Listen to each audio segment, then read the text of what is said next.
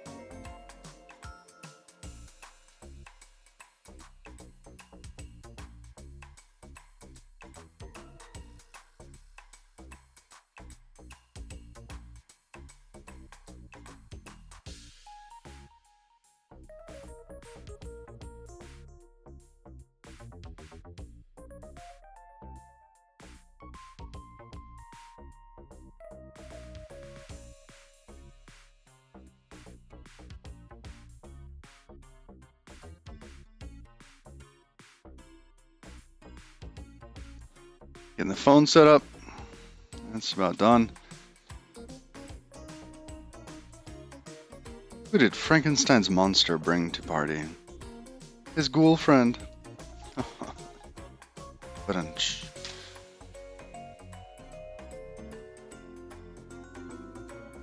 Alright.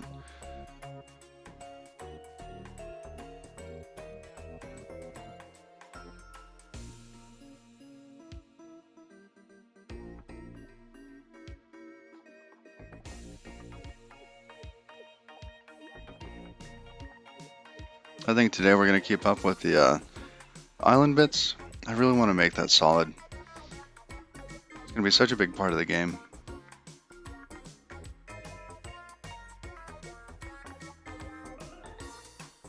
Got a little latency issues between my machines again. I've really got to fix that.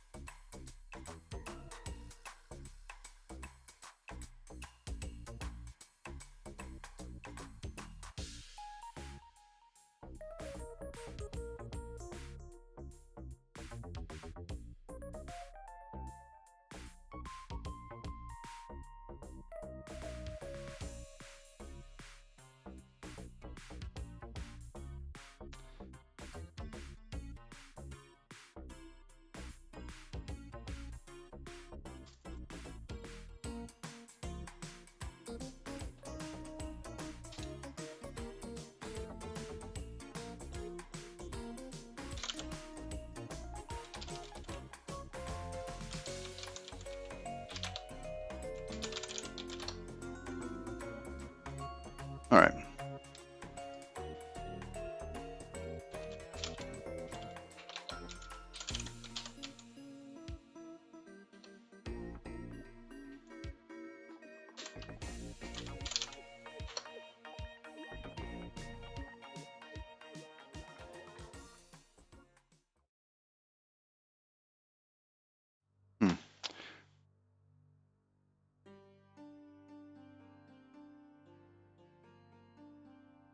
Okay, we're gonna get going now.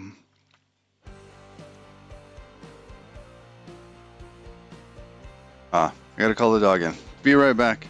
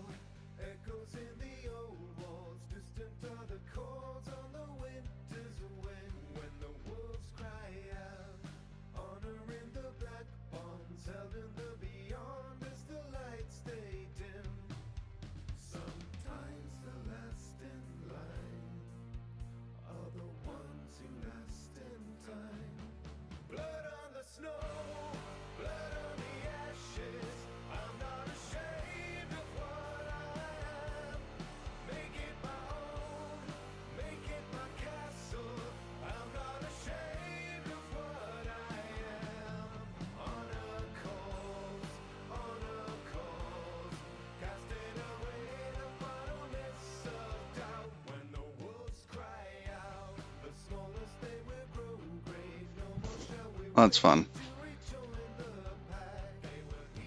So, yeah, trying to call the dog over. The dog's like, no, I'm just gonna go sit down over here. Go do your thing, human.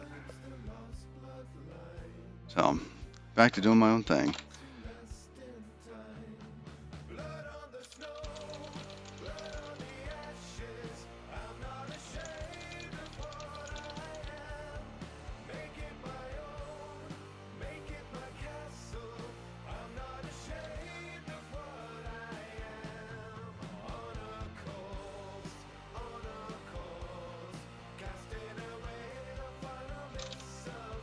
So, we left off yesterday with our fancy island here.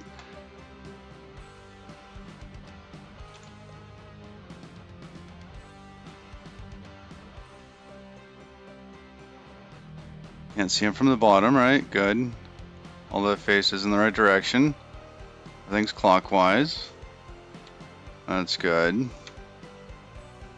And what about our verts?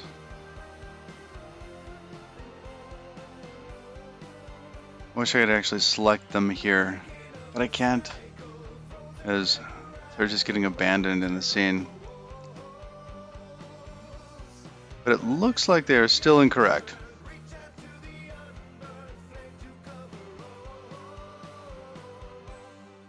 So we're going to keep simplifying a little bit more. We end up with these these triangles that are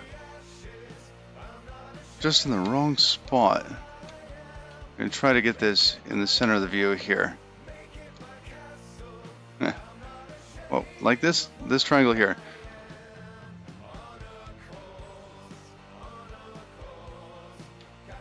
Right in the center of that viewport, there's a pair of vertices, one just inside the other. And that one that's just on the inside, I think should have been removed. Yeah, the shape could have been a little bit simpler. Sorry, I move it around sometimes, and I know it doesn't translate well, but it lets me see which vertices are actually connected in this shape. If I look over here, we have the same sort of problem. Like that corner there. The corner is actually not too bad, except for there's an odd shape in the corner.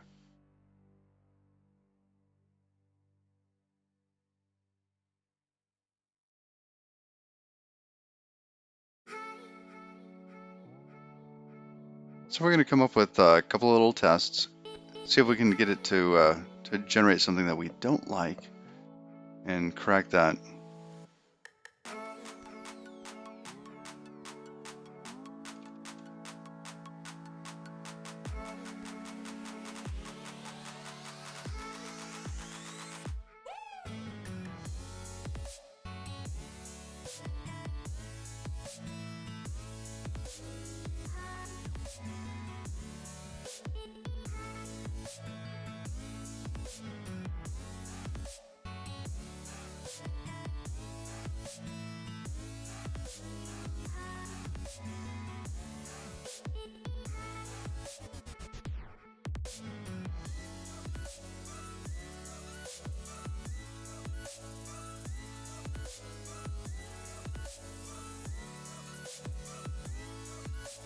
Here we're going to use the same trick that we did before.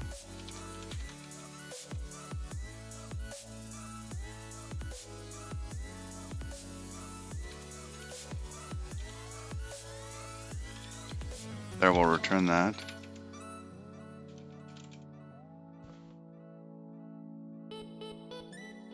Oh.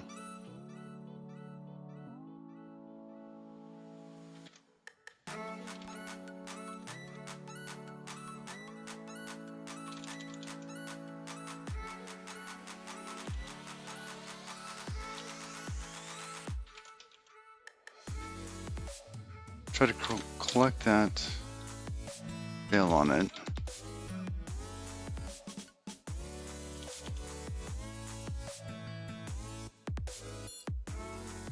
Now with fewer unused variables. Awesome. Or, yeah, unused results. Oh my goodness, it's like Grand Central Station today. I think the feline wants out.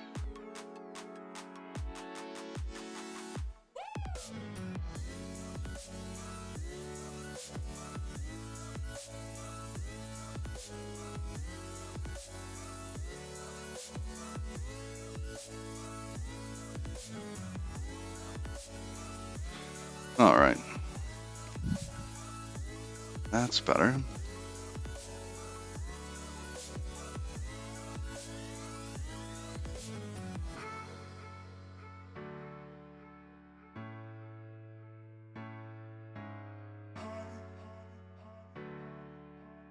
You know, I never got my phone set up. There we go. That's connected. It's gonna look like my little backup in case the Raspberry Pi freaks out for whatever reason.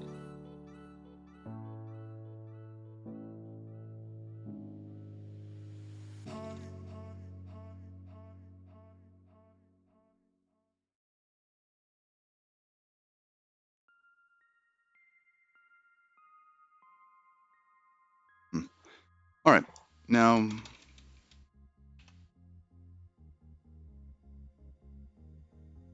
that looks better.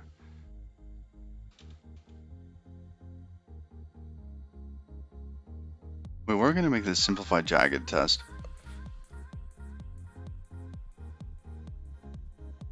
Never ended up making that, or at least tagging it as a test, etc. And I think this is the test I want to make out today. I want to make. So if we come back to, let's say, a sprite. Ah, yes, that's our previous.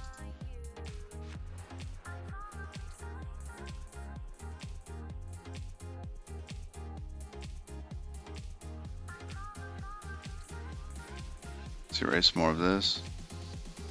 Okay, that's working. We're going to copy a little grid from down below. Actually, that's good.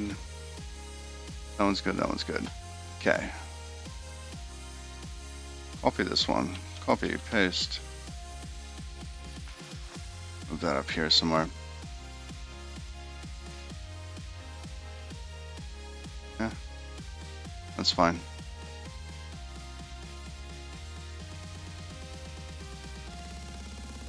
Now, what we're going to do with this, our fancy, super high-tech grid, we're going to create a test. So I'm going to start.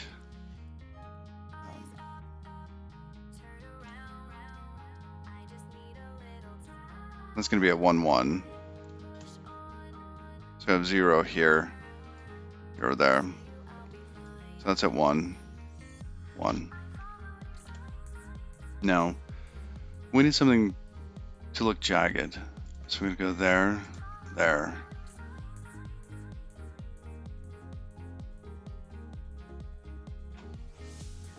Here.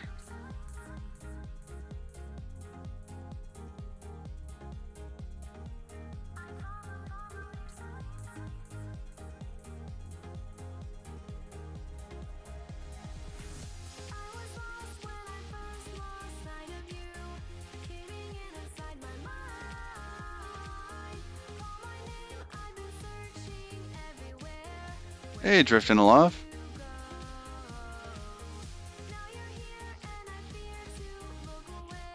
Yeah, this is a great program.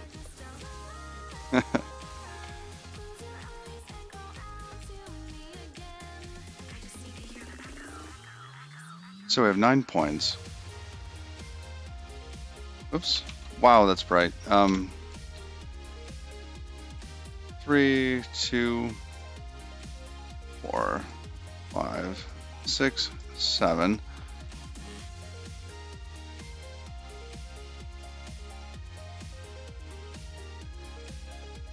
All right, now we're going to copy that into these points here. I'm going to set this kind of out of the way so I can still see it.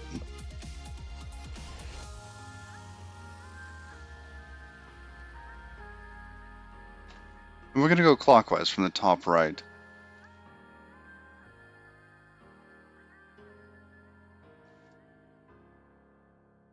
So the first one's at 1, 1, good.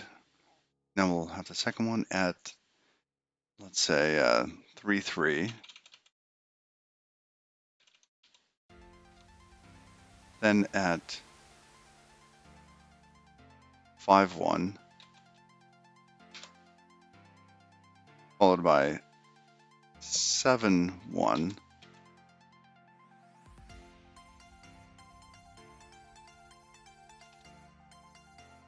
Okay, and then we're going to keep going clockwise, and we end up at 6, 3.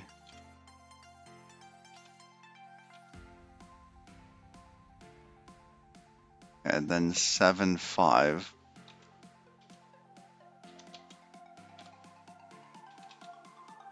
Followed by 5, 7.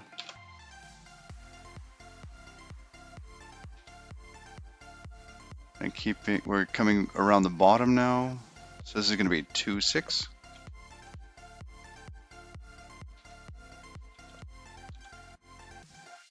Oh, looks like we just need one more, and that one's going to be at 1, 4.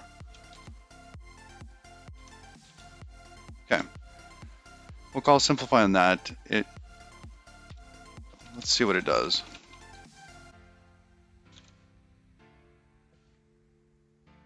Or what would I expect it to do?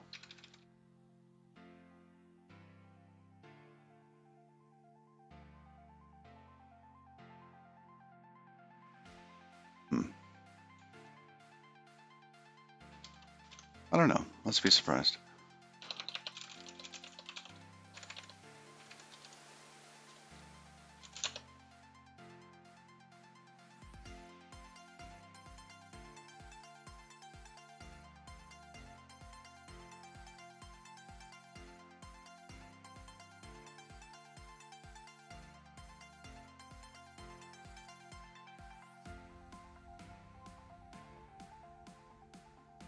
Interesting.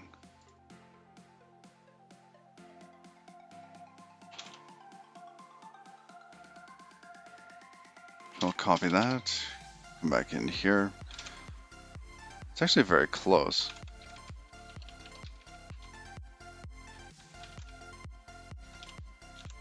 Okay, now we need to validate this.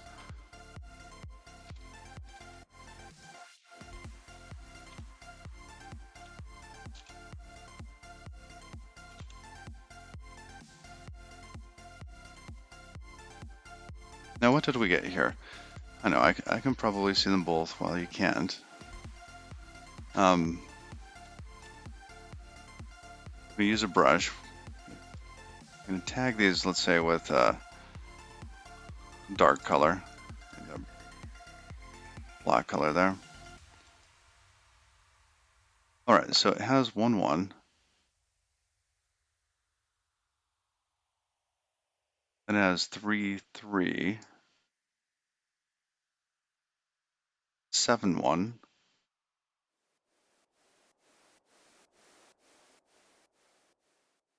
Then it has 3, 3 again.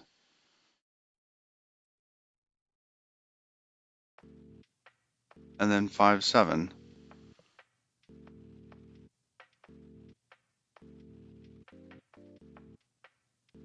And then 1, 4.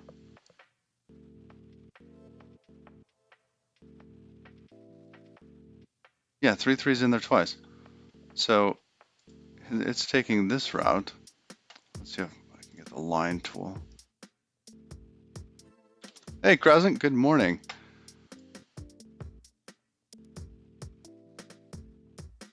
Oh, I guess I got kind of the curve tool going. There we go.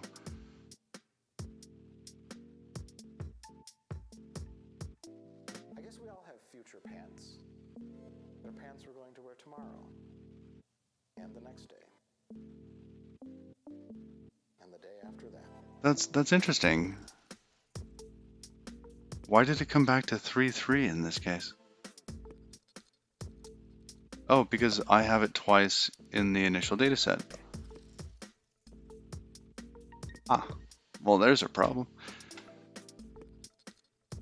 And the day after that. It's on 108 and on 104. All right, let's Let's double check those inputs. We got 1 1, check. 1 3. Sorry, 3 3, check. 5 1, check. 7 1, check. 6 3, check. And then the next one should be 7 5. Did I just get an extra one in there? Then 5 7. Good. 2 6. Yep. And 1 4. It's just in there one extra time. Alright, so let's remove that. I gotta admit I didn't. No, I was spending time with my family yesterday, so yeah, the extra long stream, I don't spend much time on the computer after that.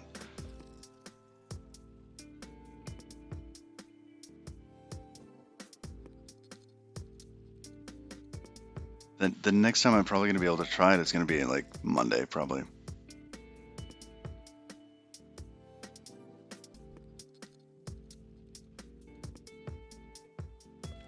Because my chore list is, well, actually, it's my list. I want to get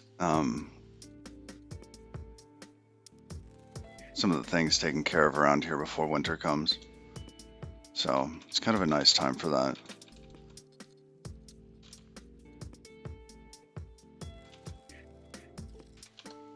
Oops.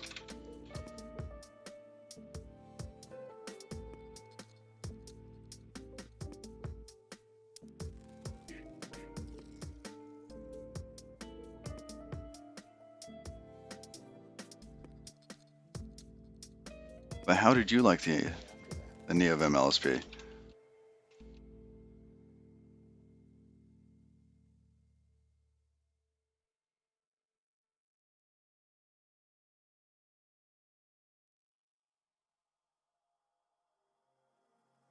So 1 1 3 3 7 1 3 3 again.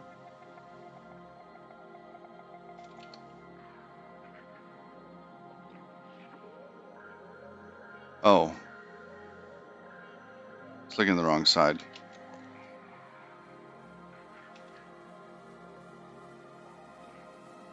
Seven 1 7 5 5 7 and then 1 4. See, that looks correct to me.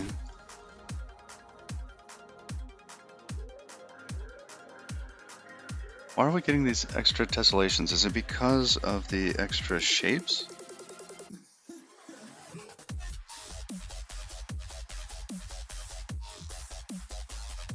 Maybe we should offset their heights slightly.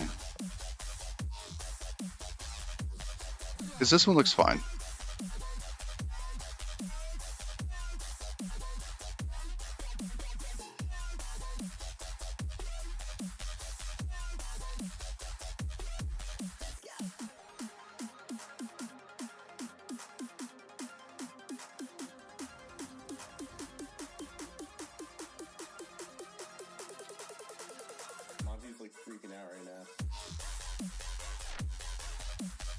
So yeah, how do we reproduce something like that?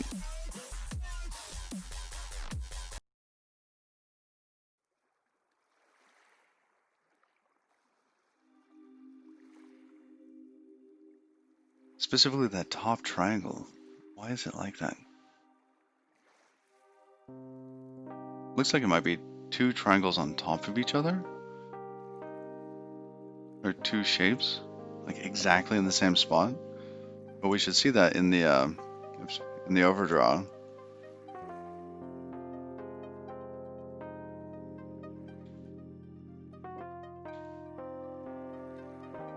And I'm not seeing overdraw and things like that.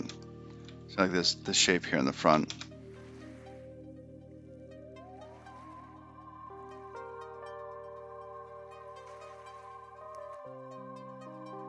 There's not a ton of overdraw on that. Just the shapes below. So that tessellation, Oh, come on.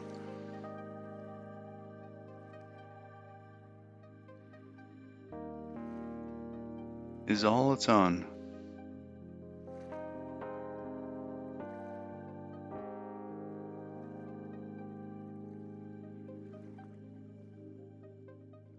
I don't think that the tessellation software would add those odd points.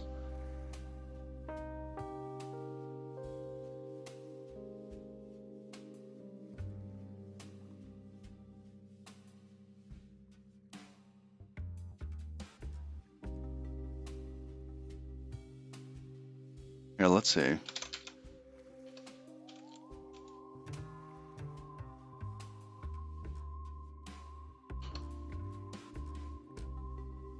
Lycon 1534, good morning. Happy Saturday.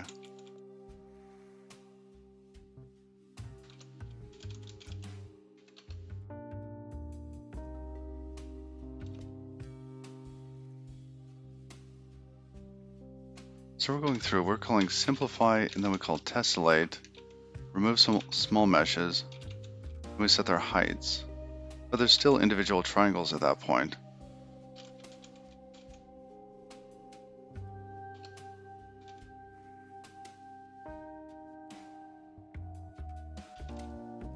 Do we combine them here?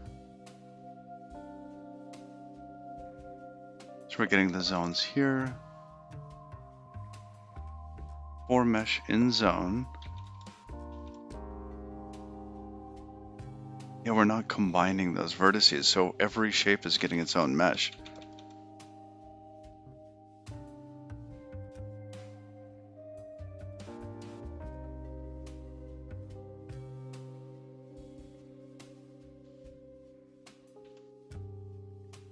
All right.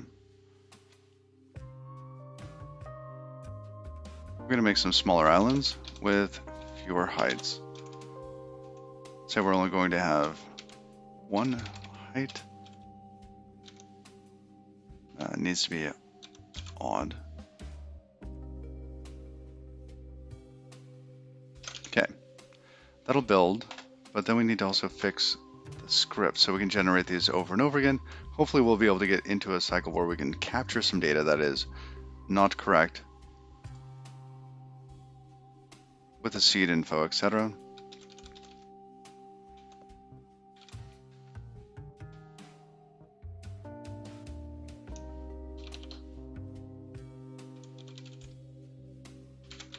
Print that out to console. Seed info is going to be our struggle as artists isn't about appeasing the crowd. Rather, it's about tending to the broken parts inside of ourselves. the island size, the seed, the mask, We create things as a and the reflection lands. of this struggle. To study our perception of self. Ben wave isn't necessarily a thing you achieve. Okay. Rather, it is a state of mind which you constantly strive What else are we going to want to capture here? Generate island. We're going to print the tiles. aren't static, It's fine. like water. Be like water. Maybe the shapes before they get simplified.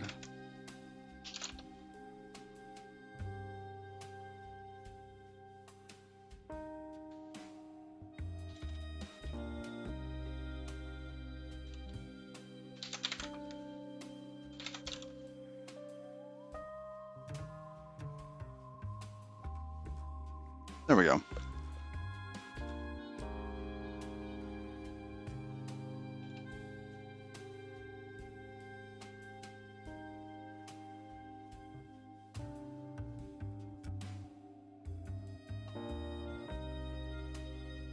All right, there's that. Island tool.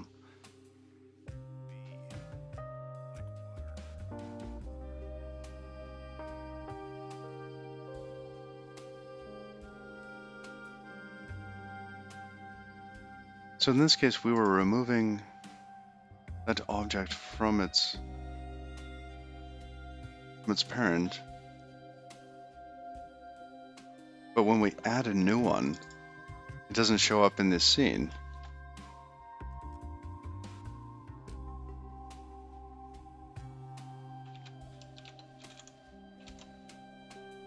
What if we do true on that? Yeah, we just added a lot more junk in there, but still didn't show up. I wanted to add that element in the scene. Add child.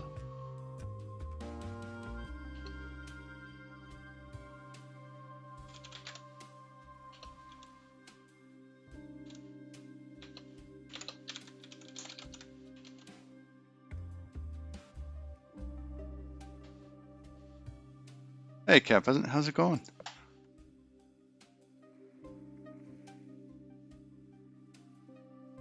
Set a breakpoint here.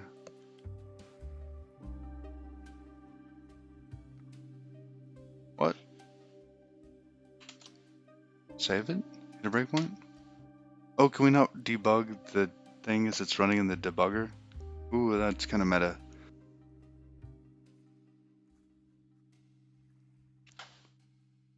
Makes sense.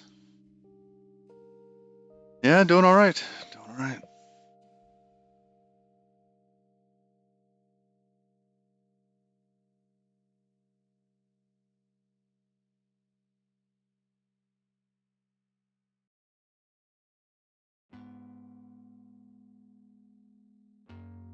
You know, sometimes I still miss you. It's okay. It really is. Interesting. So if we don't do that,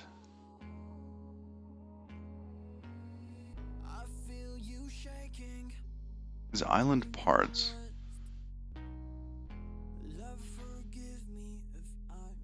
that was going to be another island on another scene, right? And that scene there has a script attached to it. So go look at that. That's a GD native script. So if we come back in here,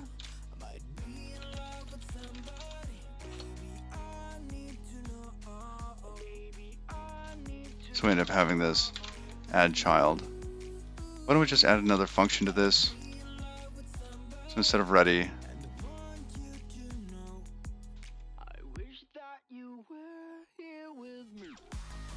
let's call it generate.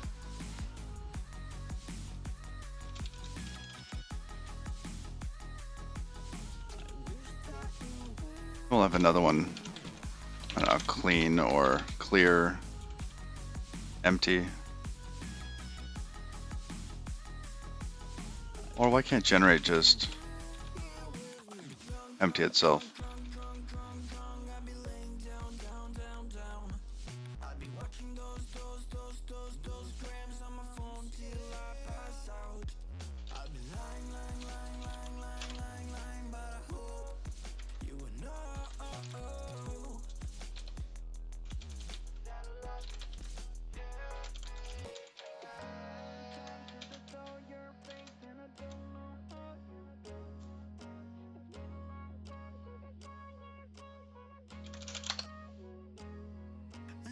So node methods, add child. So we have child count, get children.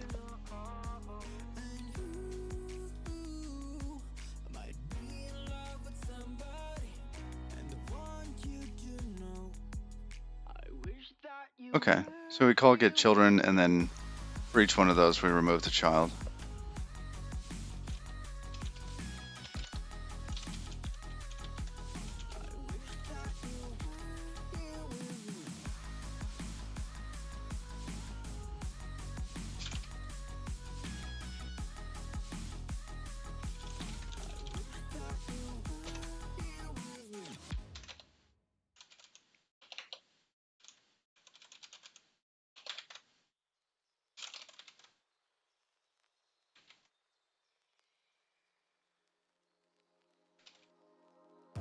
That doesn't have a return value, does it?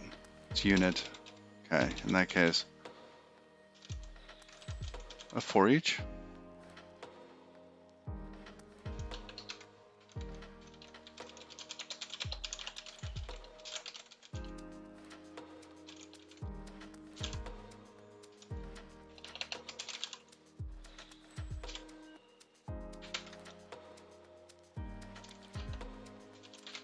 Alright.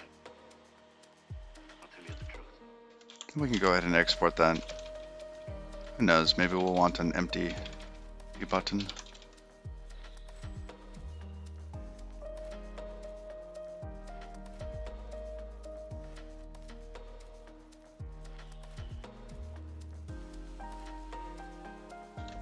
Oh, it's a variant array.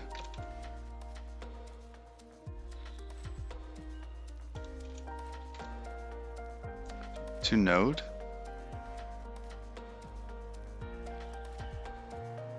Remember all the happy times we had?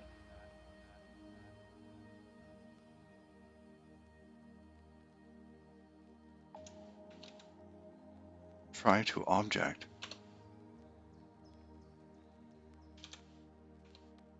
We're very much alike. Or T is a Godot object. Let's see. Don't really care what it is. It just needs to be a node so it can be removed. Oh, it's an option.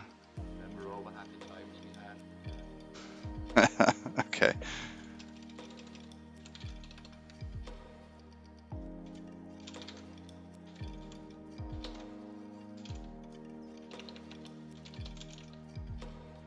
We're very much alike. You know what? At that point, we can do that. Let child. Deal with that. Remove child. Child. Alright. I'll tell you the truth.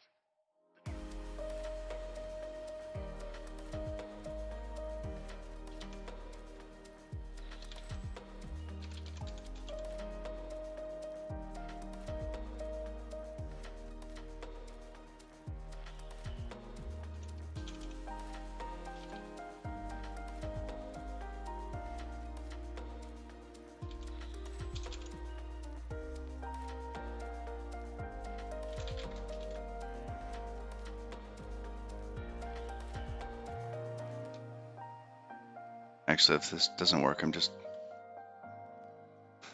There's something wrong.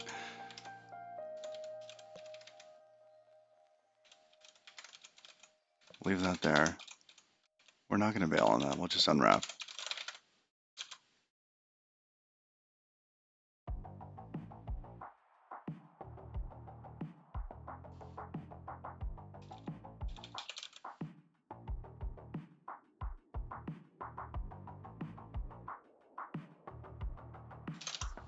Alright, that's building. Now over here, gotta get the tool wired up. So we're not gonna remove that thing anymore.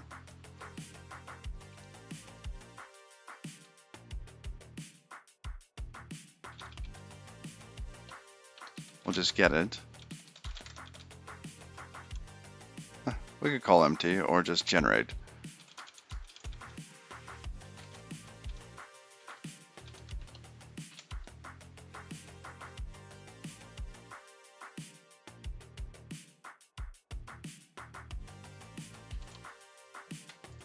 Let's see, it compiled. We have to reload the project to pick up that DLL.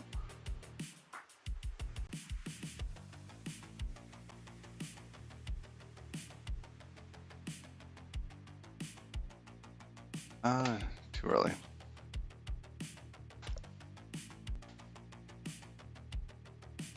If I do that too quick, it's like there's some data that's not preserved. I actually have to restart Godot.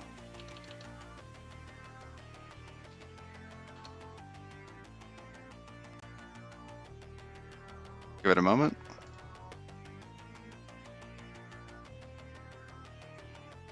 First time that happened, I was a little worried. It's like, oh no, something's happened. Oh, and it's not showing Godot. There it is.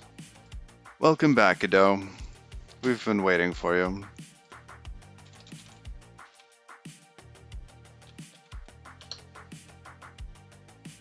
Is our island? It's not there yet.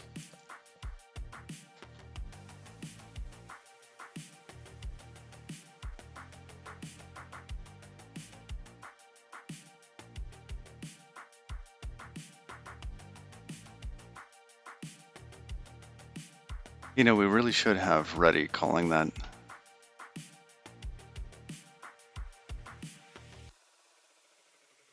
Oh, non-existent function generate in base. What did we call it?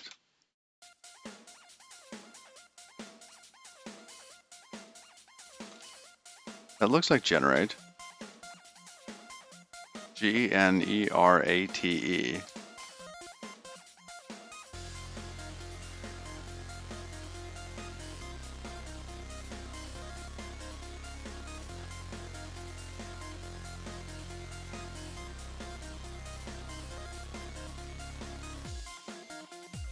Ah, it has the wrong script attached. Look, it's got island part.gdns and not island parts plural.gdns. Alright, we're gonna come in here and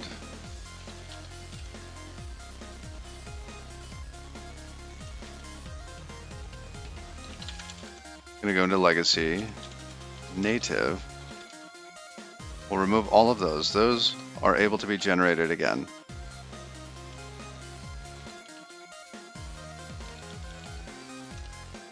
Okay, that should build them all up again.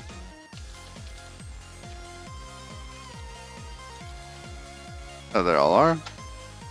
If we come back here, I want to make sure that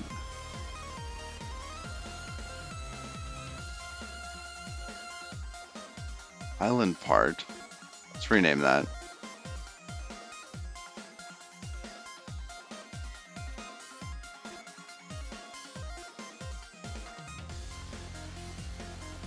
What is renamed?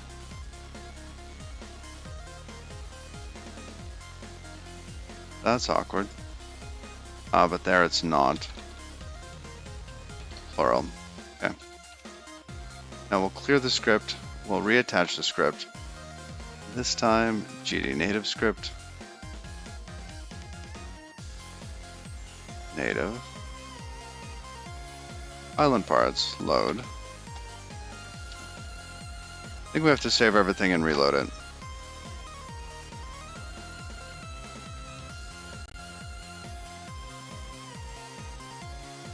Count to 3, reload.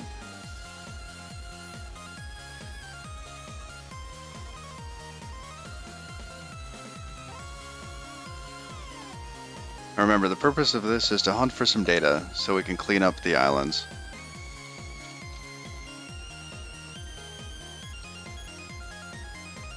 So our scene. Why is it still called Island Part? There. That's better. Oh, we got some output again. Non-existent function generate in base mesh instance. Oh.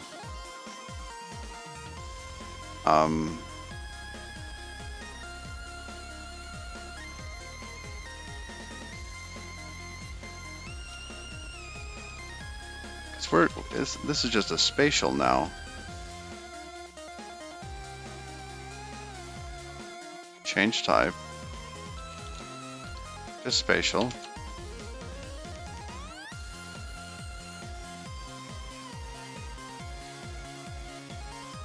Alright, let's see if that's better.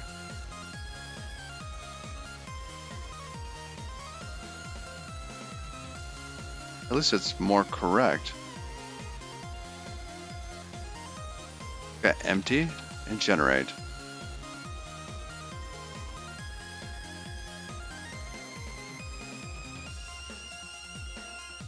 Do they have to be public? Maybe. That's odd though. I thought that this had worked before. when this was just ready, the underscore ready call was just fine. And if we check this script here,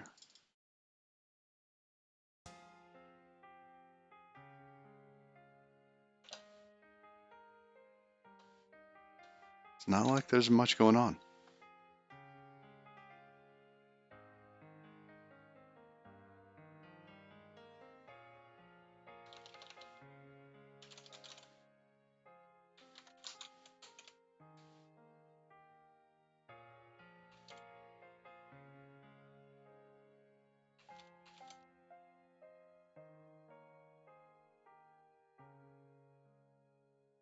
And naming is correct now.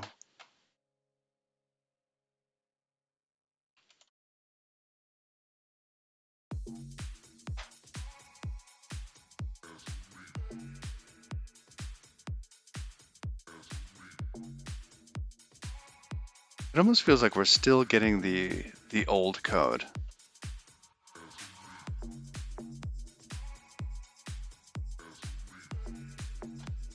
All right.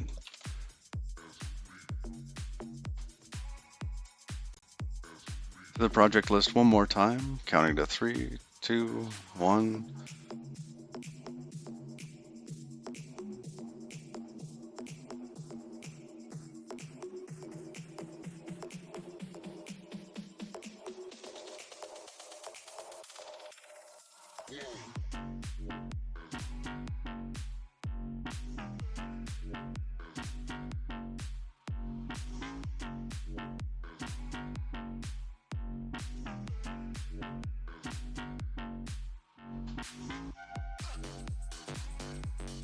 Oh, we even changed the name of that.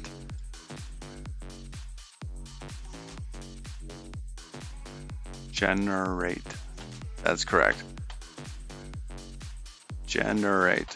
That's correct.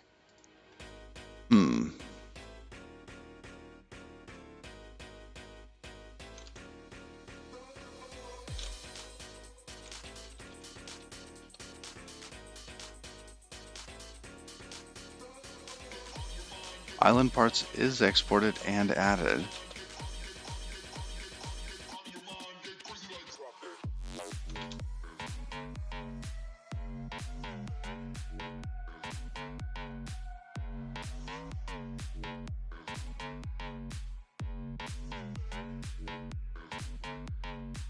Let's go. All right, let's go through the is it plugged in checks. Base type. Let's clean up a little bit.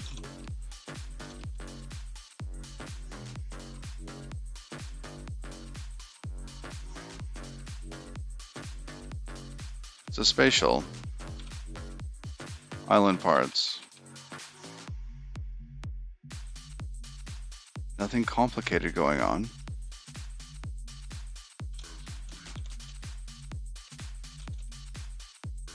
Let's just choose something else. Login. We have this do login. Doesn't want this as a tref? Oh, we weren't doing that before. The function is not public.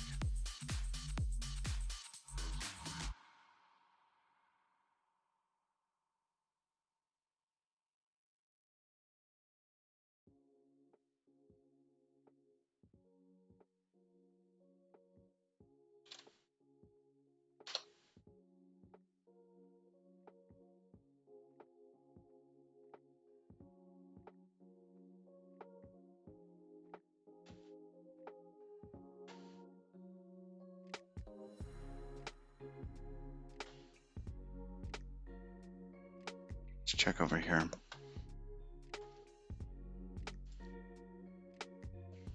Legacy.gd, script class, island parts. That looks fine. That's fine.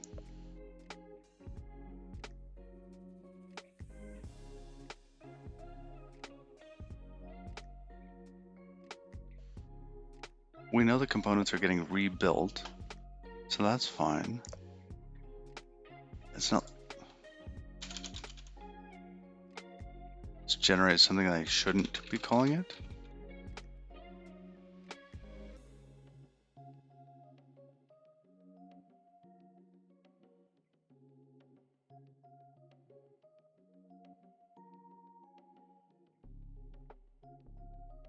Maybe, but I don't see why not.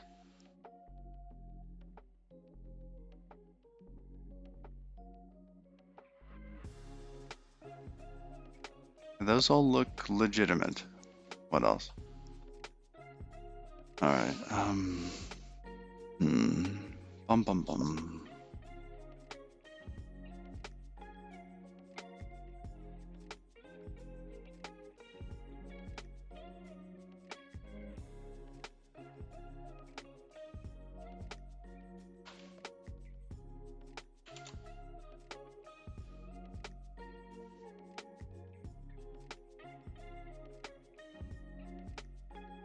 Yeah, it looks fine. That looks fine.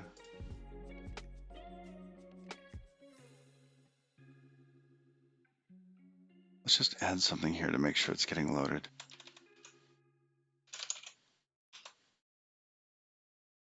Godot print. Hello.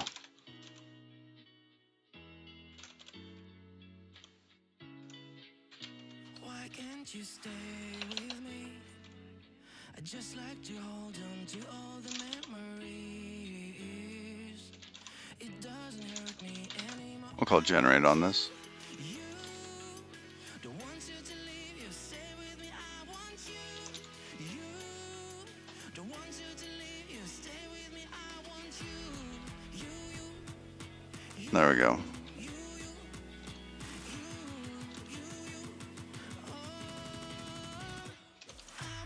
So hopefully we'll see it emit some sort of information. It'll call ready. It'll do all this extra stuff. So that's quite frustrating. Correct project.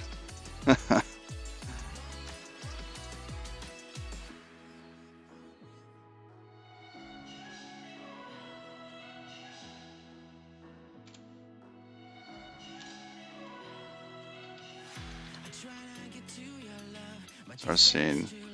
It didn't create it. It should have created it. It didn't load. Okay, that's a good hint. So island parts isn't getting bound properly. Either that or it's not getting built.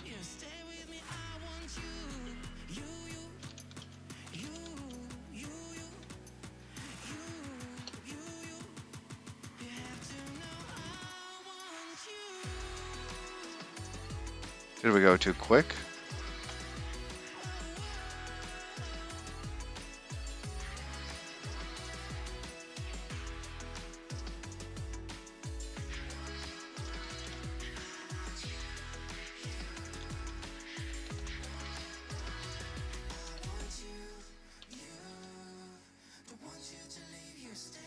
Yeah, it still didn't generate it.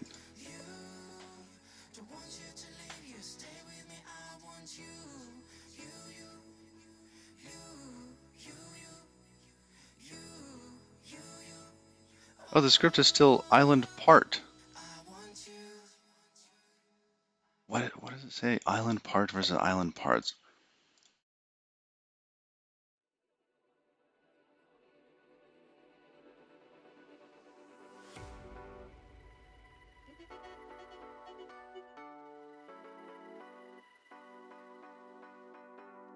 Just remove it. It's fine. Native script, spatial, etc.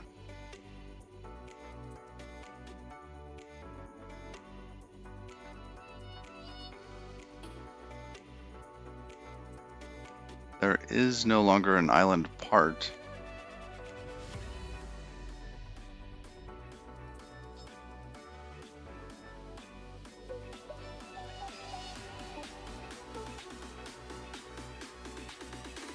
Okay, that looks good. But if we select on this, see at the bottom it says island part?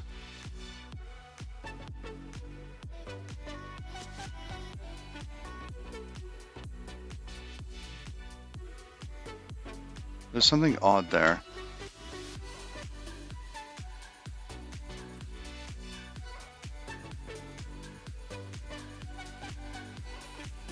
Yeah, we've got island parts, island parts.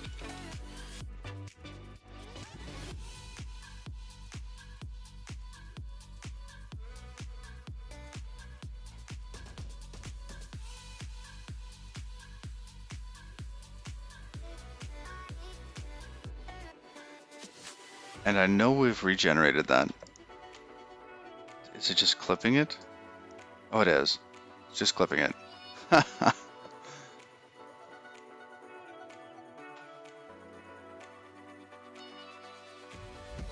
And if we just run this scene... Oh, it did say hello down there. Look at that, it says hello now.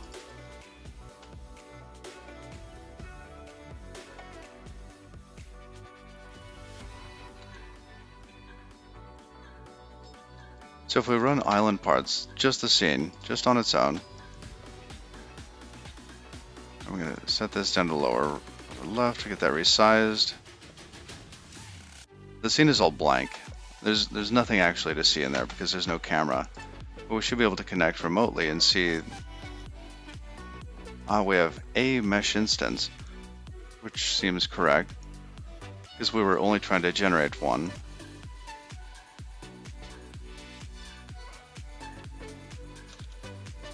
Okay, and this is what we made. It's our initial scan. And here's our shapes. Okay, so that works. Let's keep subdividing this. So island parts works. Coming back to island. Here we have island parts. It's a subscene.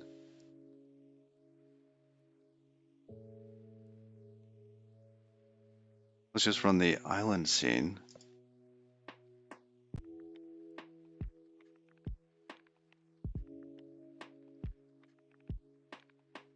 That one technically worked. There were no shapes in it though.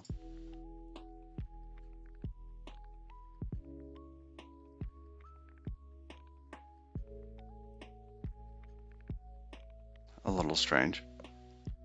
We run it again. Okay, that one actually had a shape.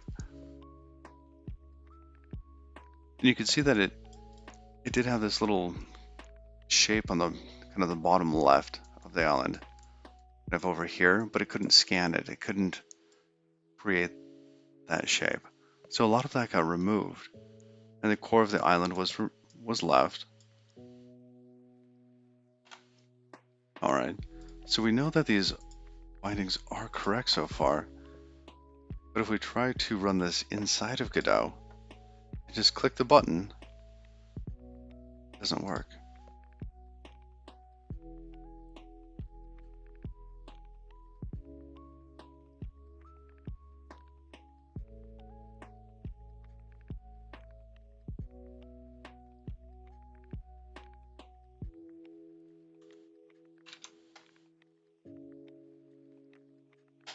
What are we doing wrong?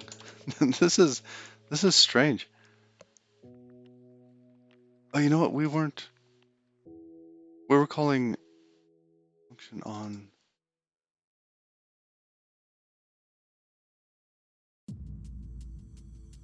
It's not like, do we have to use call?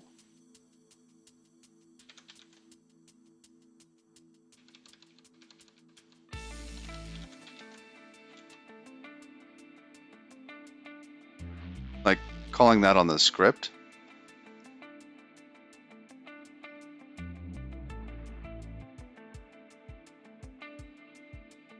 Yeah, that's not there. So it's almost like the library is still loading. Godot is still loading the wrong library somehow.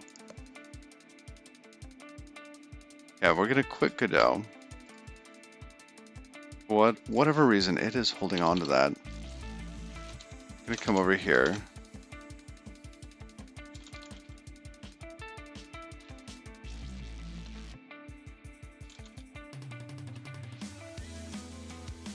I.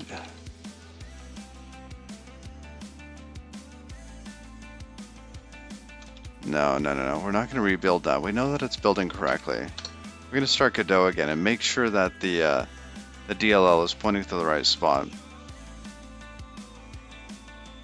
Because I think in our test so far, that's kind of what it's pointing to.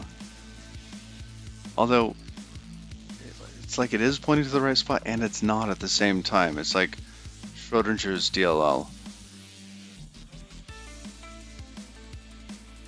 Hey, XNDev, how's it going? We're trying to get the DLL loading, or the, I guess, shared object.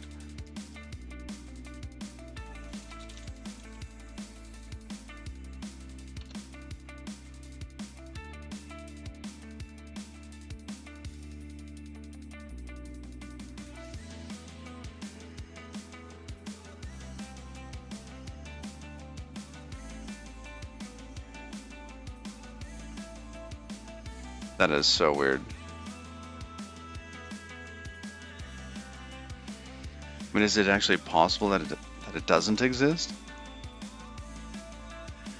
I'm going to remove that. We're just going to delete that node.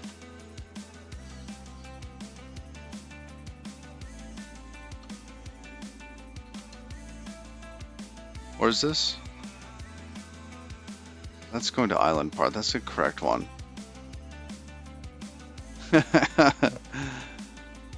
Too early to tell more. Oh man.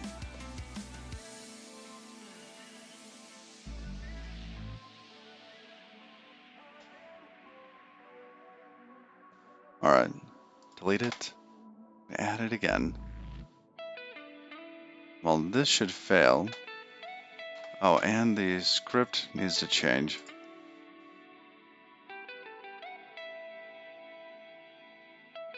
We're going to go back to how it was before. I think those two are equivalent.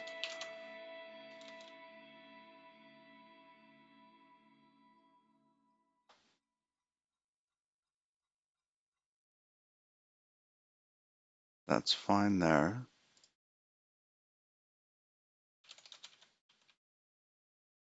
We will add island parts.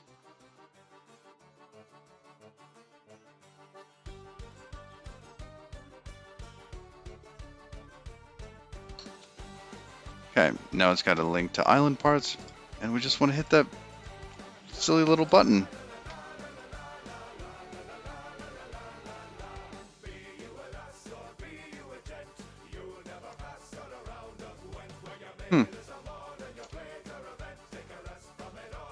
Interesting. I wonder what could else be going on.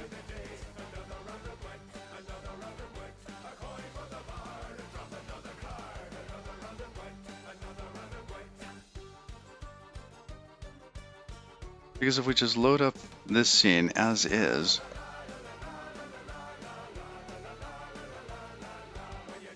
it generates an island.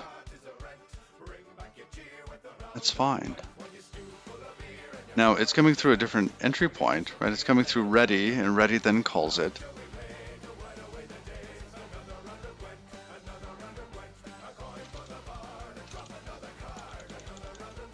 I mean, maybe it's a tref bit, which seems just bizarre.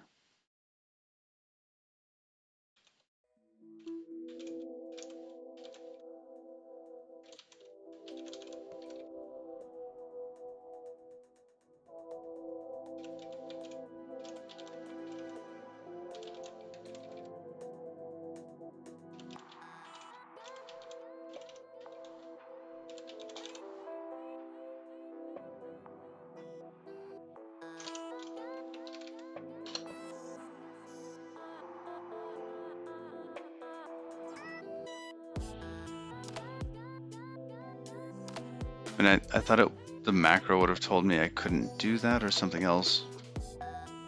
Because normally the macro does yell if we get the type wrong.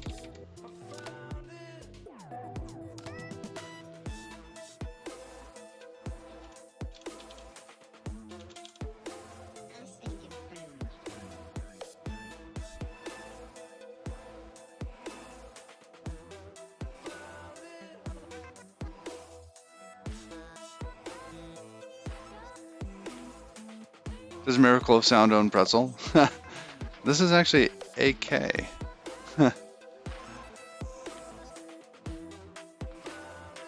This is found it by AK.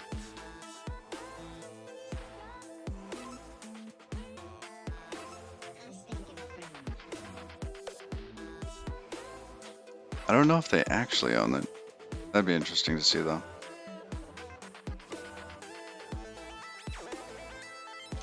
Alright, well that built.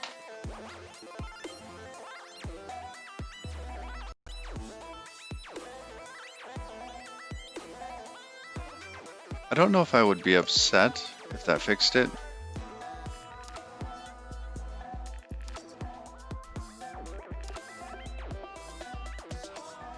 Alright, now we resize.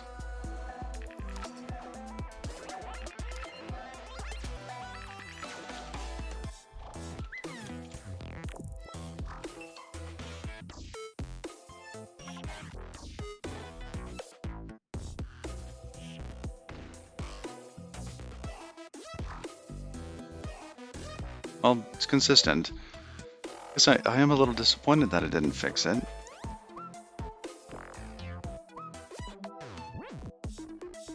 So why is it that I cannot call a function on that object right now? I can call other functions that are like on the object.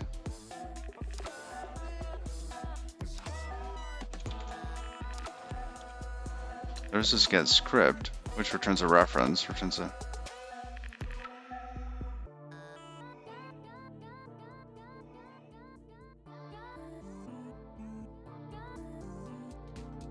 So yeah, I thought we could just do that. Let's see.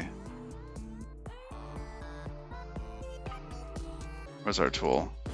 There's a tool. Island parts, but get script, dot generate.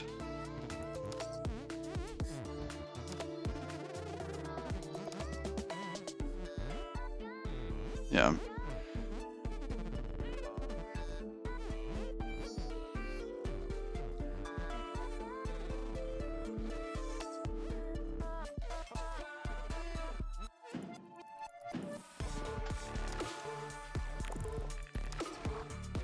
Is it because it's not a tool? It's not like tool code? That is bizarre.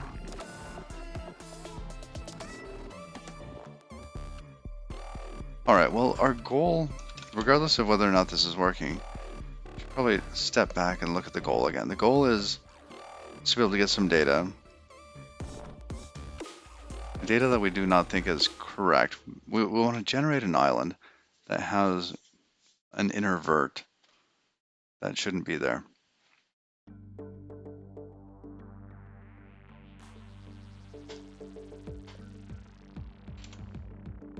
All right. Now we know that we can call ready.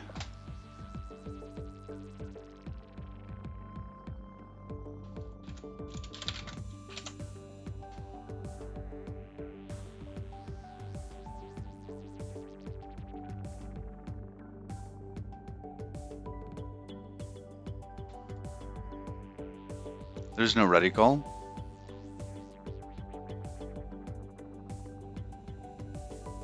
Oh, you gotta be trolling me.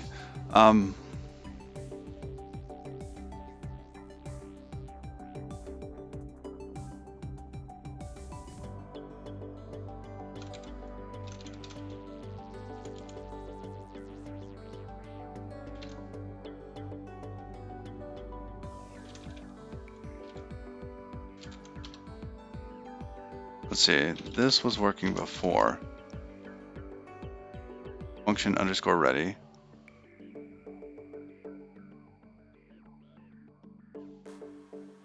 Yeah,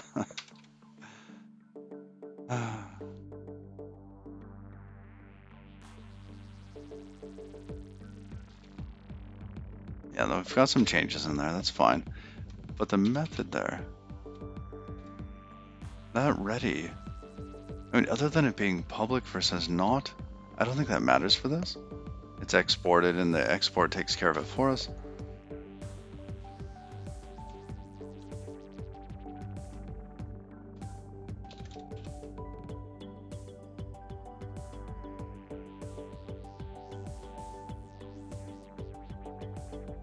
Feels like something else is wrong in here.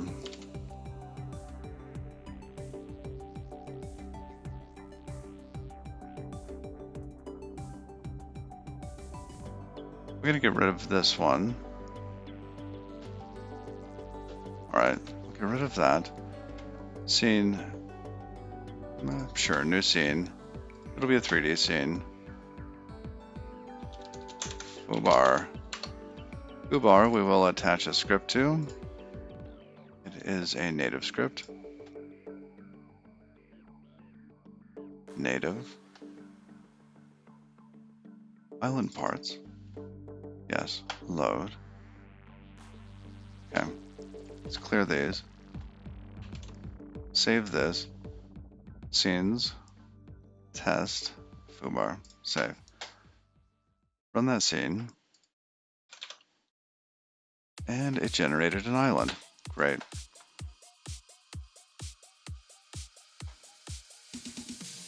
Let's come back to island. Add foobar. Now if I run this scene, we get an island here. Great. Oops. Coming back here. Now if we say island debug, set that to foobar. Well, we're just going to call ready on it. That's it. That was working before.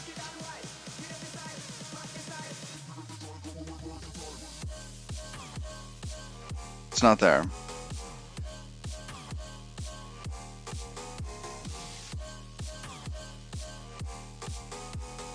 Alright, what changed? What changed?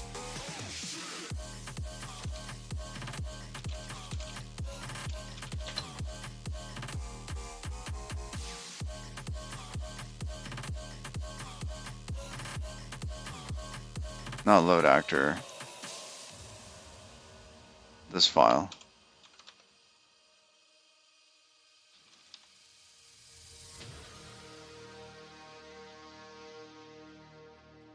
So we used to call, now we're calling get nodes. We're not actually instantiating a new one. We're just trying to get the one that's already there. Ooh, that's interesting. So is what we're getting somehow not an island parts? Island parts, when we call new on it, should be the combination of this. I guess it's not the script, is it?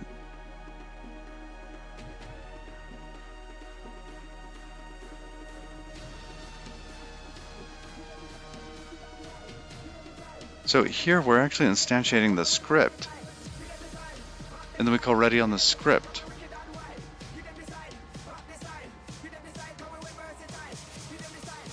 Oh, that is different. Whereas in this case, our new one, we get the node that has the script attached, and we try to call ready on it. But here it's the script itself, and here it's the node. And the node isn't passing that through. It's not actually attached at this point for whatever reason.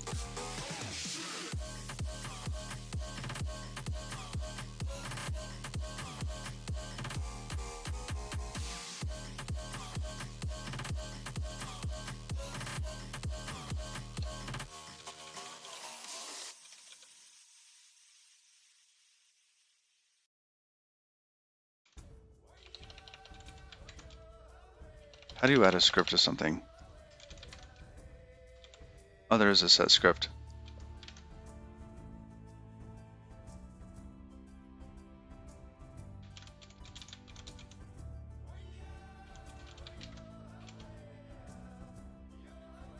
So if we extract this out to variable,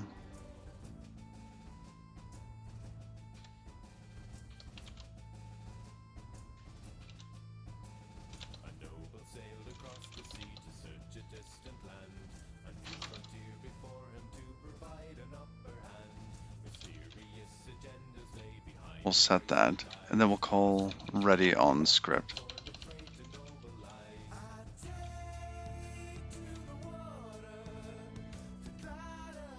How does it know who the owner is? Is it during the set script that the association happens? Hey, there's Miracle of Sound.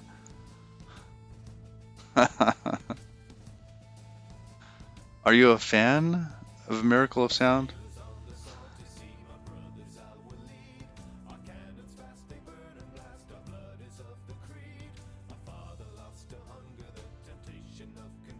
All right.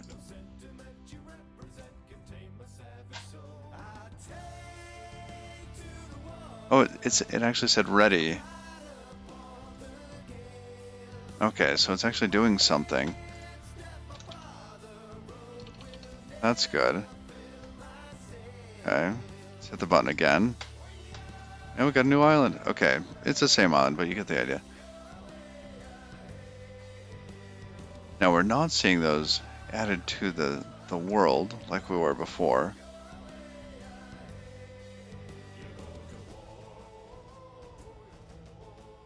Or you just recognize the voice everywhere.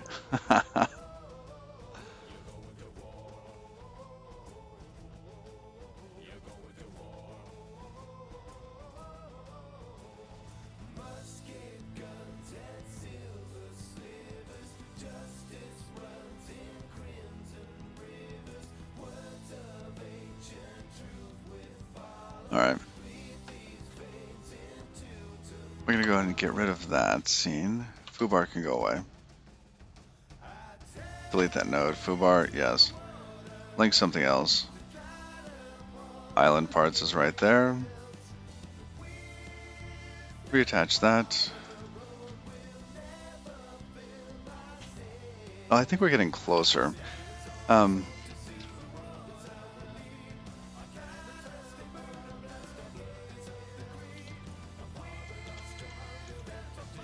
Is there something that we can set on a script?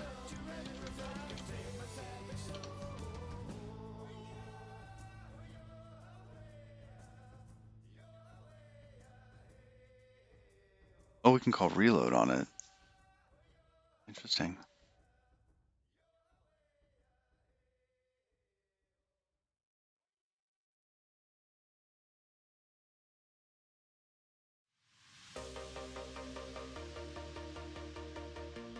You can set the source code.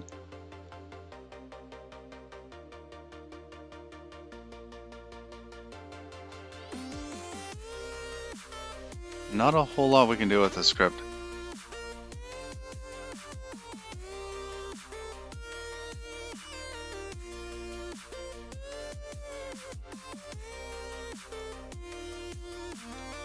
So in this case, let's say island parts.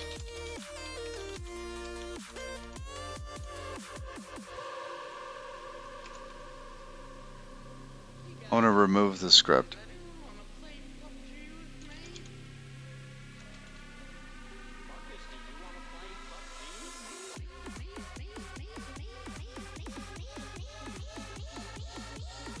As script, lots of checks for scripts and stuff. We can eliminate these common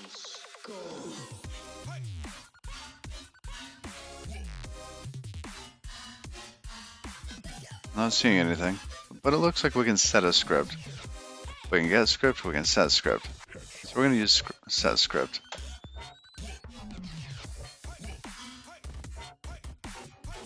Oh good, each object can have a single script assigned to it. Does anyone want to play PUBG with me? Let's close foobar. There we go. Back to our script here. If we set the script, can we then call ready on the island?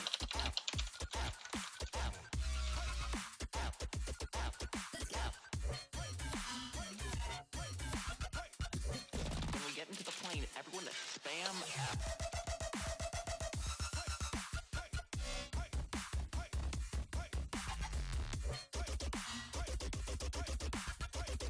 No, apparently not. Does anyone have a vertical forward? Well, kind of. Why did it say hello? Oh, it says hello inside of the,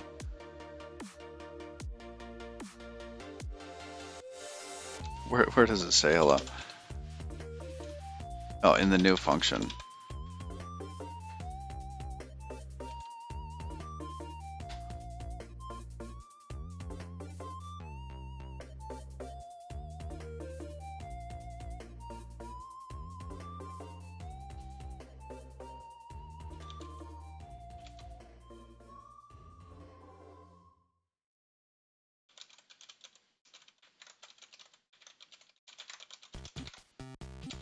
So if we add island parts back,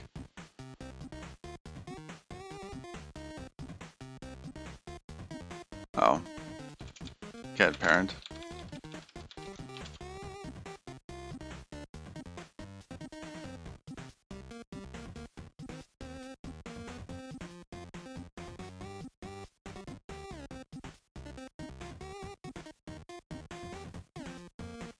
Alright, so the parent is already set, which is fine, but now why are the objects not showing up?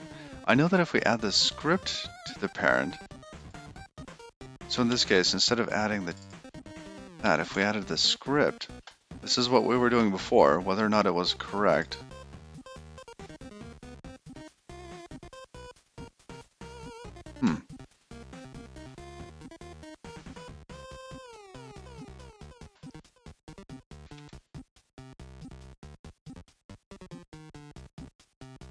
So before we got the node, we removed island parts, Q-freed it, whatever. Then we created a new island parts, added it to the parent,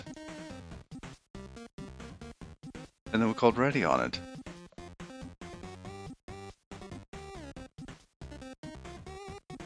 I mean, that looks like it should have worked, but it wasn't adding the node back to the scene. So it would remove the node from the scene, but it wouldn't add the new one to the scene.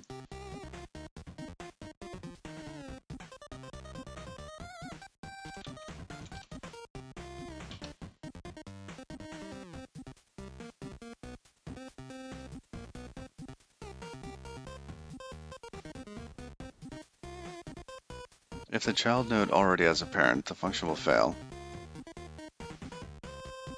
Okay.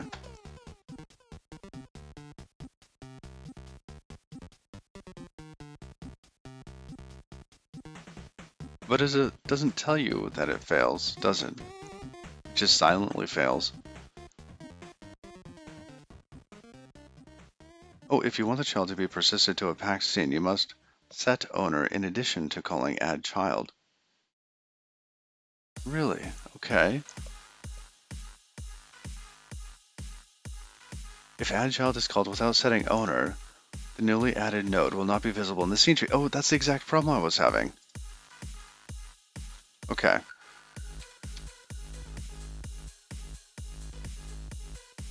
Let's restore the previous one.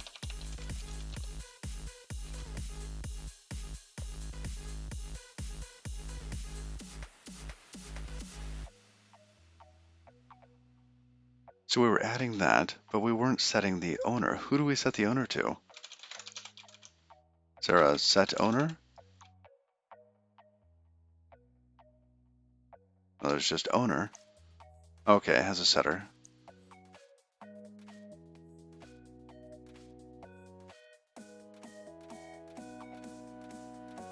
Alright, so we can also set the owner to the parent. Got it. Well, let's try that.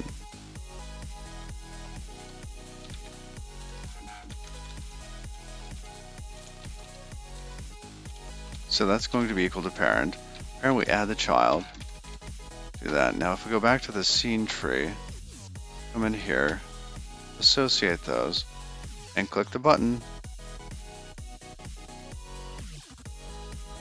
It says the owner's not valid. I think it has to have a parent first.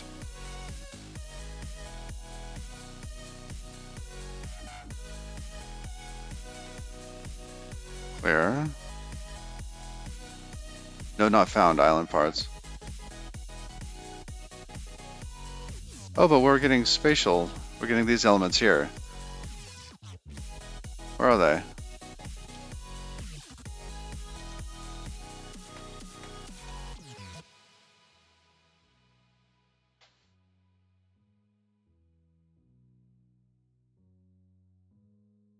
Are they in there somewhere? Tiny. Oh, there's the island.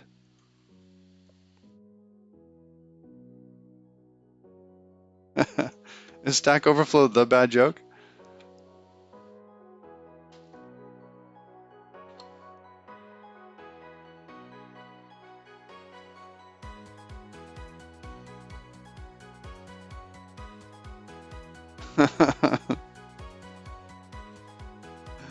That's funny. Alright, so this is working. We can now...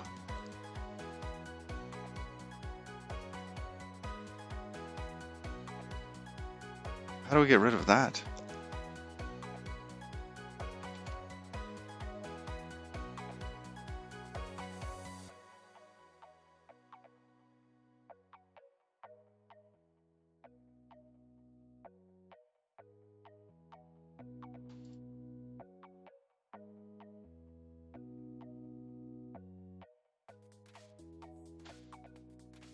Alright, I'm going to close that scene. We're going to save and close. File system, load that up again. Come back to the scene. Remove that. Command backspace. Okay, command.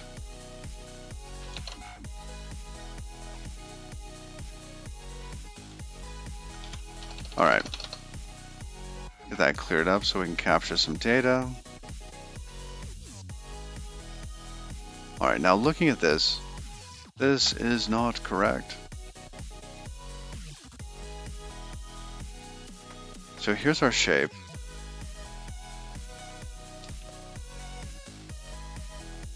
Or is it here? These two things. So there's our island, our points, the resulting shape. Now if we look at this, it has a number of internal, I guess, subdivisions that I don't think it should.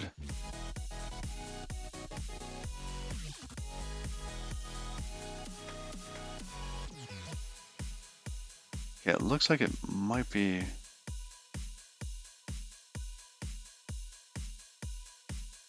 Look at that shape there on the left. So we've got this point at the bottom. I think it's this little shape here, this little cutout that doesn't exist that should. And that's why it's coming back over itself. It's tessellating this as though it were convex.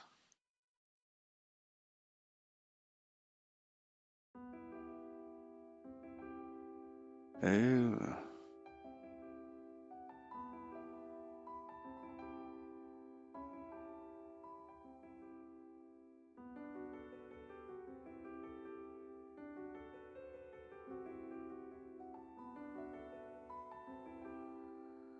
That's interesting.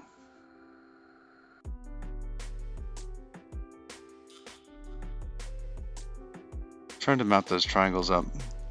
I think this point on the far right, if I were to rotate this correctly, see, can I get this rotated in the same orientation as in the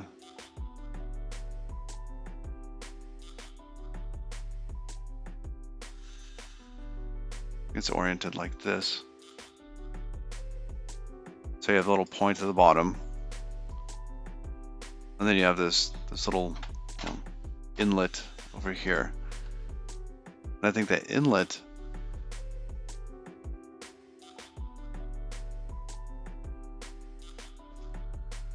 has 3 extra lines there on the top right that should not be there.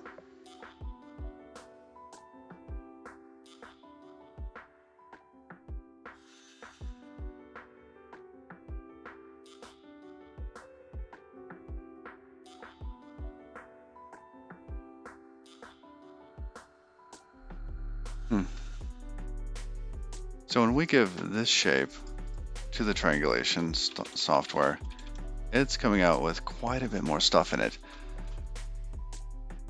Okay, we need to remove those extra pieces because I think that's what's causing it.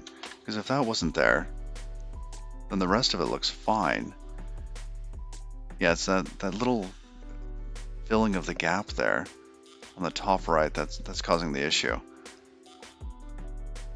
Other than that, I mean, this thing looks great.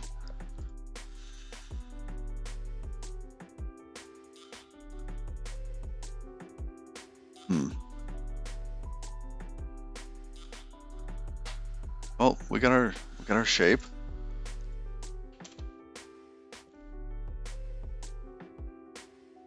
take that, copy that. Now we can make a test.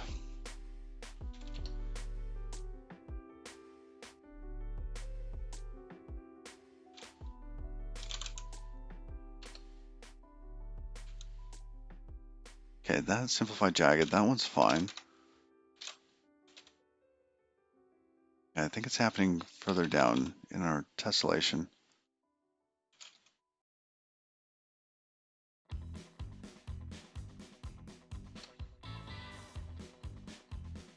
Here's generate.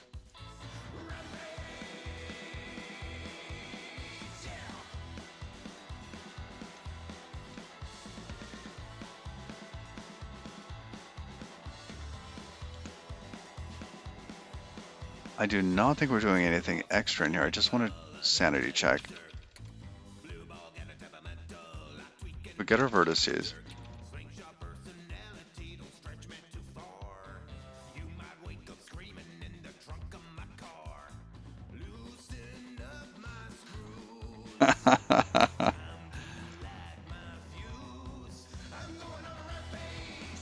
I gotta say, they are prolific, aren't they?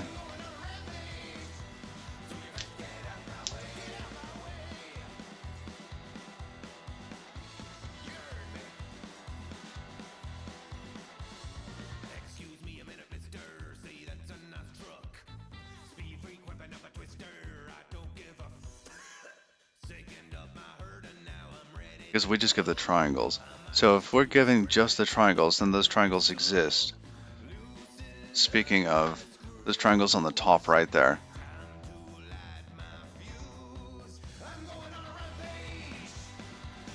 So if it's drawing them, they must exist.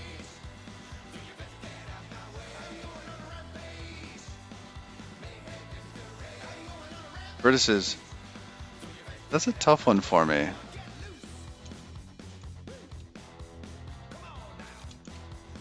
Thank you. That does look better.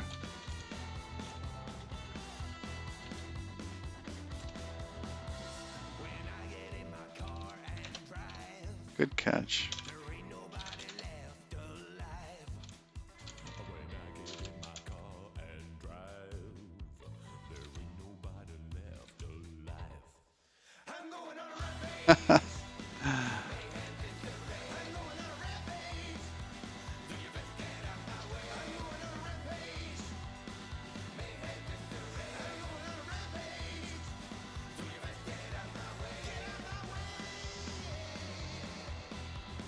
I used to spell it correctly. Look at that. Old code with it spelled correctly.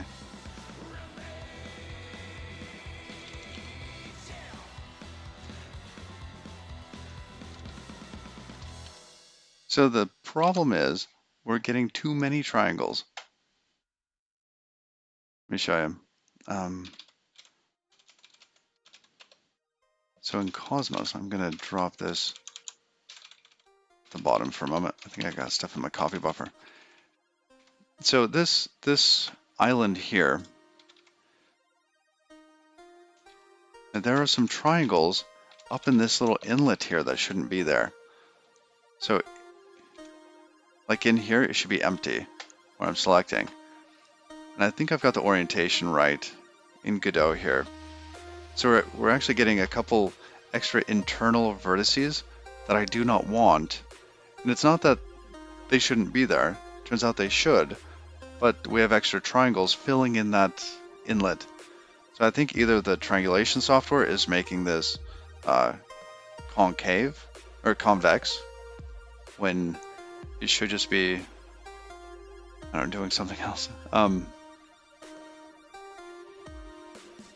But I get that it probably can't understand that those triangles shouldn't be there. So I need to remove them.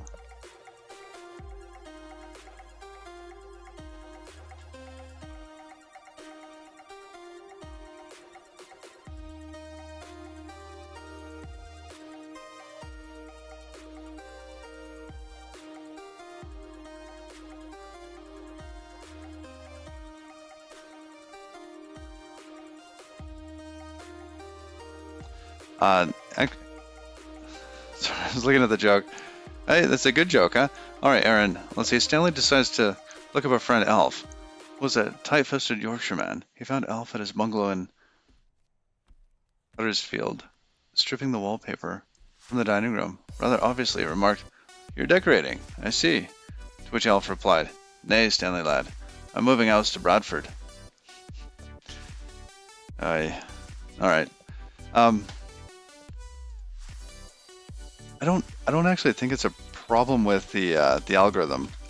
I think it's a problem with the way that it works. Is I'm supposed to give it points that it then tessellates,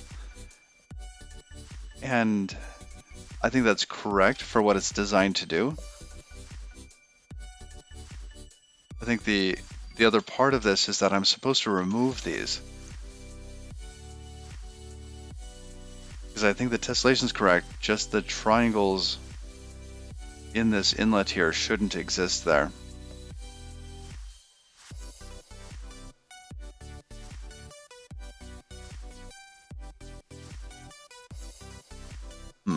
Interesting.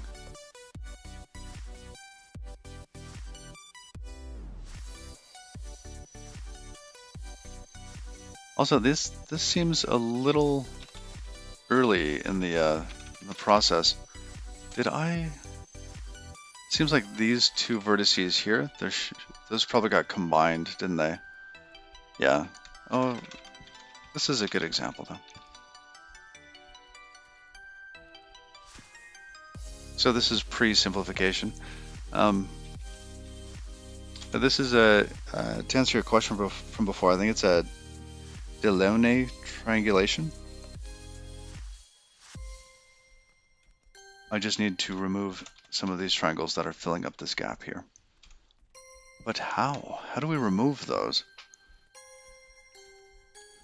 We were looking before and removing triangles.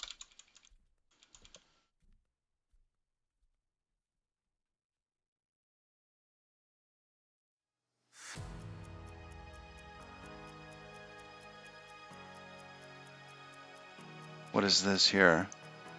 It's no longer true with client-generated tessellated islands.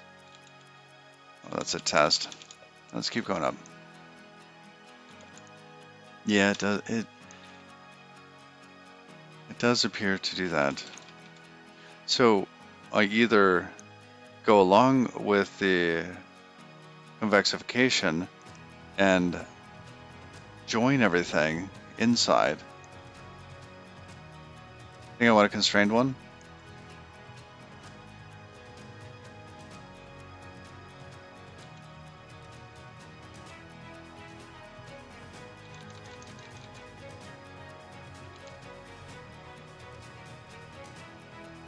What am I using for our stuff here? Tessellate Island.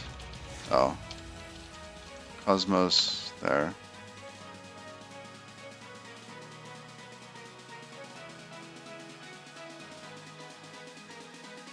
Oh, it's called Spade.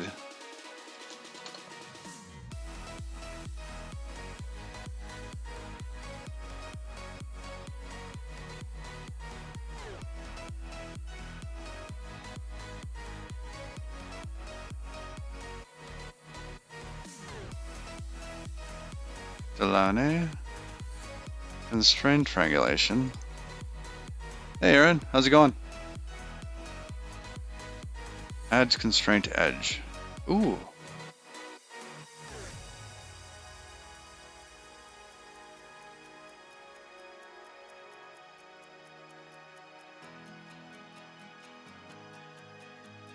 Oh, that's interesting.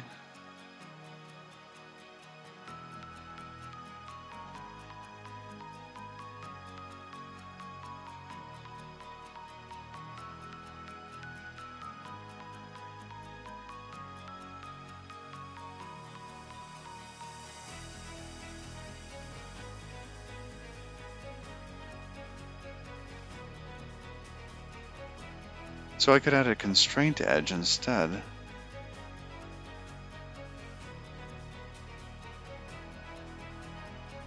Where do I live? On the internets. No, I just don't give out the personal information. I don't think any streamer should. But generally speaking, in the globe, I'm in the United States, in the Pacific Northwest.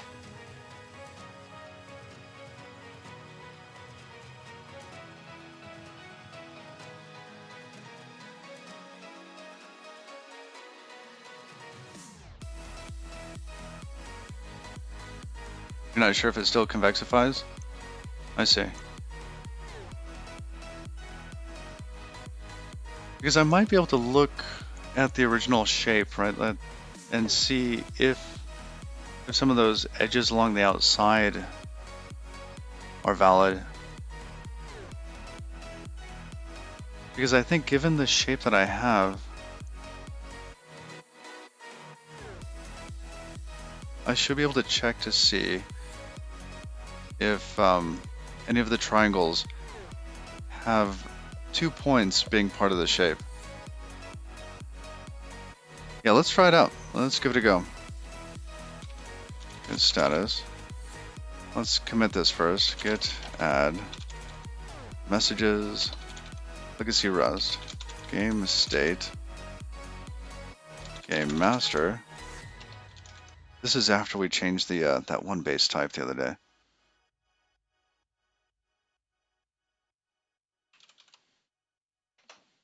Oops. Should be a space there. Get status again. Cargo lock. I thought there was. Where did foobar go? I don't want foobar. Ah, foobar's here. Let's remove foobar.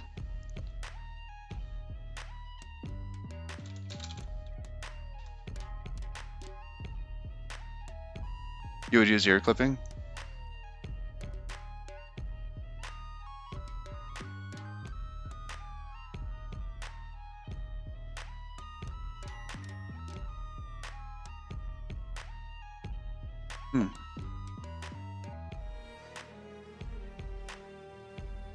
Yeah, foobar can go away.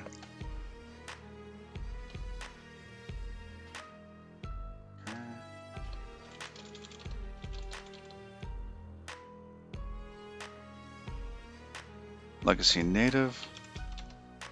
That's fine. This is fine. And the game bits there.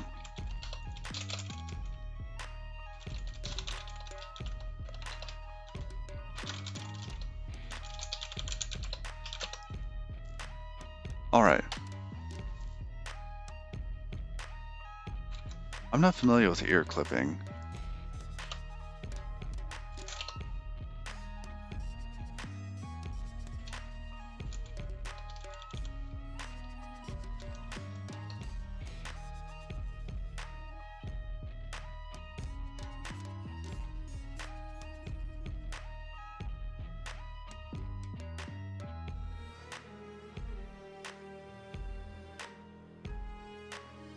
Oh, nice.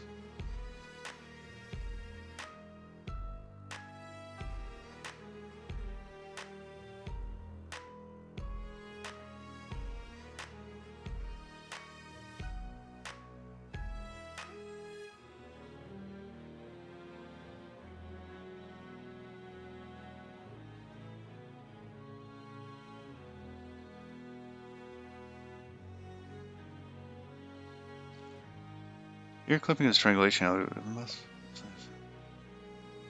An ear is described as a vertex that forms a triangle with its two adjacent vertices that contain no other vertices of the polygon within it. I see. So basically we check to see whether or not any of the other points are within it, which would actually solve this. I see.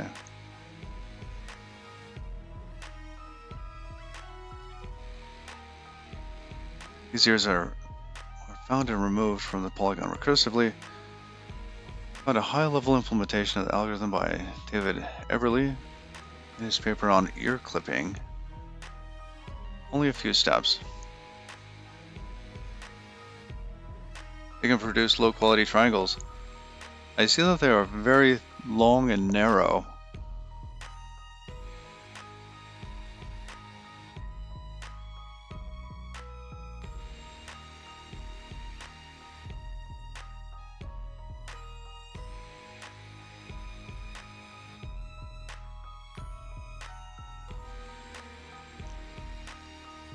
I'm not sure that's going to matter for this.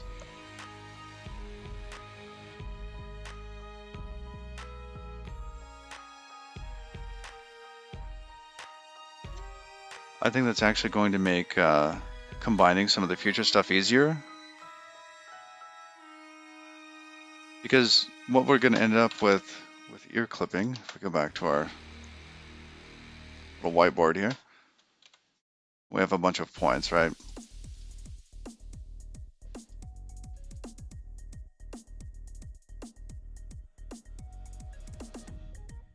So with ear clipping, we would start, let's say, here. We just keep going around, right? Create a triangle, etc. There's a line tool. Let's use the line tool. All right, we keep going until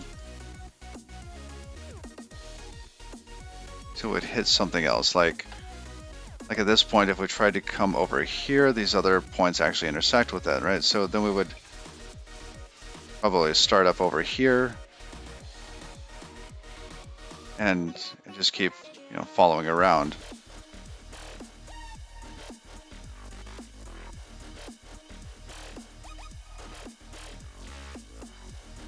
But the nice thing about this is that it would actually produce really, really large polygons for pathfinding,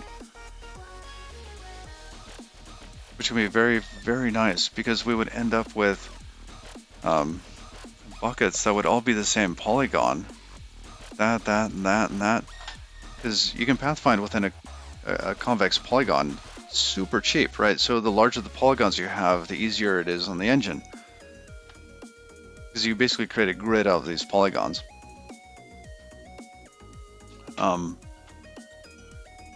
That might actually end up creating, I guess, rather nice polygons for this.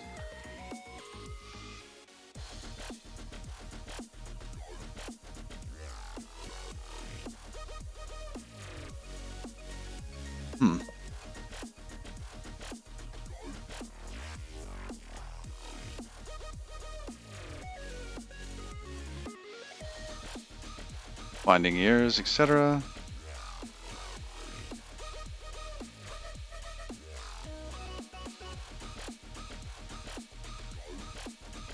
What if you do like a modification of it?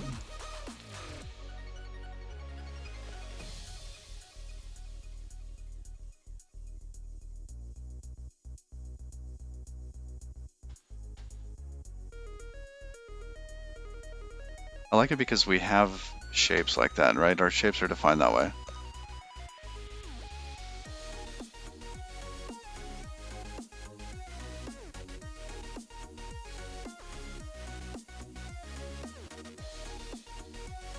Yeah, so the bigger the island, the harder it's going to be.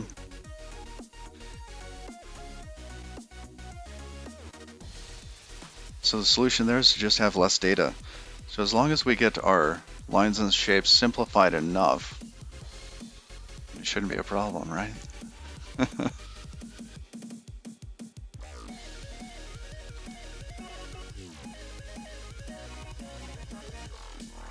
And actually, these ears, I wonder if these would be. Yeah, no. It would provide very large kind of shapes. What I was thinking is we could actually store the ears as meshes.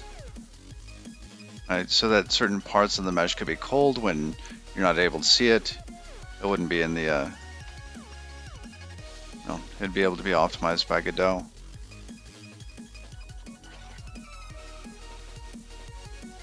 It would work except for some of these long, skinny ones. I don't think any of our meshes are going to be quite as complex as this. Our noise just doesn't do that.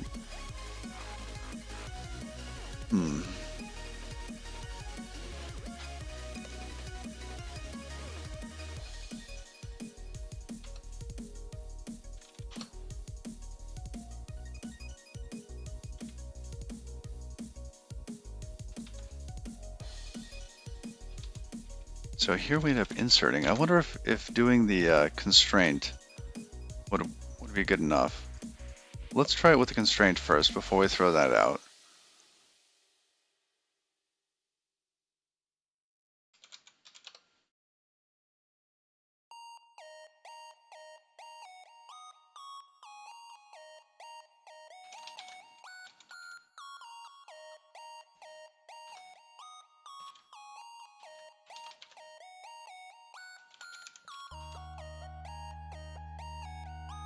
Oh,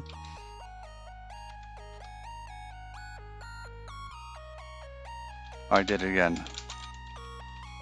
There.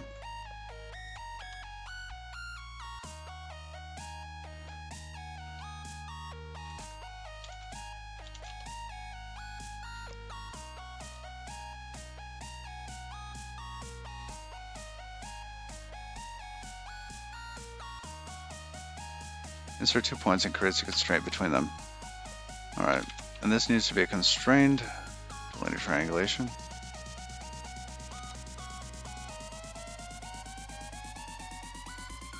Can we do an int one the same way?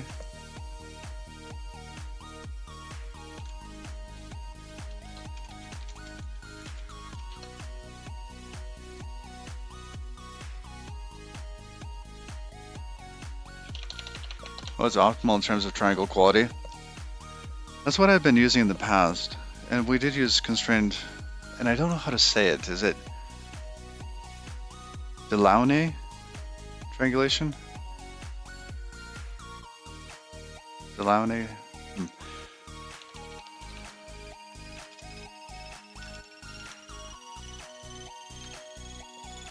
Oh, I see. That's just a shorthand for that.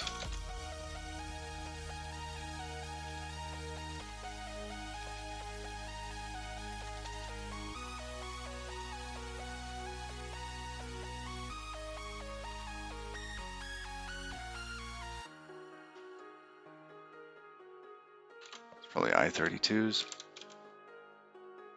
And I don't know what L is there. What is L?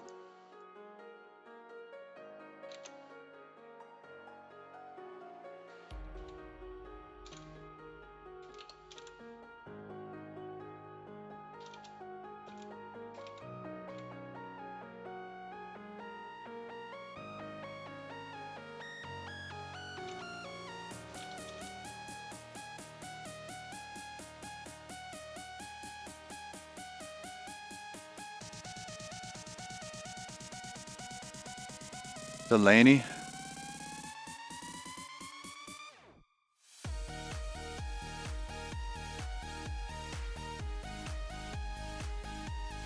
It looks like sauna to me, you know, like aw or ow. Oh, it's Russian. Ooh, interesting. Belgianal, thank you.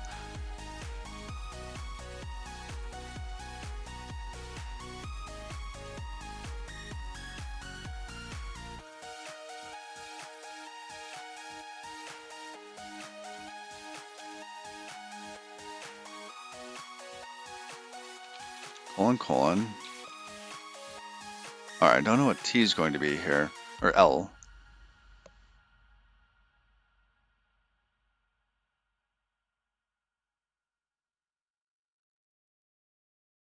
Hmm.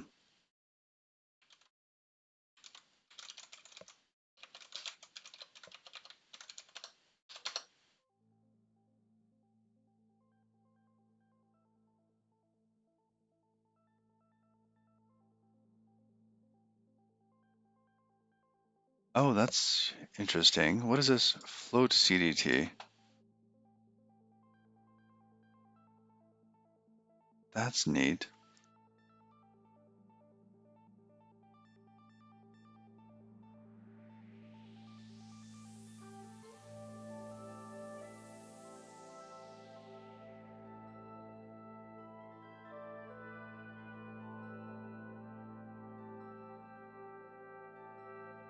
What different kernels do they have for this? Do they link to it here? Oh, maybe. Kernels, float kernels, trivial kernels, which is, I think, what we're using. So we don't need the large number range.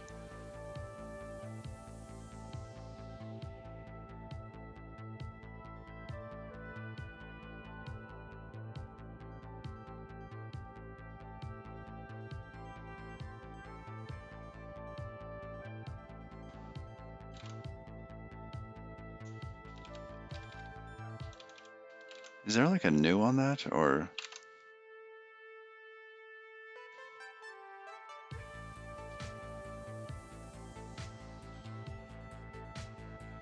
I thought we had to put the type information there. And we're going to use a trivial kernel and whatever L is for constrained triangulation.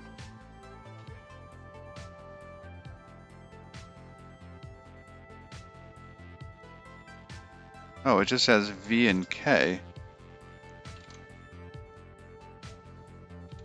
Is L wrong?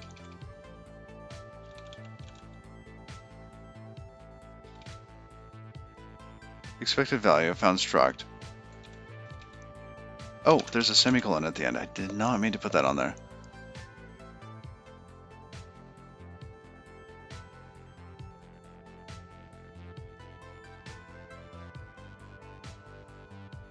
Oh, interesting. Boris Delone. Delone, you Frenchized it. Frenchization? Wow.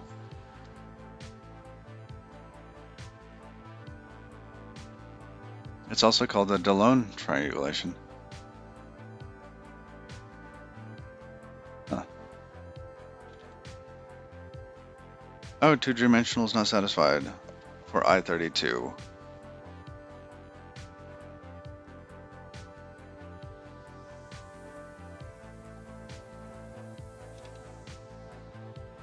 Odd.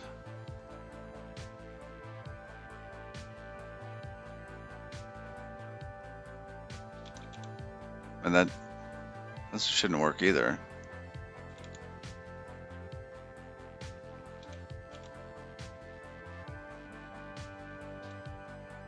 Is it complaining about these points down here?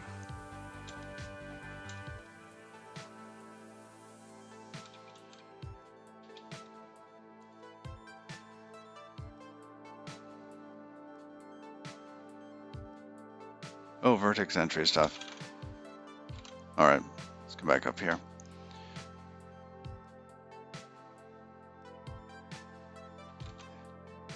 With tree locate's fine for us.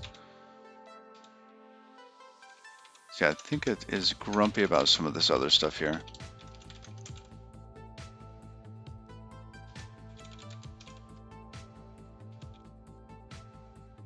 Oh no, it's still two-dimensional is not satisfied for that.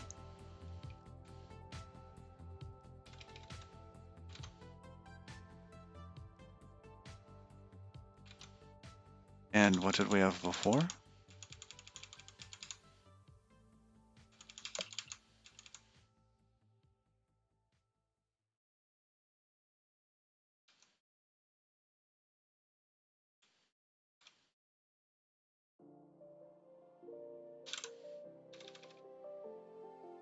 Oh, you think it should be 0.2. Oh, I see. That's the it's the other type. So if we just omit that and let the compiler figure it out.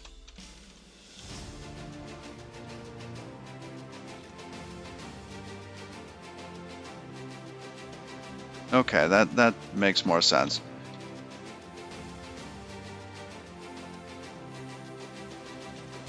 And now our as triangle is a vertex handle, which is slightly different.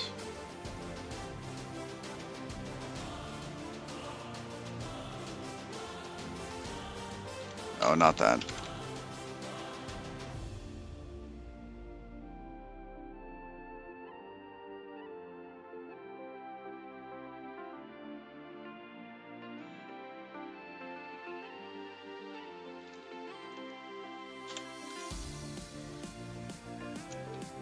Let's go to triangle.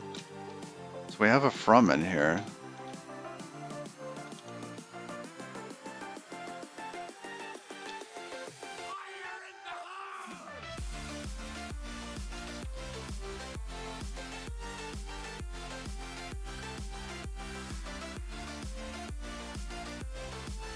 Oh, interesting. So this vertex handle has a little bit more in it, doesn't it?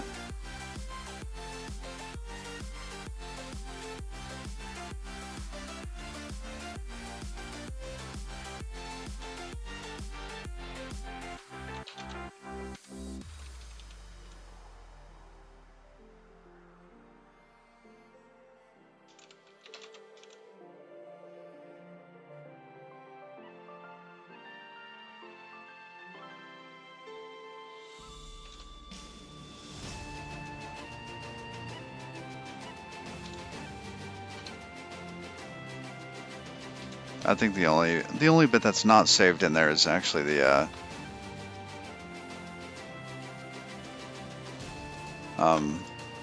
formatting, which is okay.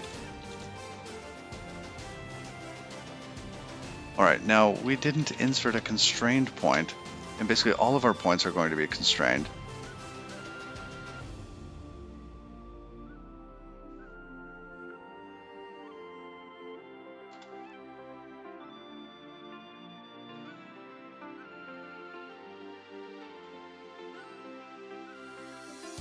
Add constraint edge.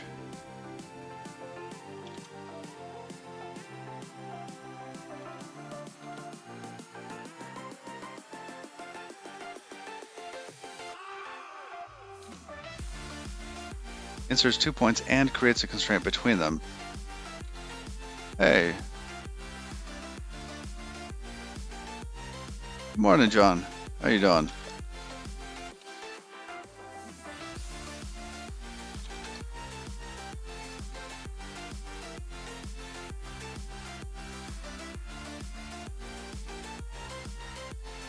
Oh, my mistake. That's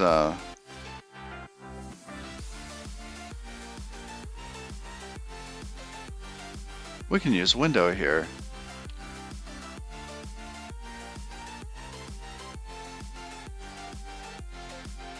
Oh, maybe we should insert all of the points first and then add the constraint.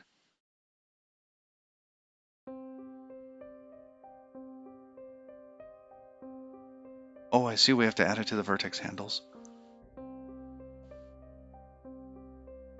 Oh, just published your first crate today. Feel like a grown-up. Nice. Nice. That's cool. I'll share if you want.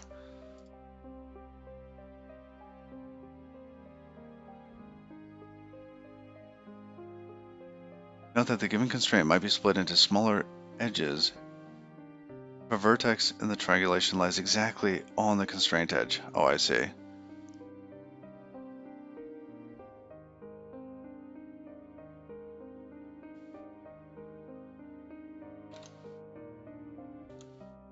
So we're going to insert all the points.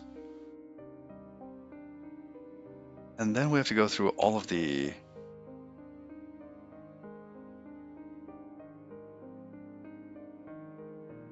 how do we do that? Because if we add constraint edge,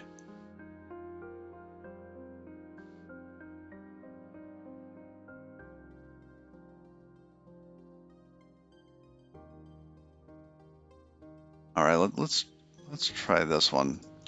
We'll go back to using that.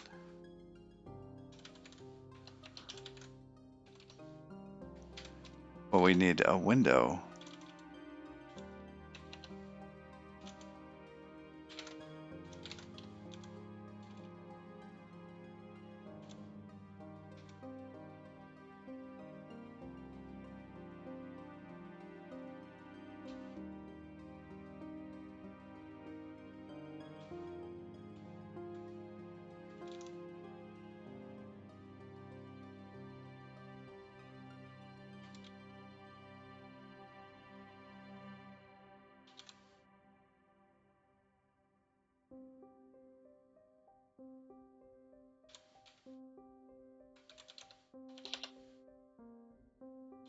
Let's call A and B.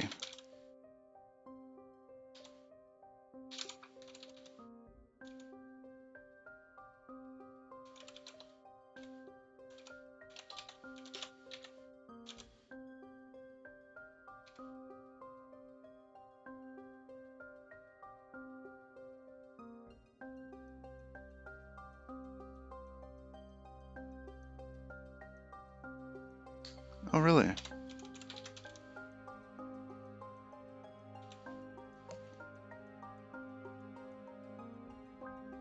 Hmm.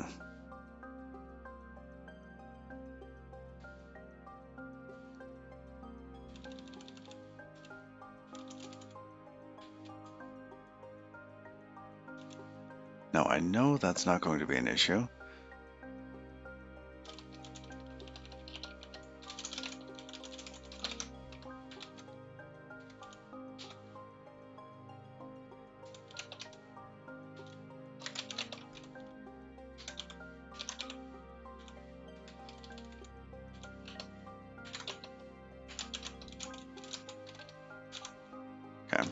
That should be unreachable because the window size is always consistent.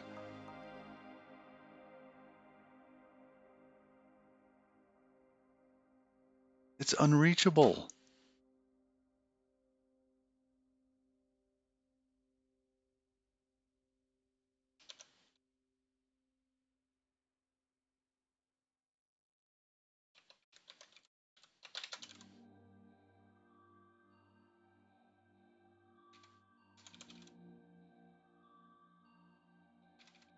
All right.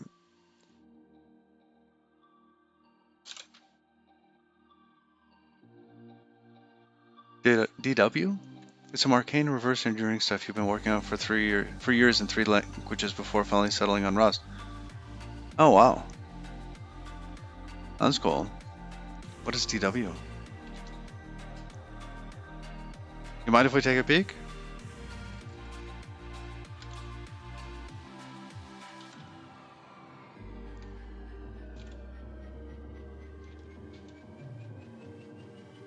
Oh, don't worry. Got it. HUD hook. DirectX render loop hook with memory manipulation API. Ooh, lovely. Oh, that's cool.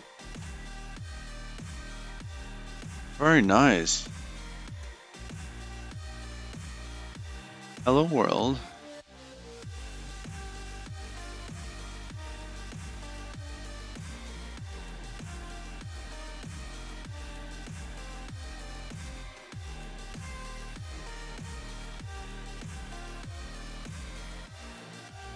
That's pretty cool.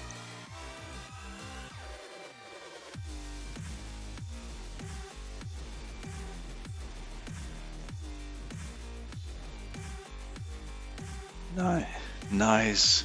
Nice.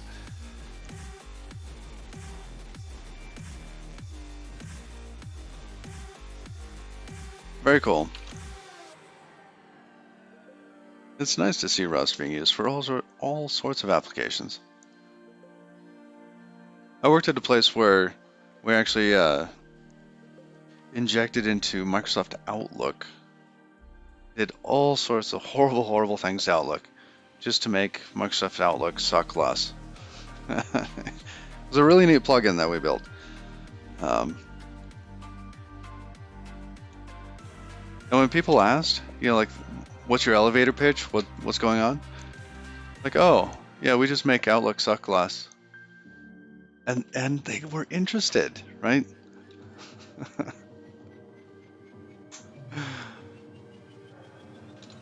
All right, so that seems to be okay here. Oh, a friend of yours that works in Germany does that. Oh, that's cool.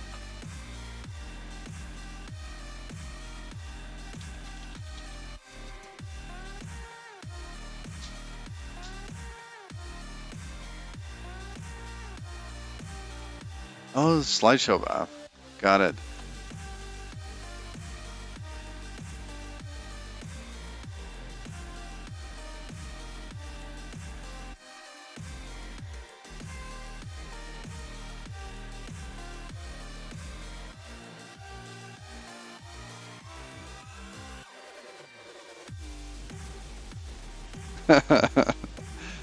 Okay, now let's see if we get the same sort of triangulation. Hopefully, this is going to be happy with us.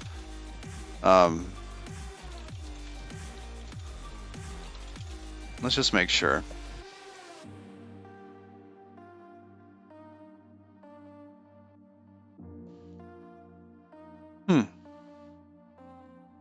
Interesting that simplify shape failed.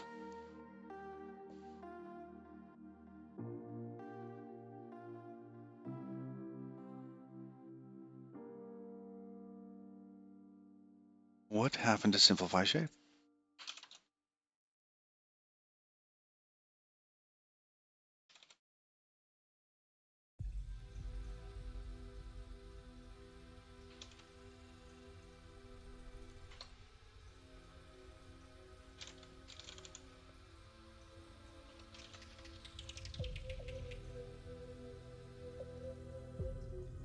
Oh, we did change simplify, didn't we?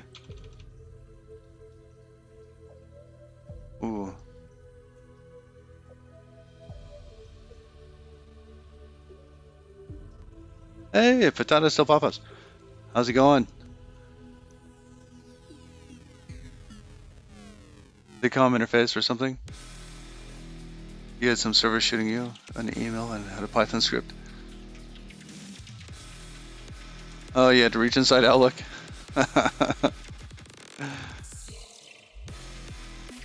Oh, that's funny. Yeah, what we ended up doing was abusing the Windows handle APIs. So basically, we had a plugin that could exist within Outlook, and then it would get the window handles and readjust everything, and then insert itself and draw new windows inside of Outlook. So doing terrible things to Outlook, not quite using the COM API. Going a little deeper than that.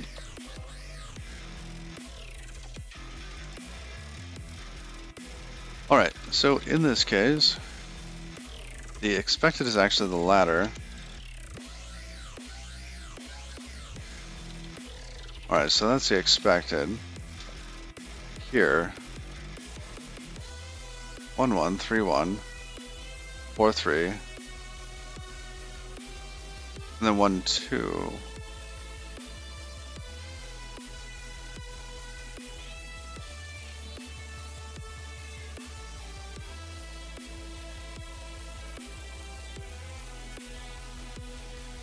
Huh.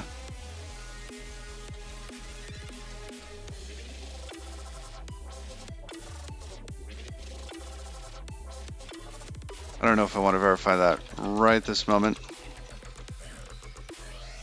We probably should. Alright, we're going into paint mode.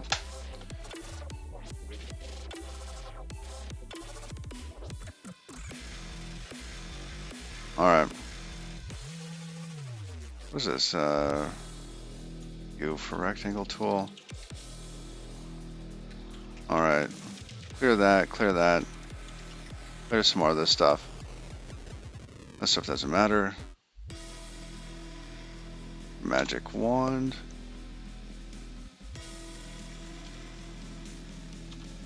Paste that, move that up here. We're gonna take a look at that. Oh, whoa, too far.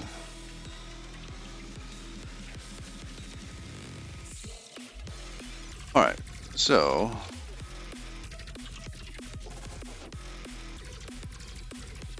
we got 0 0 here, 0 0 1, 2 4, etc. Now, what did we end up with? Okay, we're gonna use this cool green color.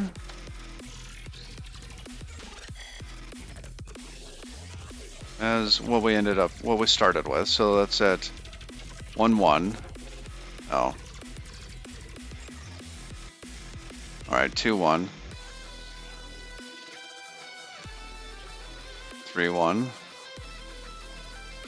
3 2. 4 3. 3 3. 2 3. 1 3. And 1 2. Alright, so that's what we started out with. Now, what we were expecting is to have 1 1 3 1 3 2.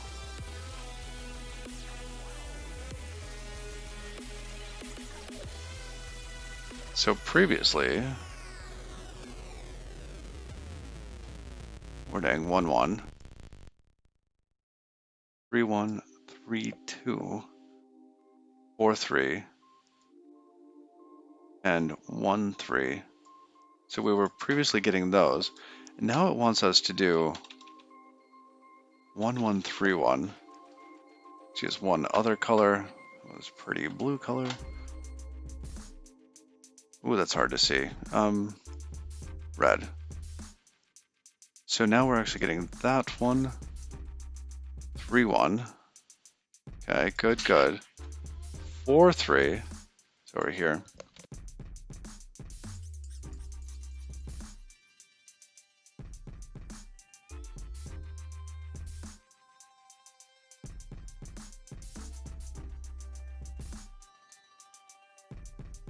So we had 4, 3, and then 1, 2 here?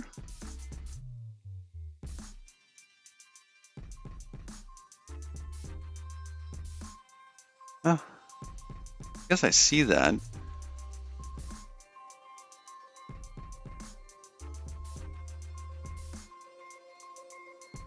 So it's doing that because the end of the shape is actually, I guess I'd call it wrong.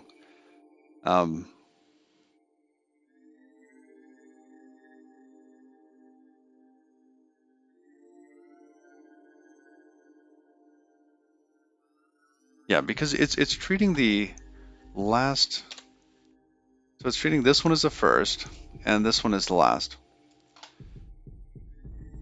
when it should be treating it as a whole circle, which is why it got rid of this one here.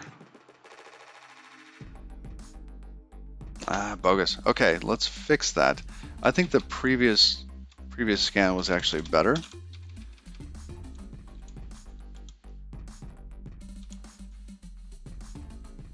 So where's simplify? Here's simplify.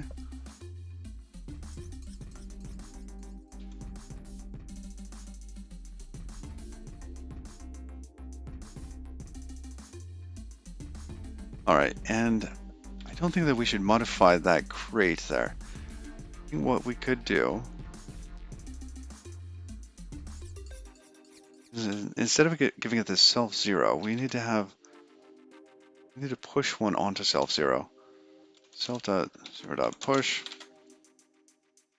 self.0. The 0th element. Then later we will pop that back off of there.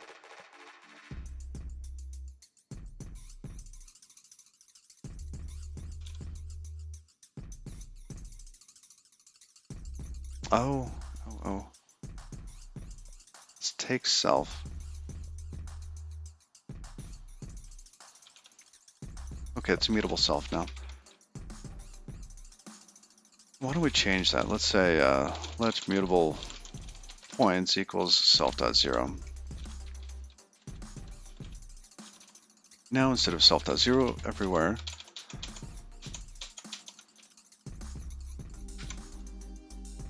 we just do points.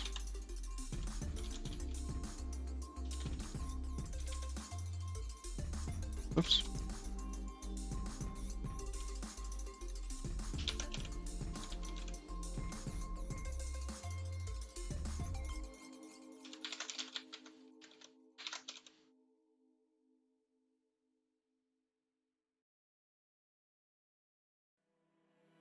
Okay.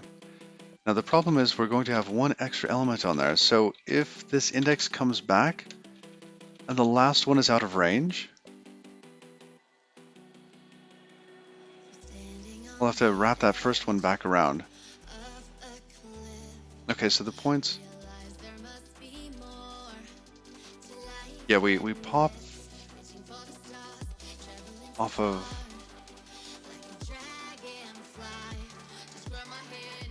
those points.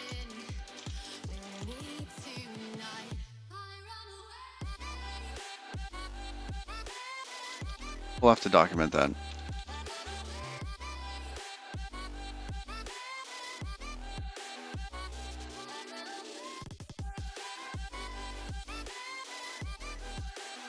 Oh.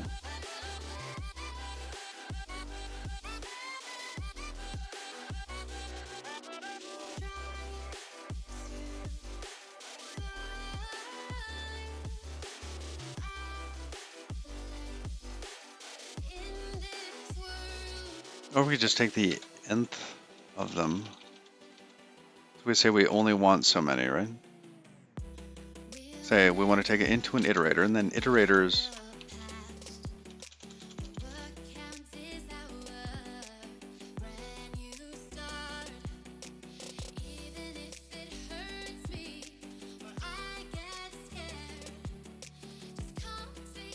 So we just want the first bits.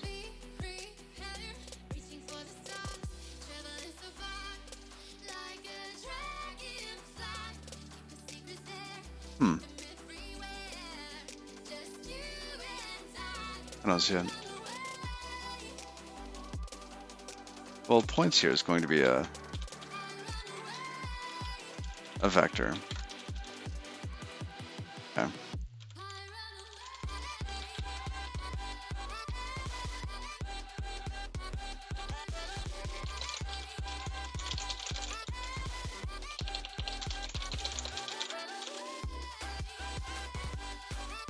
Is this even going to work?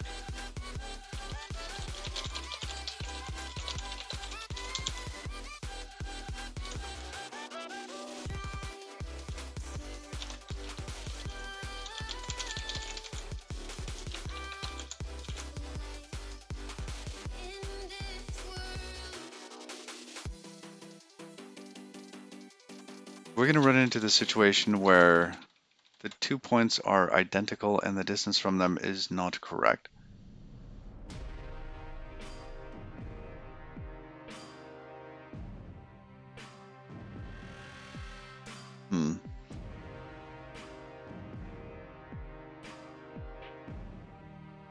Because this RDP here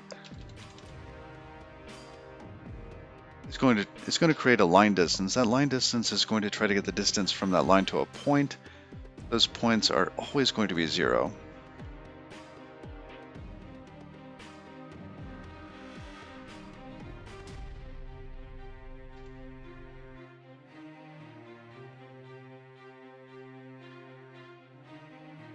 Which means this should fail.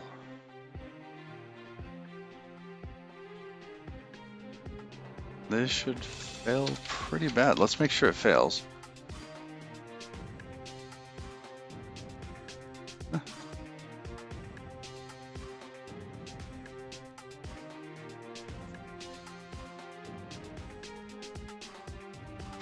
Yeah, we just get 1 point out. Hey, Cherxy. We've got some commands. We've also got theme here. Feel free to browse at your will, and if you have questions, feel free to ask. All right. So we've got simplify shape. Simplify shape is not correct. You like bluish backgrounds? Cool. Yeah, I like this one too. The Challenger Deep works out well for me. All right. So we've got Challenger Deep going. That cargo test. We're going to do that test with no capture on it. Okay.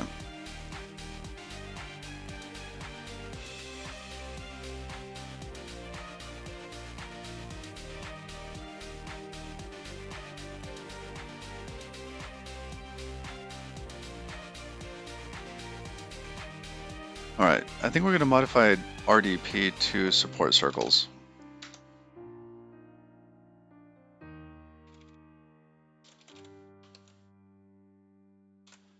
Maybe we should toss the test in there first.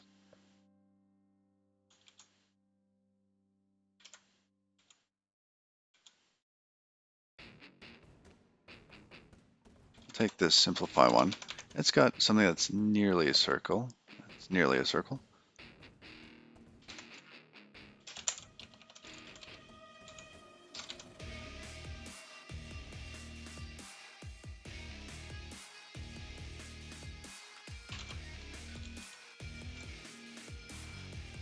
If we get rid of that one there, then it is a circle. What's a point type we're using here? 0.2?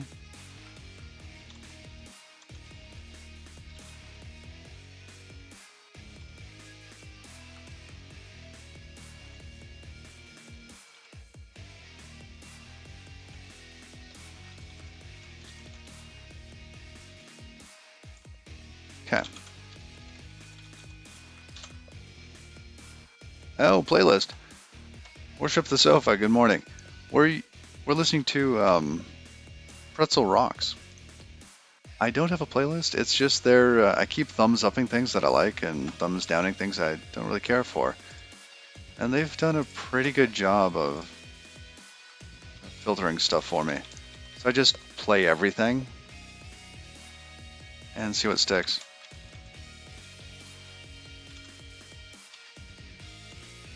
Oop. Oops, that was wrong. RDP.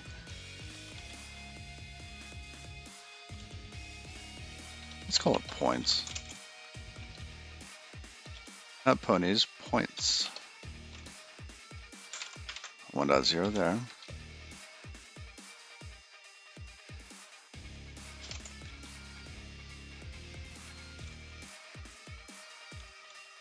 That wants to borrow the points.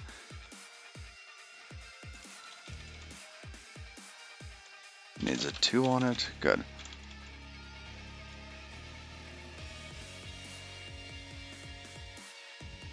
Now we're supposed to be having indexes here. And for this case, we're going to be told to keep index 0, 2, 4, 6, 0, 2, 4, 6. All right, that's what we should have for a square. Am I building a game or an engine? I'm building a game. Yes. Now we're building a game. It's a multiplayer game. It's got a server component, so think MMO-esque and client. The client is built in Godot, and we're using Rust inside of the server and the client, using the GD native framework on the client. Okay, this should be wrong for us. In fact, in this case, I'm going to wrap that around.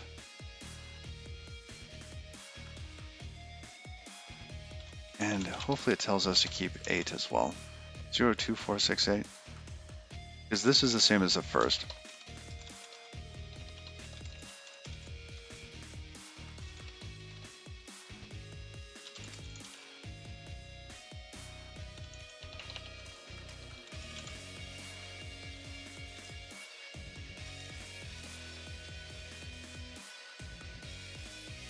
Alright, this is a circle.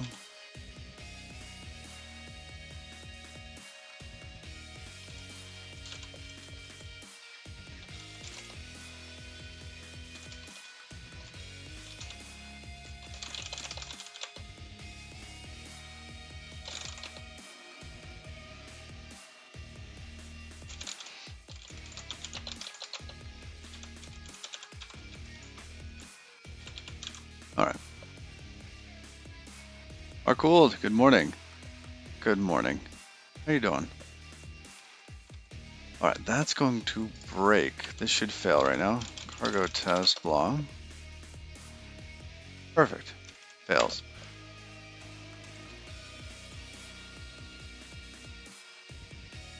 Now let's go make the code work.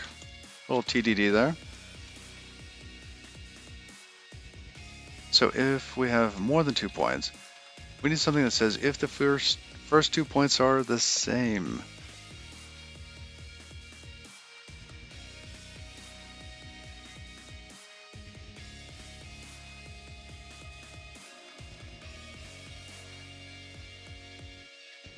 All right, I think it's going to be here.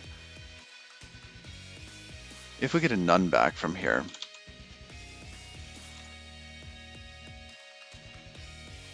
match that. Some distance. If we get a none, we'll have to do some sort of oops, missed a paren there.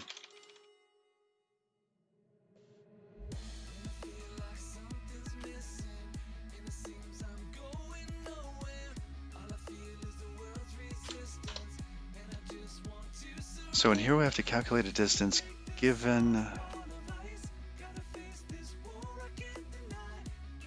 guess the line. We need one of the points in the line.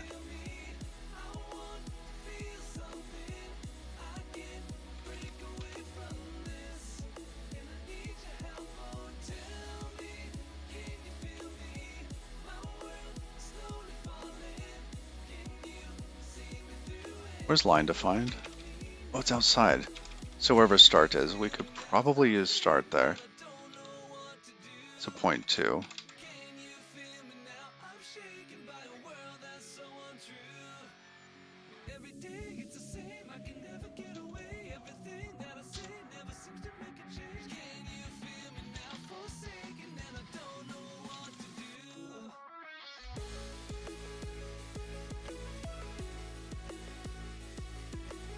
How about we just return the distance from each one of these? And then do the comparison after the fact. So in this case, we'll return distance.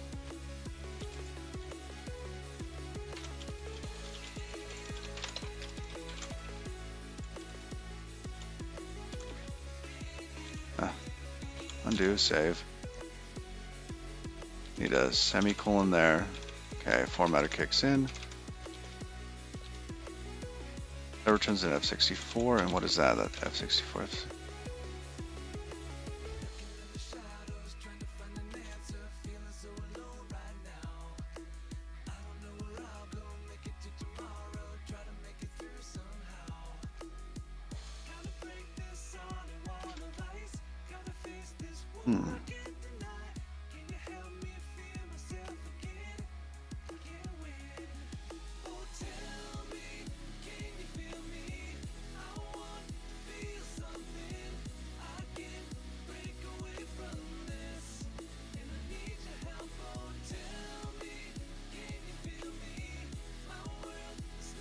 Was on mute. So we don't have distance there.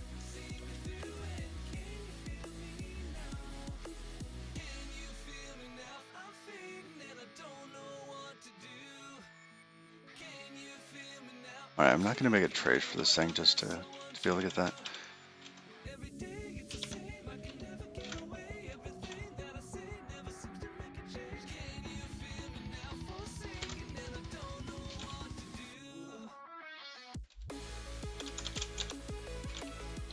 X minus start.x.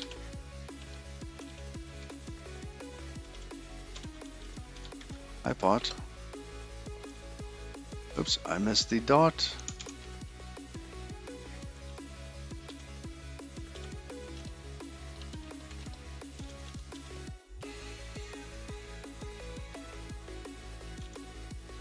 Yeah, that should be the distance. Can I subtract t from t?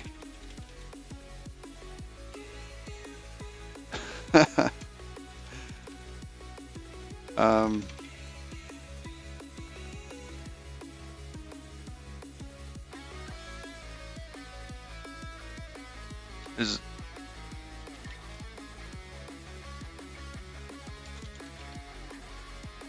standard off sub? Okay.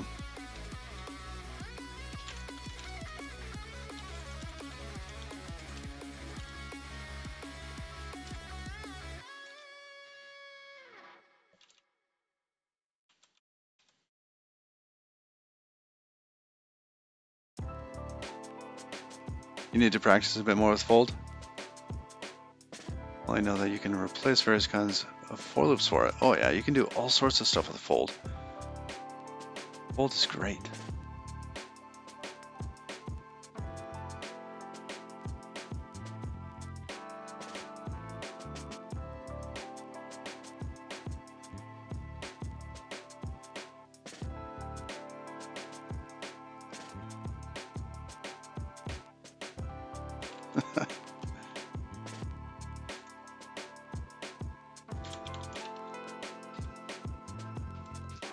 So it's on F64.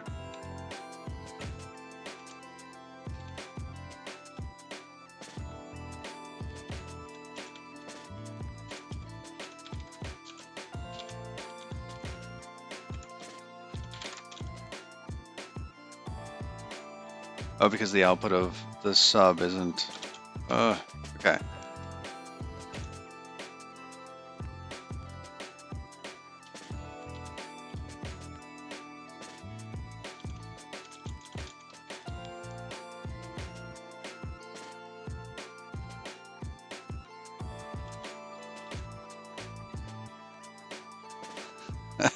can't do that. Oh, we can do it this way. Can we do it that way? Standard ops sub.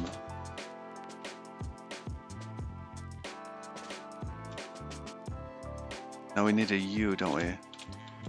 U.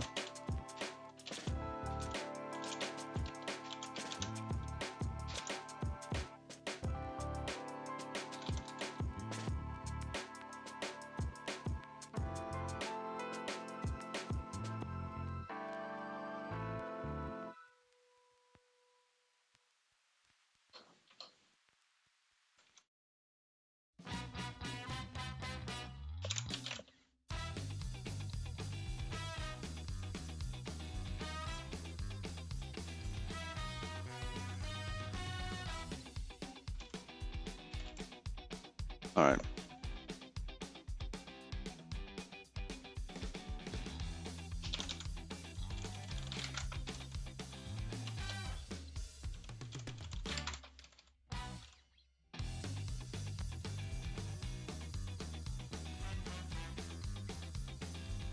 Oh, I did that in the wrong spot. I need a paren there.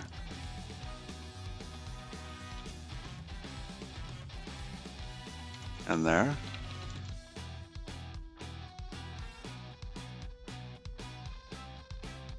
That is gross. Okay, let's pull that into variables.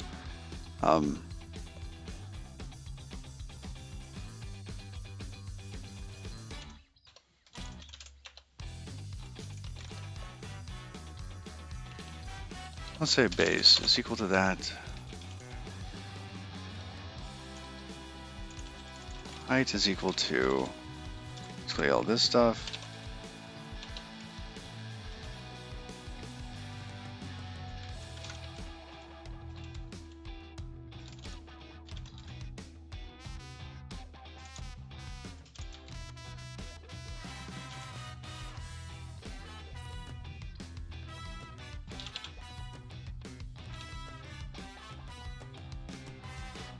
Formatter didn't kick in. Why not? Ah, we need one more per bay. Okay.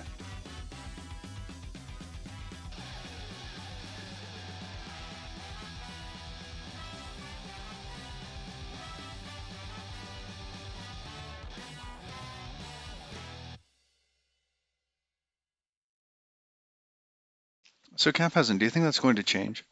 Do you think eventually they'll be kind of, I guess, on par with each other? Is it because of the closures?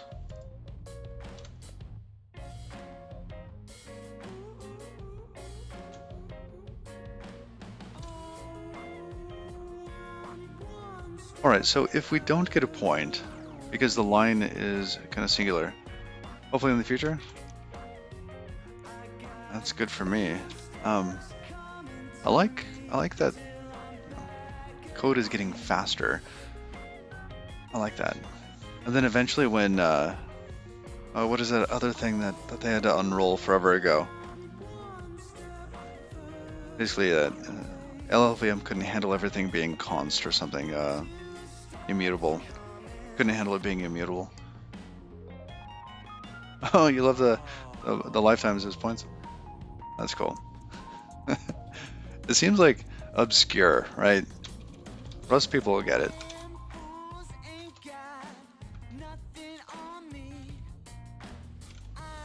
All right, let's test this now. Ooh, look at that. It worked. First try. No way. You have 1.3 thousand named lifetimes. Oh, that's great. Everything counts for compile time now.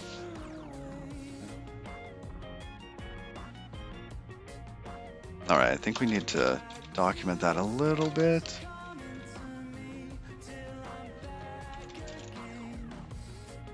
If the first and last points are the same,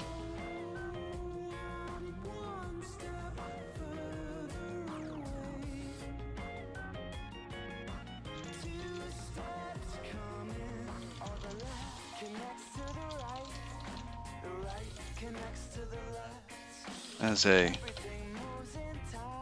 closed polygon.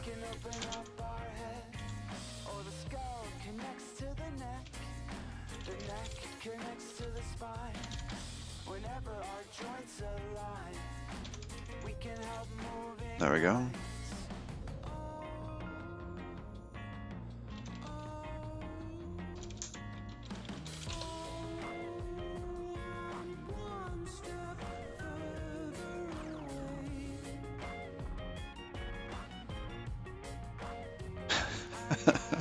In the future, executables will be a header and a single value.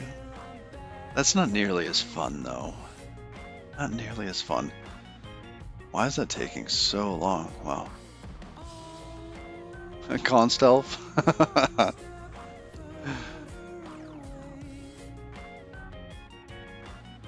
I dropping frames or anything? What's my network doing? It's okay. But that's taking much, much longer than it normally does.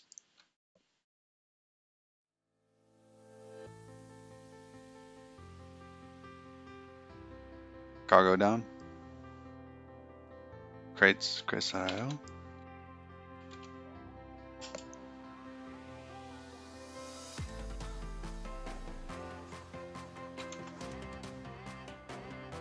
All right.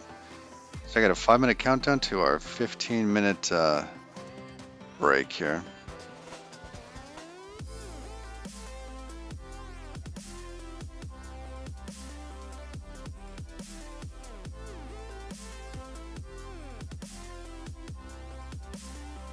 And it looks like it's okay.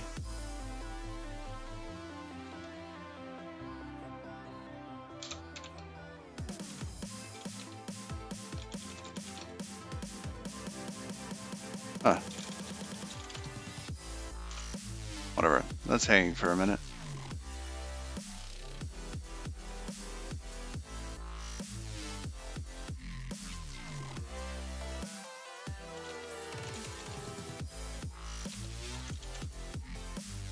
Cargo to toml, source lib.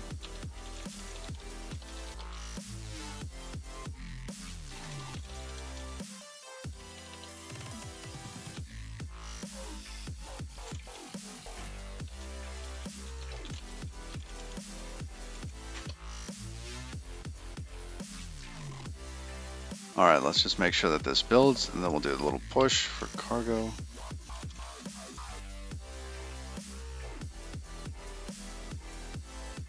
Do I like it so far? I do. I haven't had a lot of experience sending patches and stuff like that. I do like the workflow. I've got that set up locally so I can email patches. And that's pretty neat.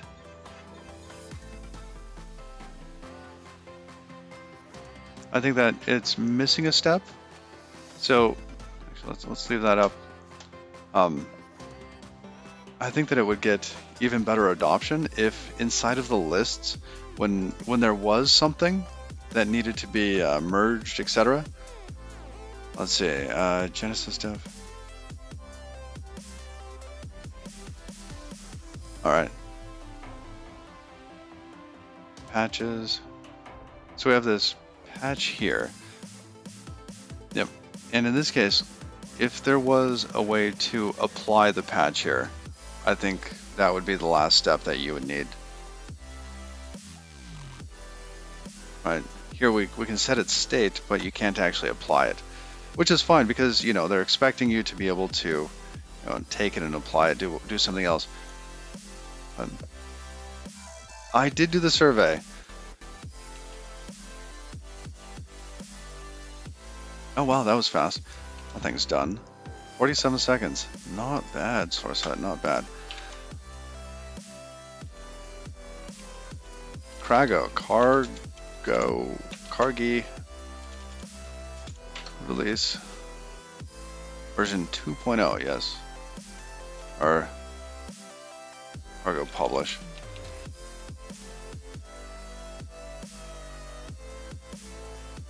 I did the survey. They asked all sorts of questions. It was interesting though. 'Cause it made me think a lot about Rust and kind of where it's at. Oh shoot. Okay. Um,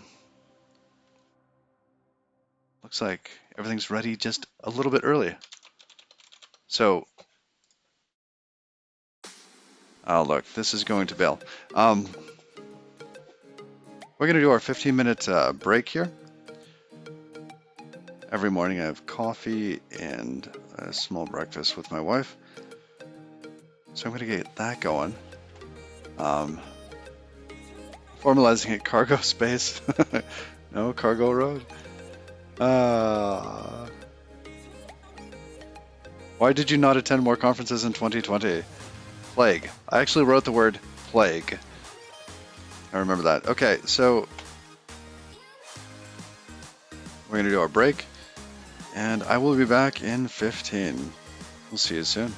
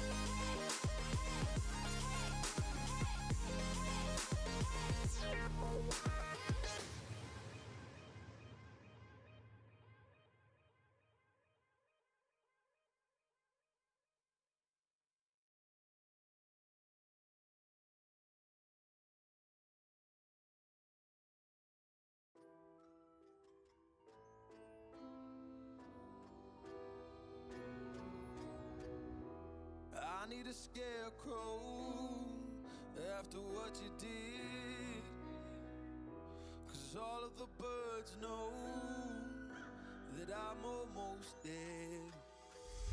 I'm barely breathing, I'm barely awake. You left me in pieces, there's no more to break. Don't wake me up, not in this century. Don't wake me up, 'cause you're just a ghost inside my head. You're just a ghost, you're never there. You're just a memory on my lips, 'cause you're just a ghost inside my head.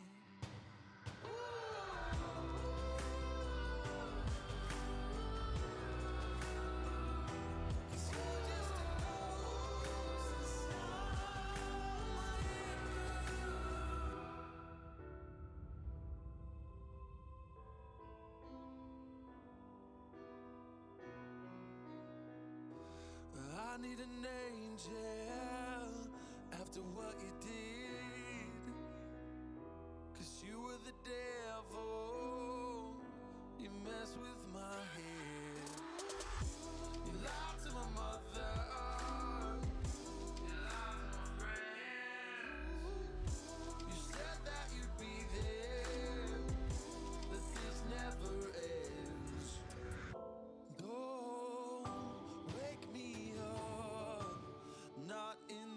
century. Don't wake me up, 'cause you're just a ghost inside my head. You're just a ghost, you're never there. You're just a memory on my lips, 'cause you're just a ghost inside my head. You're just a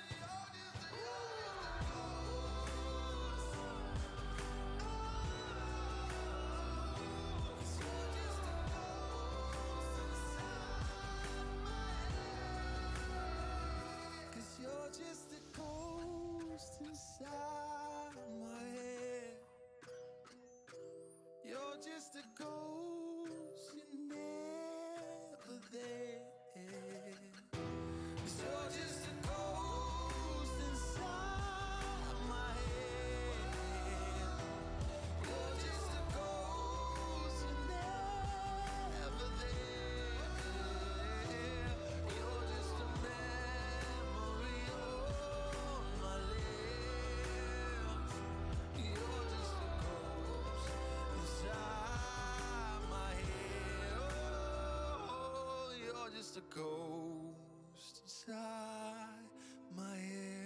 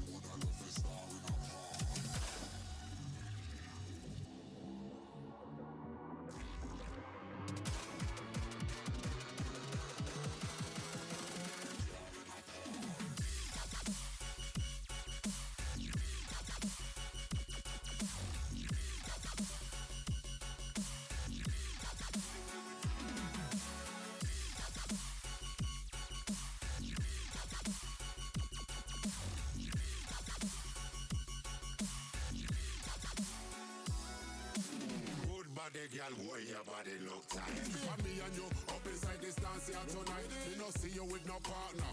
Hope say me right, she say no, but she still say you forward and right. Then we go in the corner. Out of the life was make me buy you a drink, babes, if that's alright.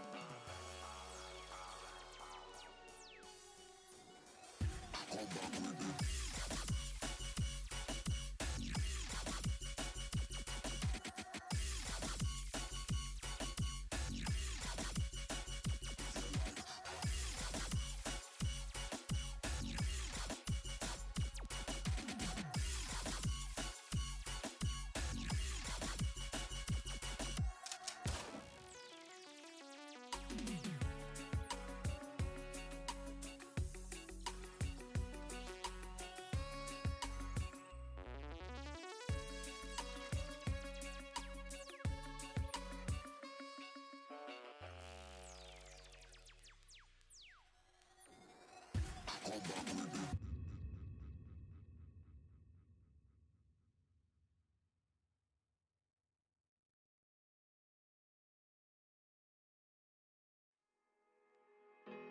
Let this be another night to tie around my bed at night. I know I've lost the fight.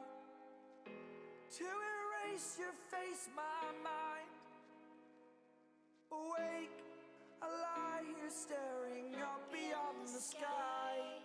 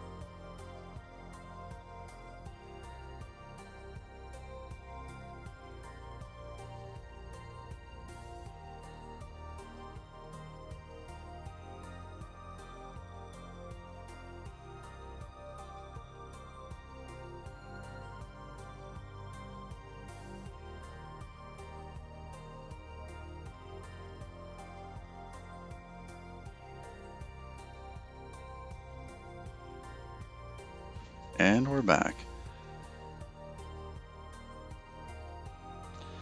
All right.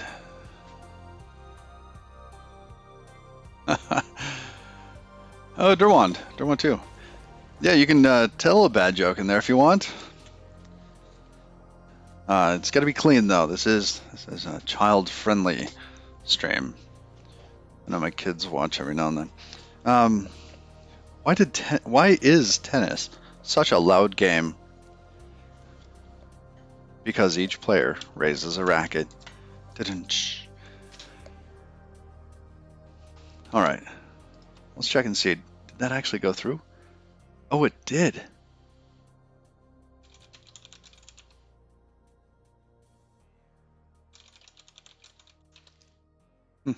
All right.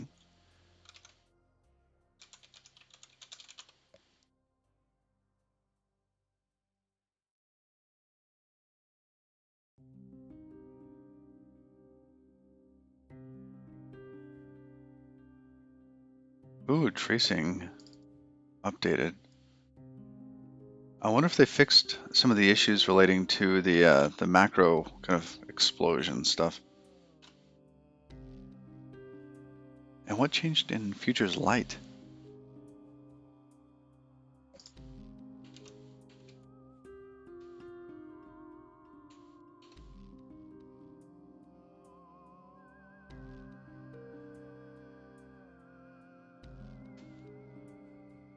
Yeah, 18 hours ago.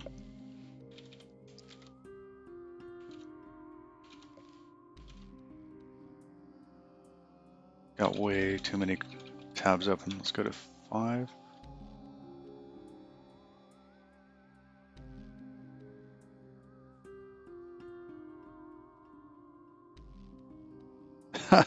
Close 85 tabs. Yeah, there's no way I'm gonna go through those. They're just going away. All right, what changed? I want to know about your release. Change log. Tracing subscriber. Change log.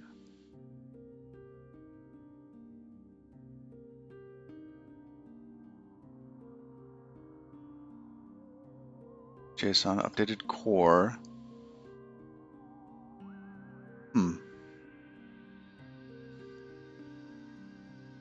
Cool. All right, let's get back to it.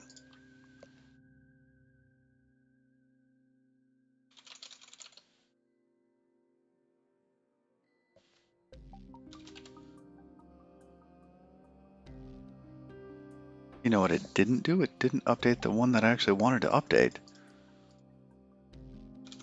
Oh, because of our constraint, right? No, not that cargo file. Cosmos cargo. 1.2 there. I guess it's technically compatible with the last one.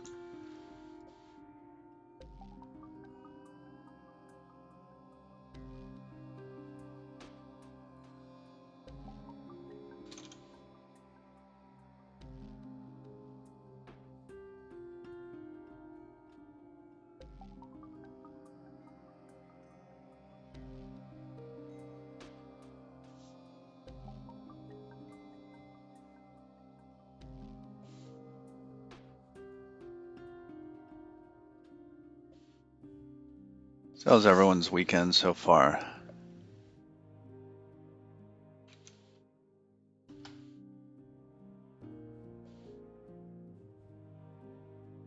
Why do ballerinas wear tutus? The 1-1s are too small, and the 3-3s are too big. Sounds funny. Oh, the kids are gonna love that.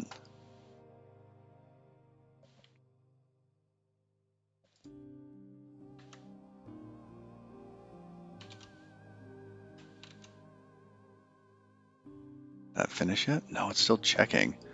Yeah, those upgrades, it's gonna take a moment. Oh, you went for a drive along the coast today. Nice. Very nice. Man, I used to do a lot more driving. My kid drives more than I do. This whole work from home thing. At one point, I had gone through all of the audiobooks So we're on Audible for Dean Koontz and most of the Stephen King stuff. Because I spent so much time in a car.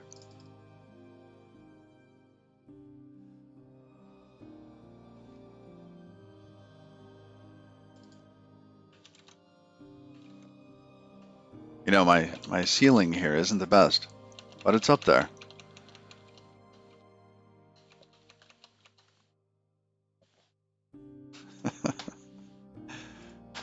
uh,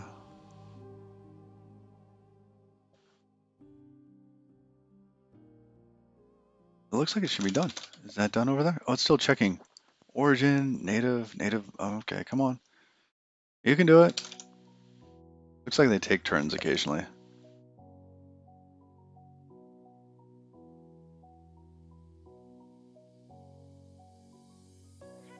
There we go.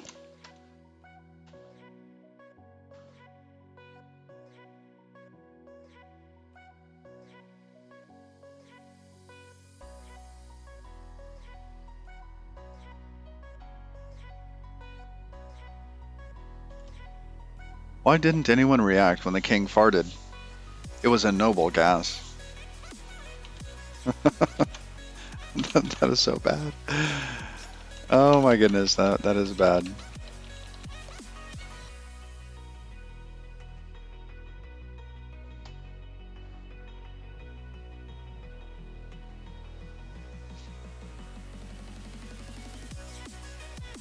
Oh, we're getting so close. Okay, what else do we got?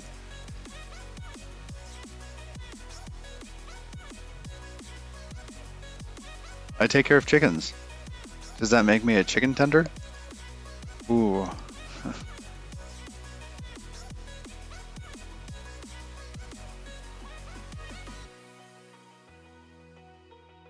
I refuse to believe my dad got fired as a road worker for theft. But when I got home, the signs were everywhere.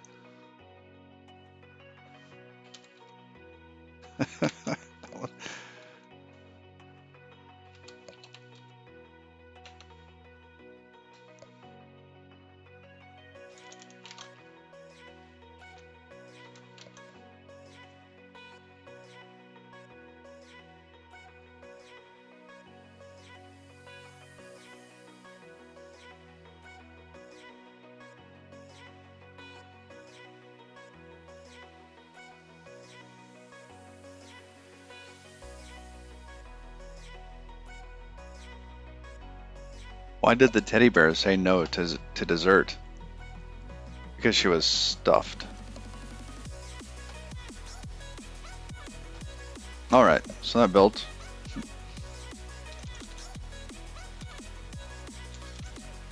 We're doing tests over here, right? Oh, this one's got to build too. This one should be faster. It doesn't have GD stuff in it. That'll be 200? Alright, alright.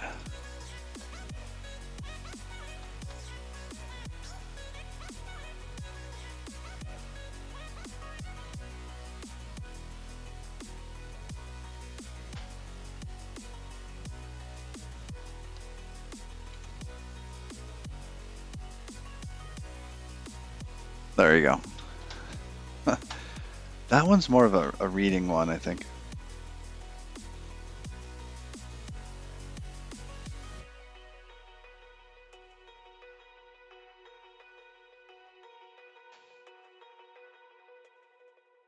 Morning, system.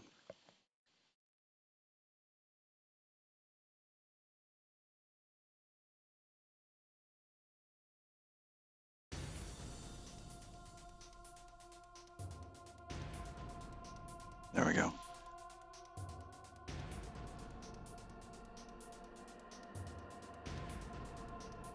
All right. Ooh, this might have actually worked. So let's go look at shape 104.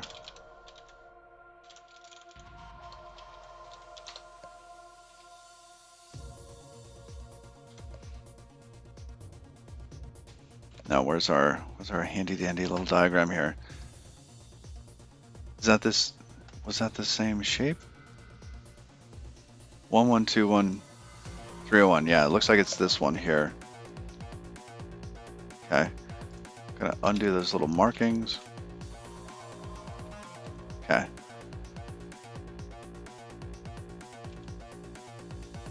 So those were the old ones. The green are the points that we're making the shape out of, the island shape. The grids have improved. Yes.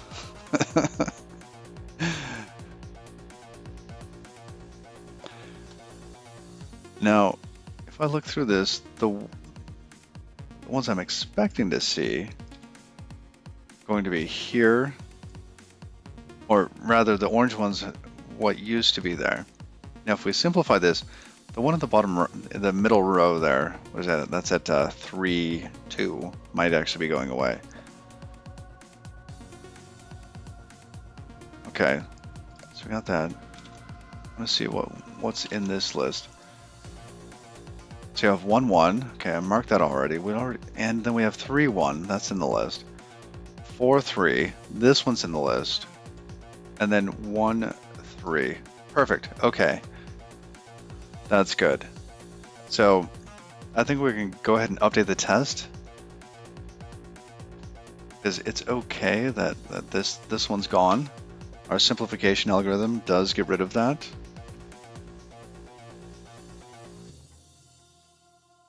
So that 3, 2 needs to go away. Cool.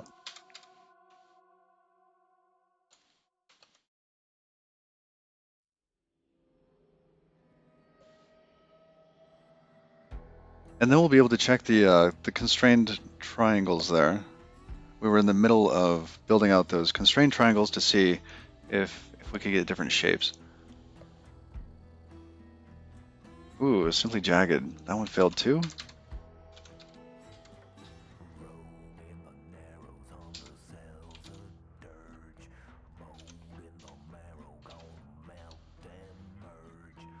All right.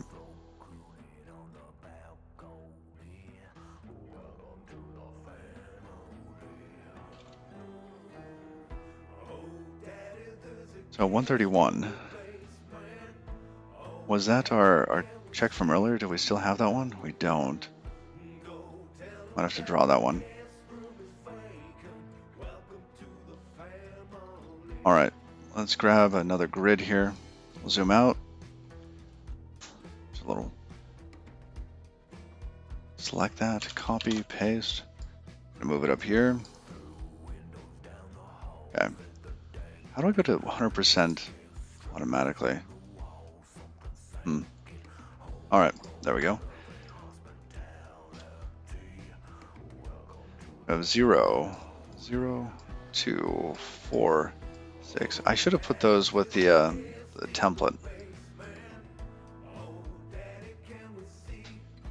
That's a 6. It's too small. It's a 6 with a hat. Okay. We got the simplified jagged. I'm gonna copy those over real quick. All right, we got one at 1, 1.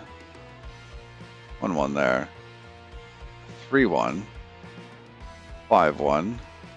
Oh, that was 3, 3. Sorry, 1, 1, 3, 3, 5, 1, 7, 1. 6, 3. Here. 7, 5. 5, 7. 2, 6. And then 1, 4. All right, so that's it. That one. Now let's do our expected. We do our lines here. So we had been expecting. You can kind of eyeball this too, but this is going to be a 1, 1, 3, 3. Let's not do that. Let's expecting it this way. 1, 1, 3, 3. 7, 1. Okay.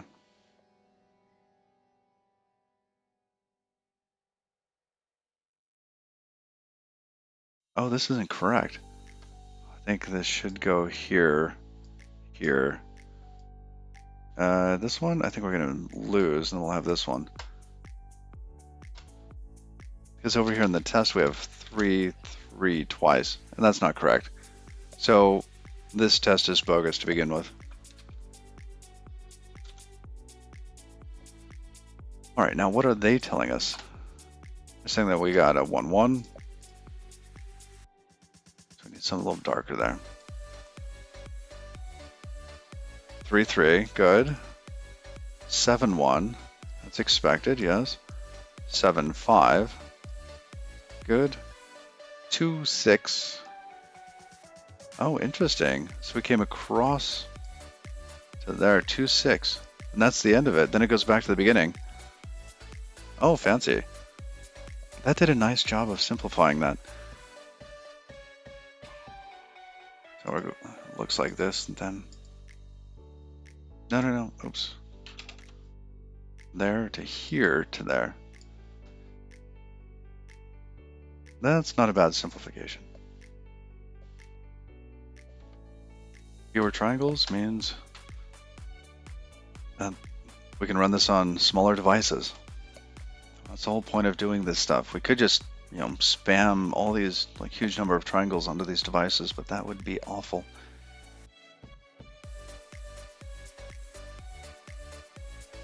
All right, now that looks good.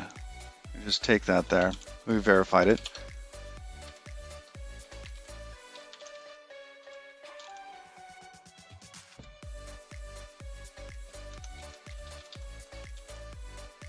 There we go.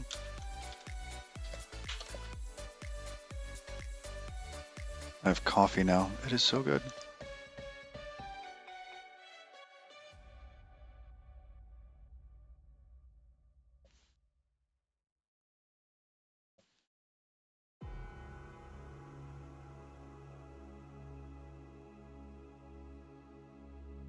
All right, good. All of those are passing. Good status. Got a nice checkpoint here. Let's commit. Ooh, went too far.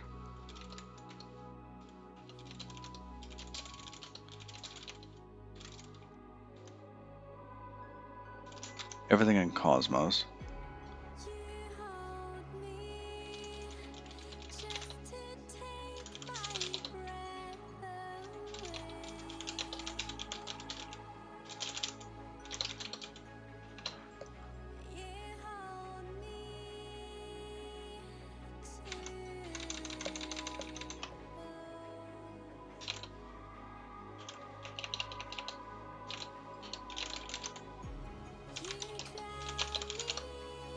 All right, now after we do that, we want to make sure that this is getting built. We'll load that into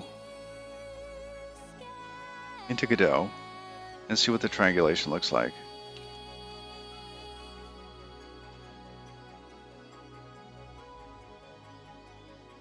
Yeah, let's just do it that way for now. So this is what we had been looking at before. There were too many triangles. I want to see if we're getting proper constraints now. Load the DLL. We have to go to the project manager and bounce back in 3, 2, 1. You also have to wait just a second or so for that to come back.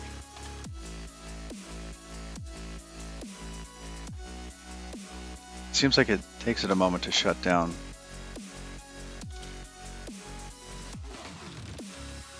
All right, there's our island. This is where we were looking before. Let's go back to the scene. Island debug. Look at that. What a cute little shape. Okay, that's a fairly decent tessellation. It looks like it came from an island that looked like this. This is our noise that we began with.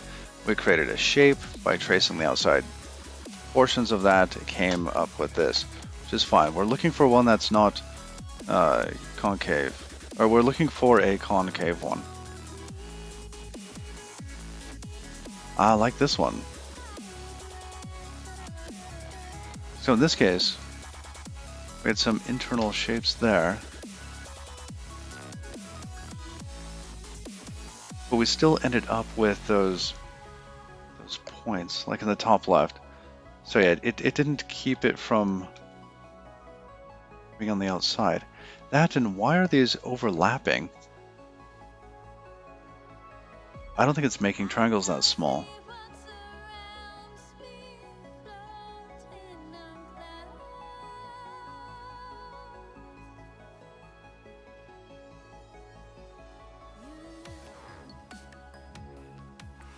That looks very weird.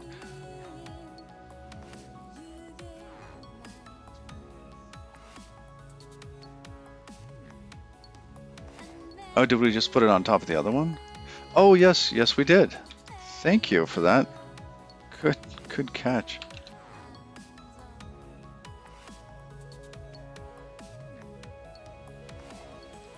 Okay, this is still wrong though. That very left line there shouldn't exist.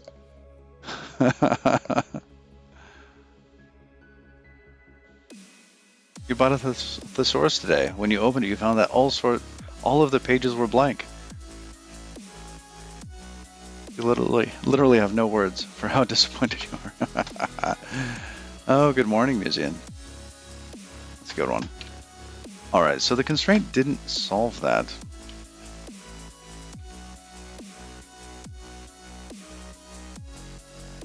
All right, let me collect that one.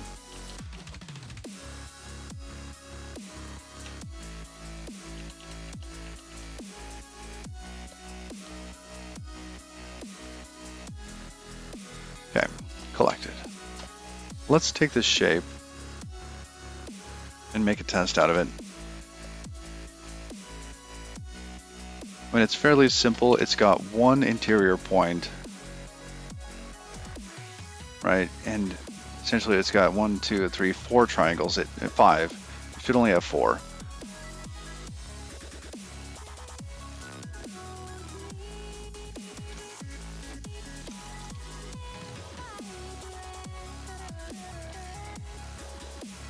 Oh.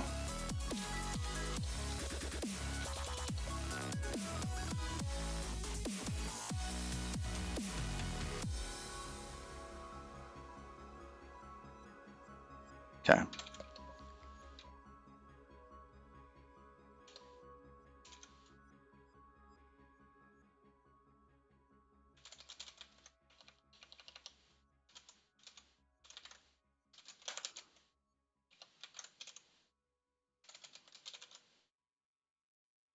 Are there 2 S's in tessellation?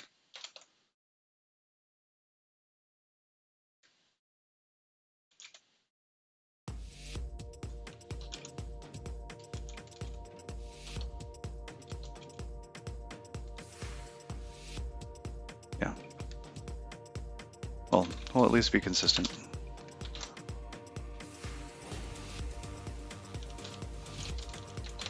Here's our shape. This should be a vector. Point 2s.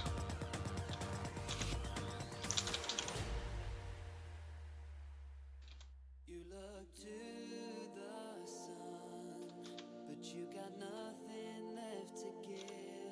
You fill your arms. And we also have a handy dandy little diagram of what that is, don't we? That was on 5. Lose our way.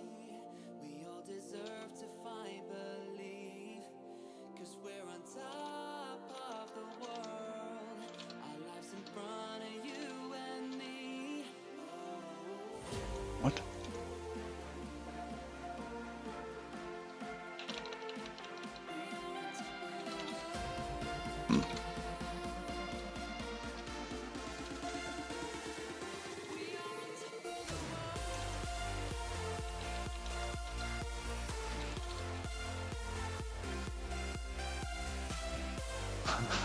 Parallel lines have so much in common.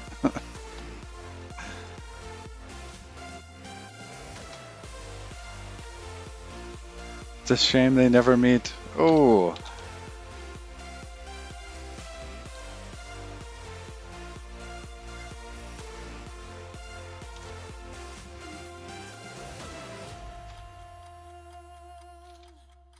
All right, so we've got our point. Now this is inside of shape. It probably shouldn't be inside of shape.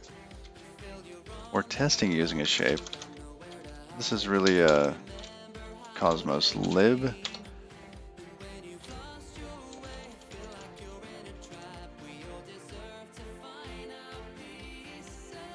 Wow, we've got some of this commented out.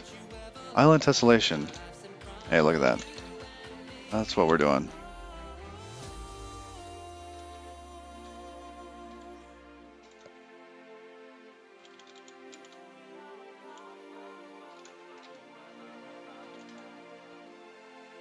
So we need the vector shape. Okay.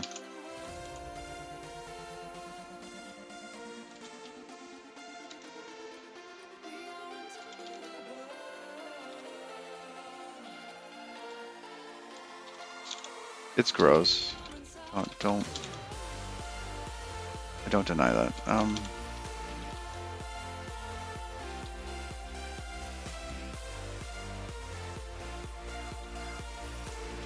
Okay, so we give that the shape.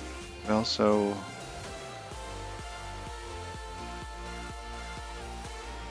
We should be able to get our triangle back out, what we want out of that.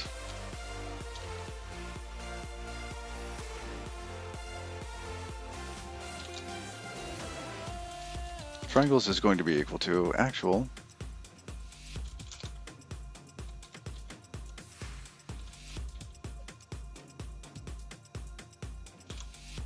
Is it like that?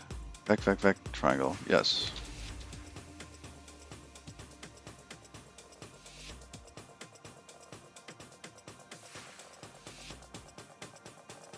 Basically the mesh, yeah, I have actual better types for that.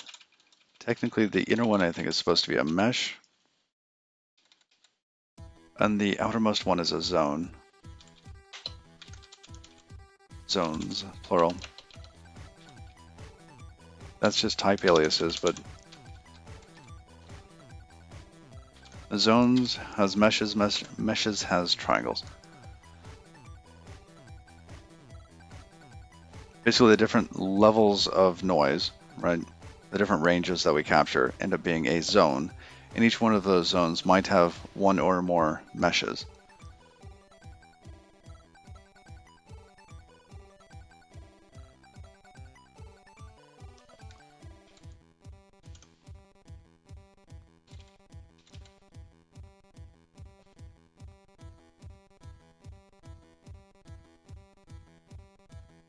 Nested?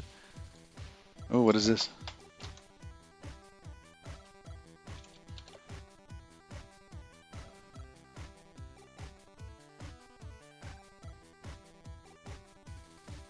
Oh, interesting.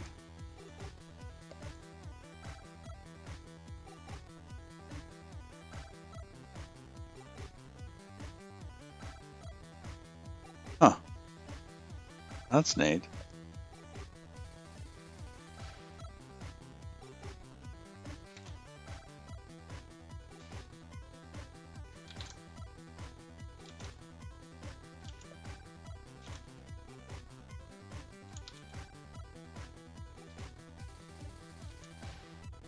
All right, where was our test? Oh, here.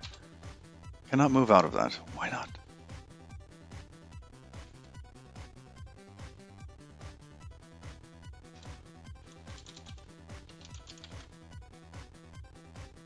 Remove 0.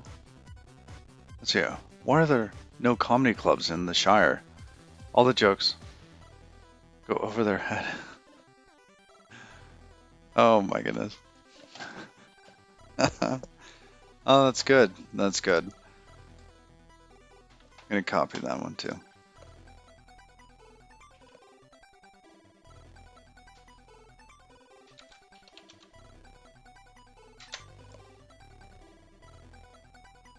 What word becomes shorter when you add 2 letters to it? I don't know what. Oh, short. Short. The answer is short.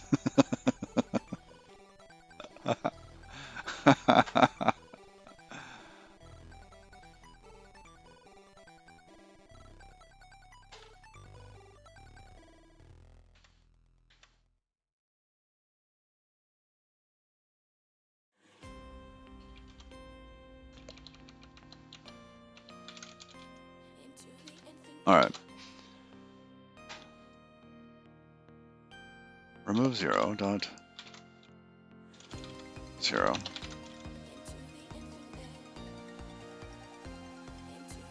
That's mutable, yes. All right, then we have triangles, and we can debug our triangles.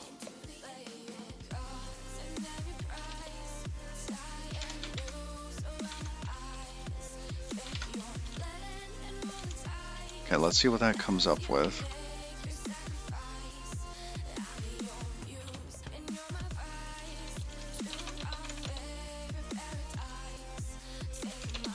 Alright, no capture on that.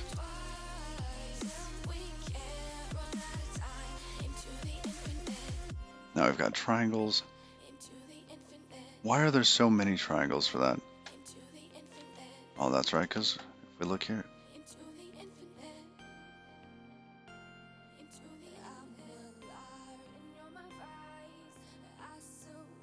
Why are there so many triangles?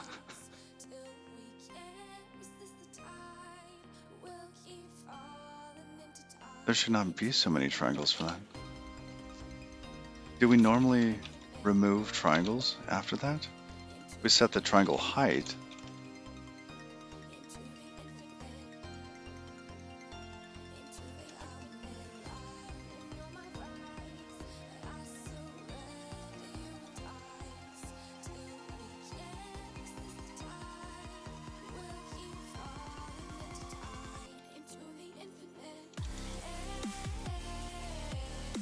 Oh, remove small meshes.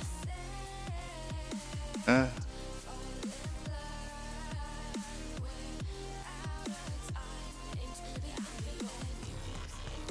don't think that's what we're looking for. This tessellate island. Oh, we didn't simplify the shape. That's the problem. That shape needs to be simplified. Ah.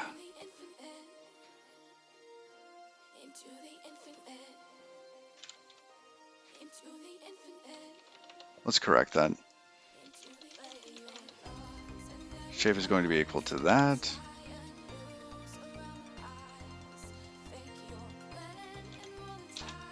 Simplify. Okay. Zones. Shape. Actually, I want to capture the simplified version of that. I want consistent input. What word is always spelled wrong? I don't know what.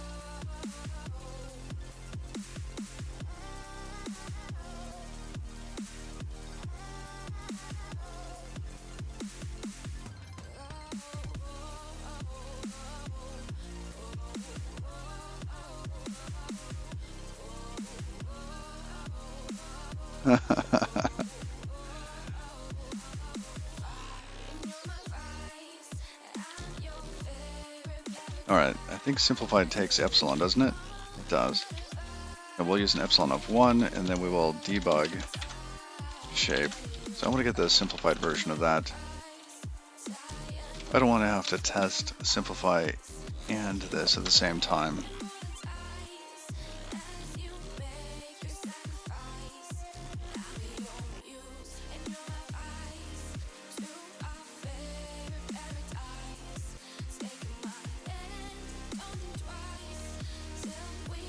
What? Oh, this should be zones.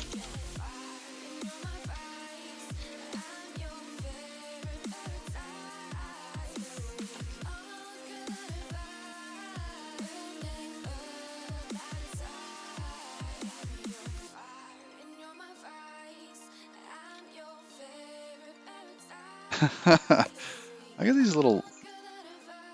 I don't know how to take this.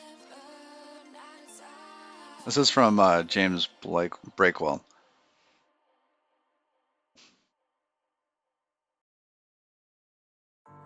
I get these, and sometimes, like, my wife sends these to me. How do you take that? I've seen you naked hard pass. Oh my goodness. All right. Oh, it's still value used here after move. Oh, did I do that? I did. Grumble, grumble. Okay.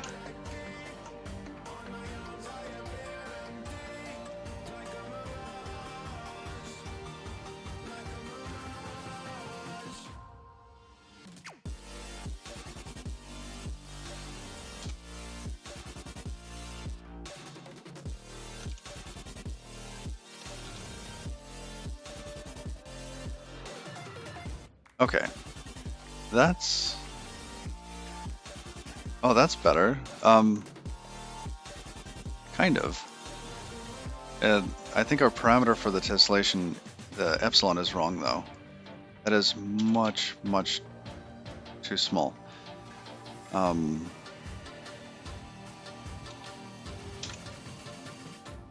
Let's go look at generate island. What is the standard value?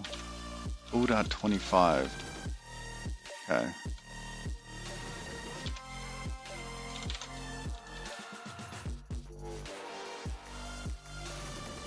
Oh, have I seen Nathan Pyle's Strange Planet Comics? I have not. Do you have a link? So I could Google that.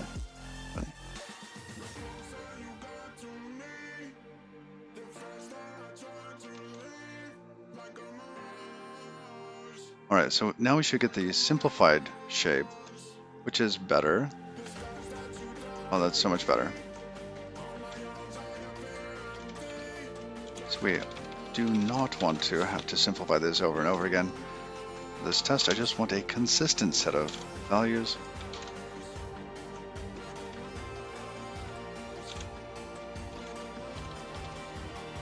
There we go. No more simplifying that. It's simplified.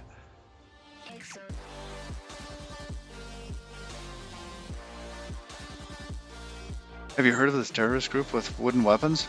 They're a splinter cell? Good morning, Nightshade dude. Bad jokes.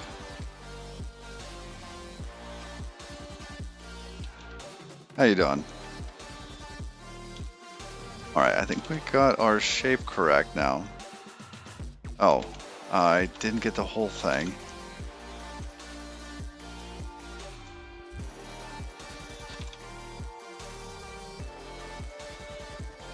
Interesting that there's all this white space occasionally at the end.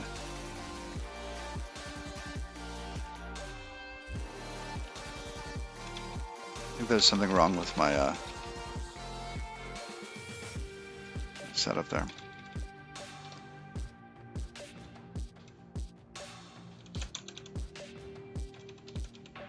All right.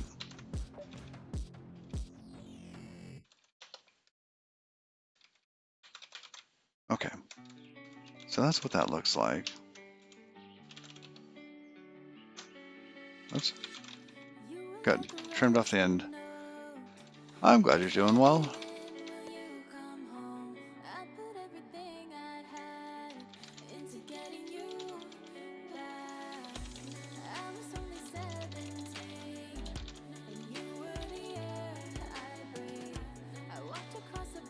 Alright, now when we tessellate the zone, what triangles did we get from that? We ended up getting 5 triangles when we should have only gotten 4.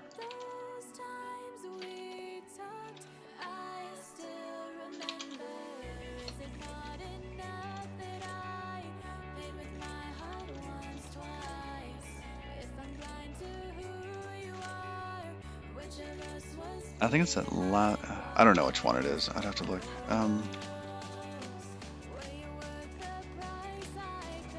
Basically, it's going to have 0, 1, 2, 3, 4, 5, 5, 3 in it.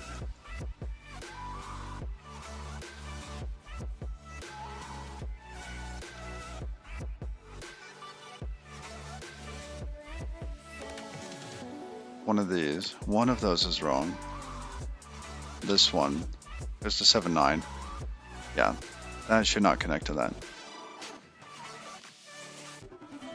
5, 3, 6, 4. Yeah, this one is the bad one. I tried to find a way to justify missing the signs I knew.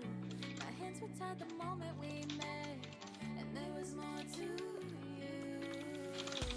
You were only 17. Okay, so let's go back, and now that we have a test kind of set up,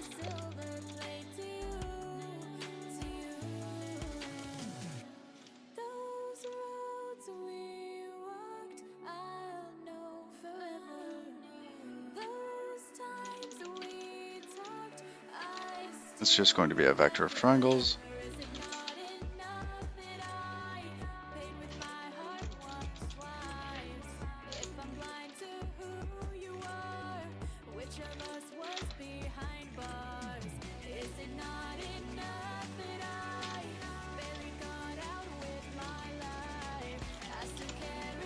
There's only 4.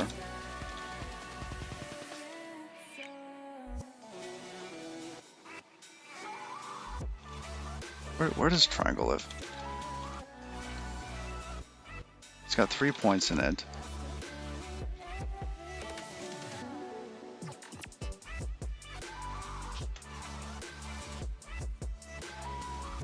There's no new one there. Generated new. There we go. Height is going to be 0 when we generate these.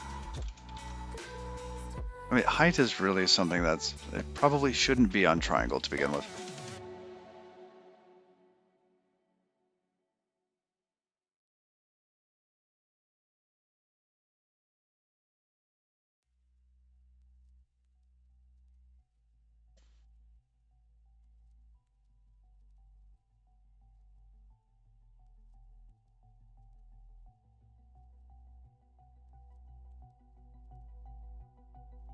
Oh, I missed one. 2 people were eating dinner and one says, "I hate my mother." The other cannibal responds, "Try the potatoes."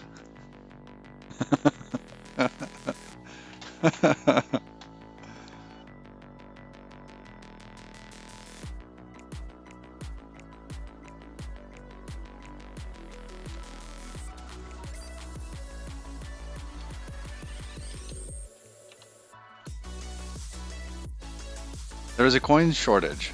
America is officially out of common sense.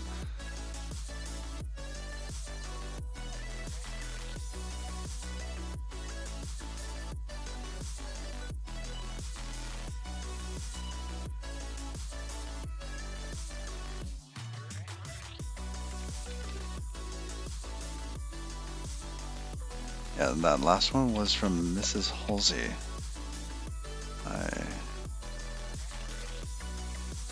There we go.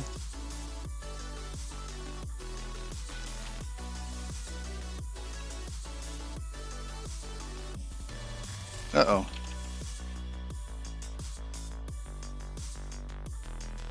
There we go. Okay. I do not like the height being in here, especially going into like a vector 3D. Seems like there should be a vector.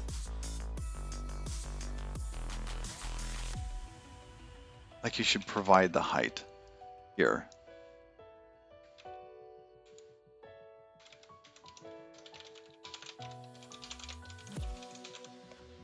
Alright, gonna ignore that for now.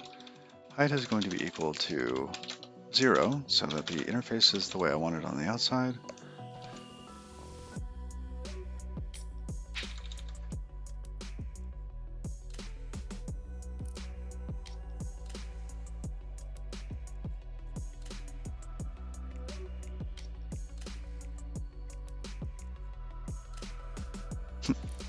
Sometimes he puts his head between his legs and leans forward. That's just how he rolls.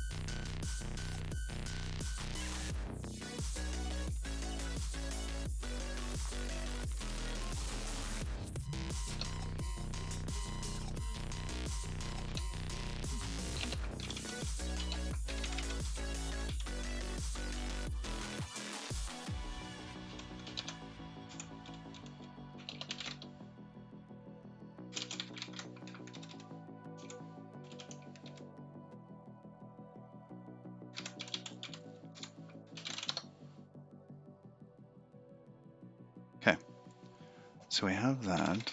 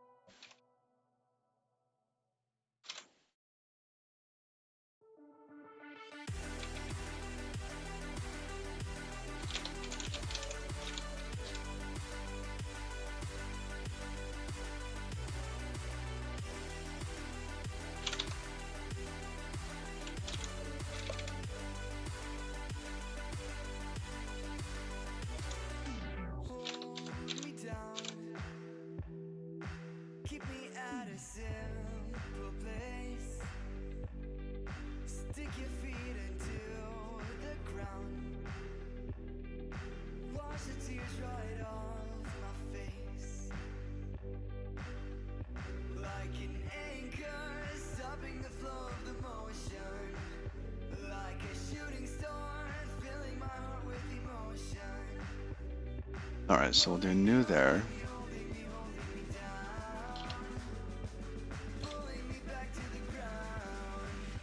You're my anchor of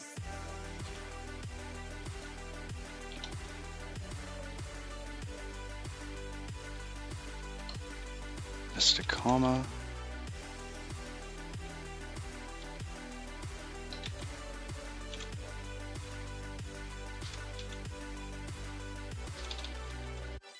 There we go.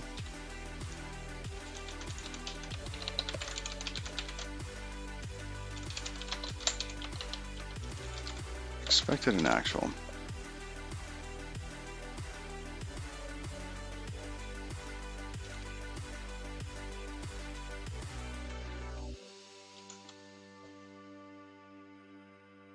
Oh, partially cool. Oh, it's there. Partially cool's there.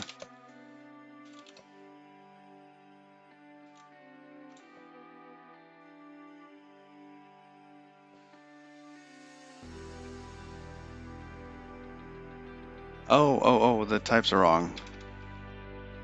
What's this type? It's a vector of triangle. This is a vector of triangle. This should be triangles.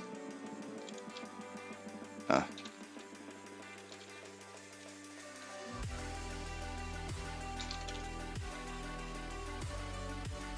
Path trimming is on nightly now.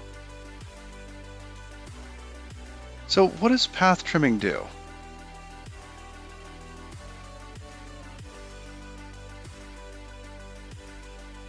Is it for those big errors like that?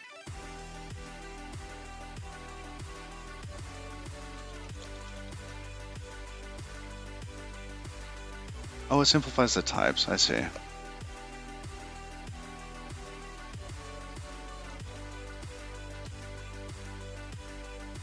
Now this test should fail. Good, because we're expecting 4 and it's giving us 5 triangles. A little TDD here.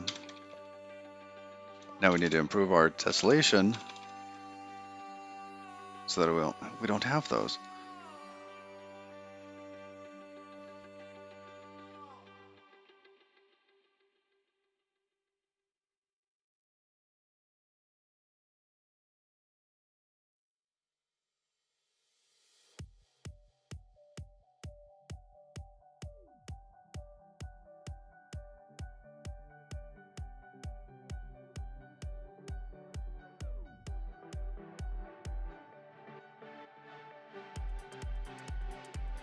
Oh, nice. That's really nice. And does it do the trimming based on what your imports are into the file?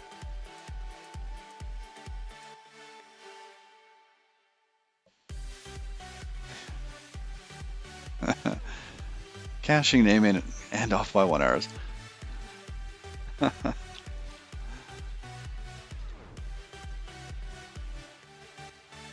Sort of, okay. So the constraint edge didn't seem to do anything, or at least not what we wanted.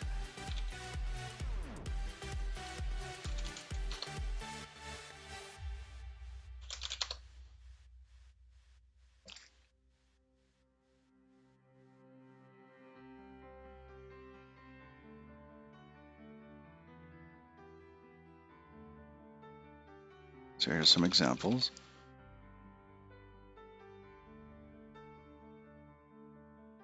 Fixed edges. Wow.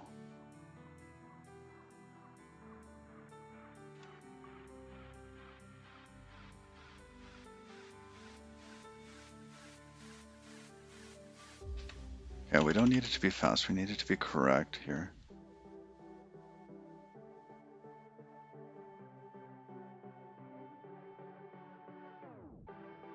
So those examples, the fixed edges one, are they using constrained types there? Oh, I see. So if you have enum string and string, those show the full path for both. You get a complex box async closure. Where it was slightly wrong. Oh, you can fit both types on 2 lines. Oh, that's nice. That's really nice.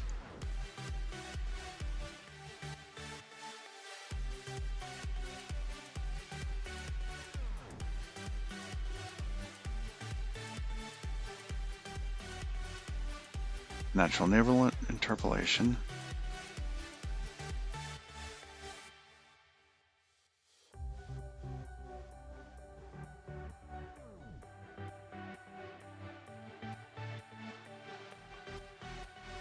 All right, back to the docks.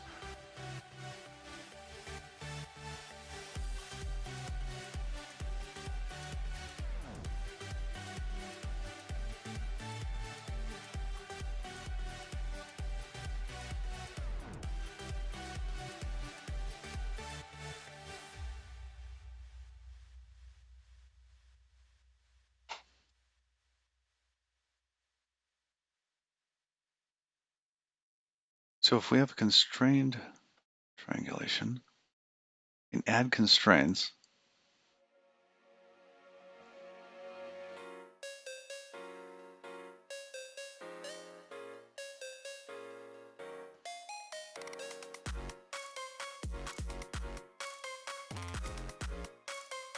Huh.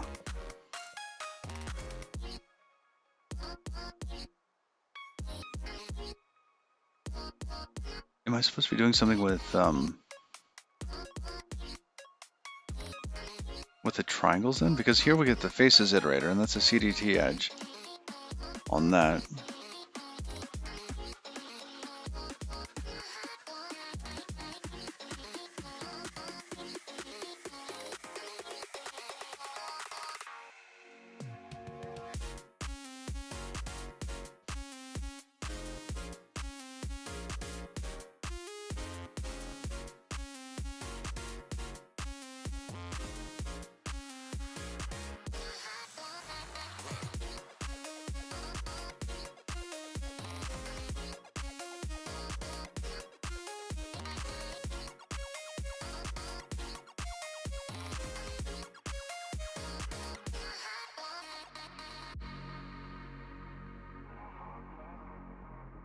Basically just cargo plus Natalie. Check to see shorter paths.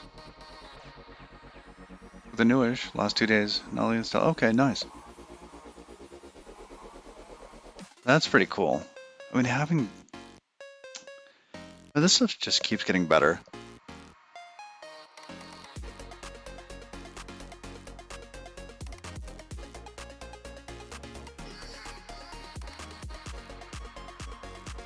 I think as that progresses, that's going to be pretty cool.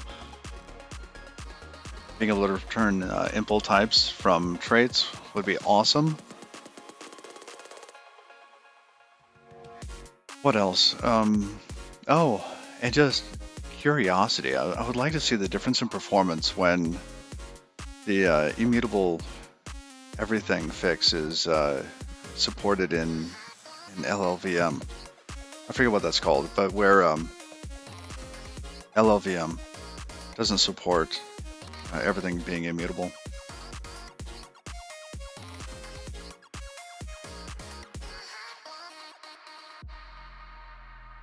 Oh, hey, let's take a look.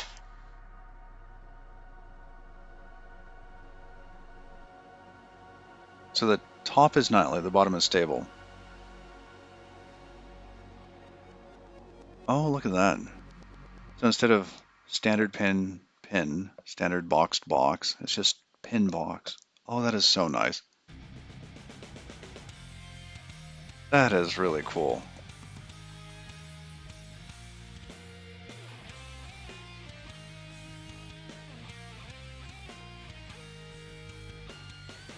That looks so much better. I mean, it looks like human code. You know, that's how a person would have done it.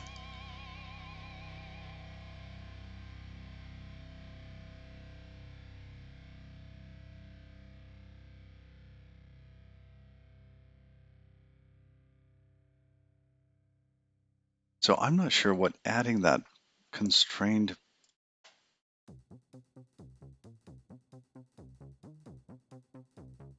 can add constraint edge.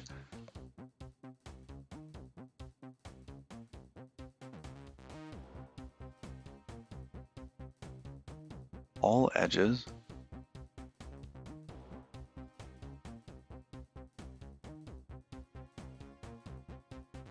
Is constraint edge.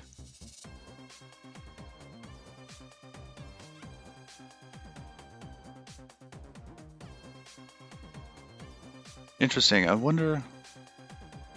So if we ask this, if that edge handle is a constraint edge, we should know whether or not there's more than one constraint edge in there. We could avoid adding that.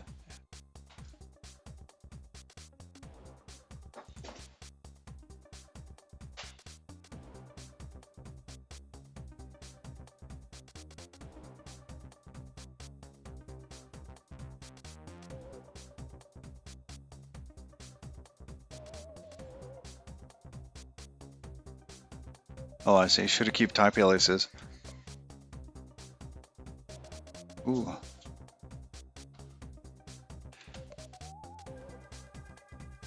Well, here we have a constraint, and then down here, we're mapping through the triangles. And the triangles give us faces, and the faces have edges, I believe.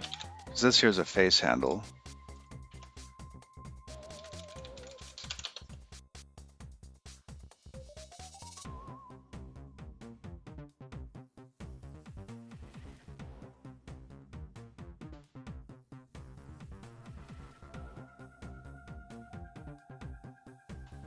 Interesting.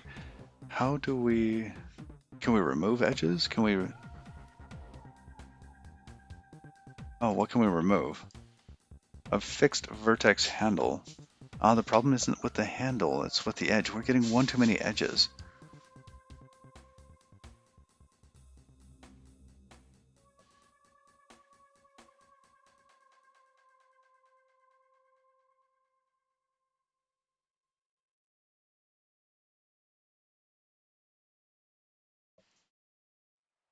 So what else could we do to get rid of that?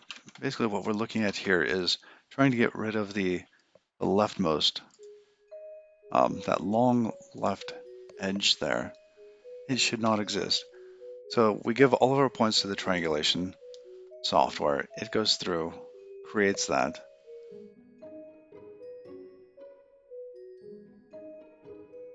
Because we can look at the edges, and go through the edges iterator.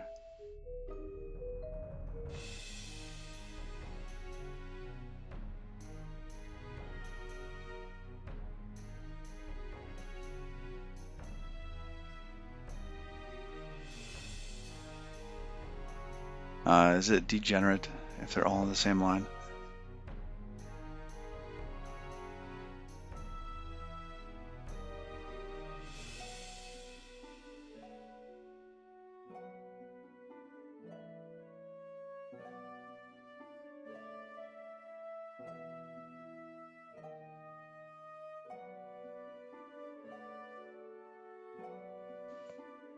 I'm not seeing an easy way of doing that. So maybe after the fact, we go through and check, we remove triangles that have more than one set of points, a set of edges that are on the outside. The perimeter edges, right?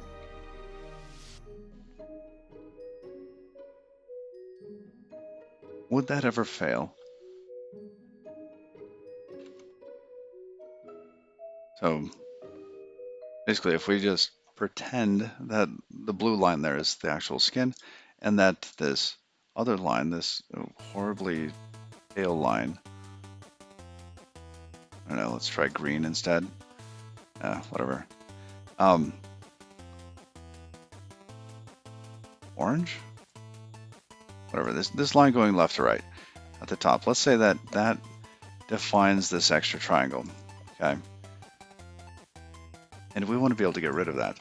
And the other triangles, the correct ones, are these others here, these three blue ones.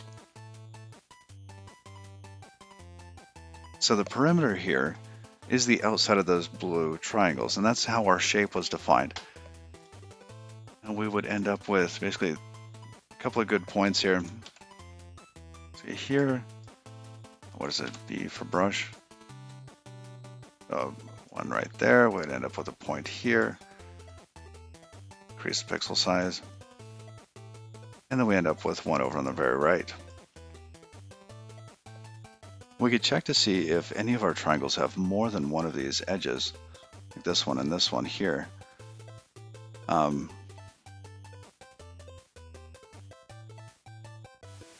Because all of the other edges should simply have, all of the other triangles should, no, let's see, it would fail with this triangle over here, because this one also has two edges.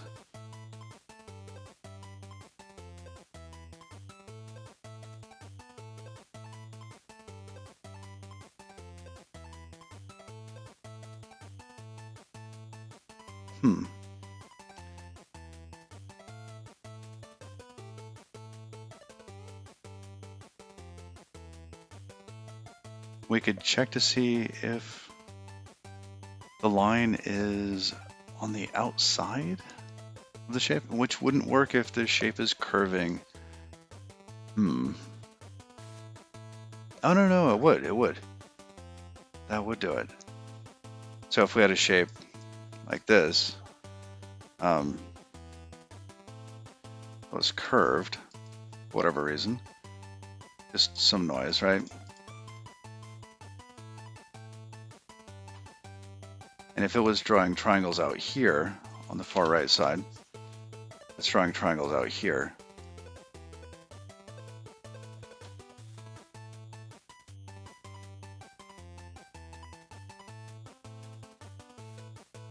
See, how would it do that? It would actually draw the triangles probably like this, right? We could see if the middle point is on the left or the right of the line.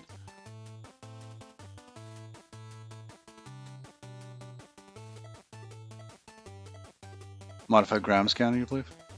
And probably Andrew scan?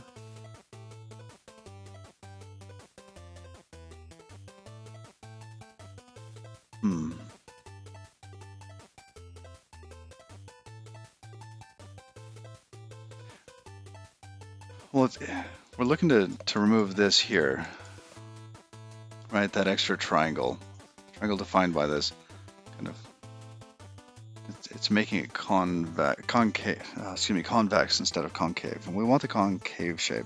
I mean, maybe we should go with the other one.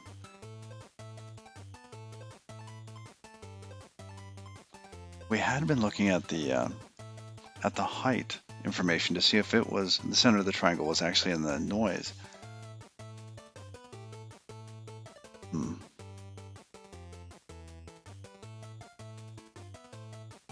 The squirrel is in a pine tree when all of a sudden it starts shaking. It looks down and sees a horse climbing the tree. "What are you doing? Why are you climbing my tree?" The squirrel yells at the horse. "I'm coming up there to eat some apples," the horse responds. "You fool, this is a pine tree. There aren't any apples up here."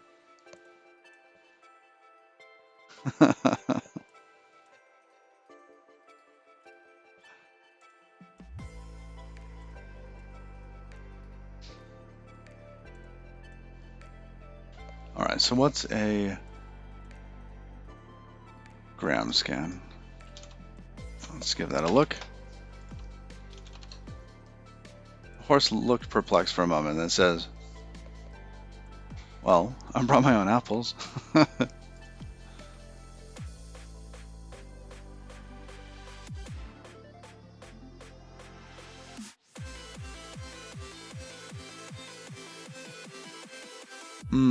I see. I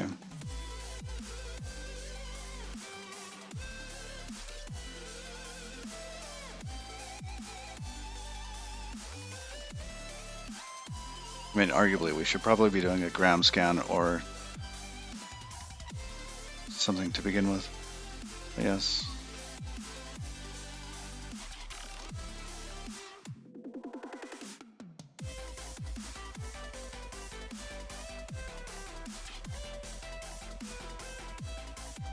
I wonder if there's...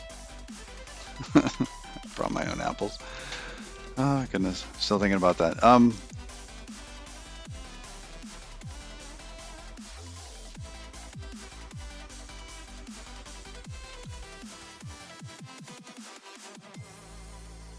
What other information do we have in here that we could use? We've got the constraint edge. The constraint edge did not appear to do anything, which I'm surprised about.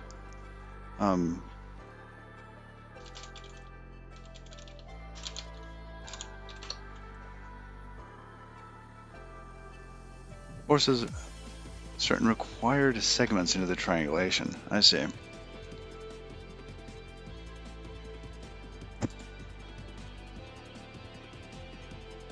That's beautiful.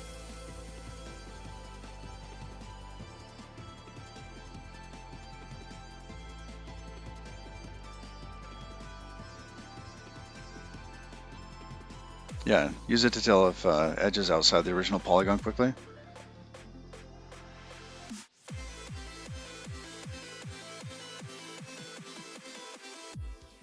I see.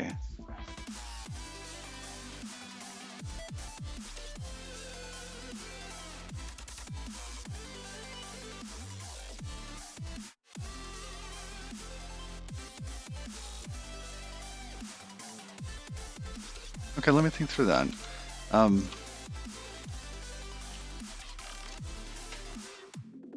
So if we did have something like that, they're points. Something simple. Oh, these are lines.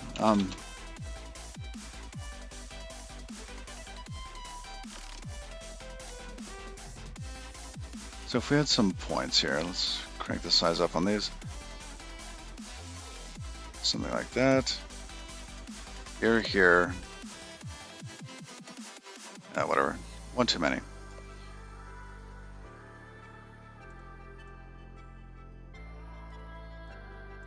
Alright, so if we had these, and then we wanted to do lines between them, and the lines should be like this. Just to draw it out. Right. This would result in a triangulation that then also had these points. Oh, let's draw those in maybe a green or something. That is way too subtle. Alright, yellow, here it comes. So we'd end up with this triangle, we would end up with this triangle. I like to visualize these pieces. Okay, so we end up with 3 triangles, except it's going to give us a 4th triangle, which we don't want.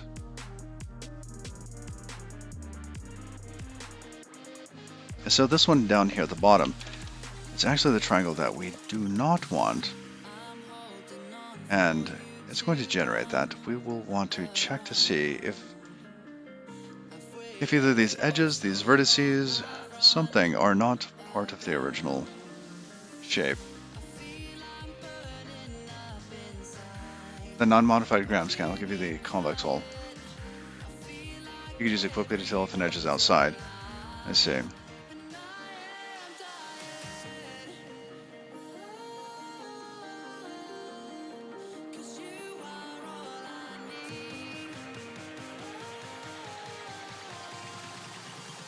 So with something like this, we could focus on that line and say, hey line, are you within the space? Or is the center point of the line within the space of the shape?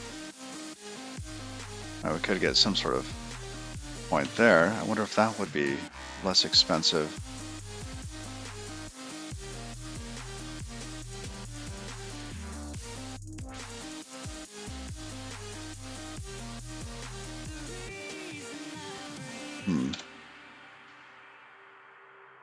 Because if we're just doing kind of a modified gram scan, we go from one to the next, we would be able to see that that center point is inside of these other 2 points. But we don't have the context to know whether or not that makes it correct or not. So we need some sort of either like coloring or something to mark those triangles.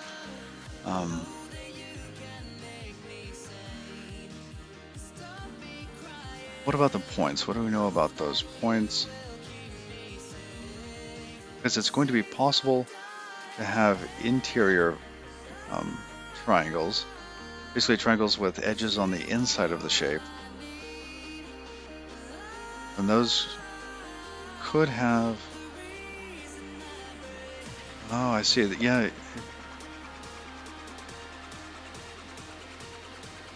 think we want to look at the edges and check to see if the edges are on or in the shape.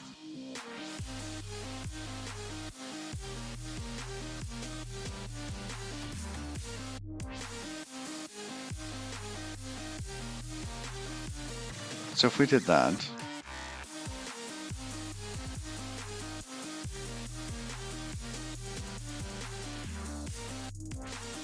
edges,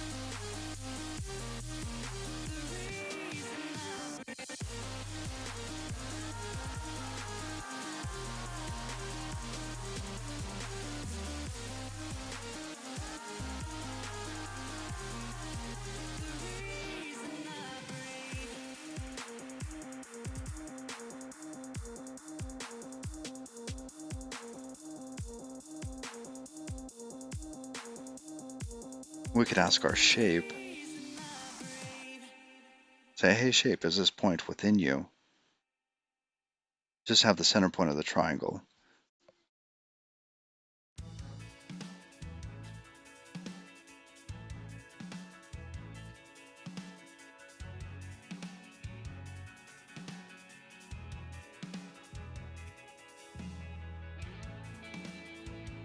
You know, I'm thinking that the that other scan might actually be better, because it would solve this up front. So we're going to have to loop over this multiple times in order to get this. So even though it has a higher cost, we might not have as much cleanup to do.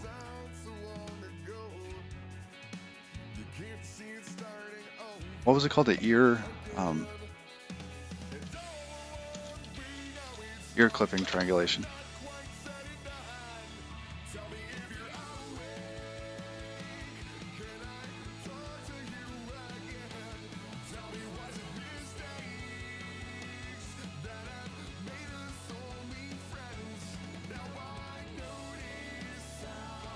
So if we just did that, then like it's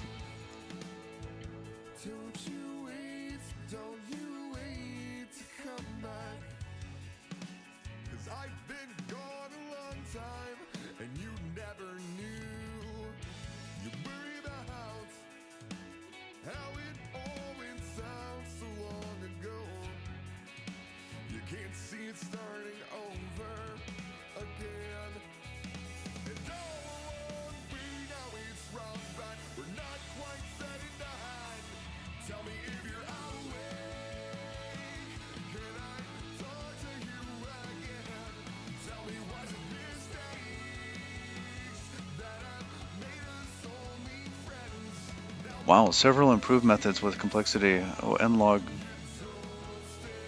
What is? How do you say this? What's the asterisks on this? I'm not familiar with the asterisk.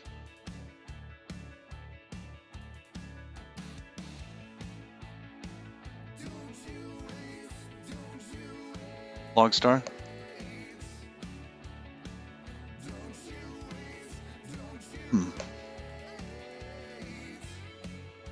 Basically iterated log. Ah, I see.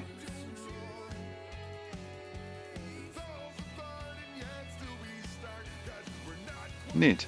All right, so we're 8 here. Polygon triangle. Okay. Discrete computational geometry.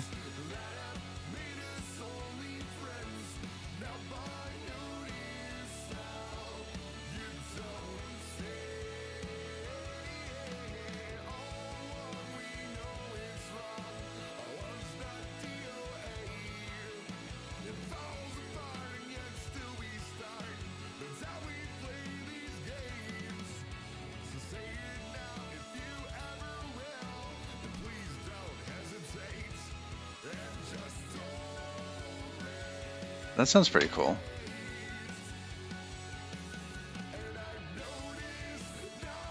Grows very slowly. I see.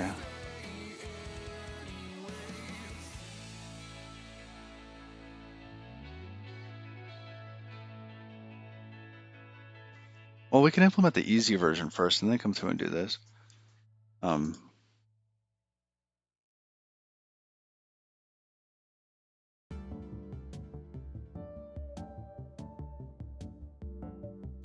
I see. They're doing a scan through it like that.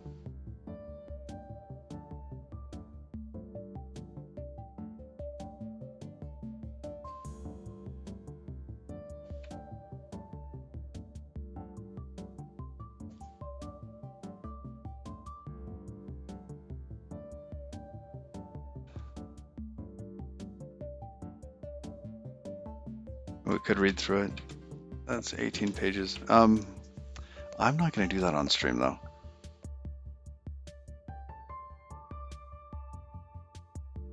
There's another triangulation algorithm from CDEL that is nlogn, nlog star n. I didn't know there was a modification of ear clipping for that too. Oh, interesting.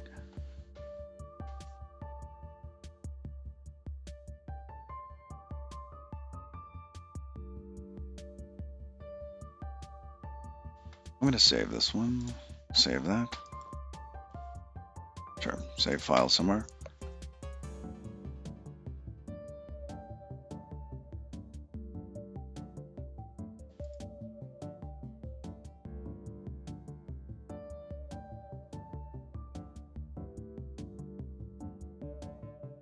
Efficient localization of horizontal visibility edges that partition the interior of the polygon into regions of approximately equal size, and a linear time algorithm for obtaining the horizontal visibility partition of a subchain of a polygonal chain from the horizontal visibility partition of the entire chain.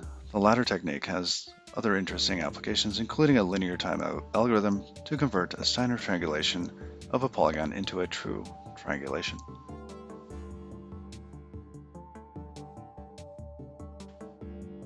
All right.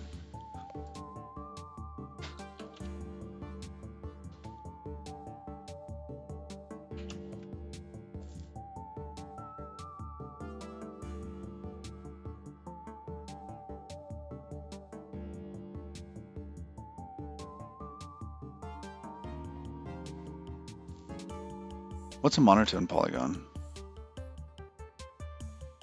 A simple polygon is monotone with respect to line L.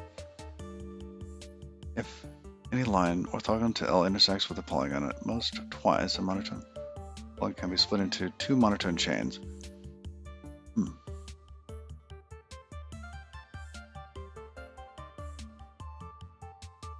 Neat.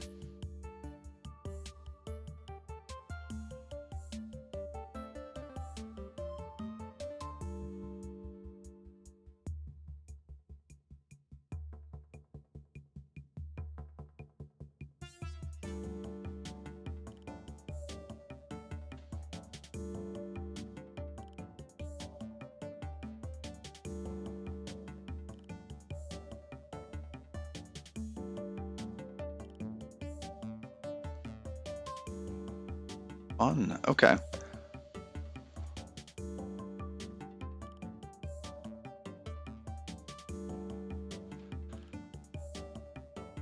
Well, which one do we want to do? We could go with the simple one. Or I could go with the more complicated one. I think I would prefer to go with this one. So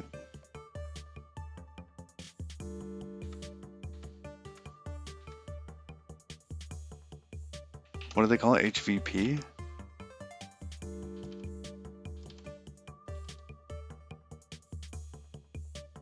Let P be a simple polygon with n vertices. The diagonals of P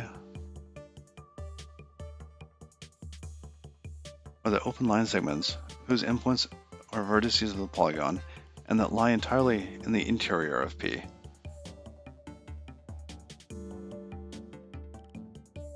A triangulation of P is a partition of its interior points into n-2 triangles by adding n-3 non-intersecting diagonals. Problem of triangulating a simple polygon, that is, determining the set of non-intersecting diagonals, has attracted considerable attention in the computational geometry literature and elsewhere.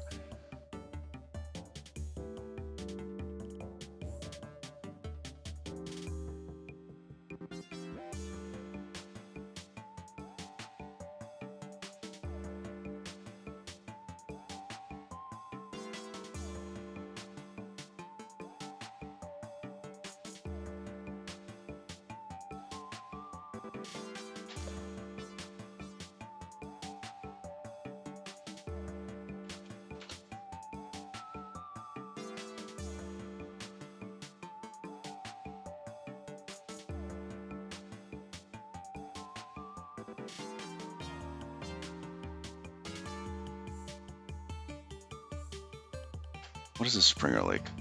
Does that take us back to the book or the PDF? Yep.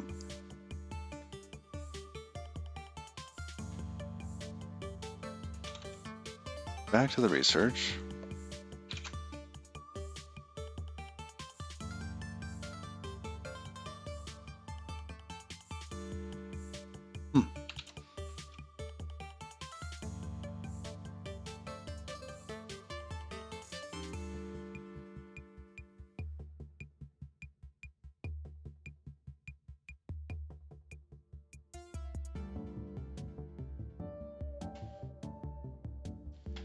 Overview of the triangulation algorithm.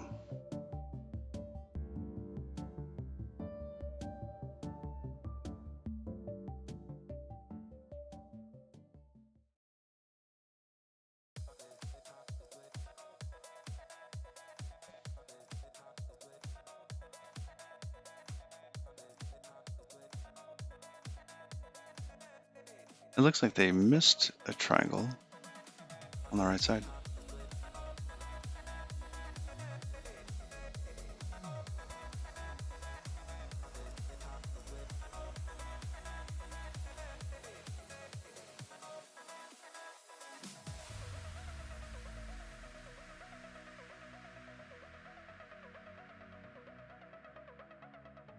Yeah, I do not intend to have more than like 1,000 vertices.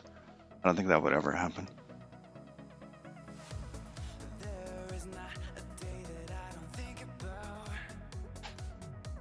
you. It's rare enough we find someone we need around. Here we are, out on this road. I'll take you with me anywhere, yeah. Here's my heart, it's yours, you know.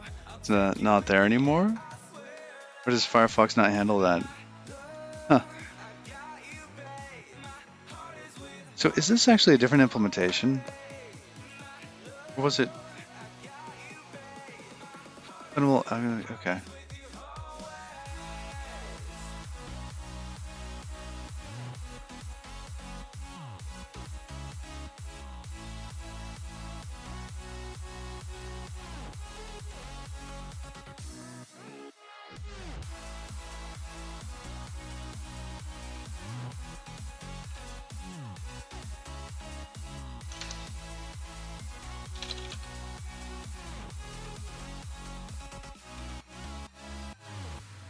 When you smile above, I feel you in the wind.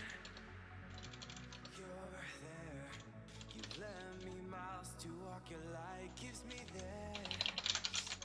Gives my soul life. Here we are. Let's move that here. On this road, I'll take you with me anywhere, yeah. Here's my heart, it's yours, you know. I'll take you with me, and I swear I'm with you till I die, with you till I die. I'm with you till I die, with you till I die. This code is free for non-commercial use only. Well, we can't really create a crate off of that and make it MIT license, can we?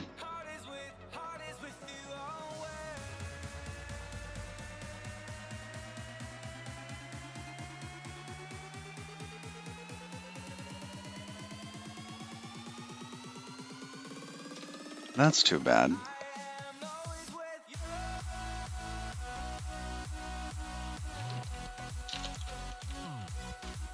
All right. I'm back out of there.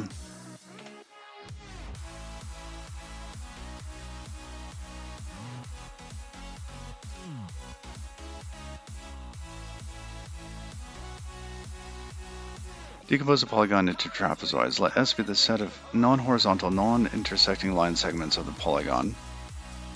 Non-horizontal. Interesting. None of them intersect, but the non-horizontal is an interesting one. The randomized algorithm is used to create a trapezoidal decomposition of the XY plane, arising due to segments of set S, taking random ordering S1 to Sn, adding one segment at a time to incrementally construct the trapezoids.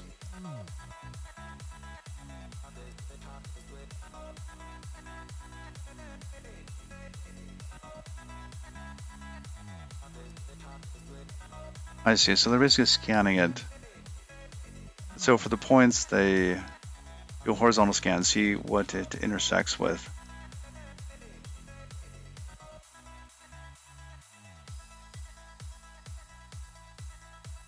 Interesting.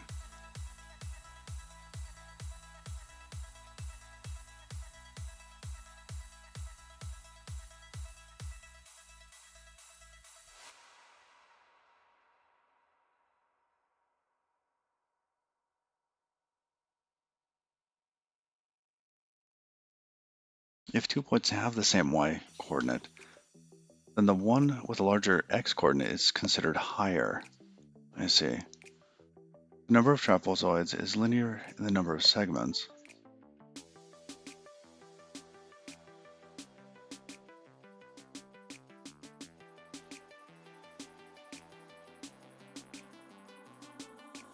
Polygons are computed from trapezoidal decomposition by checking whether the two vertices of the original polygon lie on the same side. This is linear time operation.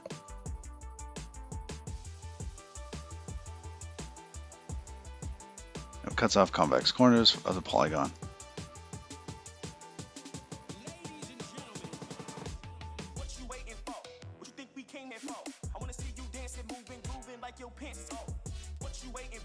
That's interesting. I like that.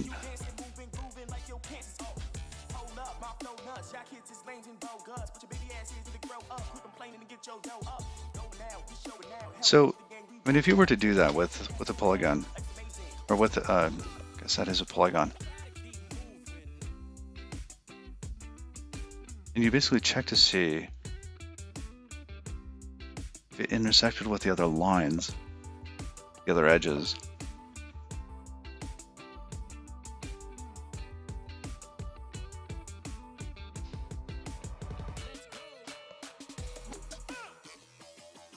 So in our example here, where we did have a number of equal elements, one here, one here, here, one in the middle, one down here.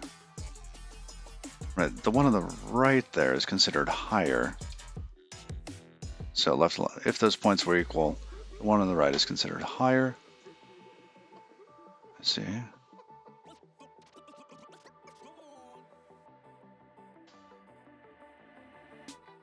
If we did this scan, just going to decorate our external one.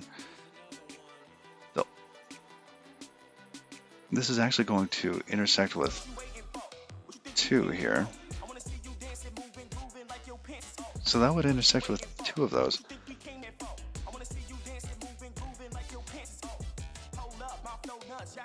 Huh. So if you did that and you found the other points at which you weren't already connected, you could then do something like that. In which case you get the correct tessellation, or the tessellation I want.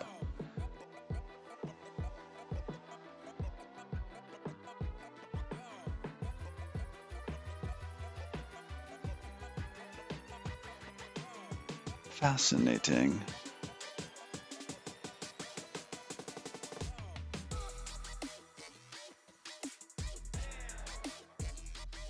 That falls apart if we did have, let's say, another point here. Right.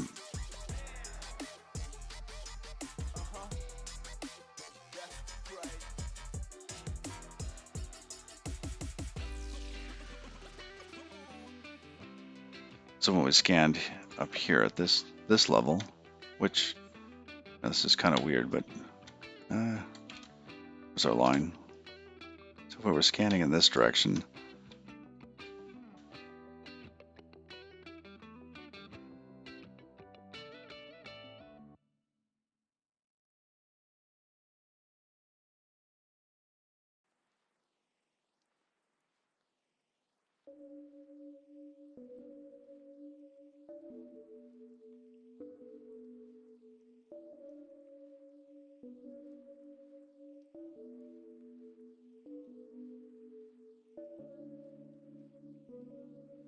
I know that they've figured this out. We could go look at the paper. But just playing around with the idea of it, I'm gonna kind of explore and kind of discover it again, get those aha moments. So we have like the seed of the idea, right?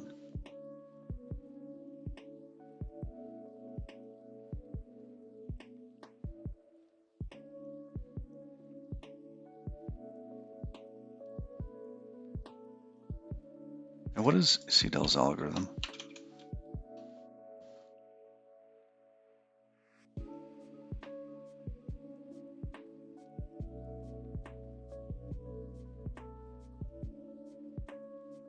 Oh, there's an easier option retaining the delineated triangulation? Ooh, do tell.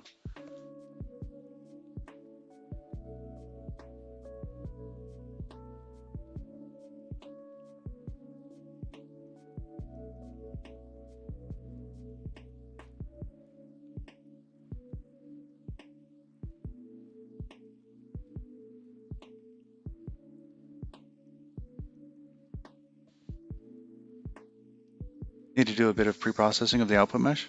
Okay.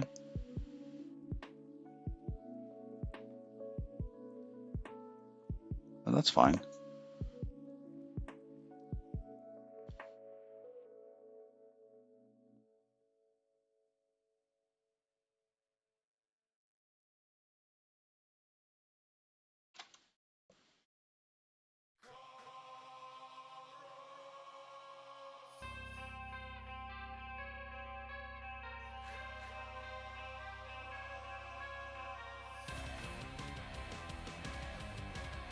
Triangles gives us a faces iterator.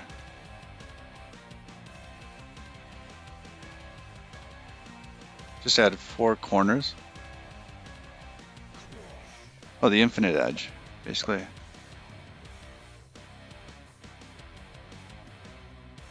Then run CDT. Okay.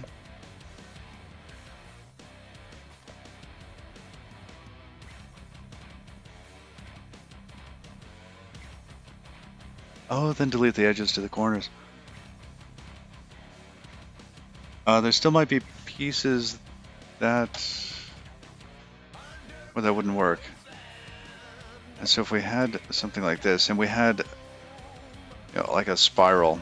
Oh, where's brush? Brush.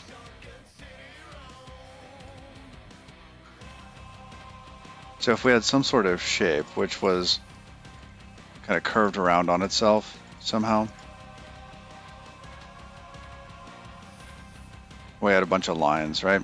And so it basically was a shape that, like this, had the interior where it would do the triangulation.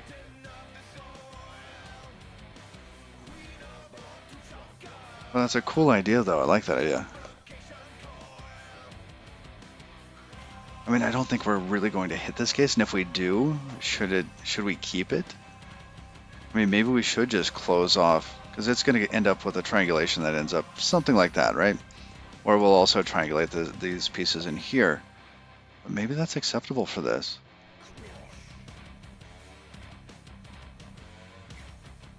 Or maybe we just go through and say, you know what, these faces are fine.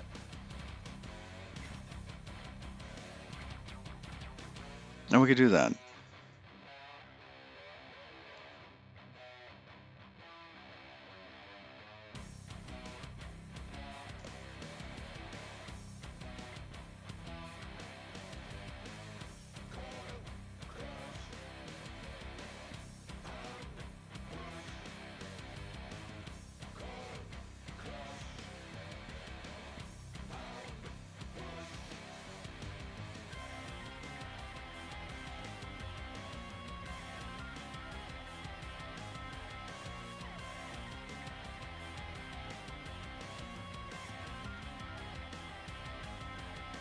All right.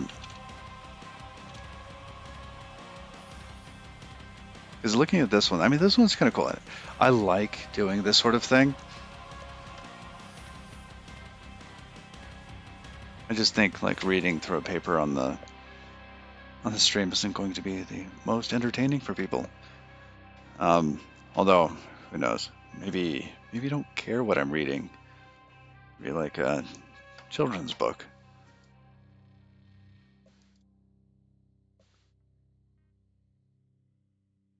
As long as there's background noise and music.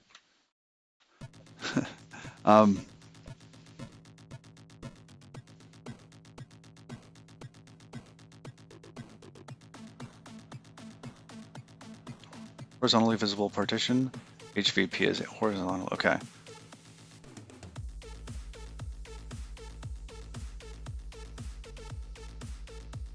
You used CGAL back in the day?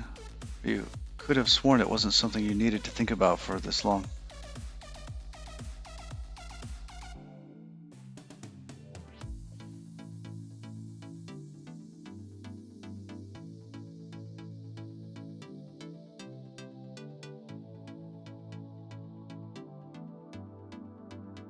The horizontal visibility partition.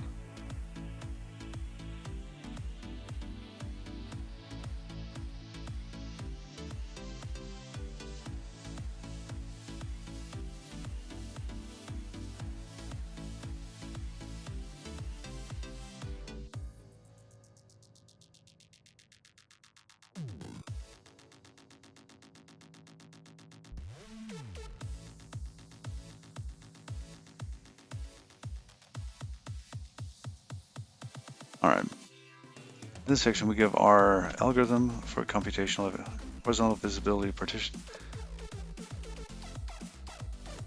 Wraparound partition, interesting.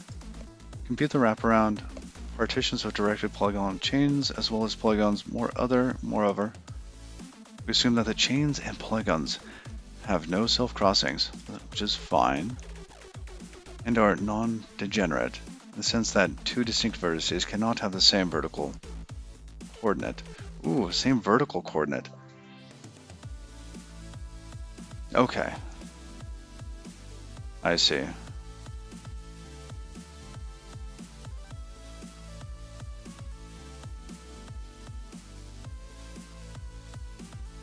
Which in our case is possible.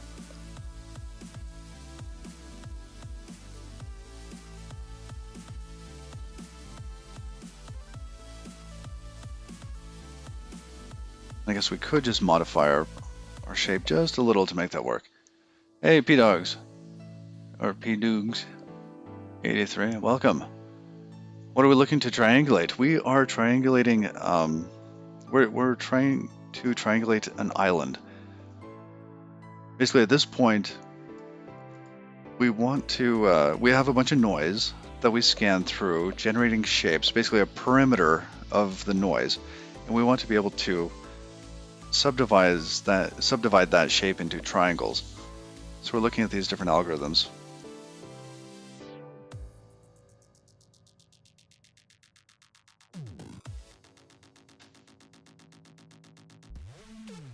Two distinct vertices cannot have the same vertical coordinate. That's fine.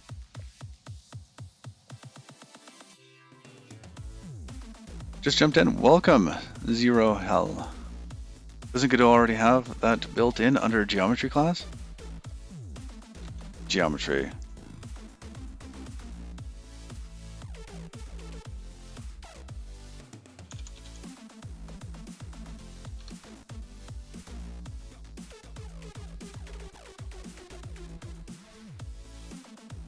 All right, what is geometry?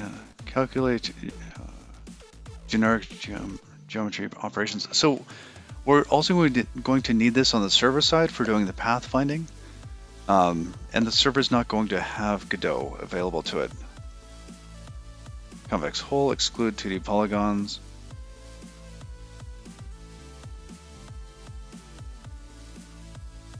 Wow, they do have quite a bit in here. Triangulate, Delaney. So we do already do this triangulation The problem is it's including too many pieces. So we're using a Delaunay triangulation. The problem is our shapes can be concave shapes. If I pull Godot back up, where did Godot go? Oh, we're looking at Godot. We end up with a shape like this, where that leftmost side is not supposed to be there. So where that green line currently touches, that line should be gone. So that whole triangle right there should not exist. It's a concave shape that needs to be subdivided into triangles, and then later we can do stuff with it to get some nicer pathfinding. Well, welcome, and thanks for popping in here.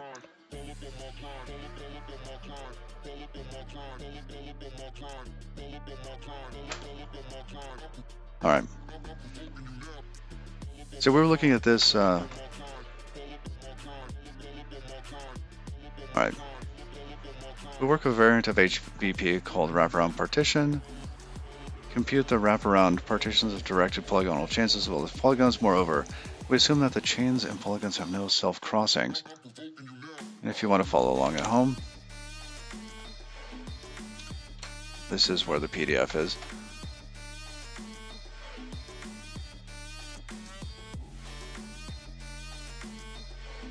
And are non-degenerate in the sense that two distinct vertices cannot have the same vertical coordinate.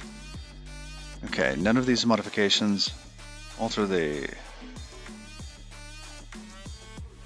asymptotic complexity of the problem. Okay. If epsilon is a directed edge, or E, if E is a directed, that's not epsilon. Oh, no, I did not mean to do that. Where were we? Okay, this is the research, is the algorithm. Alright, if E at the top here is a directed edge, the positive side of E is the right-hand side with respect to its direction.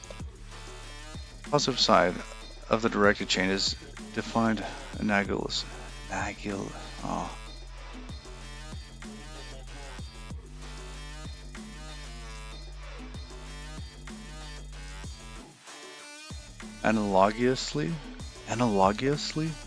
That's such a weird word. The horizontal line through the vertex on the directed, okay. The horizontal line through a vertex on a directed chain C may intersect C on its positive side at that vertex from 0.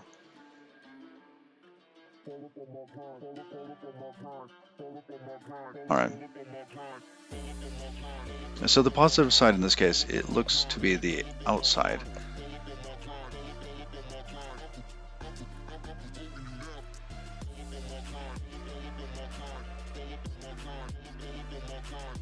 Analogously. Oh my goodness.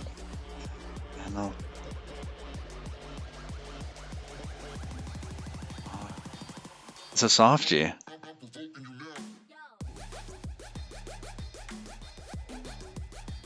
Analogously.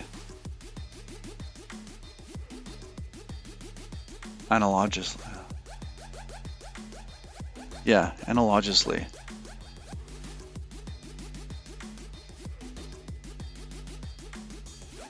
Alright, learning something new every day. Wraparound partitions regarding chains and polygons as being embedded on an infinite vertical cylinder in which horizontal lines going off to infinitely wrapped around and reappear on the other side. The one-sided wraparound partition of a directed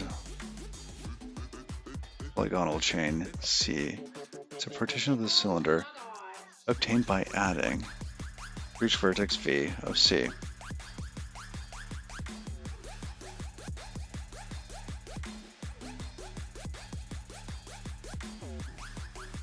Until it intersects with C again. Okay. Note that horizontal lines will extend out both sides of V if both sides of V are on the positive side of C. I see. So in the case of point 2 in figure 1, it extends in both directions. Got it.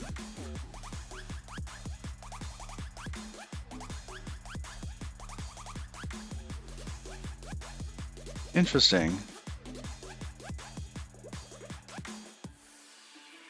Go.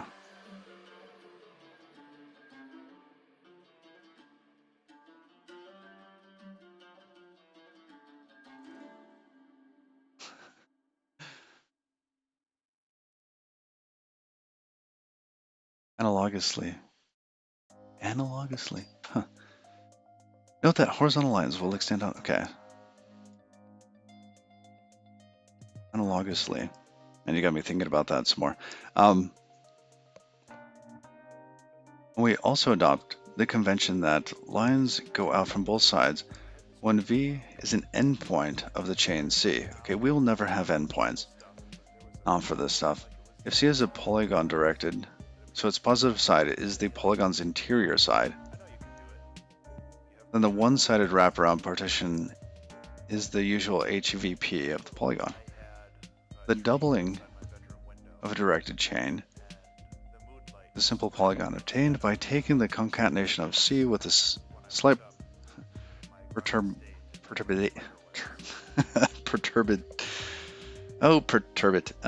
shenanigans.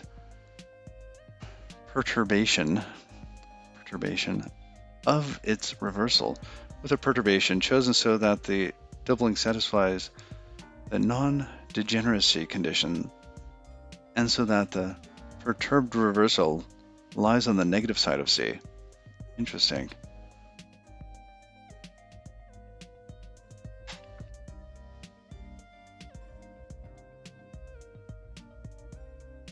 All right, there's a line there. Here we have doubling, two-sided wraparound. Everything's gonna be okay.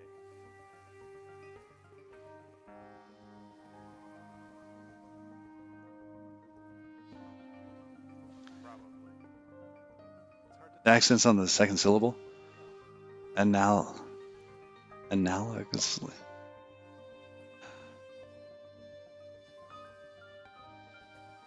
Analog. Oh my goodness. I'm gonna stop. But that doesn't mean that you should stop dreaming. The feeling I get from this is waking up in the middle of the night from a nightmare that you thought was real but really isn't. These dreams are weird. You pick up your phone and no one is there. And Okay, line of 2-4. like it's definitely something that Brave to stream coding. but once I Oh no. No, it's fun. Coding's fun. it made a lot more sense. Welcome, Became okay with Sir Hackalot 314. Or Sir Hackalot Pi.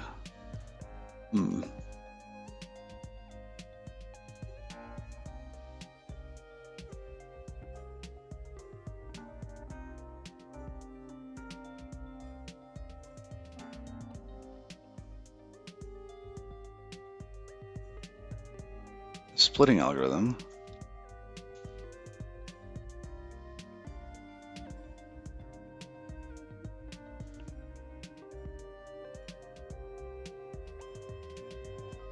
Edge is an A agent, okay.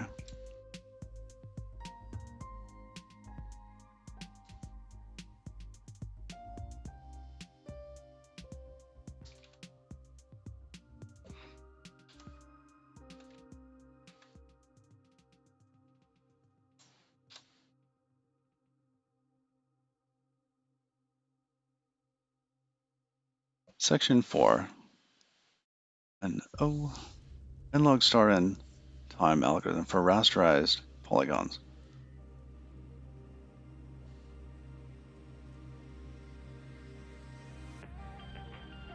We call an n-vertex chain or polygon rasterized if the coordinates of its vertices are integers whose size is bounded by fixed polynomial p of n.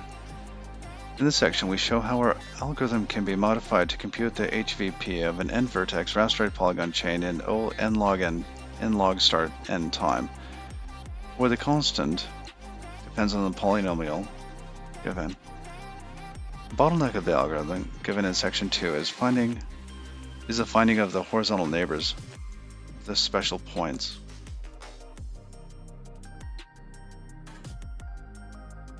This is the only place where we are forced to have the length of segments to which we apply the algorithm recursively.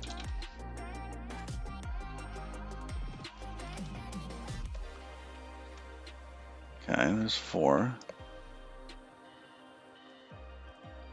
I think this last one is actually the one we want to go through. Now, oh my goodness.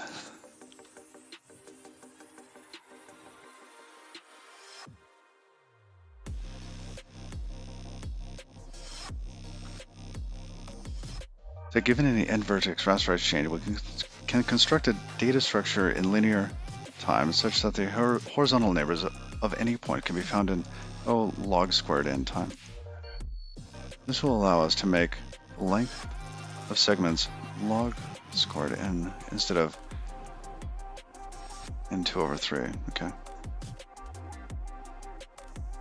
So that a rational number is nPn bounded. The absolute values of its numerator and denominator are both bounded by p of n.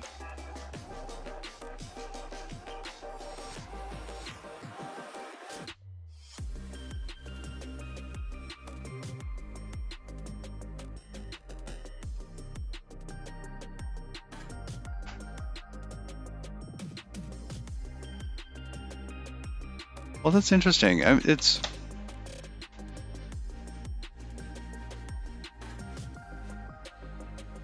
so basically what they were saying here is that you couldn't have these points be exactly on that plane. You would have to adjust them. So that wouldn't be like this. This would actually go up.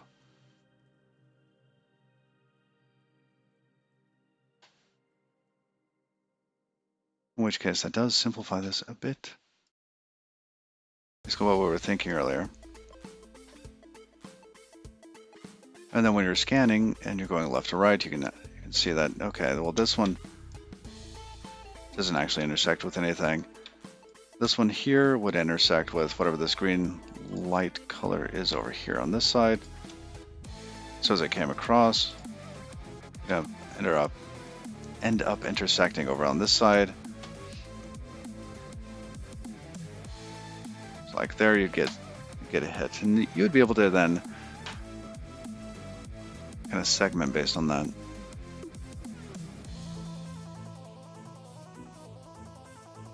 Interesting.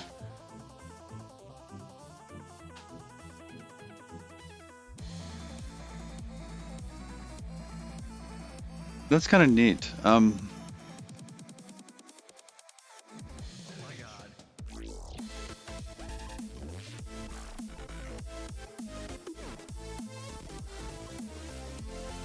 I just don't know if I want to do it the way that the paper's describing it. I know, of course, it would work.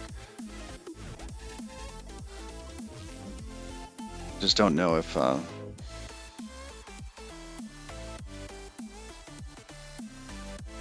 the number of vertices that we're going to have in our polygon might not actually make a difference in kind of the computational time it takes for this. I wonder if we can come up with something that's fairly simple.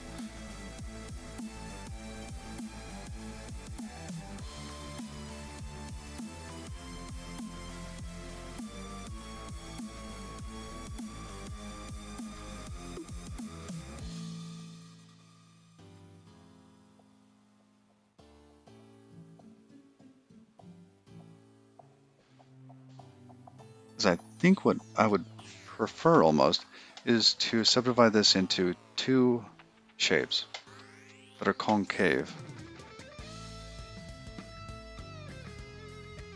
Basically, if I can find, scan through this and basically look at the points, say, oh, you know what, this is going in here, and this should be a subdivision point.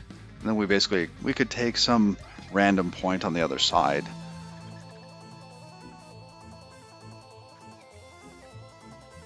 to try to make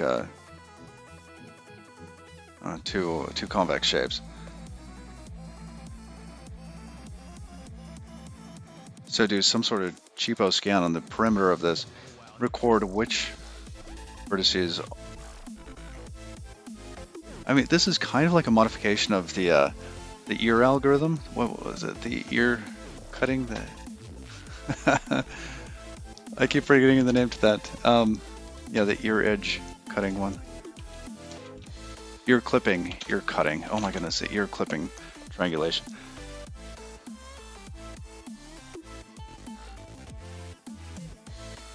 But essentially, we move around this,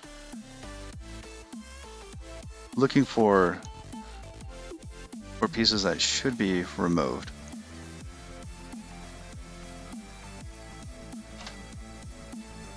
Yeah, ear clipping. Thank you. And in this case, who knows? Maybe it's going to be these two over here. We can see that, oh, this triangle's kind of outside. What did the man say before he kicked the bucket? I don't know what.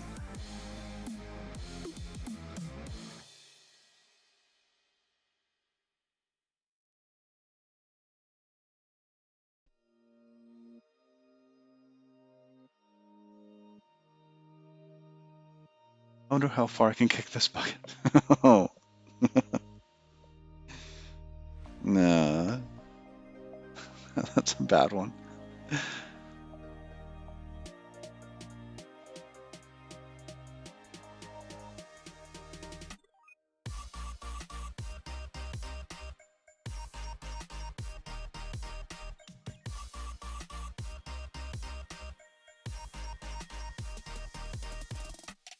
And how would we do this? We would look at the direction of these. Basically, we would look at 4 points. So in this case, probably point here, point here, point here, and point here. So starting at the top right one. Bad jokes are still jokes. A bartender walks in the bar and says, "The jokes can start now." But yeah, if we were looking at these 4 points, yeah, we're always looking to see whether or not they're on the same side.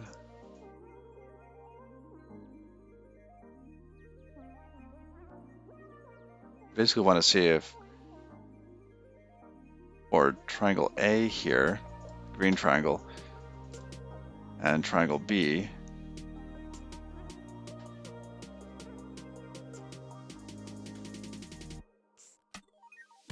So if we have these two triangles, so we don't want the second triangle to be that way, do we? Actually we want it to be over here. Essentially, we want to see whether or not a line between this point, I'm going to draw some more colors on here, the brown, this. So if the line segment between these 2 points down here is intersected by this line segment here. So if those two line segments overlap, or rather intersect,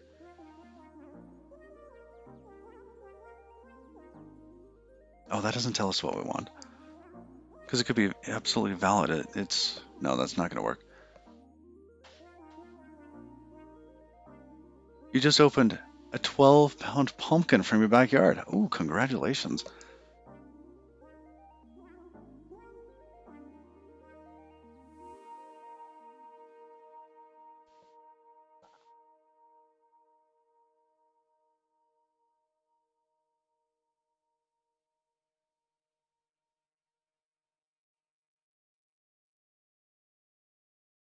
I see. Yeah, it's not like that. It's more like if we had the endpoints, so there and there, and then we had 2 middle points. Let's call it here and here. If those 2 middle points, so we have these lines from here to here and here to here. So we have A, B, C, and D.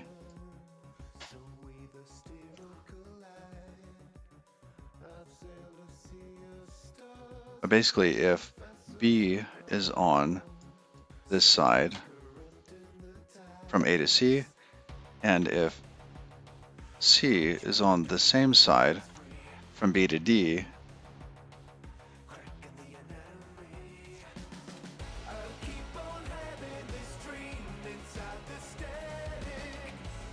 then they're curving in the same direction.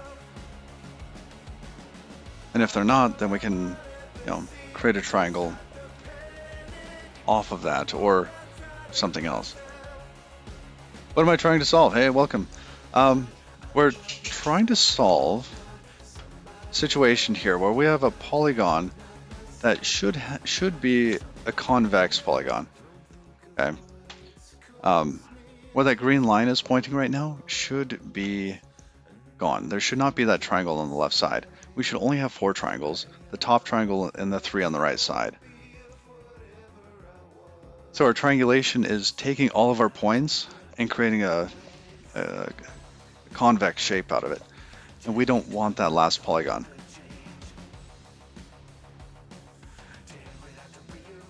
Yeah, we want a concave polygon. Did I say that backwards? Yeah, in this case, we want a concave polygon. We do not want the convex. Did I say that it was creating... regardless.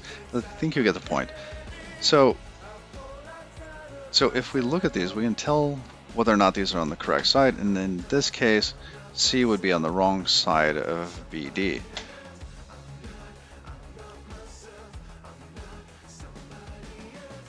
So if we did that as we were going around the perimeter, we could split that off.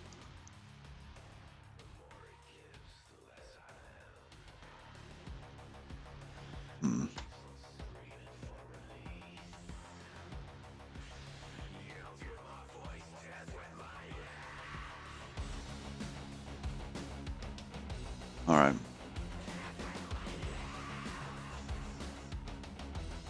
Because if we did that, where's our little shape up here? This is what we're looking at.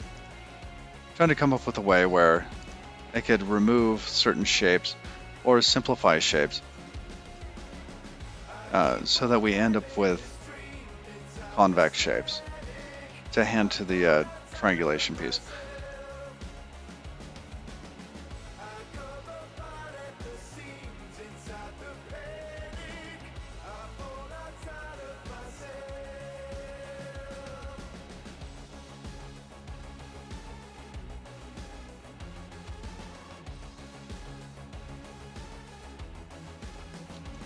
So on shape,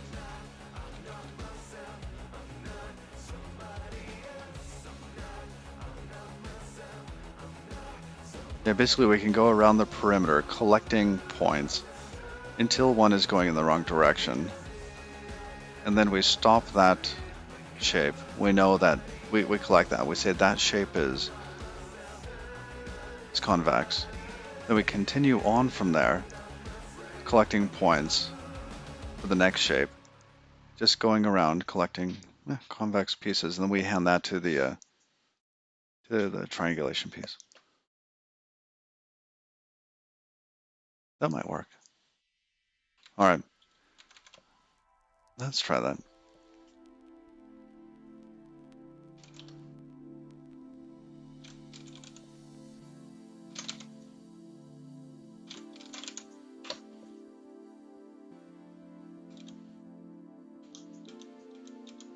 So if we had a shape, this is our jagged shape.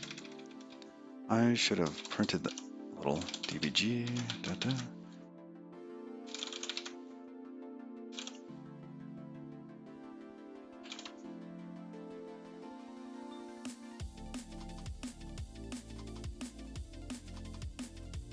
Oh, you know what? We'll go ahead and do that. Cargo test that.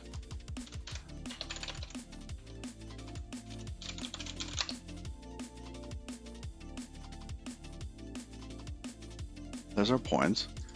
It is quite the jagged shape.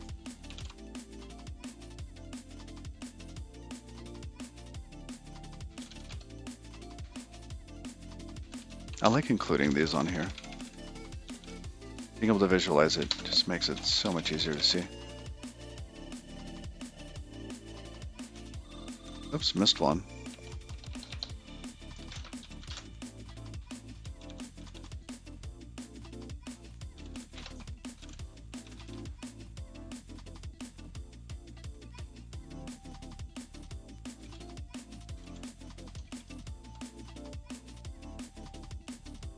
Should make a parser that turns the ASCII into a shape. Oh, you're right, Musean. You are correct. That would be awesome.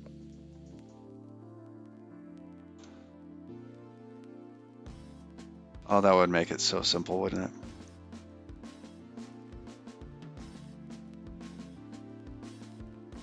Yeah, it shouldn't be hard.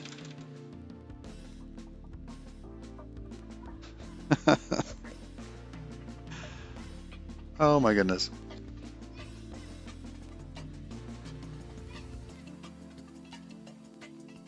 In fact,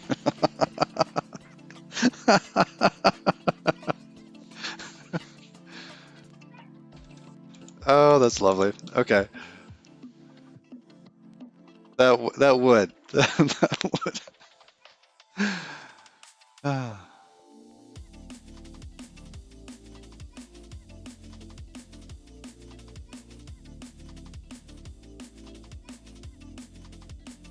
I imagine it being maybe 5 lines of Combinator, 10 if you're adding comments.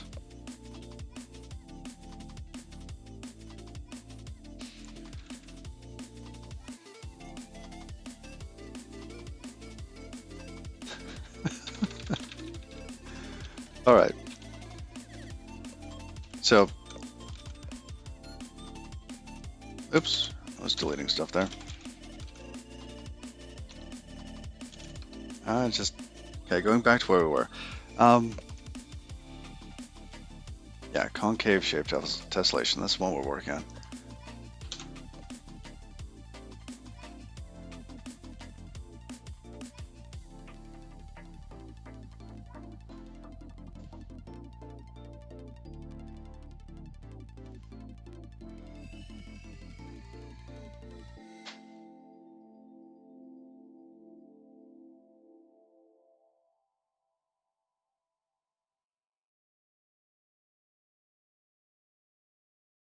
Hey, John Bird, how's it going? Happy Saturday. All right, so let's keep going with this concave shape tessellation.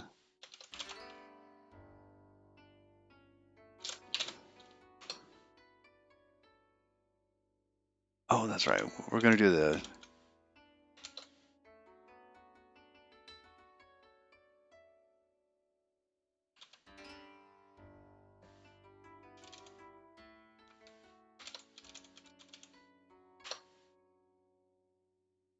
Yeah, we were testing out this shape here.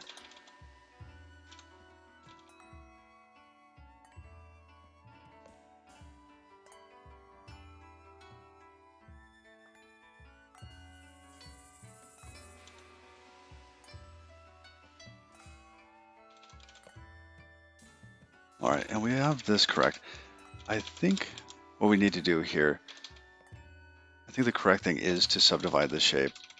When we can tell that the shape is not going to be a concave shape.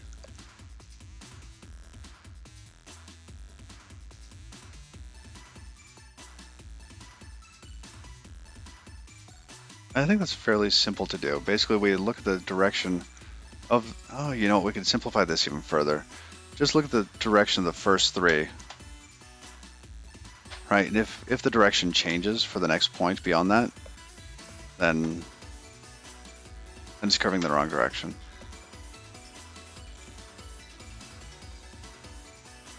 I feel like shapes should be something else.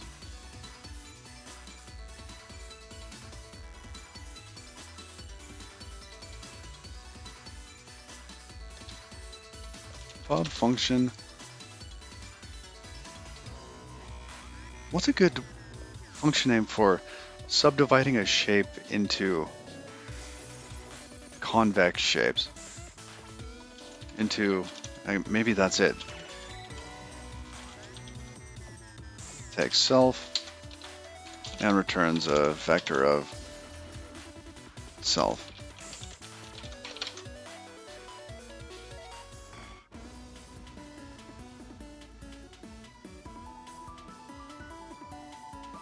Explode convex?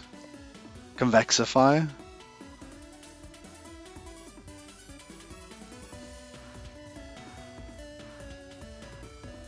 There was a distinction in Rust, into versus to. I forget what it was. Two convex shapes.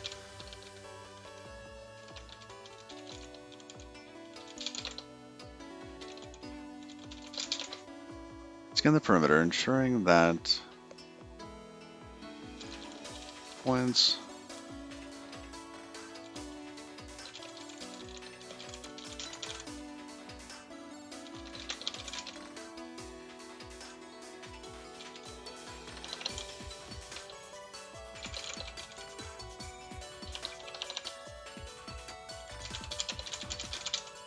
if the point turns in the opposite direction.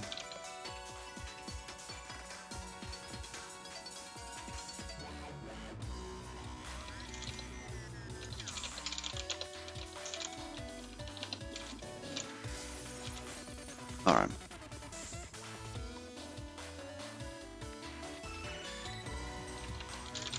That's unimplemented. Okay.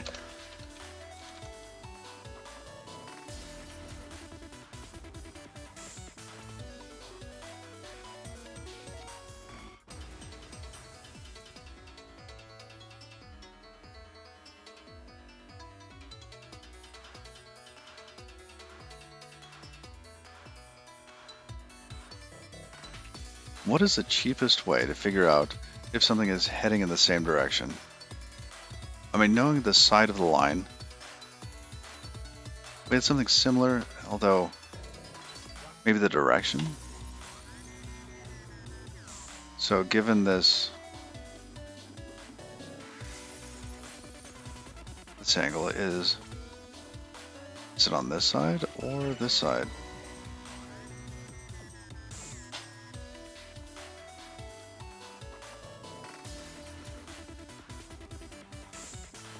Dot product?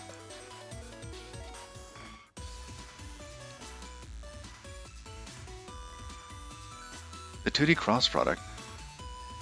Oh man, I am learning so much stuff today.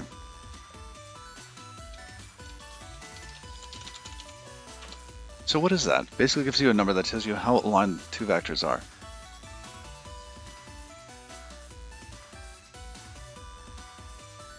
One is parallel, 0 is perpendicular.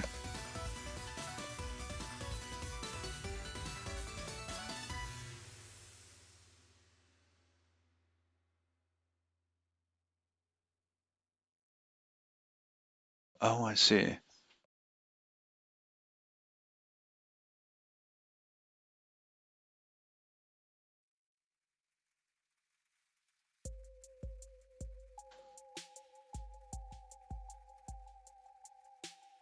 Now, did I increase the size on that? I think Euclid already has this, doesn't it? Not exactly clear whether they even truly exist or could be shown to in the physical universe. If they do, if one day physics finds a use Vector 2D. that's great. Dot and cross. That's great too.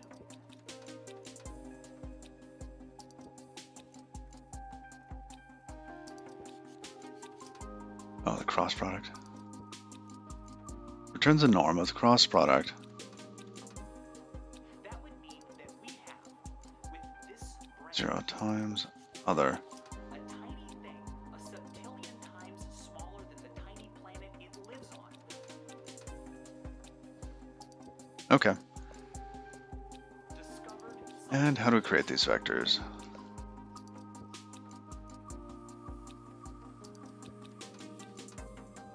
It just has an X and a Y.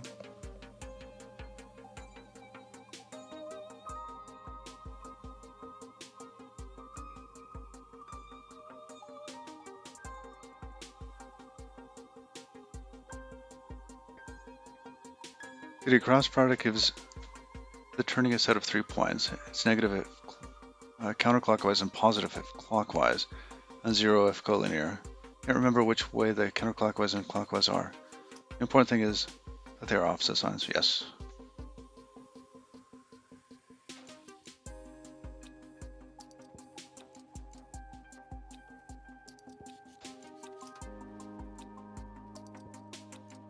Oh.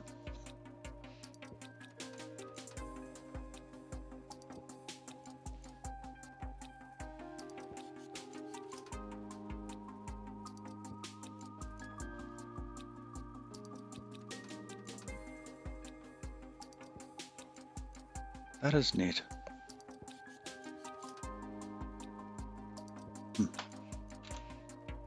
Oops, wrong way. Go back to the console.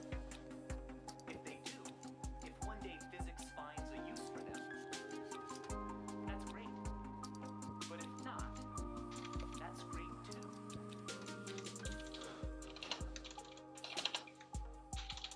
So our point here is a point 2, which is from the Mint library. I don't really want to use Euclid on shapes. Unless I have to. I think I already am, aren't I?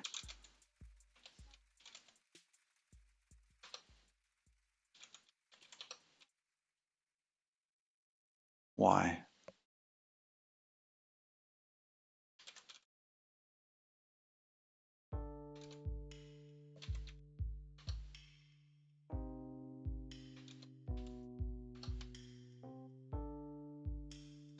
So far. Oh, the vector 3s.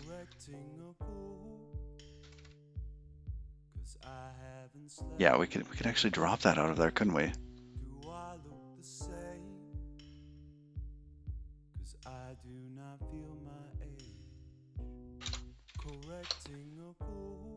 Okay, that's gone.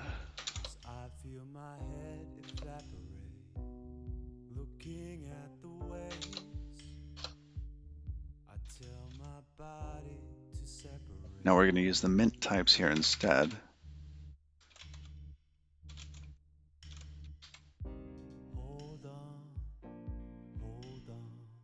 Which is... That's in Cosmos. Cosmos, cargo. Did we not have Mint? Oh, it's in game types. Oh, that's right. Dot of 2 vectors will be positive if they are heading in the same direction, 0 if they are perpendicular, and 0 if they are negative. Oh, 0 if they are perpendicular and negative if they are in the opposite directions. Cross will give you the turning, which is what you want to check for convex things. Got it.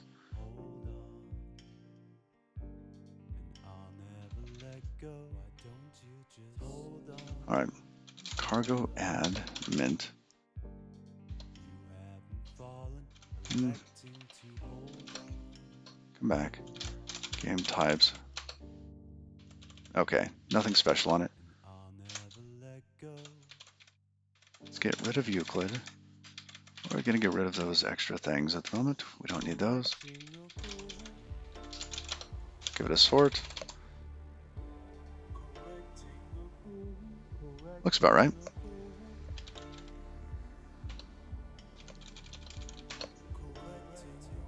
Make sure it's all up to date.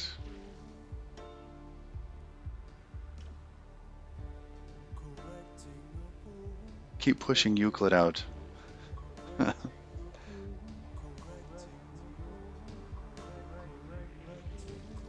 So as long as we can multiply and subtract, we should be able to get the cross product then.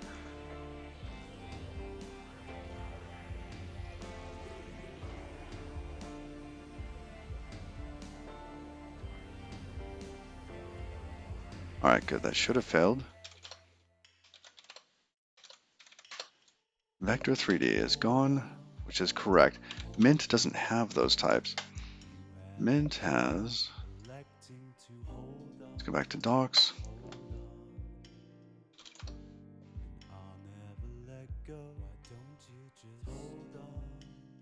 is a vector 3. Oh, we don't need a vector 3, we need a vector 2.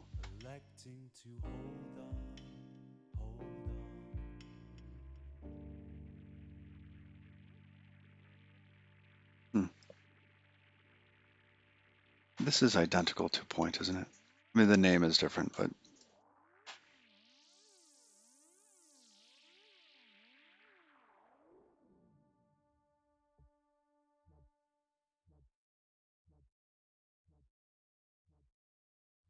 okay.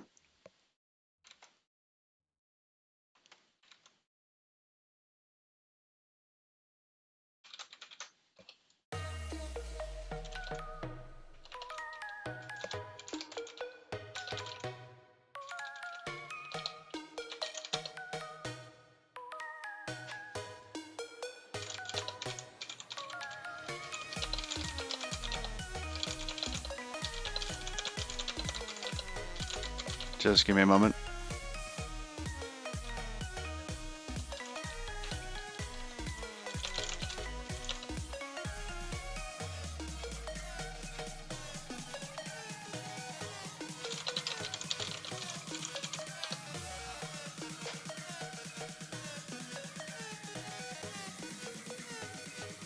Fatality.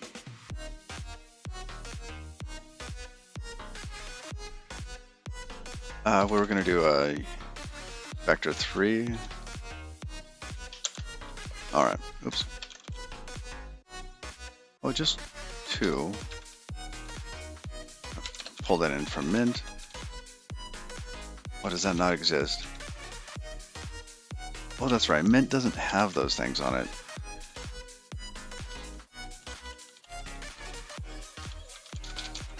Vector 3. Mint doesn't have any functions. Vector 2. It's a vector 2. How dare I? Oh, those are vector 3s. My mistake. Those are vector 3s. Alright. I apologize to my past self here.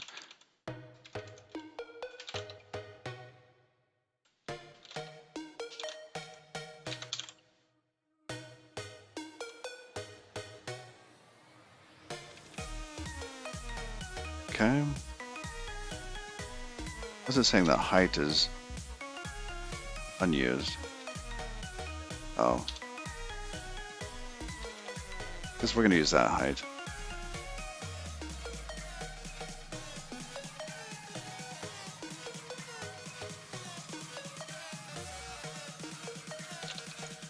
Alright, not going to fix all that at the moment.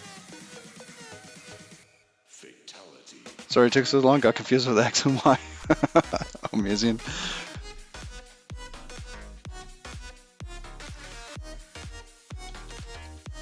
One iterated combinator chain to parse it.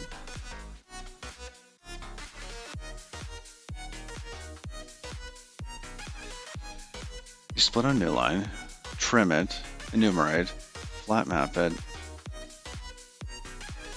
looking for the capital X.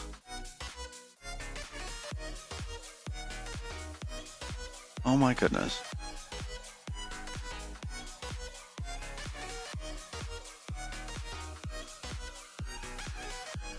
All right. Thank you so much. That is going to make all that so much clearer.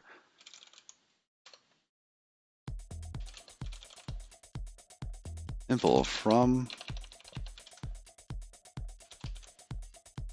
What is that? That's a stir or shape. We're going to use that code for awesome.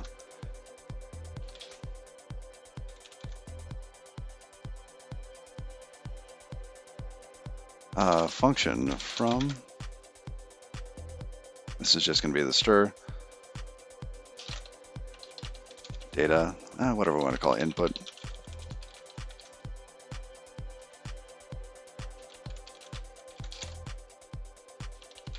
Self should be allowed there. Oh, you called it input as well.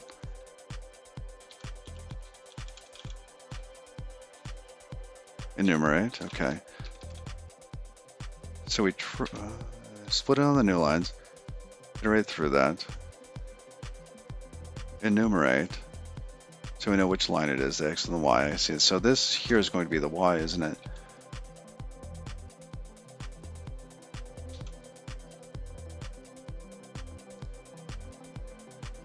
Flat map. Zip. Oh, okay.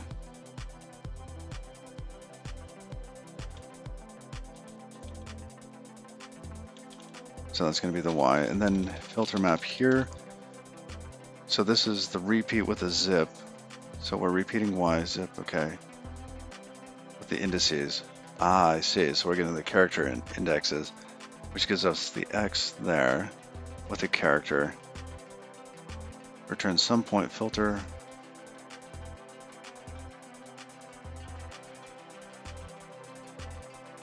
Interesting use of some here. So you give the kind of the positive case, and you filter it if the character is X. So it basically becomes a none there.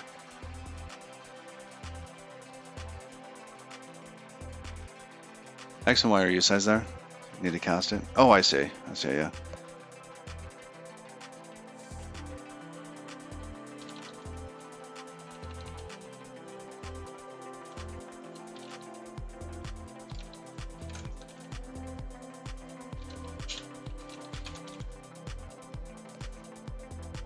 I like the use of the sum filter. That is really neat.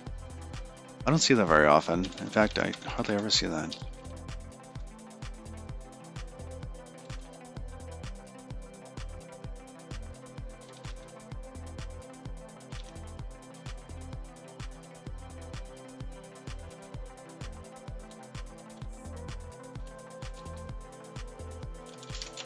Points, will it be equal to that? Collect it. Return self points. You can just make some. Oh, that's neat.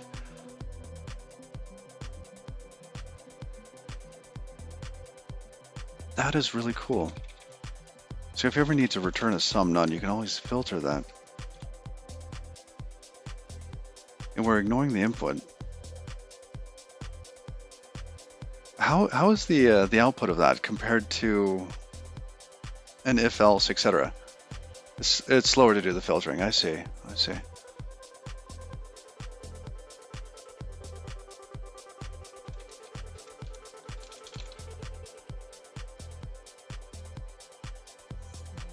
So if we did like a match or an if else, then it would be the synthetic benchmarks. It's slower than an if else.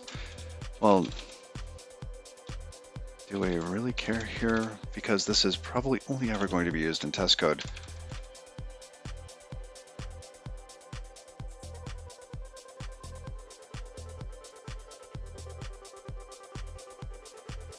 It was a super fancy one-line fizzbuzz thing. So we can implement this just for the test code.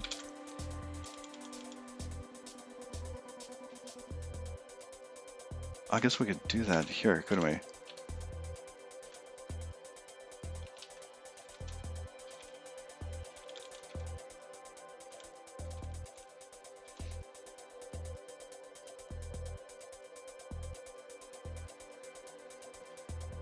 Par shape.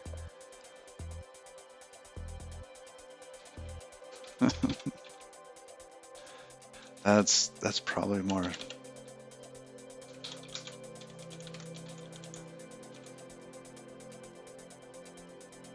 Yeah, that makes sense. Oh, I see. Just don't put it as a member function at all. Oh, yeah, that works. Make it a public function. We'll probably need it somewhere else.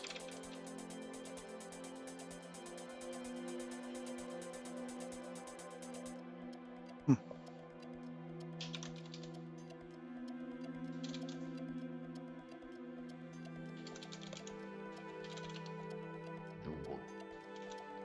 artificial paradise.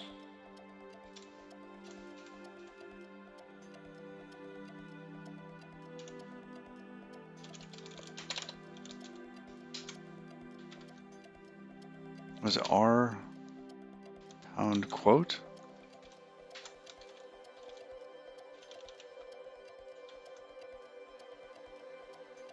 Oh, An artificial paradise.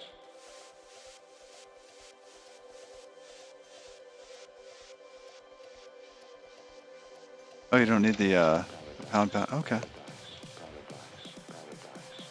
I see, because there aren't any other.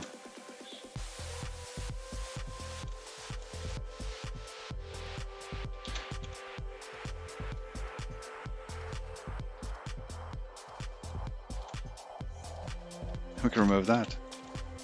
Look at that. That is.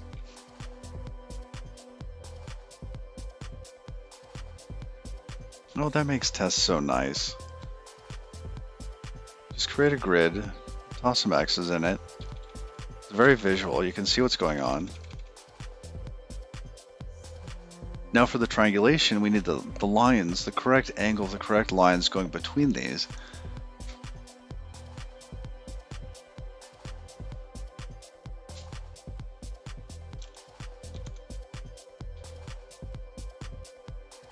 Good, make sure it works with the types first. Oh, make sure it's the same. Well, here, we can simplify jagged. If it's compiling.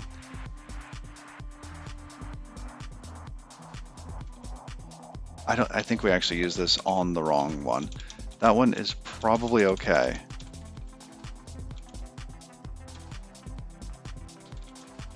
Here, let's get the shape for this one.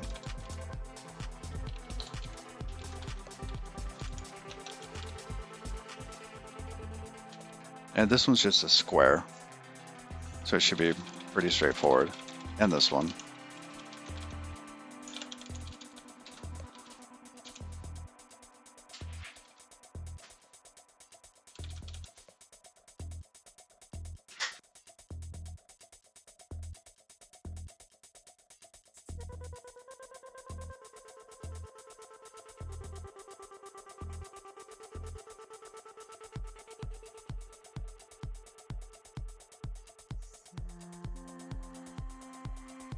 Hey, give me a moment. I need to take a minute.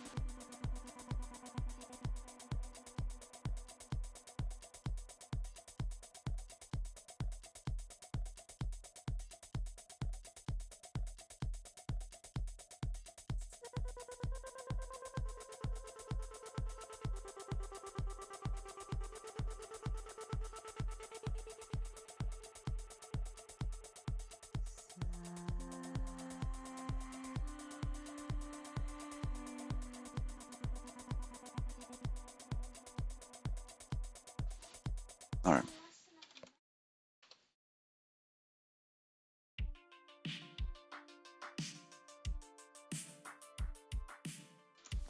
All right, so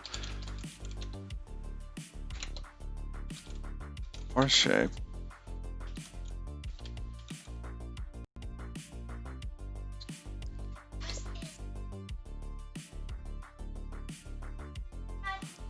Now we need those dots. I guess it could be anything, but I like those dots. I'm using a special Unicode character. I don't know what the character that actually is.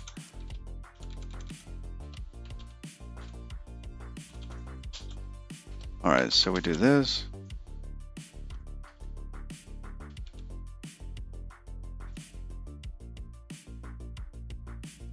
Is this like a 3x3? This is a 3x3.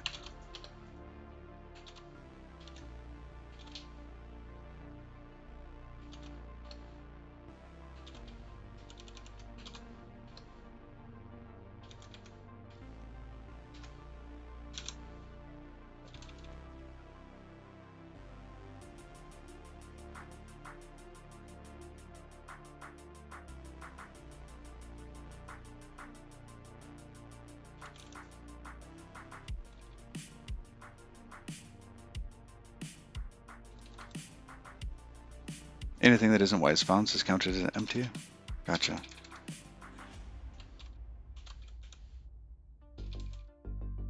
I think I had been using dots before, but I like the center dot.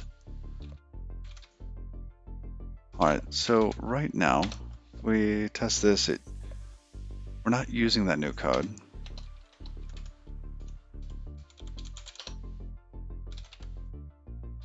Oh, I didn't create this quite right. That I'm guessing that your code doesn't really care.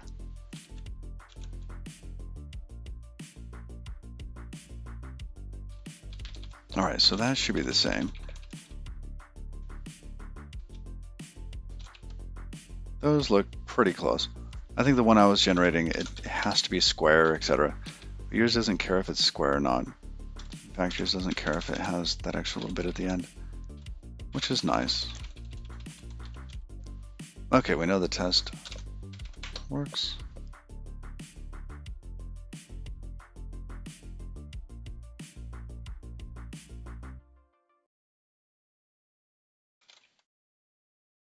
Uh-oh.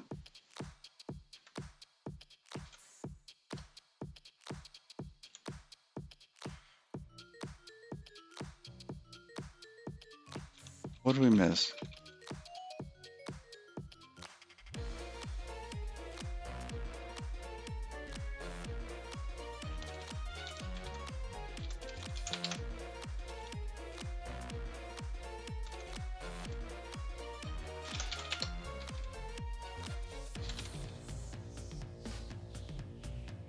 I'd have to name them differently for that. Okay.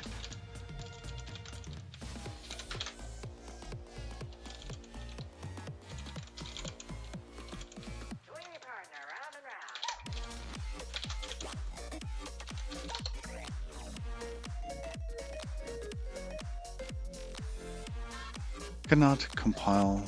Why not? Oh.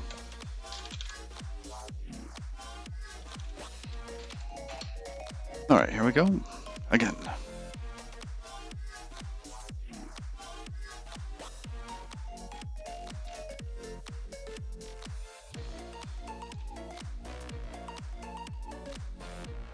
Oh, I drew the shape wrong.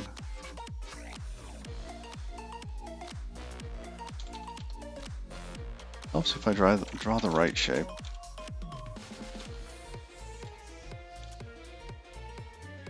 And that had one more. Nope, just like that. Okay.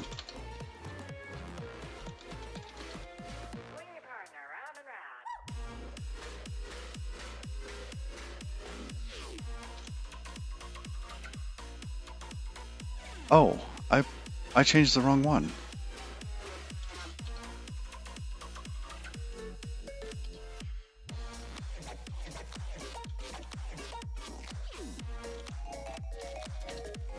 So why weren't these things equal before?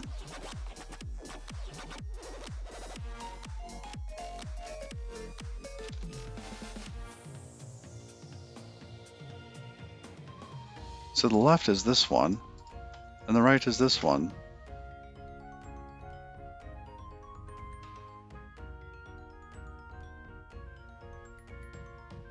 I've forgotten which one is which.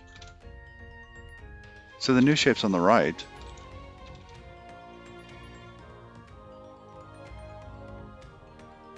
The old shape's on the left. So the old shape is here, new shape is here. It's getting one extra dot in there. Somehow. This line here.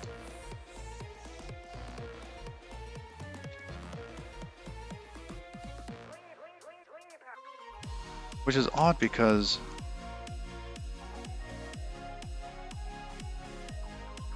everything else is correct.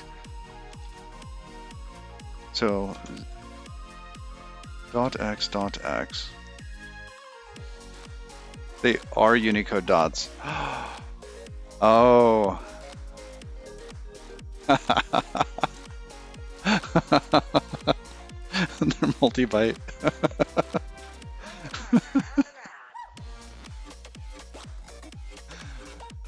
Oh, that's funny. That's funny.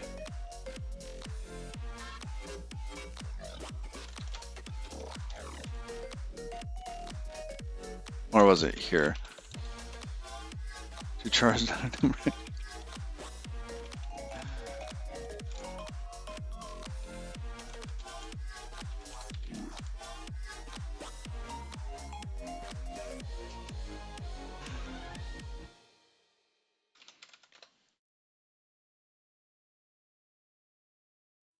Yay, okay. They look similar.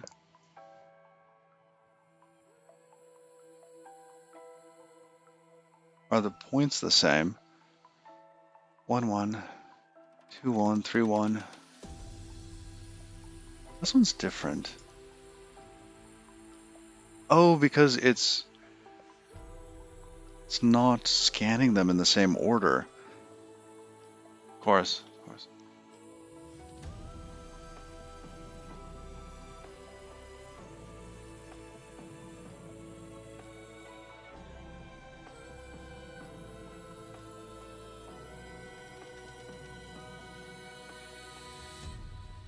Yeah, this just became a lot more complicated because it's going to want the first 3, because the shapes always define the points in a clockwise order around the shape of the object. Yeah, top to bottom, left to right. Huh.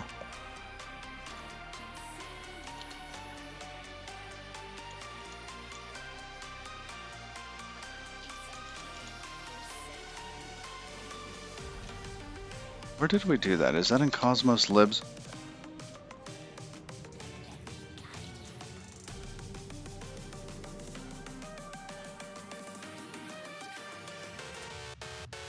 Zone points to polygons?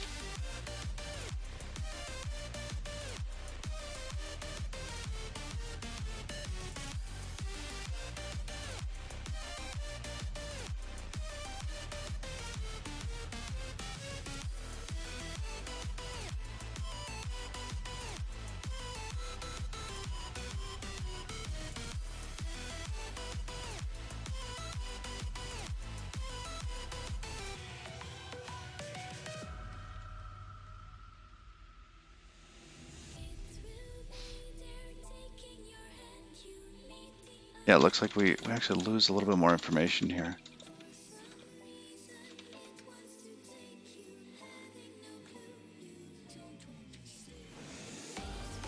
All right, I like the idea. I think I would like to keep going with it later. I'm not going to do more with it right now, though.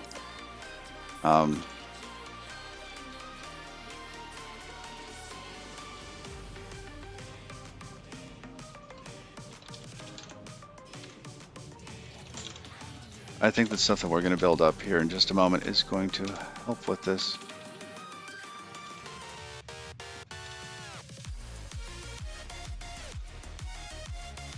Oh yeah, and this one we got to put back. Let's keep that. Okay.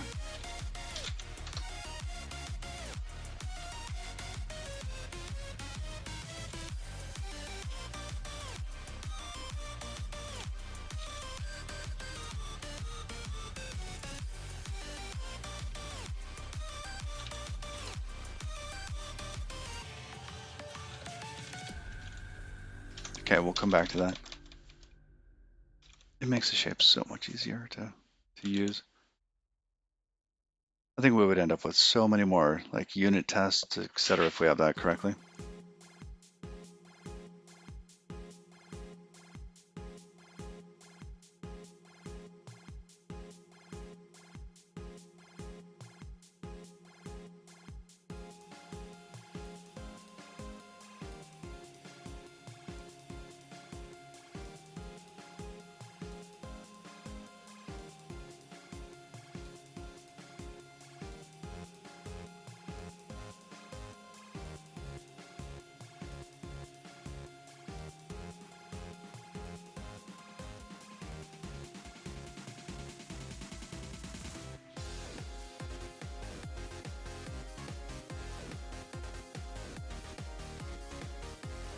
All right. So I just had a little interruption here. Okay.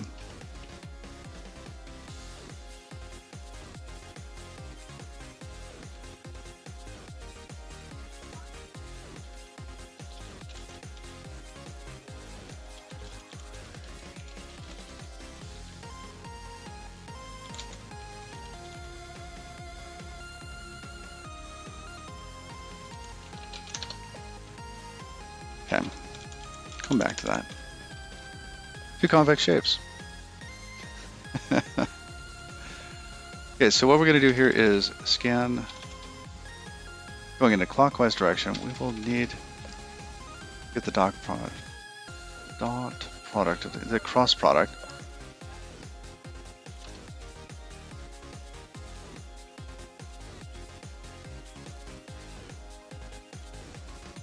Now we're using point here, aren't we?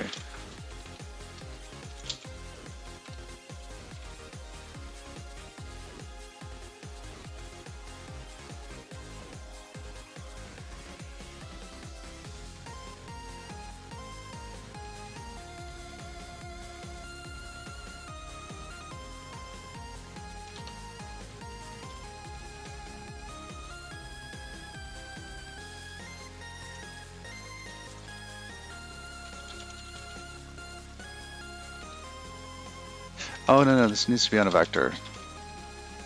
I know, they're like the same thing. They're just named differently. Should be able to reorder the vector after I parse it? Yes. That's what I was thinking of doing. Basically using some of this other stuff so we can scan around the outside. Just to be able to create those.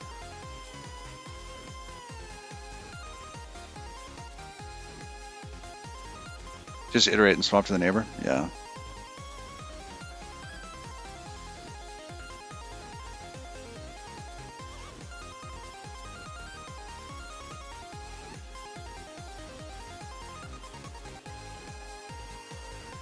I know in some cases I end up having gaps, so the neighbor wouldn't work, but I think we could do something.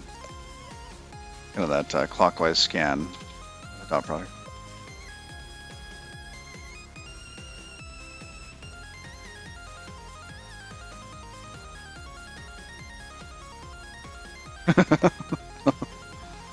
Okay, let's keep going.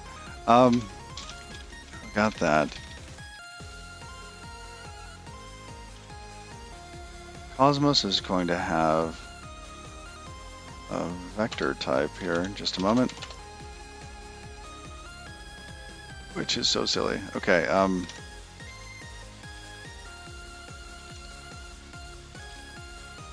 we'll just have,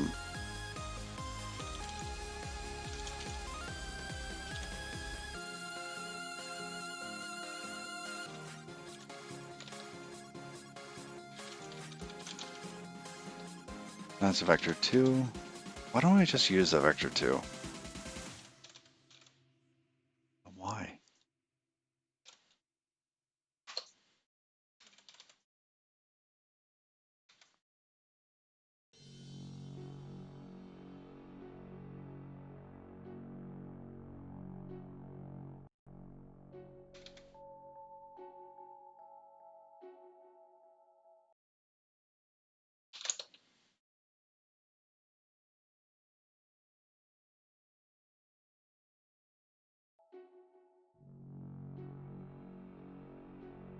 So, logically, what is the difference between these points and the vectors?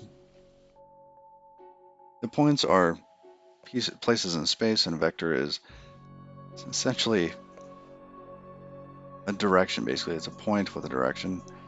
And these vector 2s are...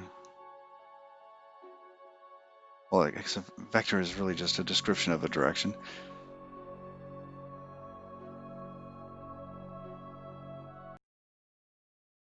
Has a magnitude, etc., that you can derive from this. And it's been a long time since I've thought about vectors. And then basically these points are vectors because their magnitude is basically how far they are from origin, and their xy basically describes the direction.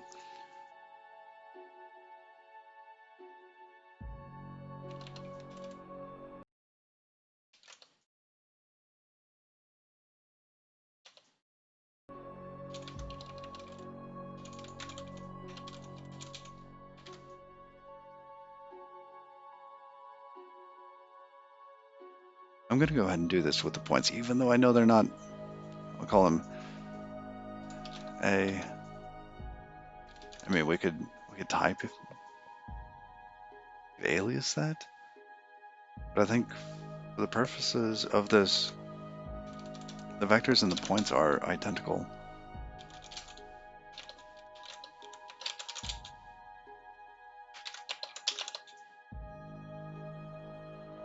whatever t is.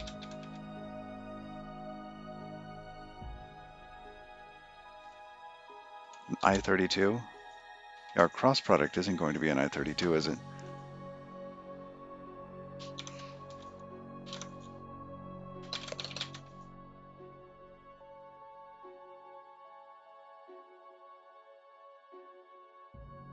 I guess that's a question. Could we do this with integers?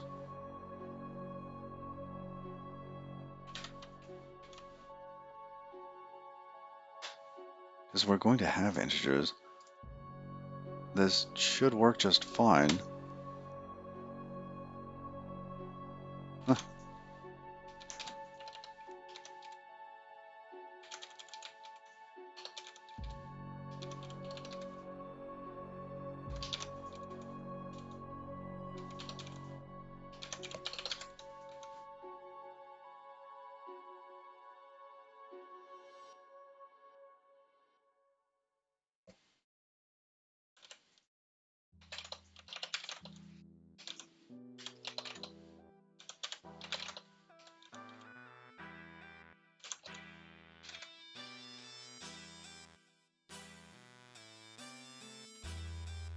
That should work for that. Now, we want to iterate around the edge of this, basically subdividing the shape as best we can into convex polygons. So,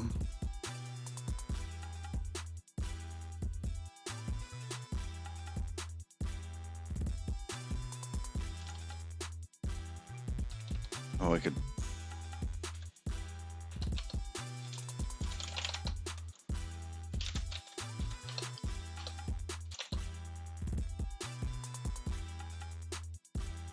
yeah, otherwise we're going to be doing a fold on this, and it's just going to be a lot of state that we have to carry.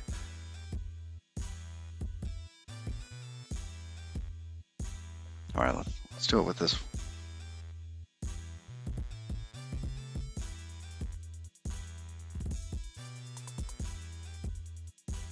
We need to get the first direction of that result. It needs to be mutable. We'll have the result there.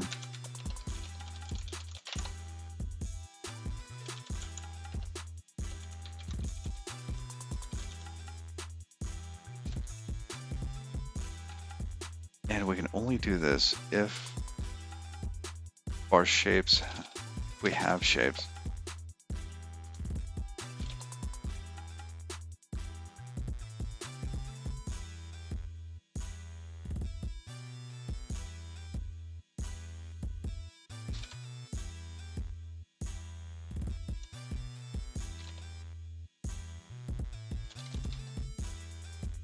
Oh, you know what, let's take that out.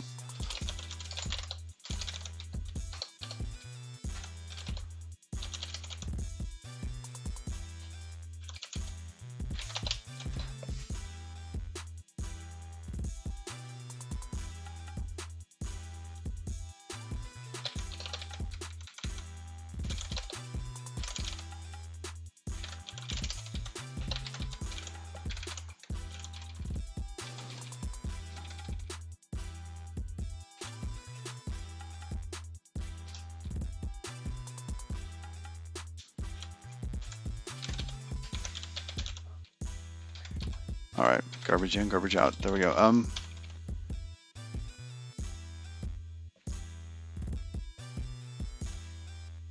So this is going to be for the first 2 points, and at this place here, we know the direction. Well, we know that we have 2 elements at least. We know we have at least 3.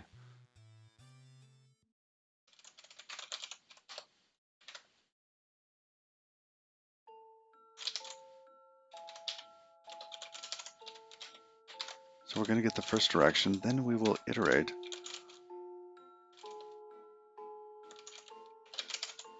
We'll start at 2. Looping around, checking the direction from the previous point to the next one.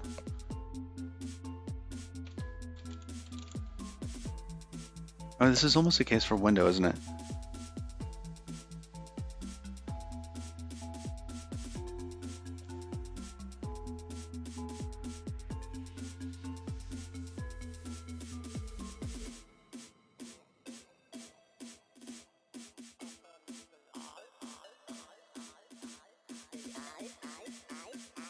Because we could find the index when the direction changes. So if we had points, Windows 2,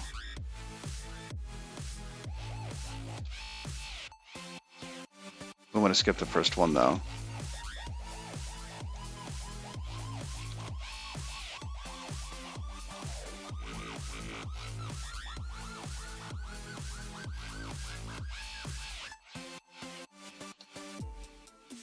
So where does it change?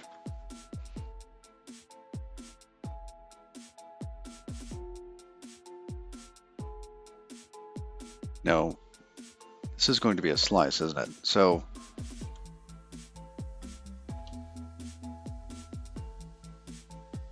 I'm just going to call it points again.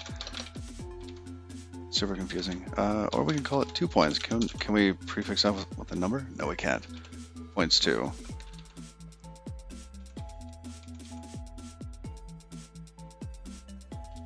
Line. Fine. What kind of tea is sometimes hard to swallow? Reality. Nice one, Turbo Dave. That one's kind of a good one.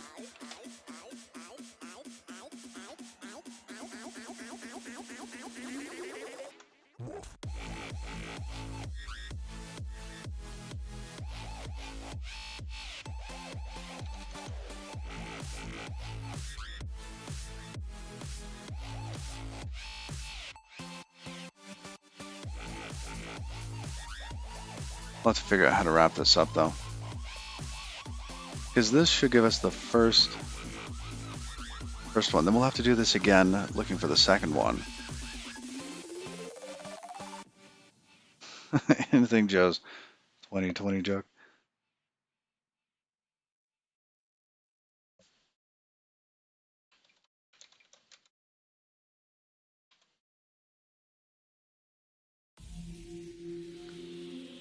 Let's see, a 2020 joke we got here. We cannot allow this year to end. That would be admitting that 2021.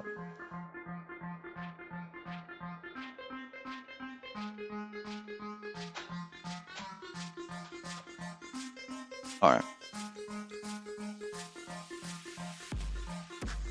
Yeah, we'll have to get the kind of starting point set up for this. I don't think we have it at the moment. We need some other sort of wrapper around that.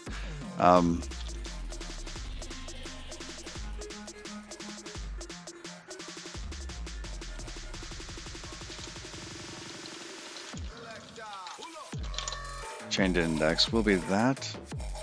And we just have to find, let's see, or match. We know it's only going to be 2 things. Let A is equal to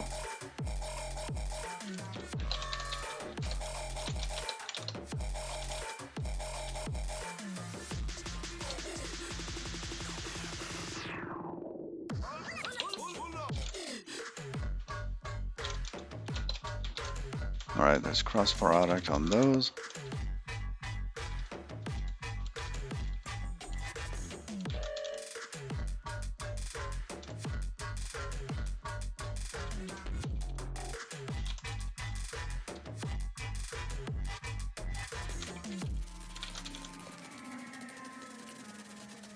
You know what we could just do?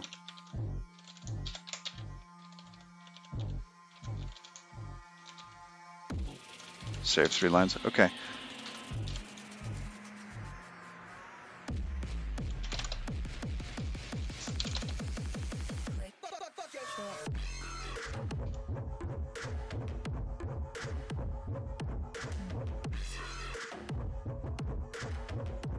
That's too bad of a joke for you. You're out.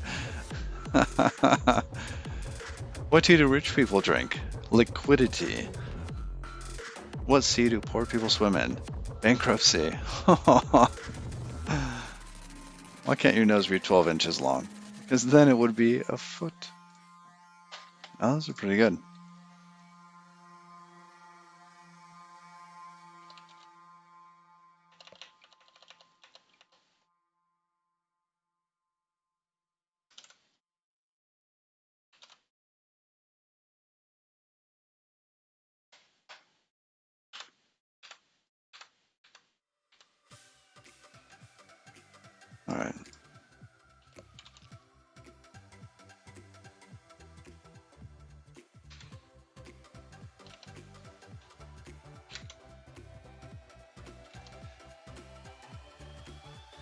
All right, so if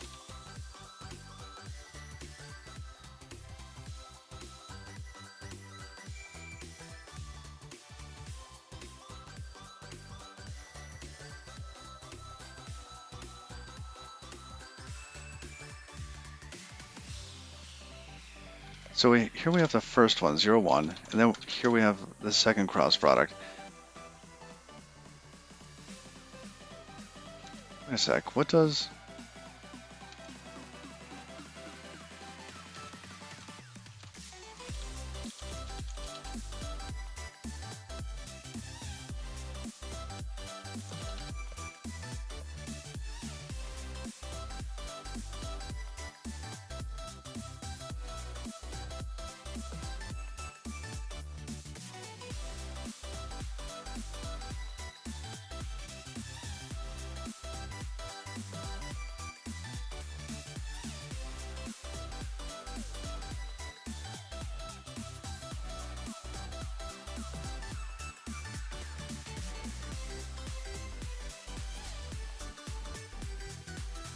Cross product of two 3D vectors gives you a rotation axis to rotate the first vector to match the direction of the second. Okay, I get that.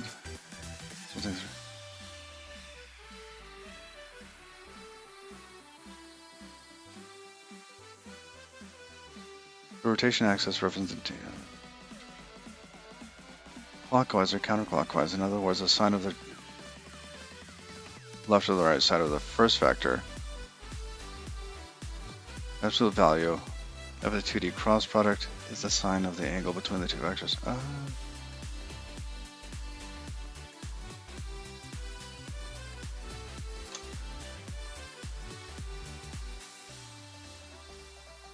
Alright, now, this might sound like a silly question, but how do you get the sign of an like I-32? Well, we can see if it's greater or less than 0, of course, but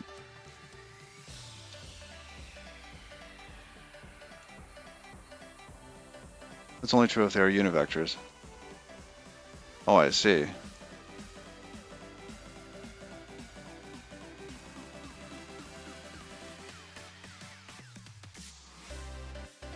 I don't have univectors.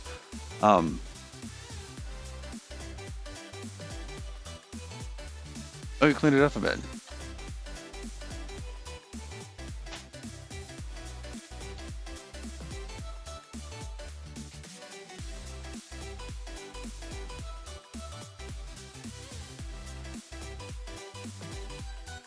Chars.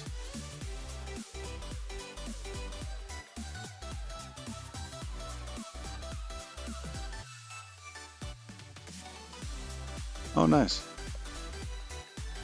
Hey, Tej. How's it going? Welcome, Rockerbo.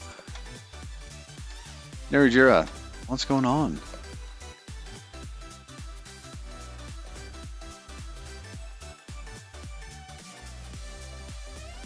Well, in this case, I mean, so we're working on trying to create convex shapes.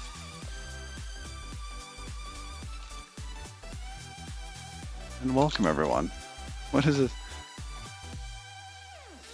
Oh, is that your dog? That's cute. Calculate the width and height to render it so it should be the same as the input. Oh, nice, nice.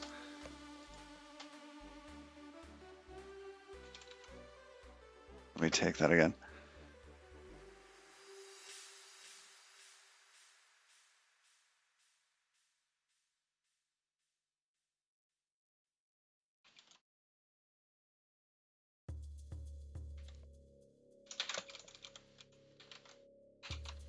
All right. Still doing algebra. Yes, we are still doing algebra.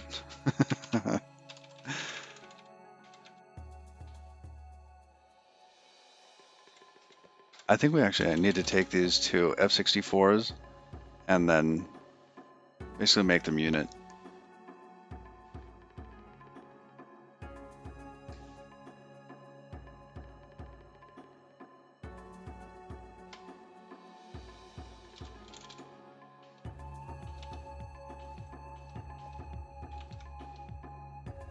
from untyped.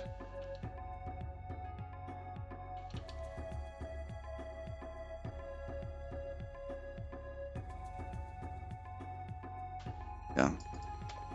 So divided by the length.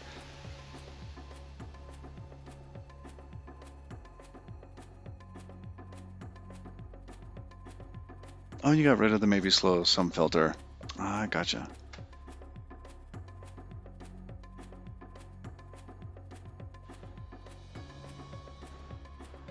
All right.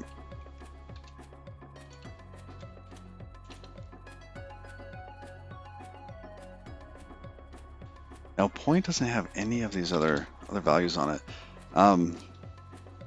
Very tempted to just bring in Euclid because it has all of these functions on it already.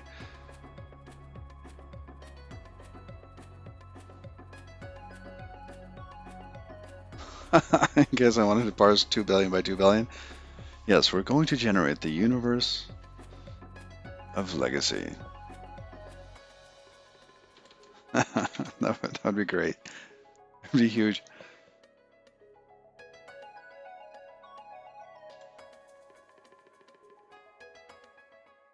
I mean, this is a point where it's like,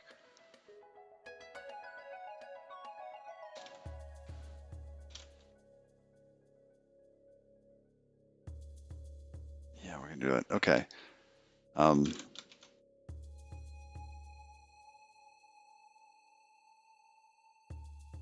So we're just gonna keep pulling these things in.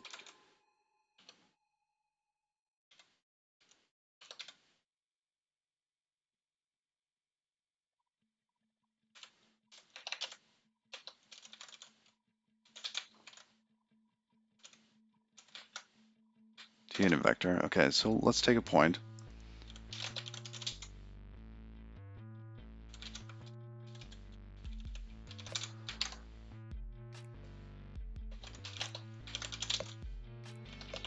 And we could call it a vector, but I don't care that much at the moment. Yeah, they've done it all. Okay, we'll do that.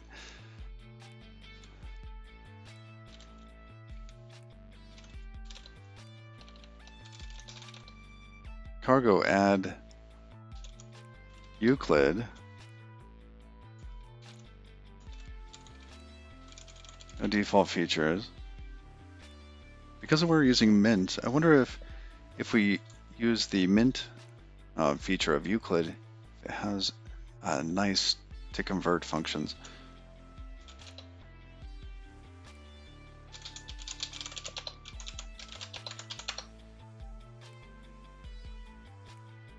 You don't need to do the cross product with normalized vectors, since you're only looking for the output sign.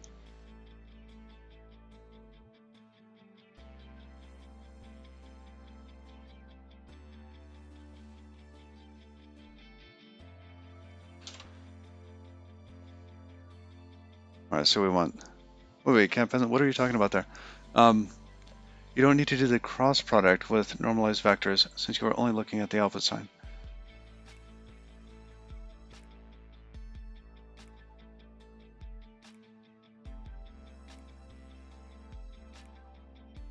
Are you saying that we don't need to do the...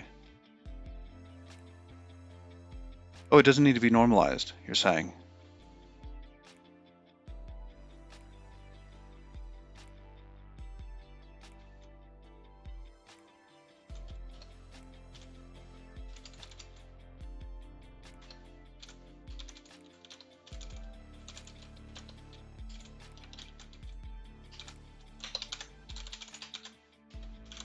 All right, there's standard and mint. Close that.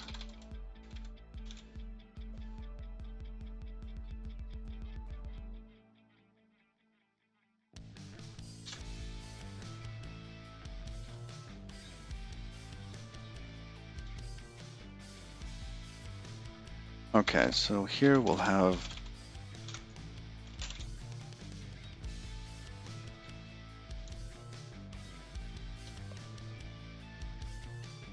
the output sign tells you counterclockwise or clockwise, normalizing one or both inputs won't affect the output sign.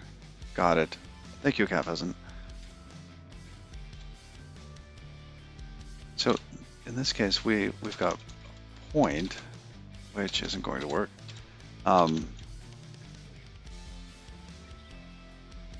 So we want a vector 2 from, actually we want a Euclid vector 2D.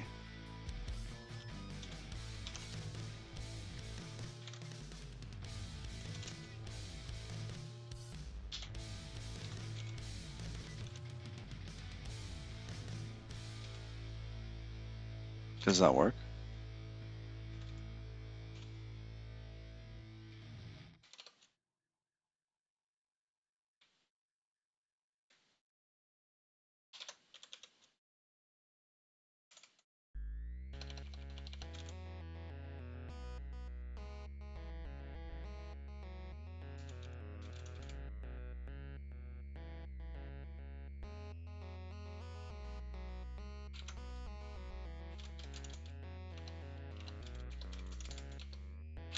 Let's just cross.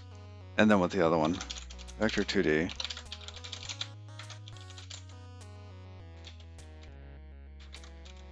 Guess we could convert the whole thing to a bunch of vectors, couldn't we?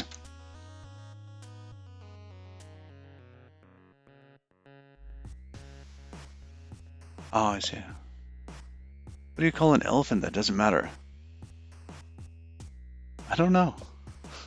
What do you call an elephant that doesn't matter?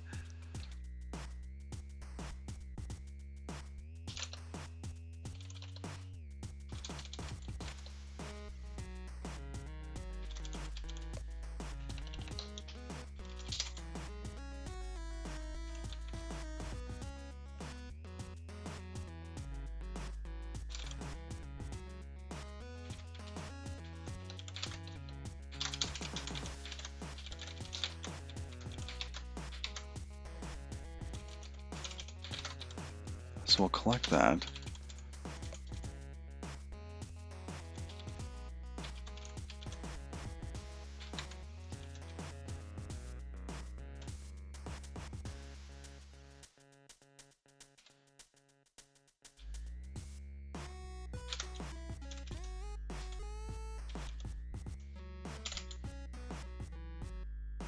An irrelevant.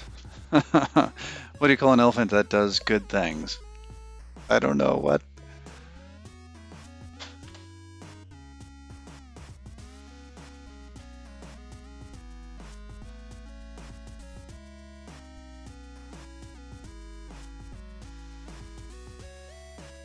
A benevolent.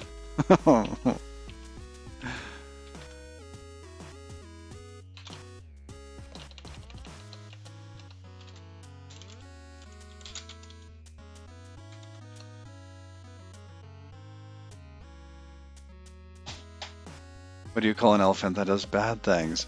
Uh-oh. What?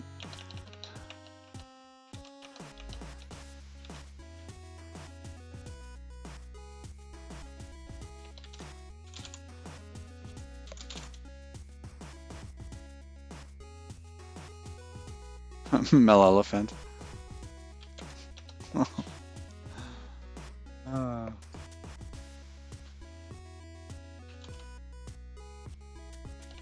What do you call a bull that doesn't matter?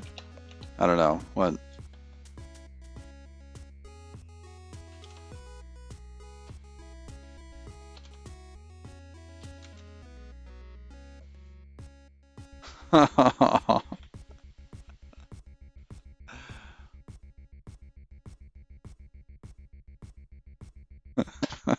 That is rough. Oh my goodness.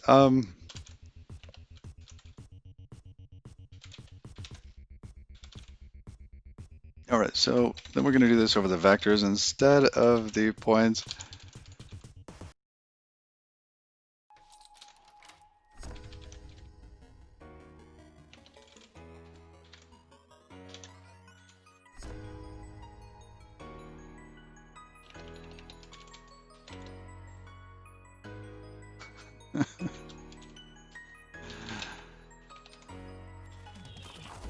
So we'll take the cross product, the other one,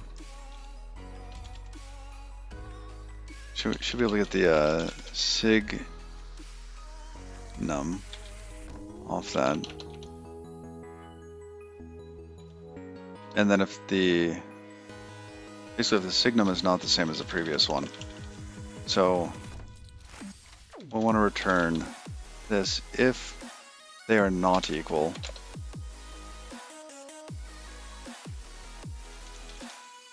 So if the direction has changed, then we'll get position.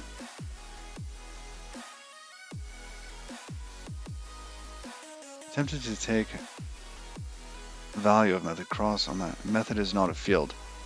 Oh.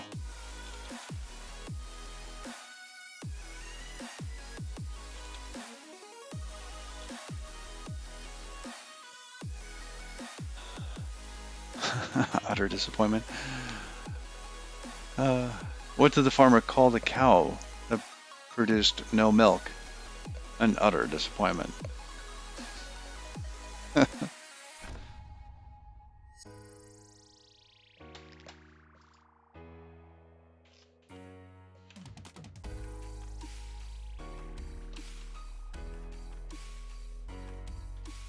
All right.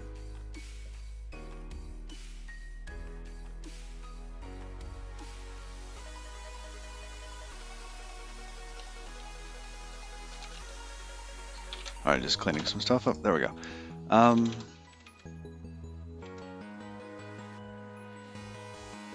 Ooh. Cannot collect that. Why?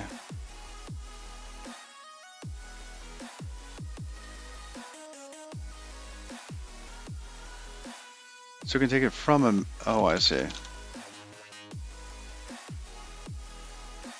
That should be a mint vector 2.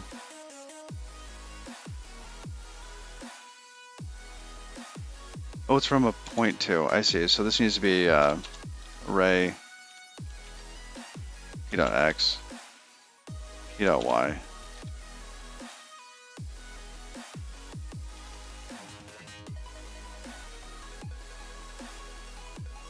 Type annotations needed? Oh, because we need this space.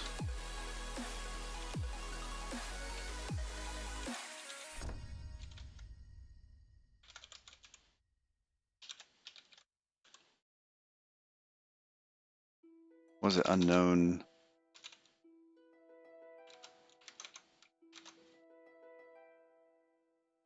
Where's Euclid? Is this Euclid? It is. Unit, unknown unit. It's unknown. The past, the present, and the future all walk into a bar. It was tense.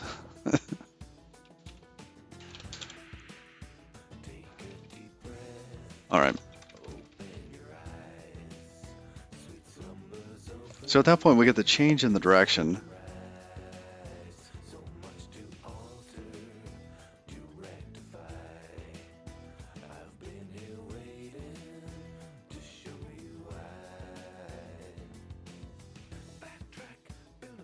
So which one actually changed and what direction are we getting? Or what index are we getting for this?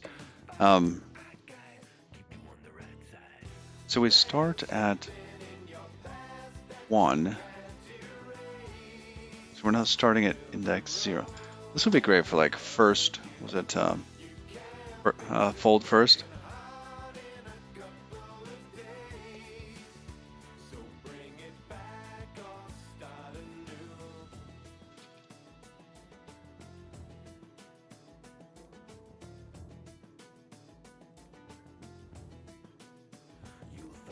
All right. So depending on the index, now if, let's say we had 5 points, and the 5th one went in the wrong direction, so it'd be 0, 1, 2, 3.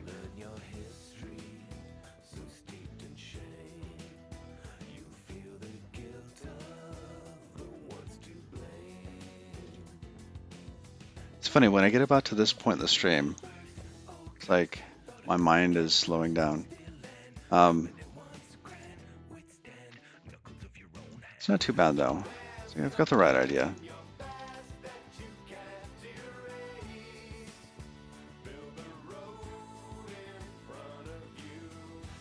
So we're checking to see if the fifth one here was different.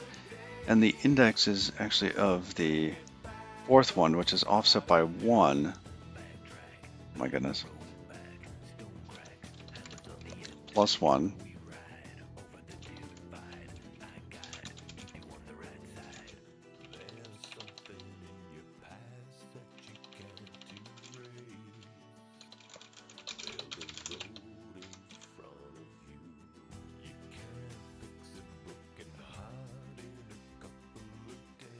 Alright, so that should correct that. So this will be, it should return the last good one.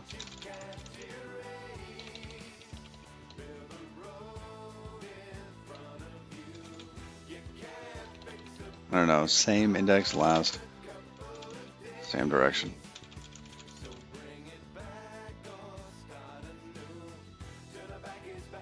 And like all of these, we probably want to push first point onto the end.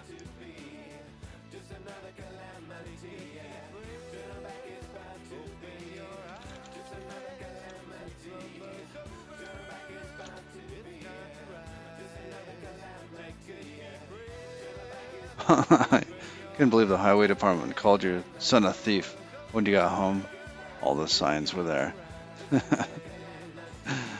That's funny. Okay, so let's go ahead and push.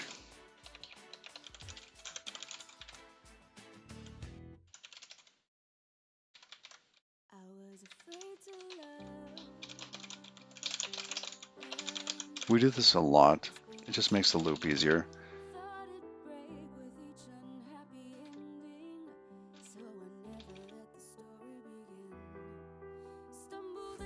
Oh, cannot add that to option of size.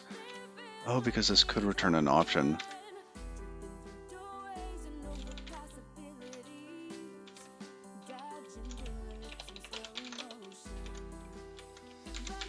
There we go.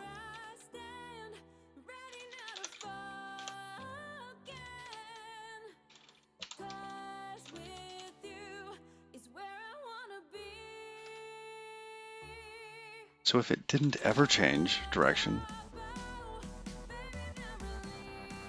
then the shape is complete.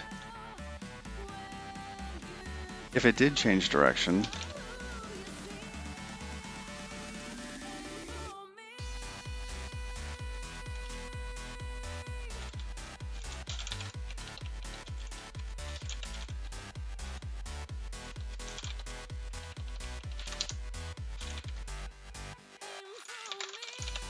change index. Let's just call it change index.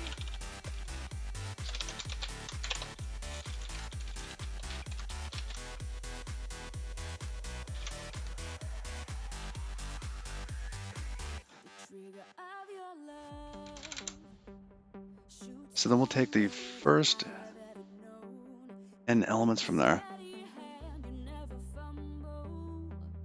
Maybe we should do partitioning instead.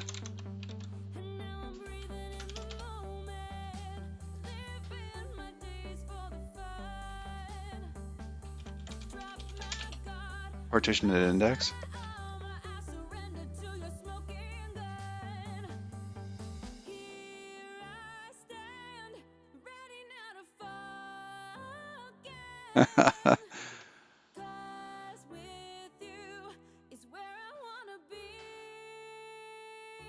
Oh, all of these are nightly?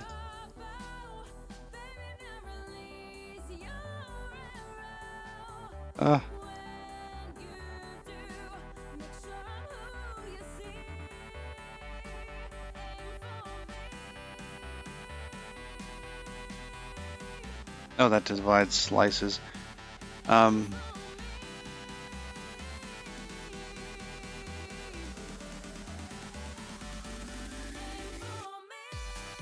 Splits the collection into 2 at the given index. Returns a newly allocated vector containing the elements of the range at length. After the call, the original vector will be left containing the elements 0 to add, with the previous capacity unchanged.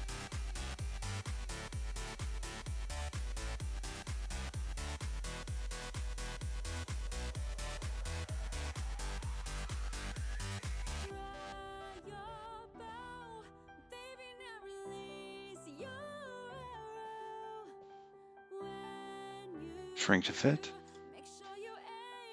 split off.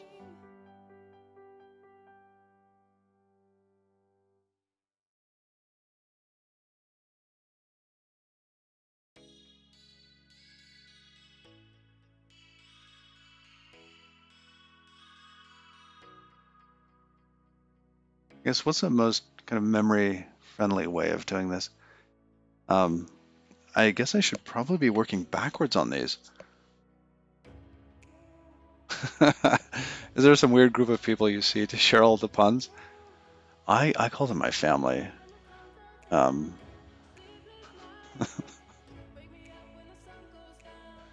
yeah. I think we should do this kind of reversed, and that we'll be allocating smaller vectors.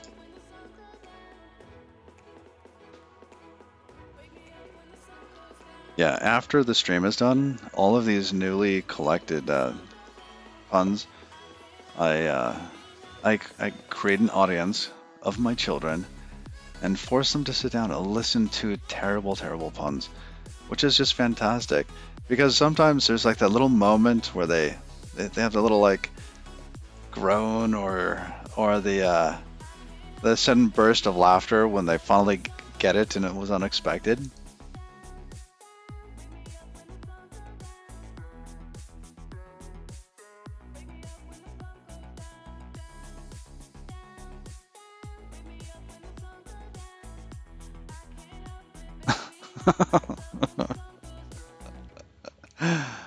Oh, drifting aloft. That's a good one.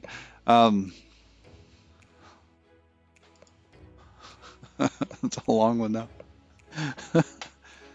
I don't think I could read it right now. I should drink more water. I think that's getting me. I need to pour some water.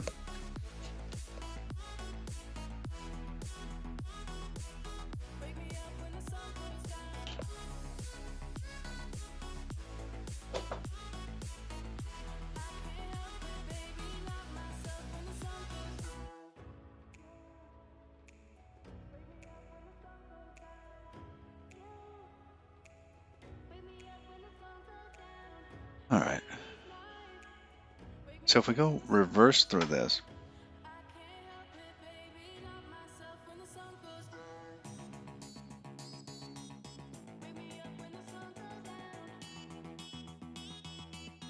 I'm going to end up splitting this vector into multiple vectors. I mean, maybe I should just collect the indexes first. Partition and index, I think, is what I would like to use.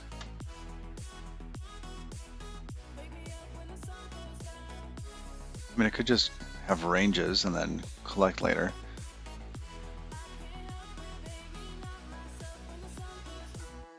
Iterator has partition? Oh.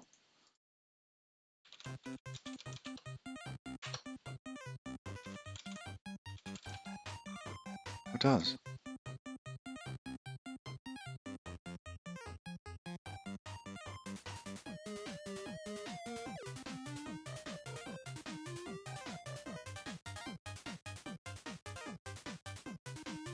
Oh, but partition in place. Okay.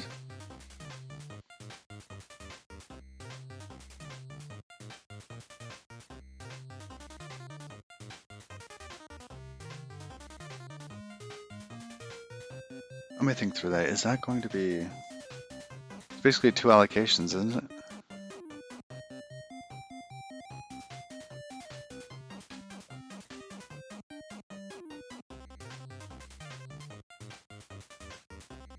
I am not using Teja's LSP extensions yet.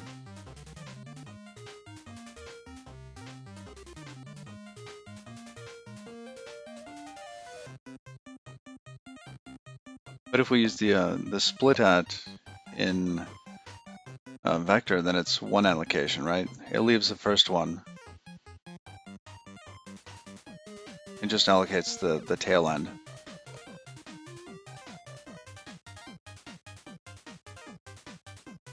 Oh, how do I get type hints then? I'm using a Conqueror of Completion.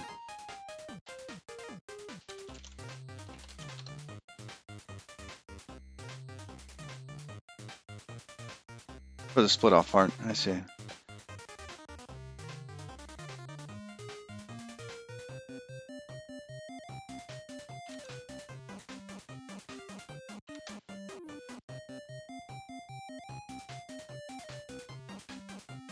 Yeah, we're just going to keep reading and narrowing it.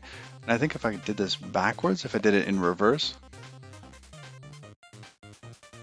Oh, I see. Split at and split at mute. I see, and then just keep the ranges. I see. And then later kind of collect those, convert those into vectors.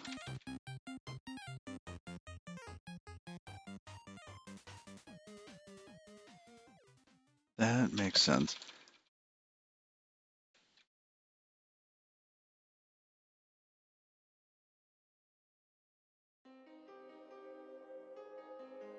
All right, so we have the points, we have the vectors. Those are all collected. Results are there. We have to loop on this, and we'll split these up.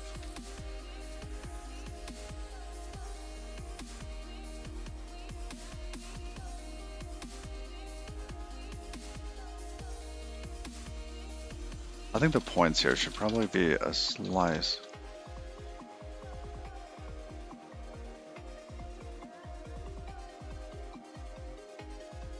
Because we do the same thing that we were doing before.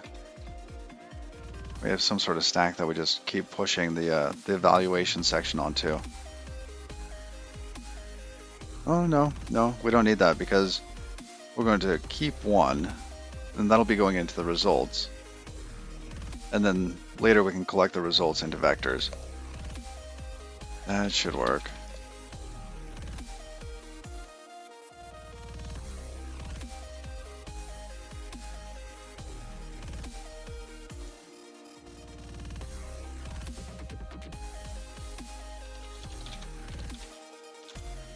So if we get to the point where we don't have anything left, then that's going to be the terminal case where we should return.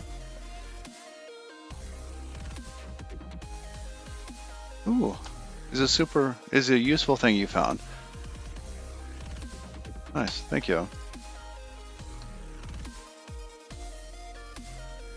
Wow.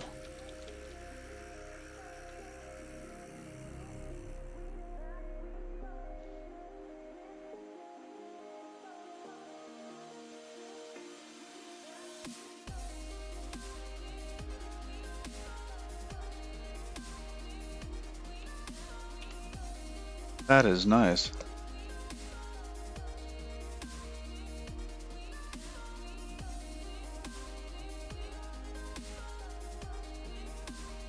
Is this kept up to date?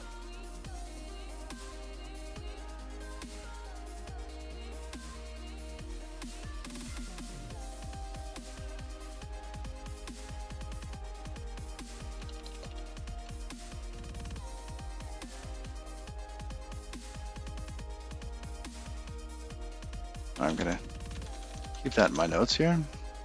Rust.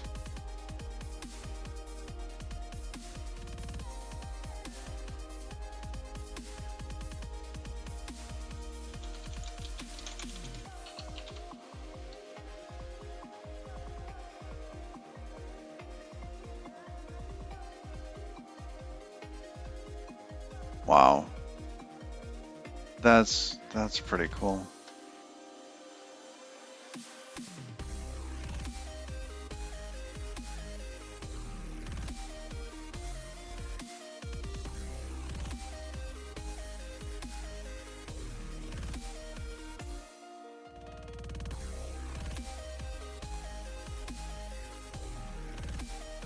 Holy cow, that's bright. Okay, there we go.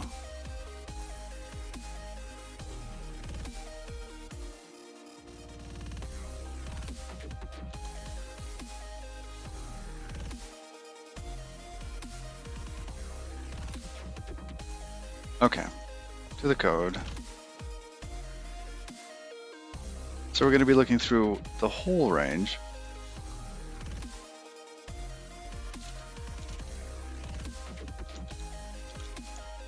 What?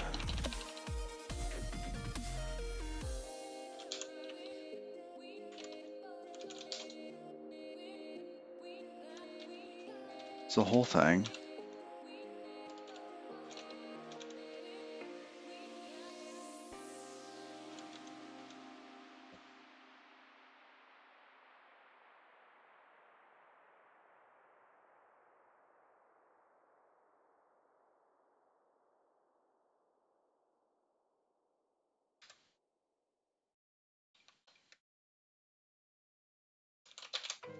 Figure that out in a moment.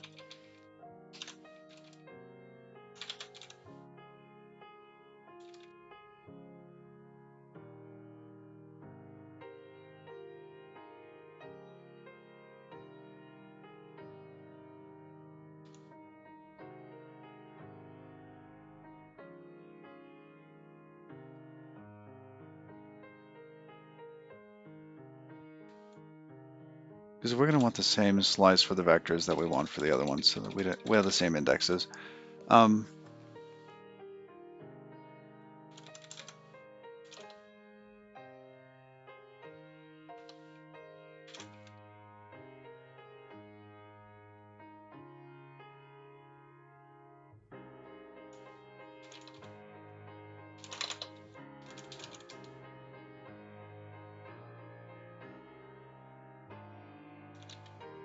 That seems so odd.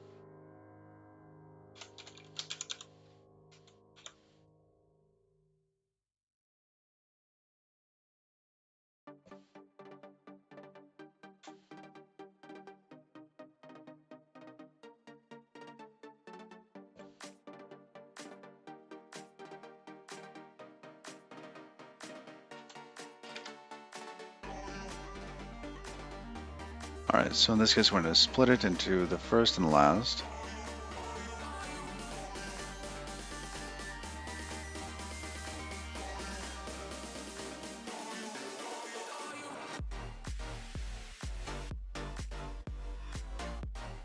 Ooh, split inclusive.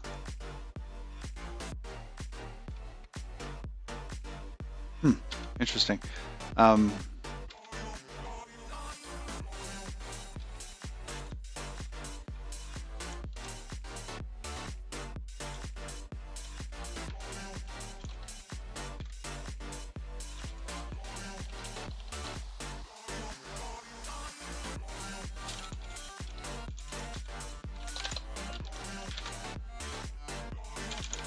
Change in index. I think we want a +1 there.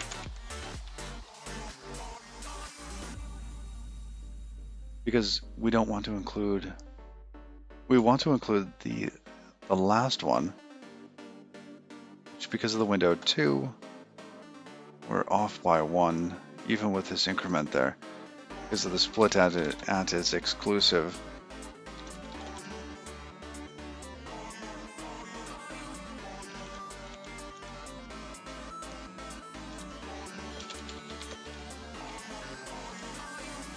And then we have to do the same thing for, oh, no, we're not pushing the vector stuff. I guess we could, but that should be the points.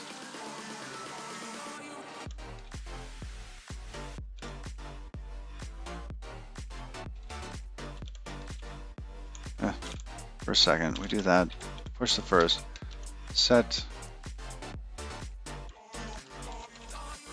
the second. Same thing for the V stuff.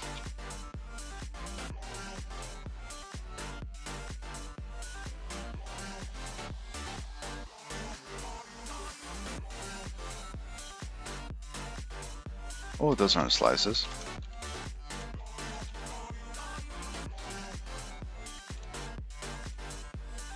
Okay.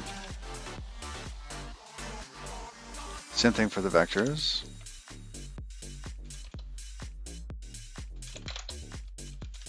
We're going to ignore the first part because we're done computing that range. We start at second.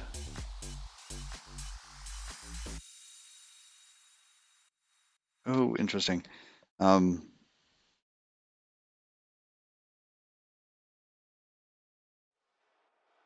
It's not entirely correct, is it? Because those slices have to overlap by 1. Because the point that was in the last one now has to also exist in the next one.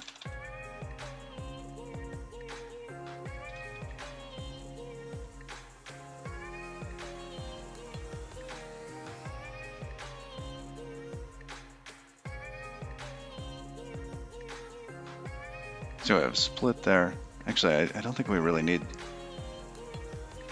The split at, it's really just returning those. That's not...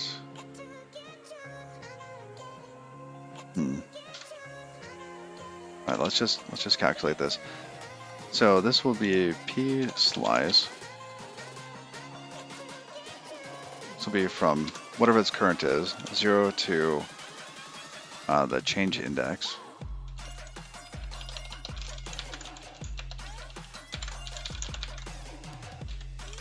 Okay.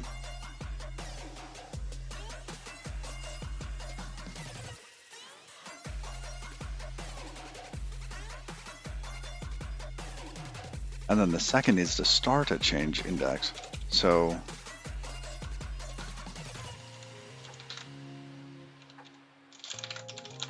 change index dot dot boom. So that'll be going to the end. This one's inclusive, and so is that on change index.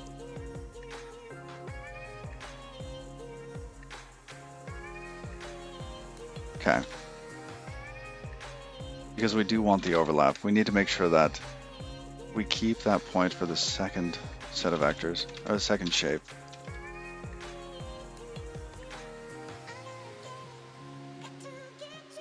Because those shapes will share an edge. In fact,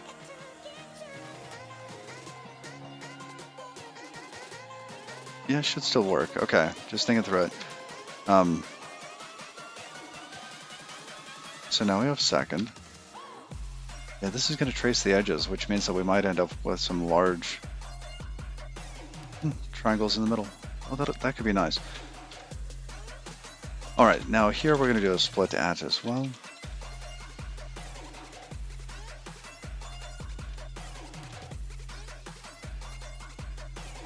And this is essentially the same thing, just with B's instead of P's. Except we're not pushing that P slice.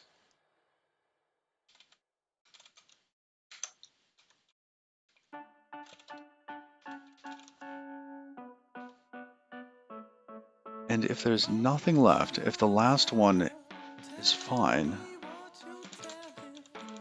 so let's push everything in P slice.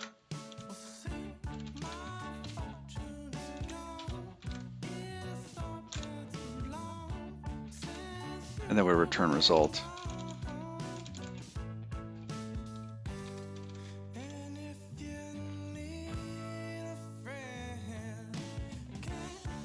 Oh, results, plural. Okay. Oh, we have to, yes.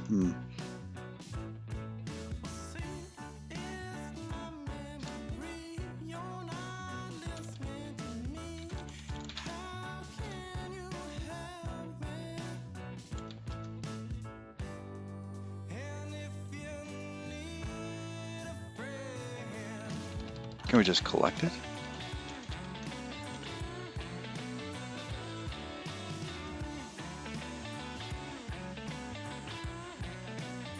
Cannot be built from iterator over elements of that. I see. So we do have to Into should get rid of one of the borrows, but not both of them. Yes. Copied. Oh. Cloned.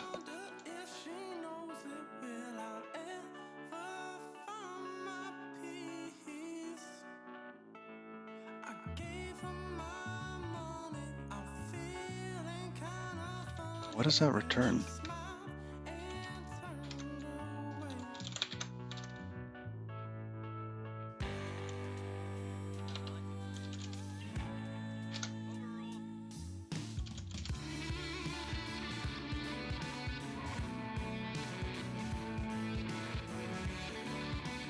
Oh, I see. That's a slice, isn't it?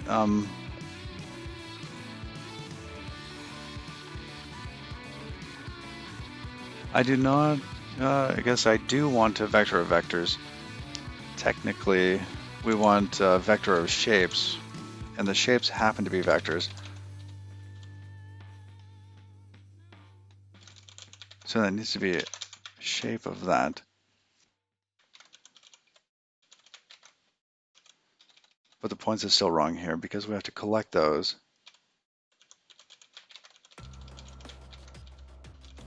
And that's still not right.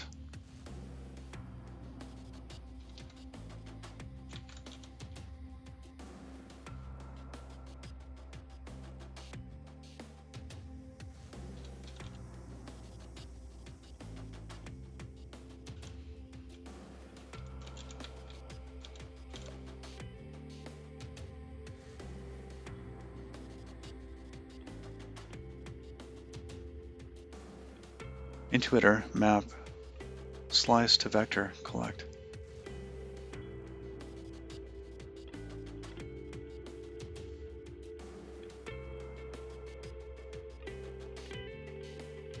Oh, interesting, slice to vector. Am I using Vim or NeoVim? I am using NeoVim.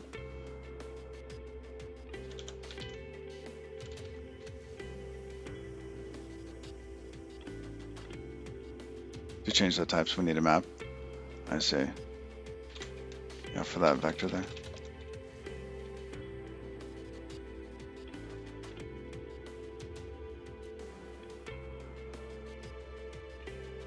Let's see. Okay.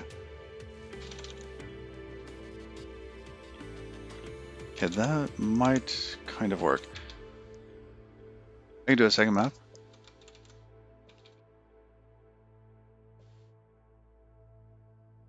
Now, wouldn't the copy work? Or do we want... Oh.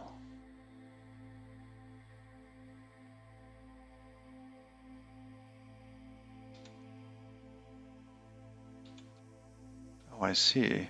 In this case...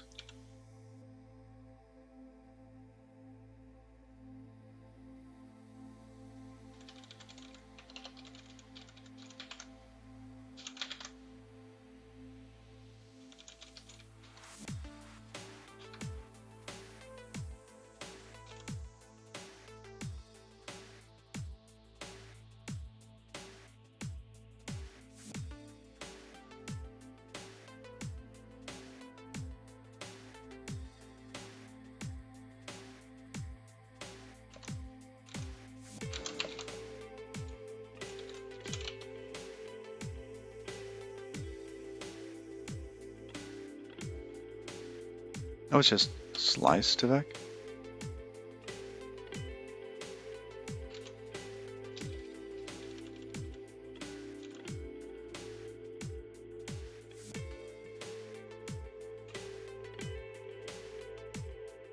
Didn't I have standard slice on there already?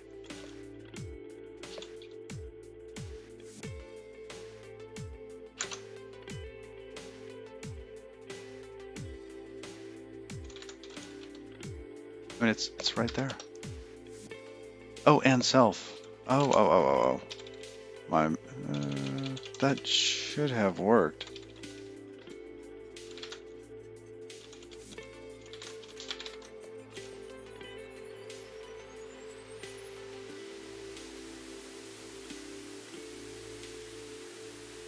Oh, wow.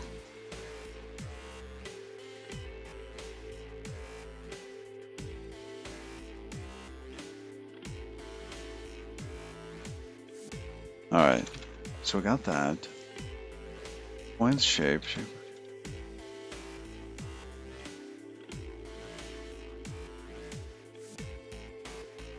Oh, I probably had borrow, pointy there. Ah, I see, instead of... Gotcha.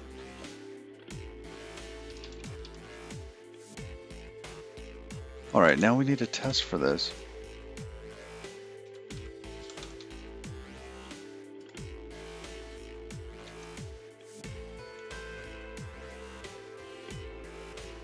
Not that one, not that one.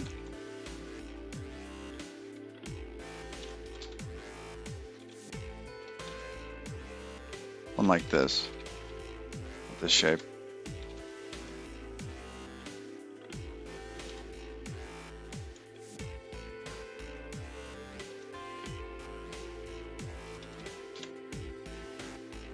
No, I want a simpler shape than that. Let's go with our silly, simple one that we had before. Test.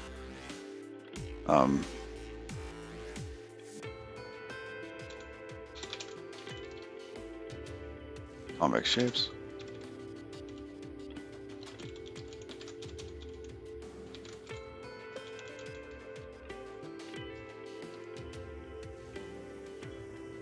The dot operator will cut through the borrow.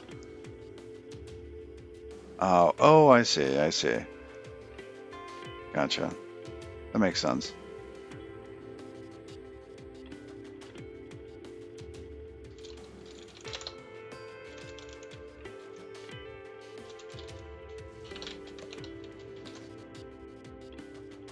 So there's our shape.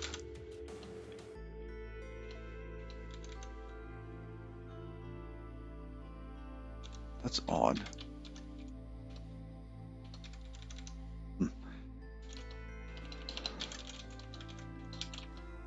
X is going to be 1. So we're starting at 1, 1. We're going to have 5 points here. The next one's going to be x5. We're working clockwise around this.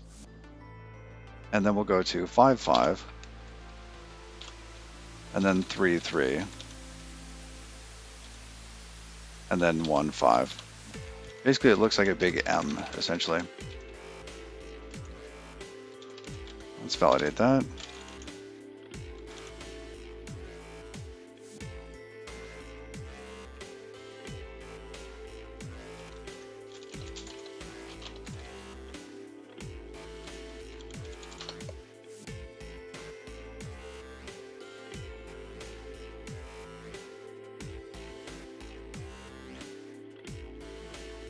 That's what it looks like.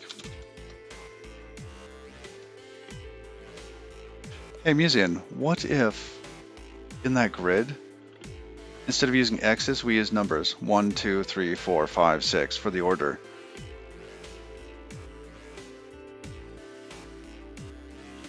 That would also make it much clearer. Right? If this was 0, 1, 2, 3, 4. That, to me, has all the information I want in it. I just realized because this was hard to parse, right? Because it's an X. How does it actually, follow? Does it look like a V, a C, etc.?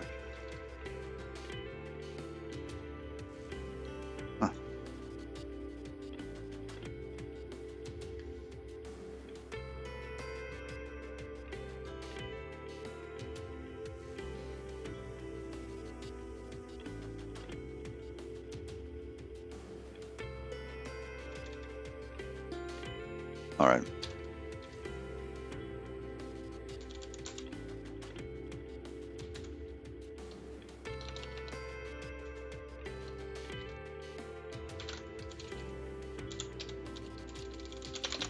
Shapes will be equal to that, and we will debug shapes.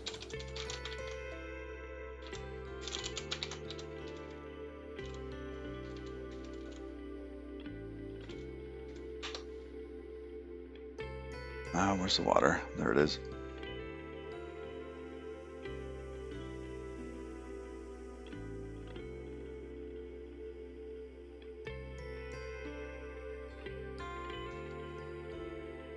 Oh wow, this is awful.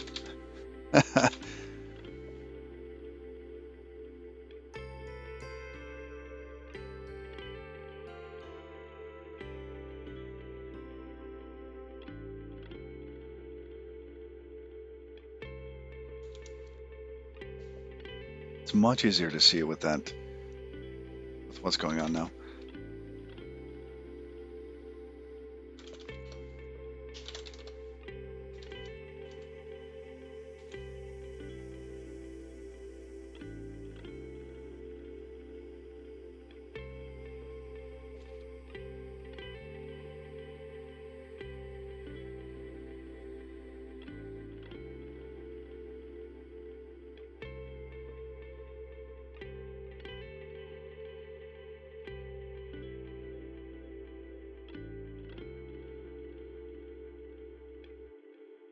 All right, so where does it go wrong?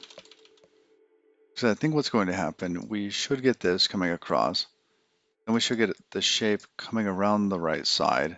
Should come back up to 3, which is still clockwise, but then when we go from 3, hold on a sec, my neighbor just showed up.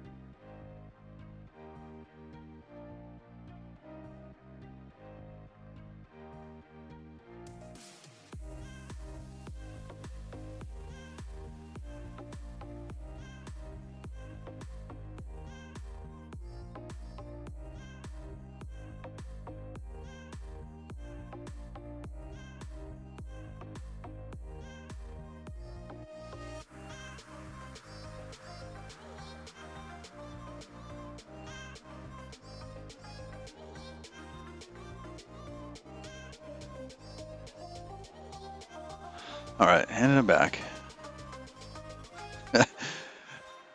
He did text before I called. Yeah, still working on the islands. Working on the islands.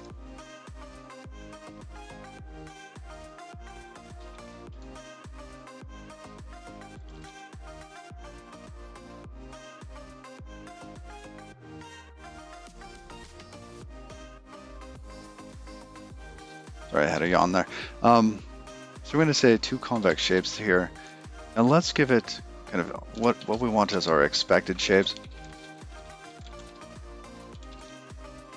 Should be two things, right?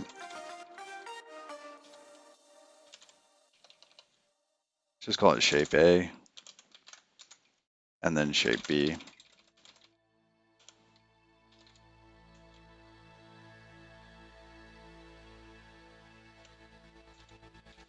All right, now the first one is going to go from 0 to 1, 1 to 2, 2 to 3, and then when it goes from 3 to 4, it's going to go the opposite direction, which is not good.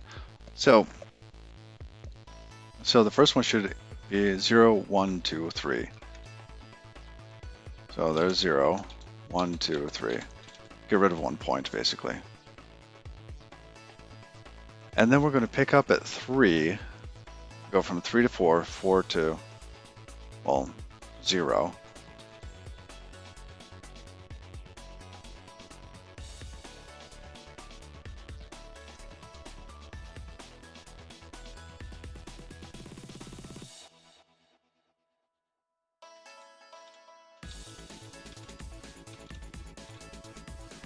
Technically, it should be that. Or it should go 3.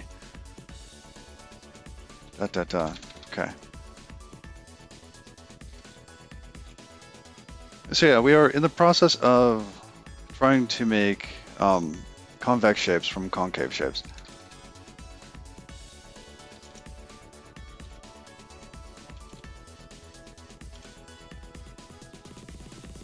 The expected is here.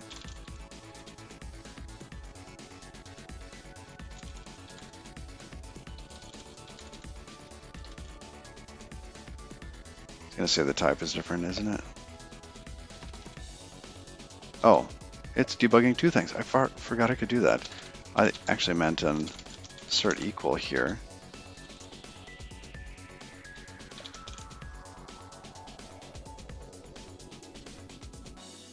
Okay. I think we're not actually covering the case where it goes 3, 4, 0. It's very close. But that last number there should get piped around to 0. All right. However, given that this is what it's doing, it gives us a shape of nothing first. Is this because the direction is horizontal? Okay, let's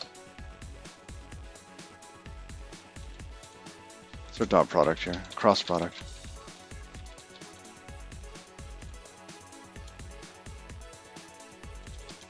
Debug here, and the signum.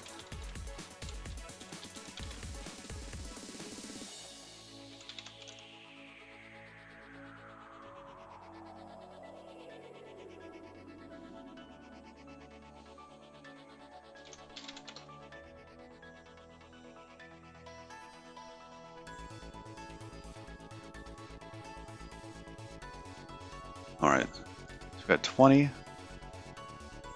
at 1. Then we got 0, which is 0. Then 1.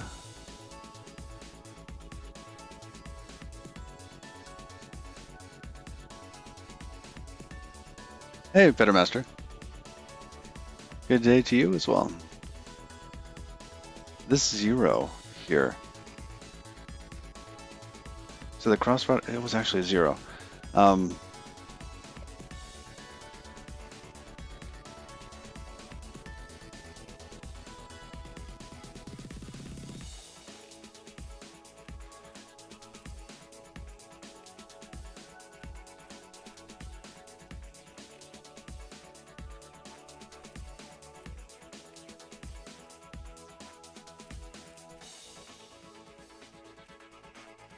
I guess it's still positive.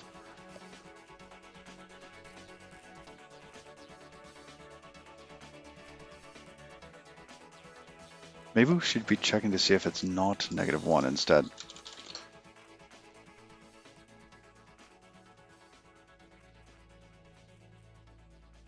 No, because it could be going up.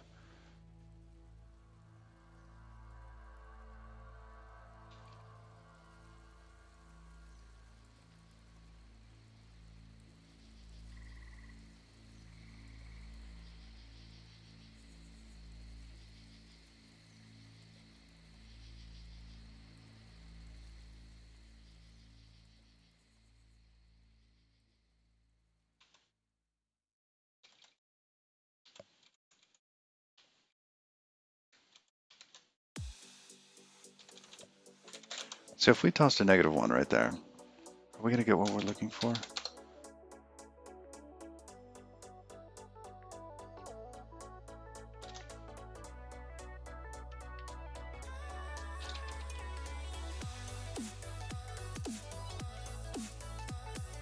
So yeah, we get the first 4, then we get the second 3. Oh wow, that worked brilliantly.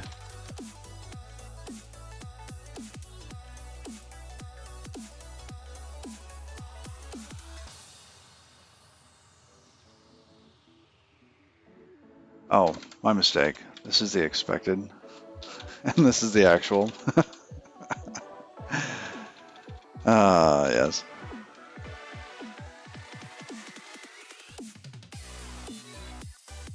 Okay, so it's still doing the same thing, although it did end up with a better shape here.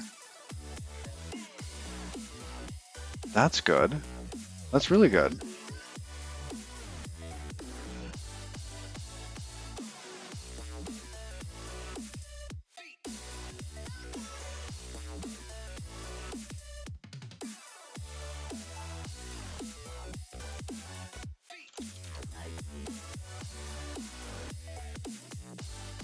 So if we do this where I'm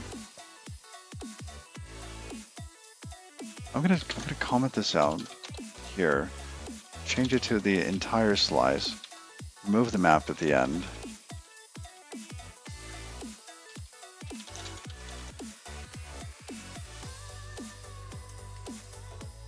And if the sign of the cross product is not -1,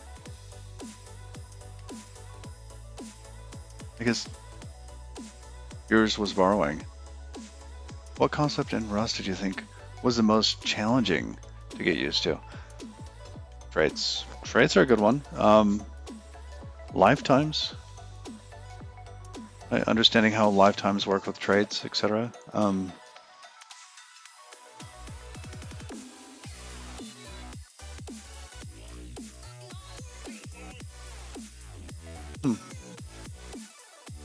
Yeah, I kind of took it in phases, really. Like every time I got like whatever I knew was the hardest thing for me at that moment, there was also always something like after it that came along after. And because it kind of happened in plateaus, I was getting better at Rust as I went along. So I'm not sure if any one was harder than the next. It's just kind of like the little plateaus I went through to get to them. I don't know if any like plateau was higher up than the previous one, like in terms of like distance from the previous plateau.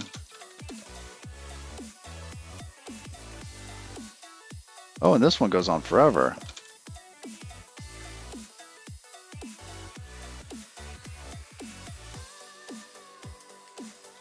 Why is that? I thought that should have resolved. So we get all the positions, change index, sorry, change index.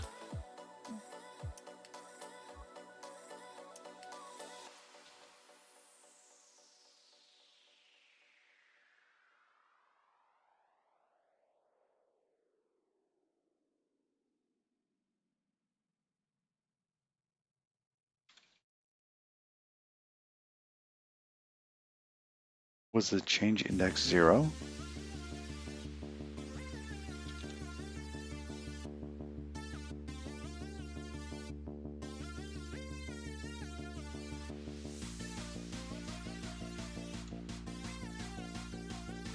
That should be equal to -1. Because the first one would have been 0. It would have done the entire thing over again. It's -4. Why is it -4? Oh, because...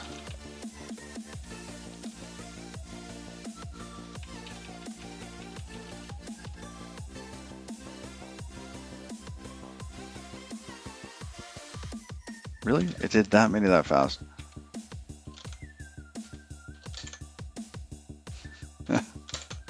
It's too fast.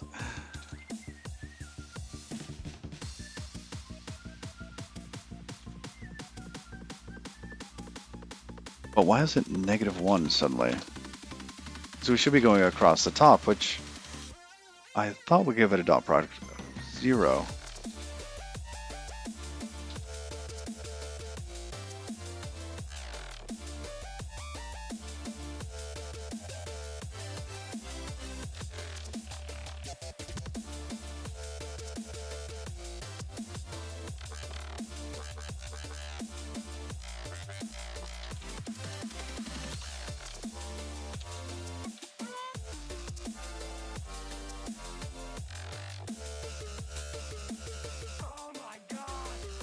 It's either clockwise or counterclockwise. In other words, the sign of the 2D cross product tells you whether the second vector is on the left or the right.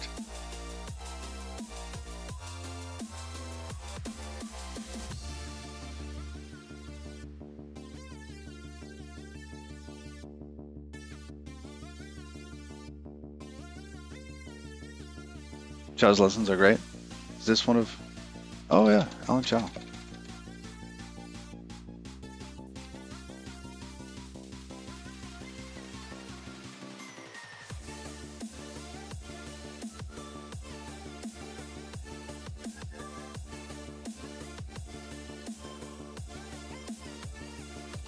So...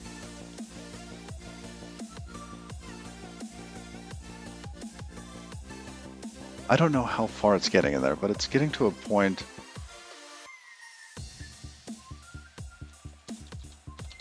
I want to know which point it's looking at as well.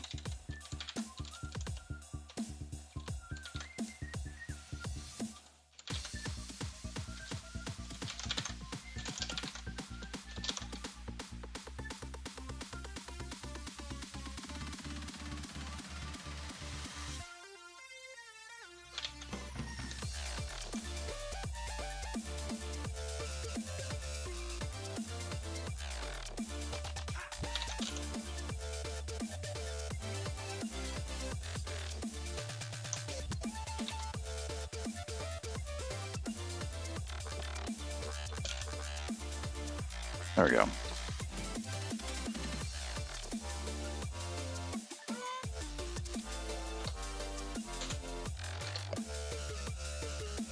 It's still going to loop forever, but at least now we'll know which index it is. Okay, so it's on index 0, and it's getting, what was it? -4?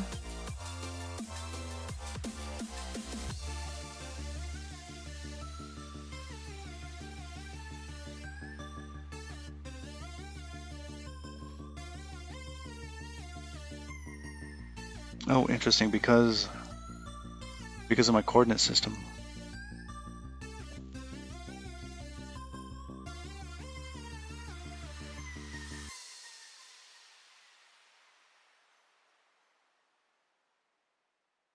I basically need to have the vectors,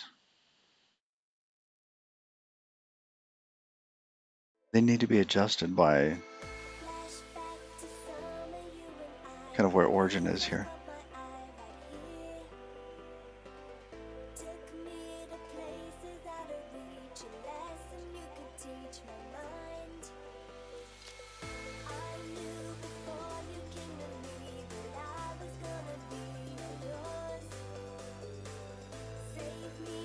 Because yeah, this -4 here is it's basically the direction from origin, isn't it? It's origin to the first point, origin to the second point,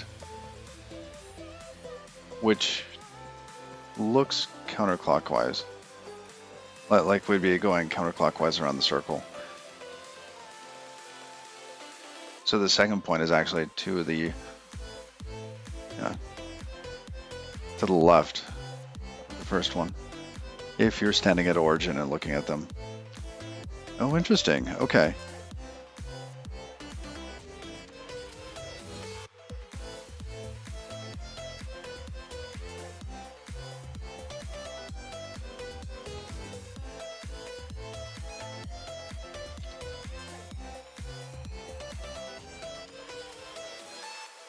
So that's kind of a special case, and we were kind of handling that before.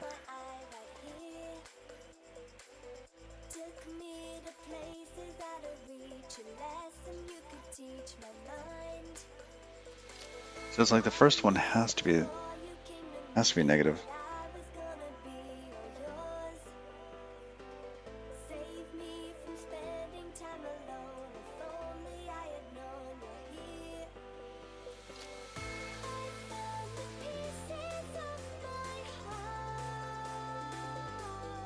I see. No, these vectors are not correct. The vectors actually need to be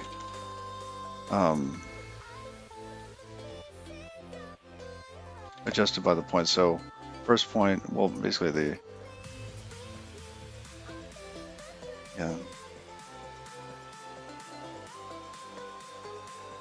so the vectors are going to be the direction between the points.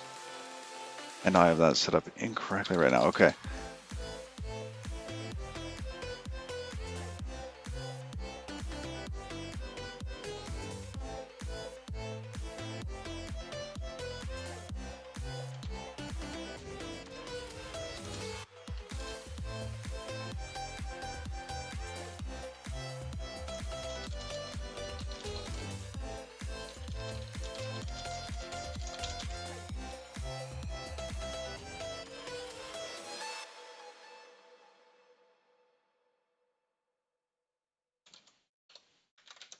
Well, windows of 2 here also.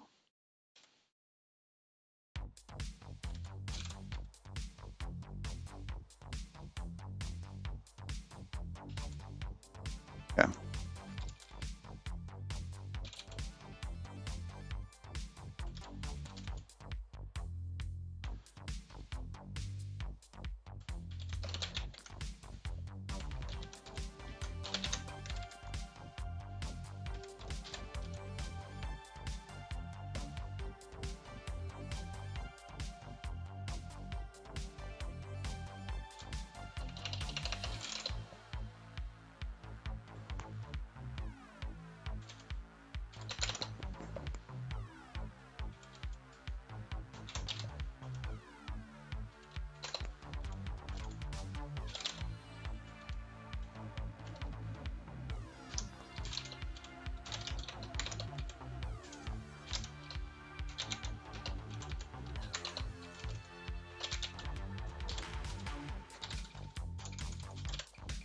All right, there's X, there's Y.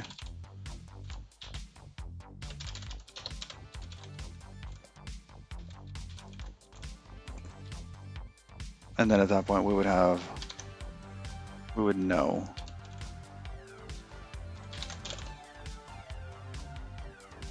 Basically the vectors from point to point.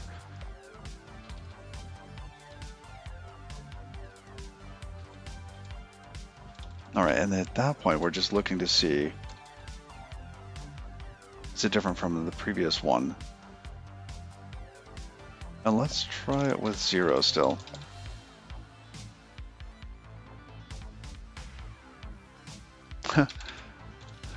Thank you, Pettermaster.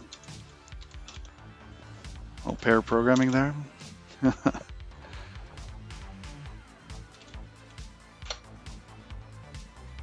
I think my array is going to be wrong. Basically, how I'm indexing into it now is going to be wrong.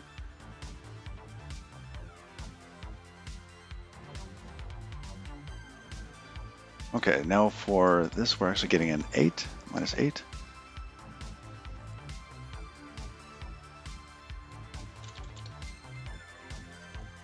Which is fine.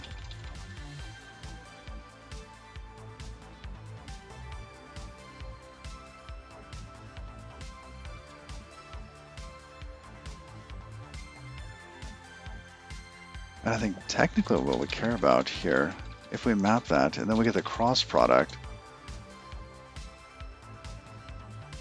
are we going to want to do that over and over again? Let's say, do we want to do that for each one of these sets?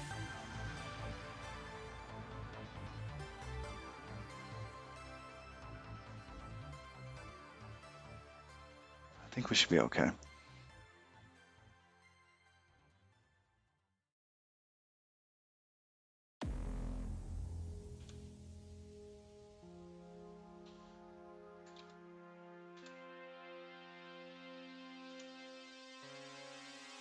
So if we window on that too,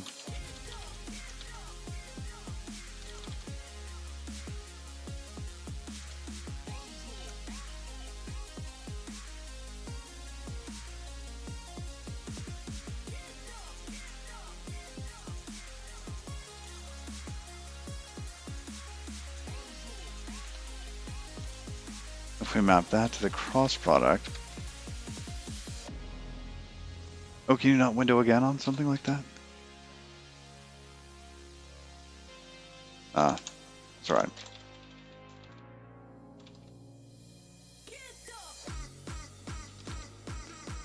Oh, Vector 2D has new,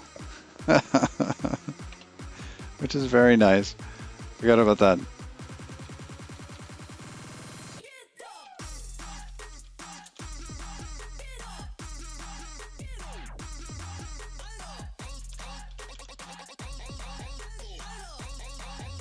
Oh, Iter Tools has a chunking iterator.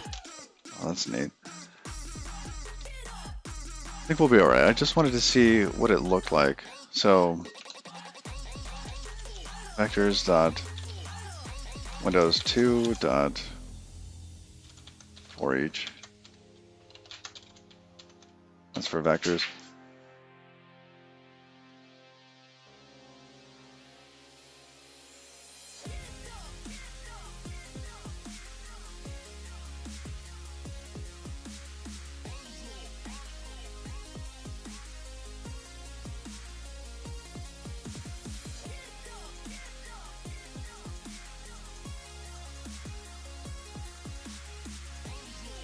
Alright, so in this case, we're just going to get the cross product of this.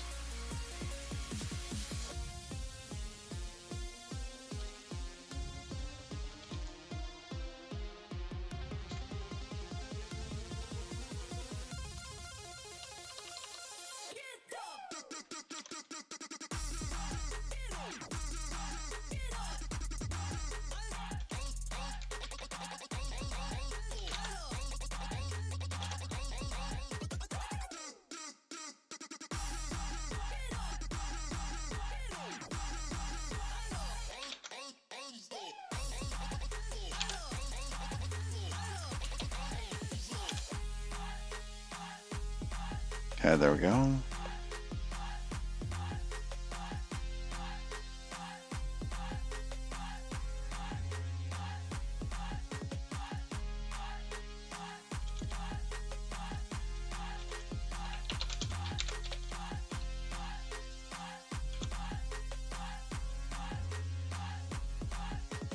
Tuple windows. Also has a window iterator. If the n equals 4. Oh, neat.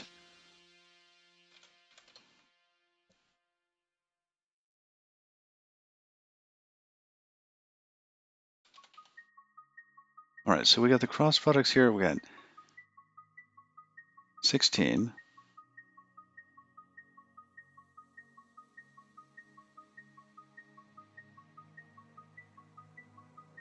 To 8.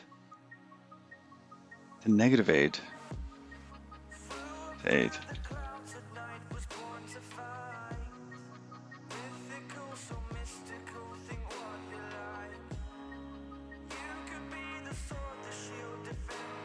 That's right. Okay, so my misunderstanding of points to vectors earlier, I think, has been cleared up.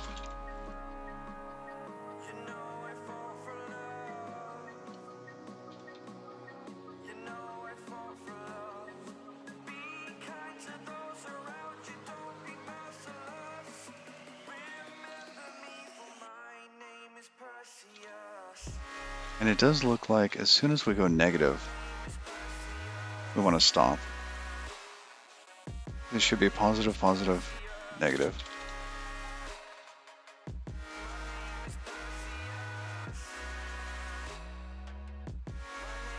But our vector slice is a different size than the other one.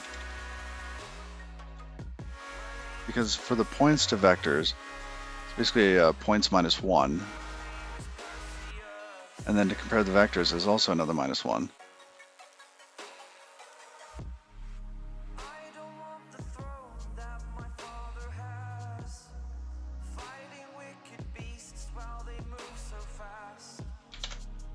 Alright, now we should be able to stop at that change index there. Hopefully this is going to be more correct.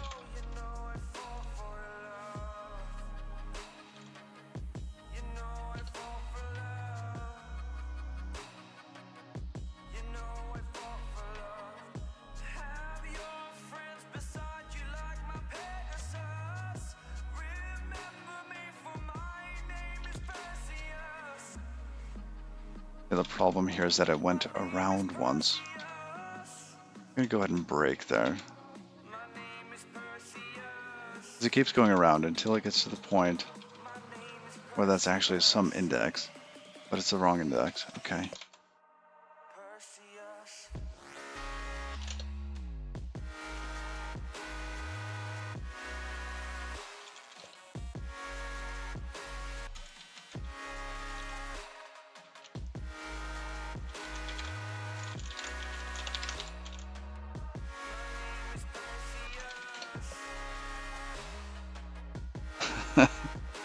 It's one of my goat's names, actually. One of my goats is named Perseus.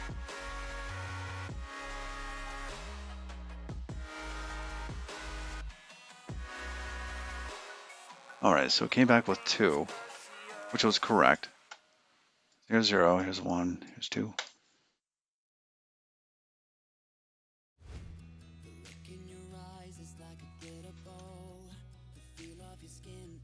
Alright, but what point index are we at then? So if that's 2, should it be 2 plus 1 for the change index here?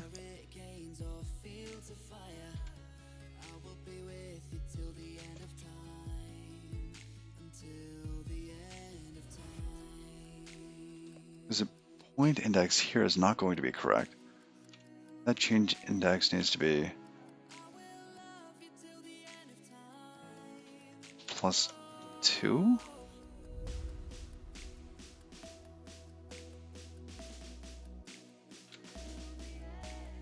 I think it might be plus 2.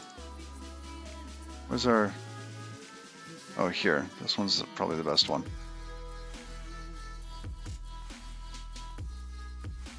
So we have 1, 2, 3, 4. Oh, shoot. 0 based. 0. 0, 1, 2, 3, 4. So maybe just a plus 1 then.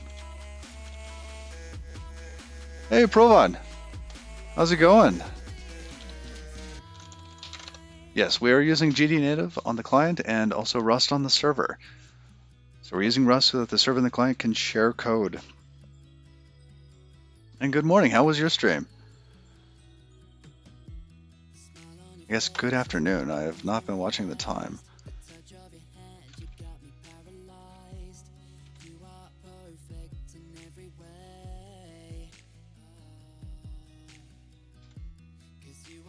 And that slice there should not be off by 1. Oh, good evening from Russia. Hello. Yeah, I'm doing well. Just trying to get these islands cleaned up. I've been spending a lot of time getting some islands cleaned up. And what we're looking at here, I created a super simple island here. This is a procedural generation of meshes for Godot. And we're trying to break this shape down into a couple of convex shapes instead of concave shapes, instead of one concave shape. So we're simulating this in a test in Rust and trying to write some code that would detect when the shape changes, or when the direction of the trace that's going around the shape clockwise changes. So we end up with some points. This is our little test. You can see the blue there, the blue dots here. Those blue dots. There. Are moving in a clockwise fashion. So it's 0, 1, 2, 3, 4, etc. Oh, you read and translated parts of the Vulcan spec with viewers on voice. Round robin style. Oh, that's cool. That's awesome. That's really cool.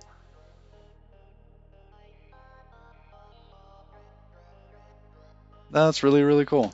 I haven't thought of doing that.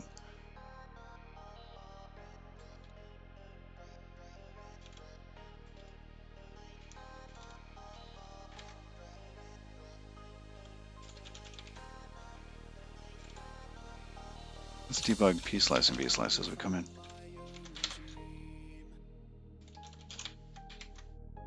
I'm falling through this empty space of me. All alone, I feel the darkness trapping me inside. All alone, I can't combat this. Bring me That's pretty cool.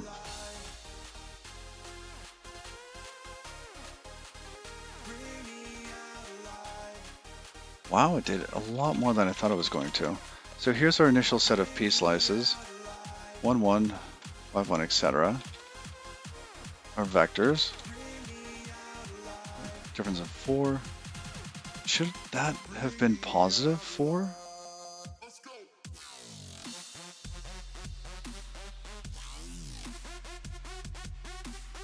Did I get the math wrong there? Some dense parts about command buffers and queues and memory synchronization primitives. Heads were exploding. That's great. Oh, that's great. Yeah, so we're trying to subdivide this style of shape. So we've created some data via noise, some noise crates, and so if you imagine we have a number of points, right, and they're connected.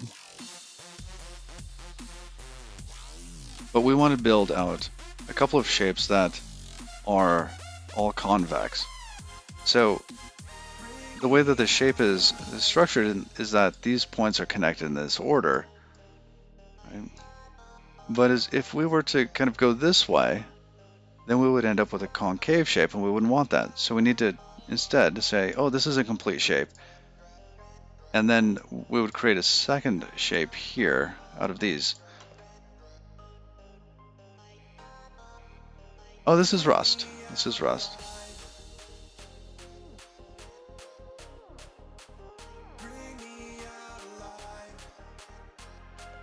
So we're trying to trace almost exactly this shape. These top three are actually in a line. I drew it slightly out of shape. So we're going to debug basically this algorithm that we have. We're tracing the outside, looking at the cross product of these vectors. And the first point is at 1, 1. The second point's at 5, 1. Actually, this is not correct. What is the rectangle button again? U. I never remember that. So that first point actually should have been not there. We just would have had a line going between these. Two ears theorem? Not exactly, no. I mean, no, it's not, unfortunately. It's very similar to that.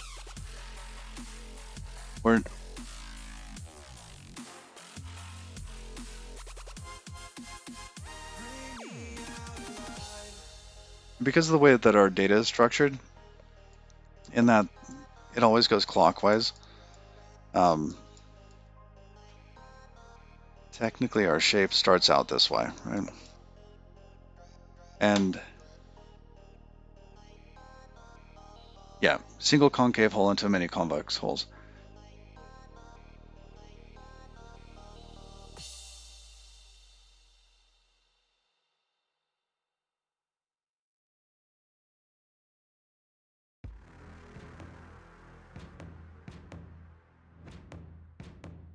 I mean, is this exactly the two ears theorem? Or the ear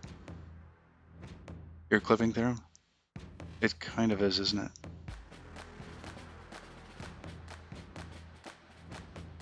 It does feel like the ear clipping theorem. Except we don't have to search endpoints. I wonder if I'm going to run into issues. I don't think I will. That is known as a convex hull decomposition algorithm. Because I think that the ear clipping theorem, whenever you go between the points, you end up evaluating all the other points. When you're checking to see visibility, essentially.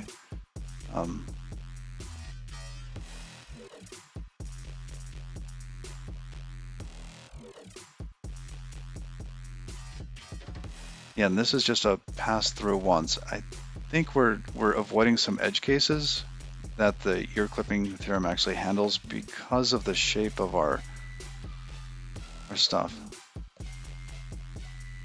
I'd have to double check that, but because we're not, oh, that's it. We're not actually going to triangles. The ear clipping actually goes to triangles. It's a tessellation algorithm. And here we're just creating more polygons. And then we'll pass the polygons on to Delaunay tessellator.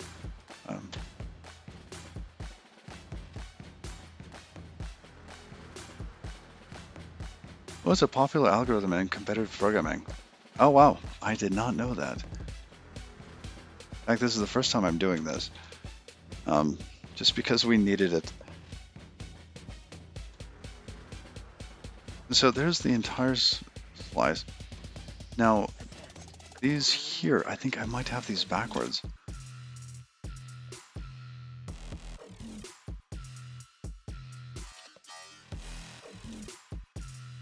I think I ordered these wrong.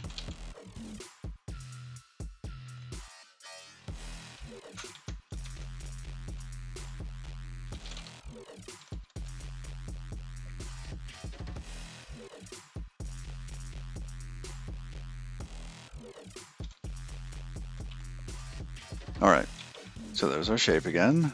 That's fine. That's positive. Good. Now we have the signum of 1, 1, negative 1. Good.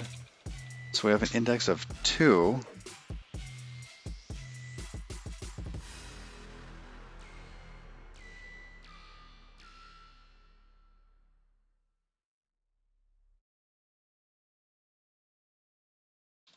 So then we have our P slice is going to be 3, 1. Okay, that looks correct though. Our V slice, is that correct?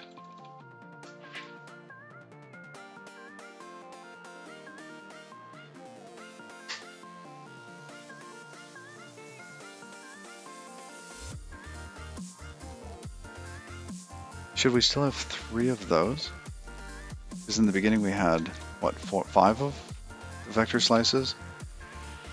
And then we went to 3. I think we're off by 1. 2. So this would have gone between the first 2 points, second 2 points.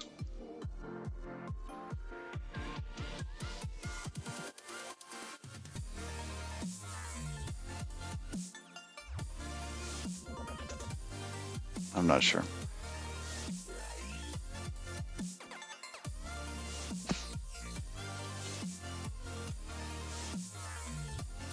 Oh, did it not,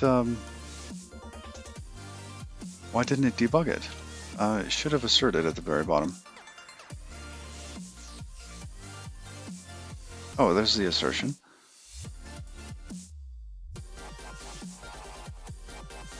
Simple convex shapes. Panicked. Slice index starts at 1 but ends at 0. Okay. That's understandable.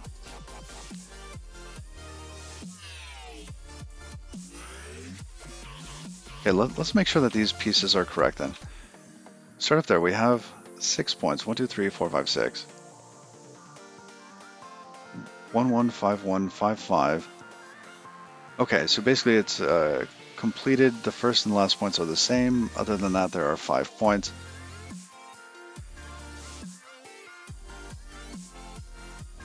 We have 5 vectors for those points. And we start to iterate through. We look at the cross product of the first and second vector as a sign of 1, cross product of the vector. Okay, so this would have been 0 and 1. This is 1 and 2. This is 2 and 3. And 2 and 3 failed. So here we stop. Okay.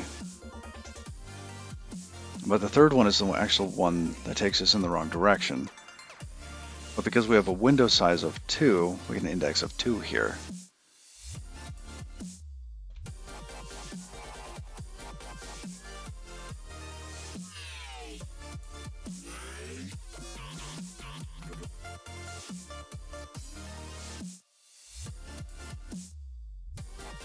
So this should have failed when we went to, let's see, 0, 1, 2, 3, to index 4. Which means that when we push this on there, so we gotta change index of 2.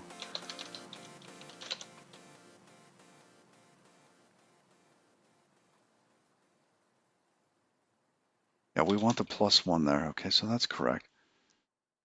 Because we want to, even though it's 2 more forward, we want to copy that 1 point. So there's an overlap between the shapes. They share an edge.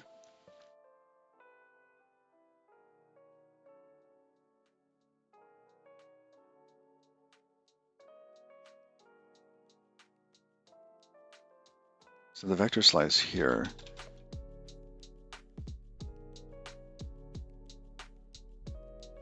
it says that one correct. Does this next one match? So after we get that first slice,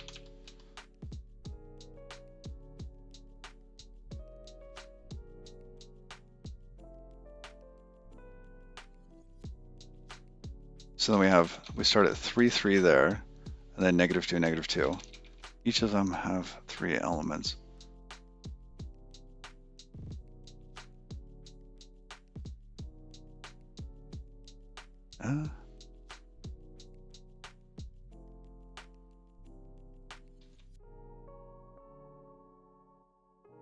Feels like that one's off by 1 as well. What terminal do I use with NeoVim? I'm using Kitty and Tmux.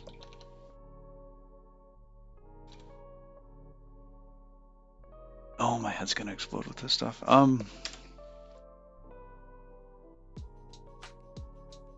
Because once we go through that, we say, index 0. Why index 0?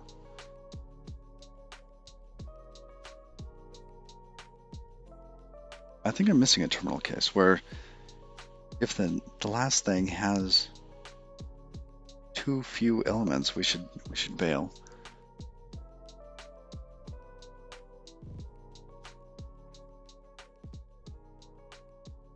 Yeah, it works pretty well. True color support, it's pretty nice.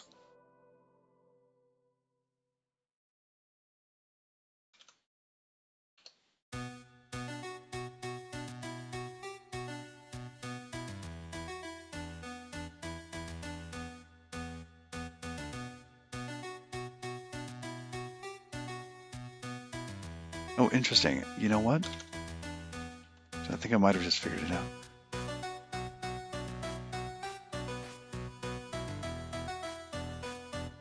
All right, that debugged V-slice there. I actually want to see the cross product on it.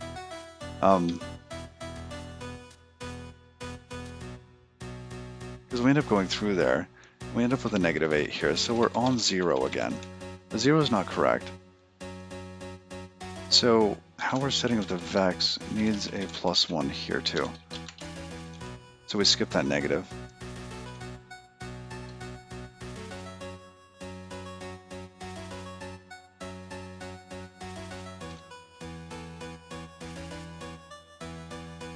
Oh, look at that. Okay, so we got to the test spot. Assertion failed, left versus right. Here's left. And right. Oh, it's not too bad.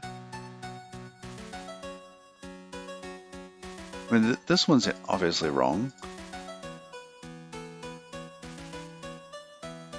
There's something off there.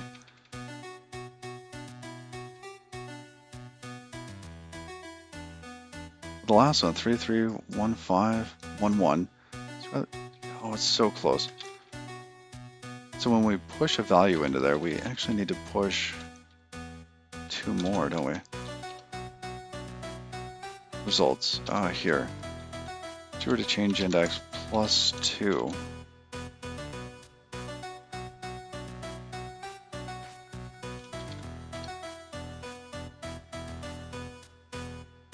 Oh, it passed. Wow. Wow. Okay.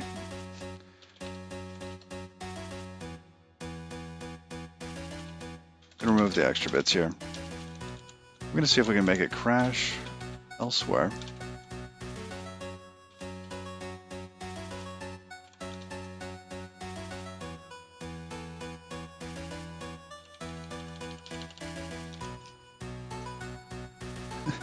So much debugging.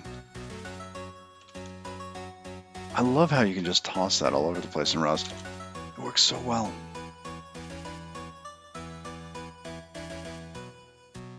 That's right, we can get rid of the enumerate, get rid of this tuple.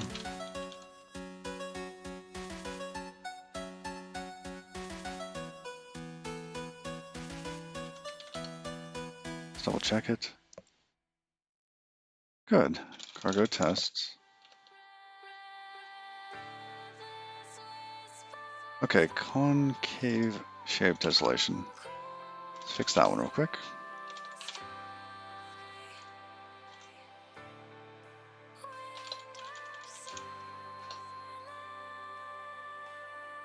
Oh yes, this one's a bigger one.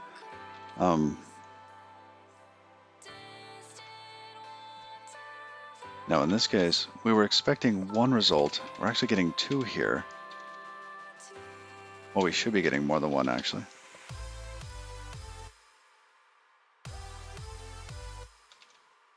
Okay.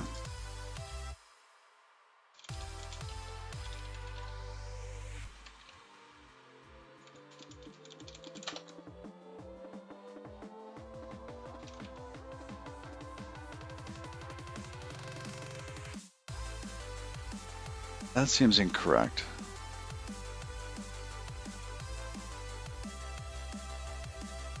Tessellate Island.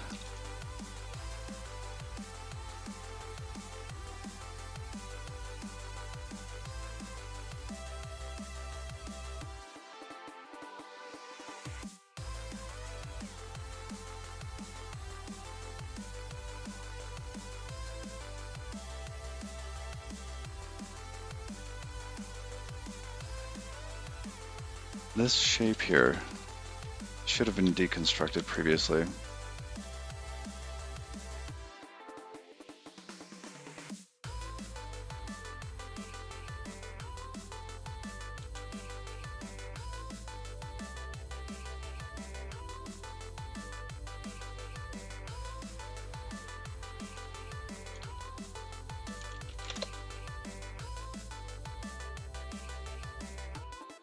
So this is going to be a vector.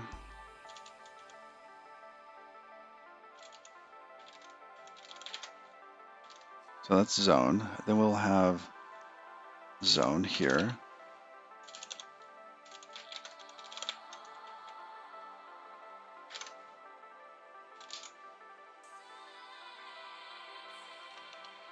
There's shapes, meshes, whatever we want to call them.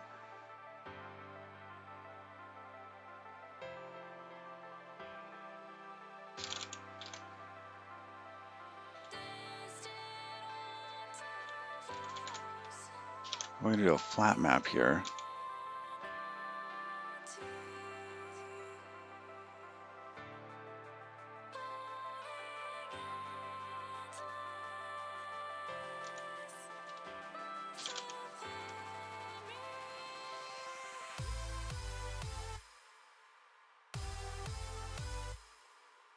Oh, what is shape there?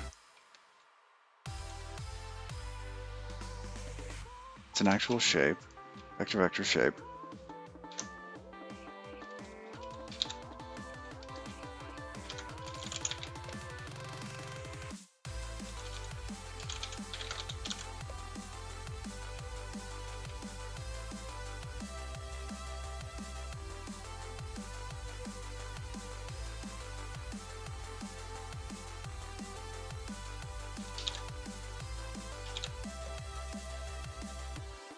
Okay, it says it doesn't know what that is.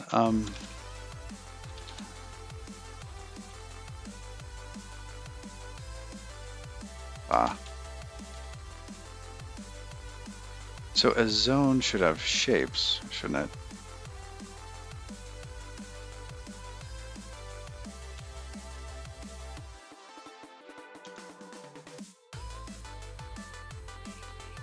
it? Looks like I need 750 lines of code to solve this task. Oh, there's a bunch of stuff in Cosmos. There's like file saving and a bunch of other stuff. Oh, the lib file is a little bit of a dumping ground. I'll go through, write a bunch of code, and then kind of organize it out into modules. I don't know exactly what it should look like when I begin.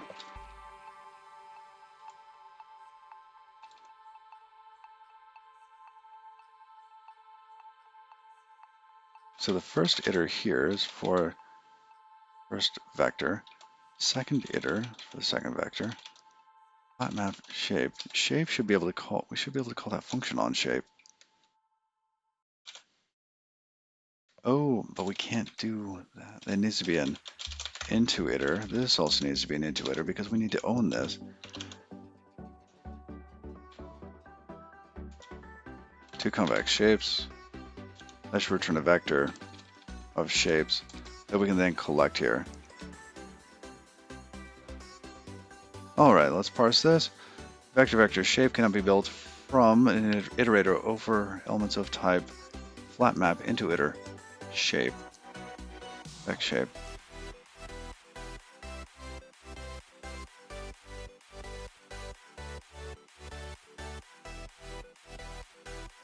Now, what does flat map take? Did I get the types wrong here?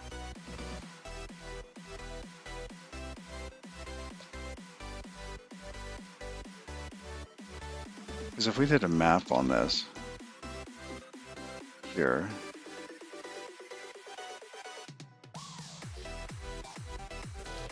I got this at the wrong level, didn't I?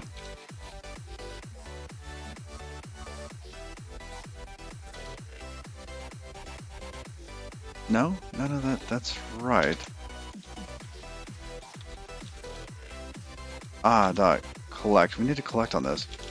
That's what's wrong.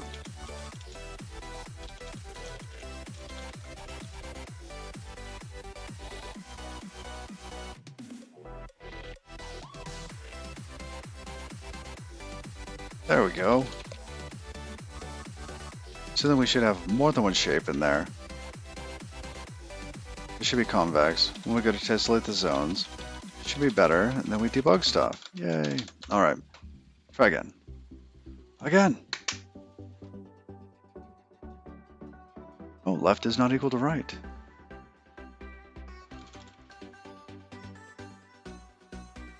Now, we were removing some of these pieces here. Let's not remove the outermost one. We'll have the actual be the vector of vectors.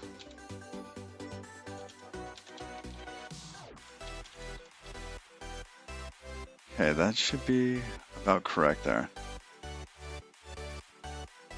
Could I tell you in an algorithm how it should work? Let's start from the very beginning. So we use fractal Brownian motion. Right, we basically configure the noise, and then we scan through the noise to see where I guess, change points happen, okay? Because we're going to be creating islands from this noise. And so we take this noise and we convert it into basically levels. So you'll go from level 0 to level 1 to level 2 to level 3, right? Depending on how many elevation changes are in the island. So detecting the edges of the shapes in the noise is kind of the first step. And we just go through that and we do that in a grid pattern, right? Top to bottom, left to right. After that, we will scan over those collected points and trace the outside of those shapes. So for level 0 shapes, we'll go along and trace the outside of them. All right. And then we go through and simplify those shapes because we don't want to create a bunch of triangles. So we then end up using this crate that we built yesterday, this one, to simplify that shape. All right. So given the epsilon, etc., and that, we can simplify the whole of the shape. The problem is the hole is still possibly concave, which is what we're doing now. We're going through and splitting a concave hole into multiple convex holes based on the shape.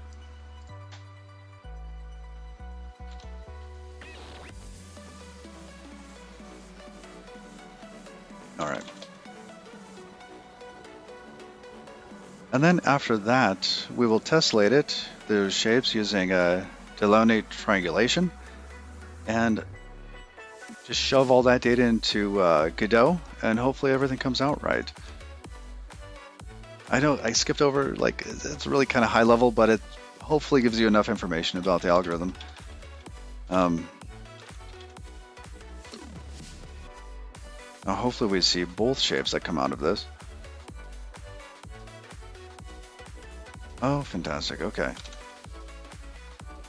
Actual is that.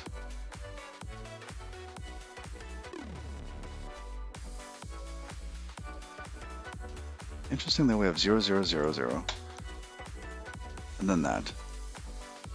Is it because of kind of the pattern? Did we go back and forth too much?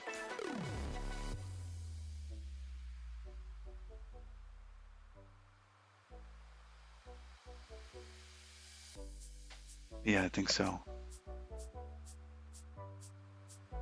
Because the triangle for that shape is a little different. We also did no capture on that. But it's going to look like this, in that kind of the first point comes across this way.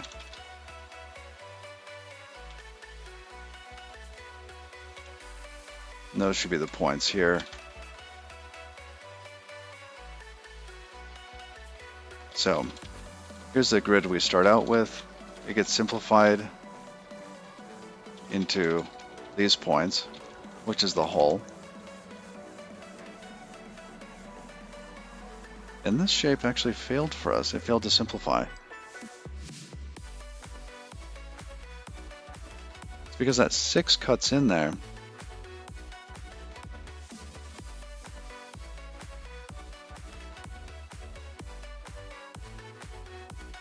All right, I'm gonna bring this over and simplify it a little bit more.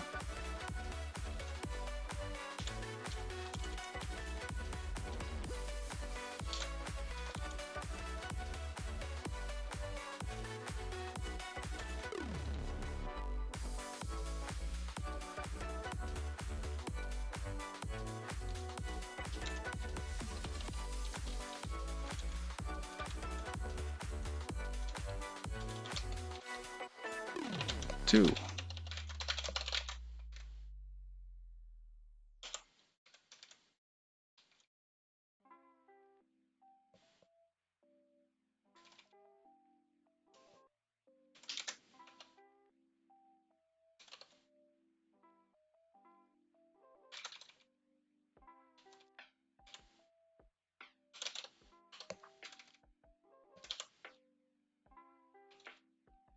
Let's see, our lowest one is 5. 3, 5, 5. 1, 2. 7.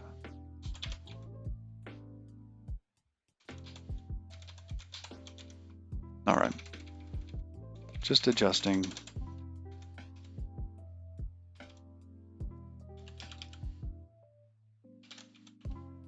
All right, that should look like that.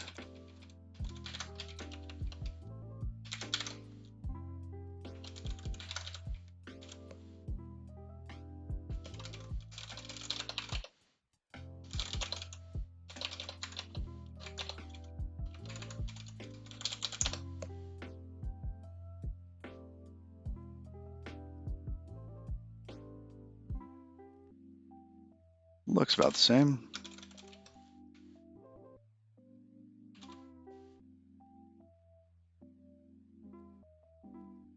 That's good. Okay, so we're going to simplify this one, just like we did our other one down there.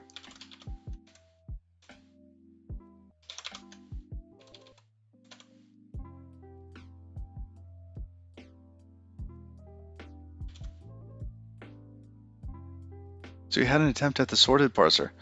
Ooh. Which position do I start from? Position 0? I guess usually it's the top left. So whatever's, usually when you're scanning top, down, left, right, it'll be the first one. Oh, you haven't started clockwise, starting from the bottom left. Gotcha. Okay. Well, that's just a shift, right? That's just a rotation.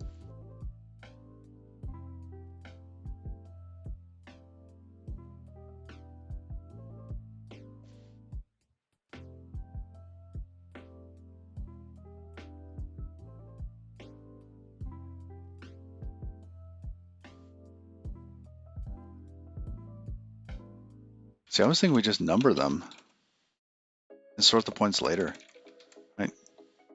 Because if we just use X's and not numbers, then it gets a little more complicated. I know we could only go to like 10 points, but usually the tests only need 10.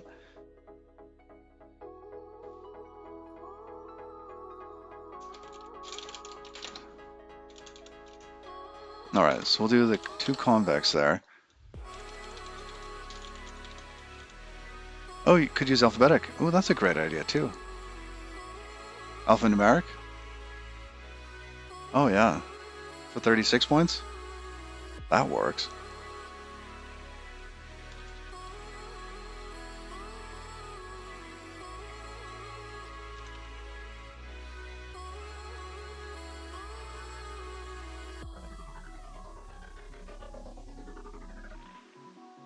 $62 if you use lowercase.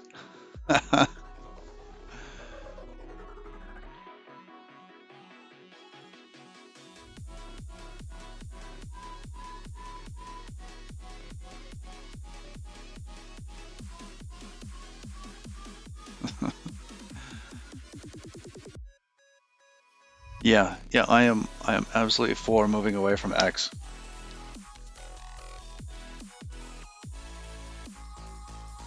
And I think moving away from X actually cleans up a lot of this and adds a lot of information to it.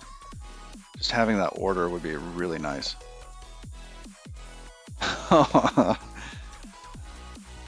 You know what they call it when you undo knitting? Like if you make a mistake and you undo the knitting, it's called tinking. U-T-I-N-K, which is knit backwards. Amazing, you're tinkering.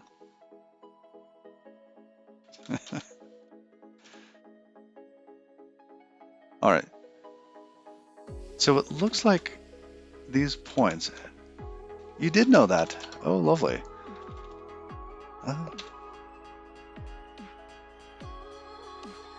A museum of many skills.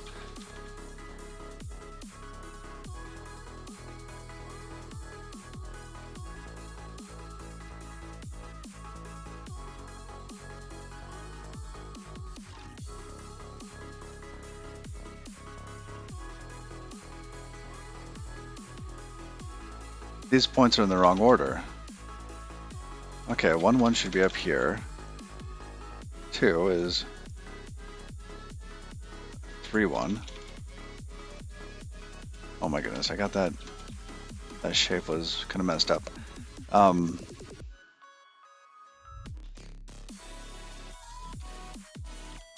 That one. This one coming along to 5s. Okay, then we're back in column 3, followed by column 2. All right, let's try that again.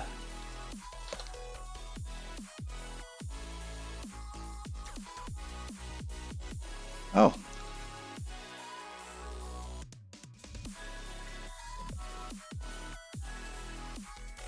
Okay, so the second shape should have been more points.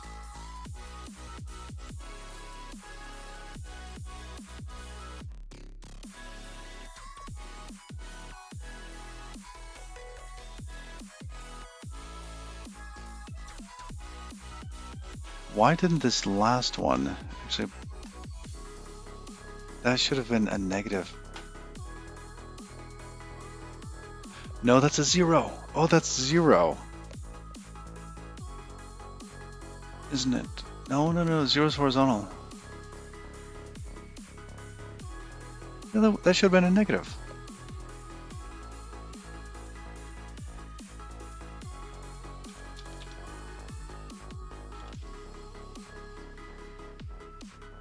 So 3 7 to 2 2, and then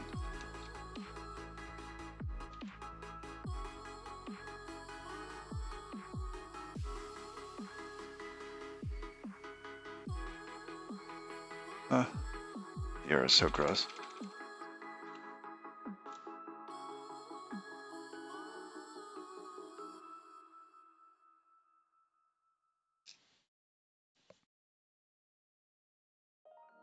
Just brute force the max area? Yes.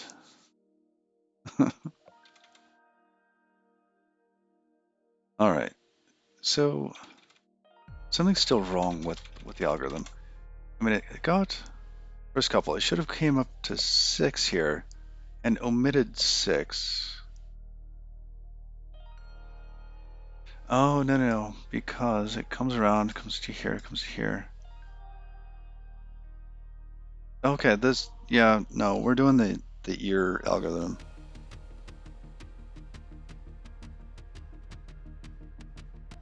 The problem here is that this line right here cannot, I mean, this one here might actually be able to see that. Let's see. Yeah, that one here could actually see 1.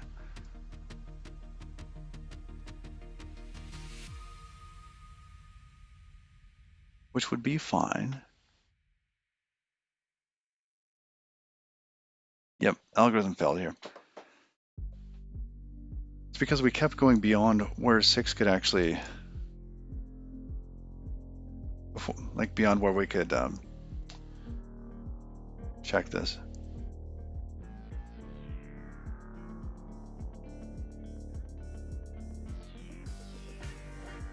Another long one. I know. I am obsessed with this problem here.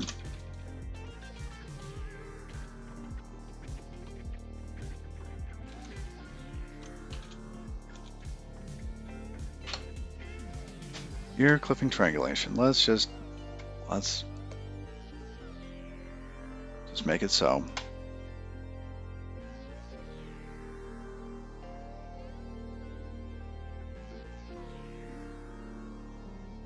All right, where's the what's on this page? Oh, no, no, no. I don't want YouTube. No YouTube.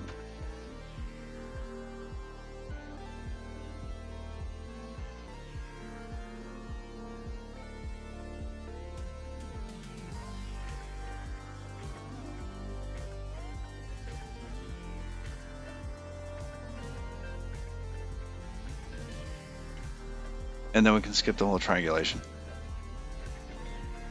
This is so different from anything you've programmed. Oh, I'm glad you're enjoying it. Oh,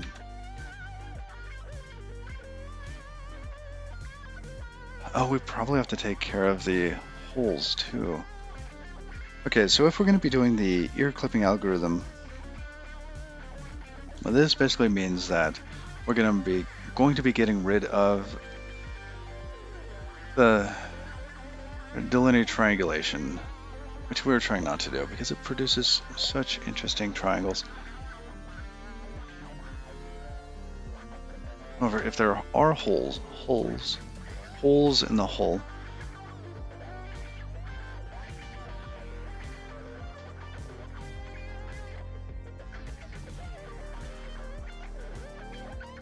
yeah, then we could do that.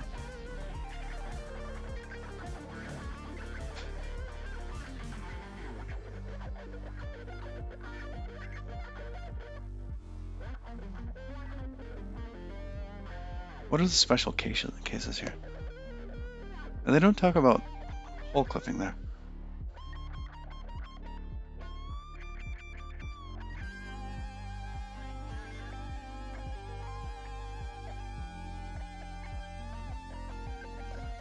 One way to triangulate a simple polygon is based on the two ears theorem. Is the fact that any simple polygon with at least 4 vertices without holes has at least 2 ears, which are triangles, with 2 sides being the edge of the polygon, and the third one completely inside of it. And consists of finding such an ear, removing it from the polygon, which results in a new polygon that still meets the conditions, I assume.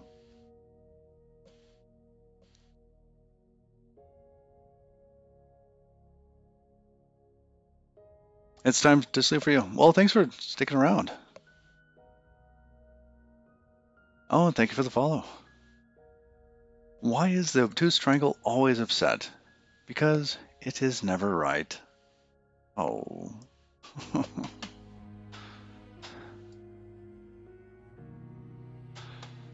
All right. We'll keep that one.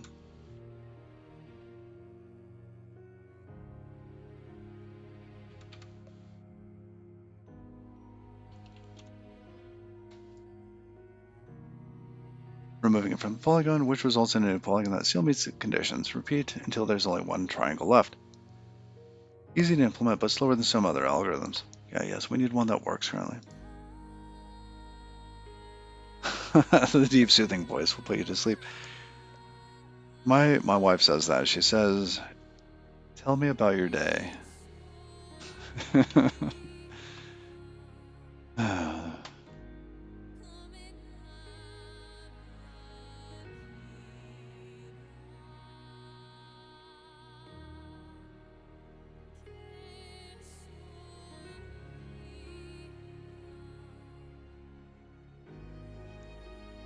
Slicing an ear using prune and search. I was wondering also whether or not the that other algorithm that we implemented could be used for this.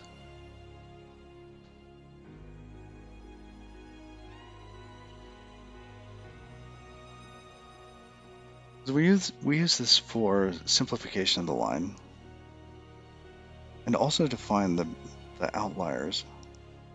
If we remove the absolute value on the distance check, we would also know which side they were on.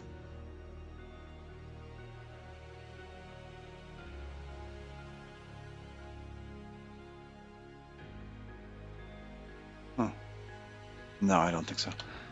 I don't know, it's an interesting idea, but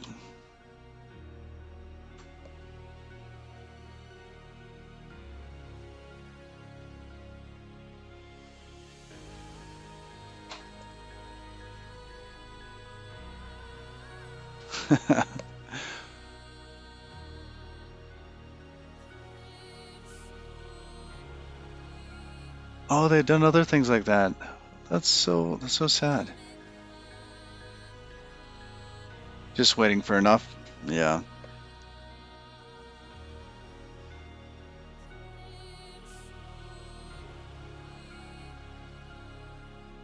And that's hard. I mean, I saw a CEO get rid of somebody once. That was an intense moment.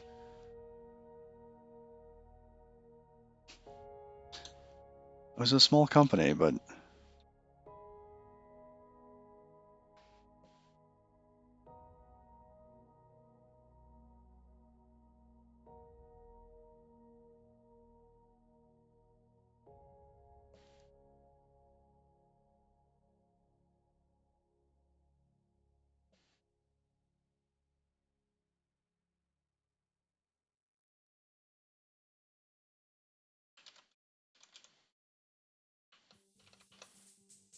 All right, where's the version of this with the holes?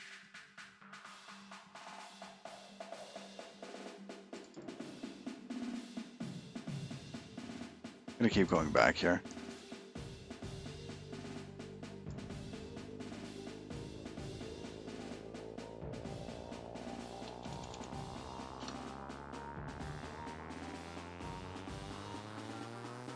Really? That one, huh?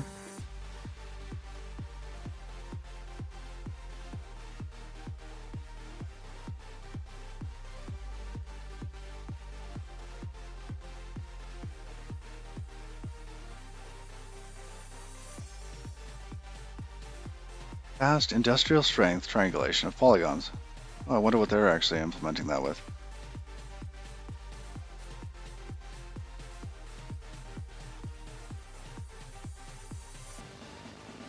What are they referring to here?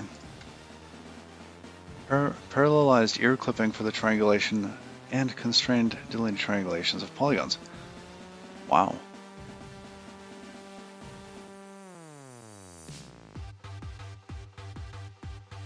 Fast industrial strength triangulations of polygons.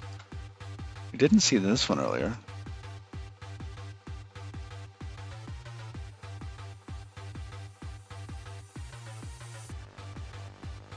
And the thing that we want out of the ear clipping is to be able to have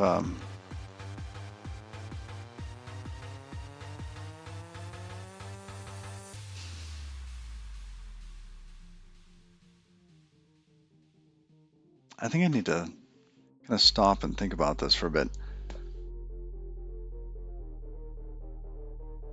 Kind of like a, yeah. Yeah, that's absolutely true. Well, I'm glad the workspace environment then is improved. Silver lining. It's better for everyone else.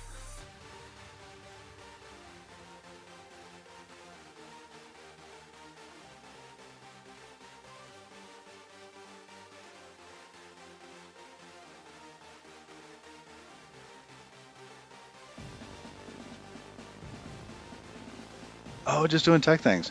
Well, still.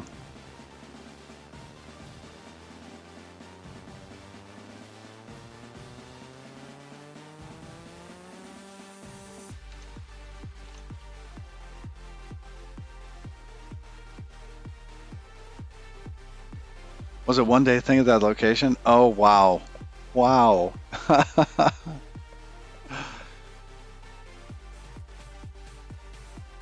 Wow.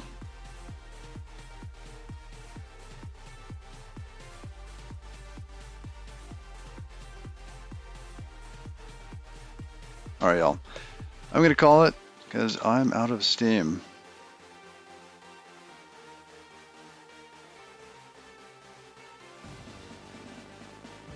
But,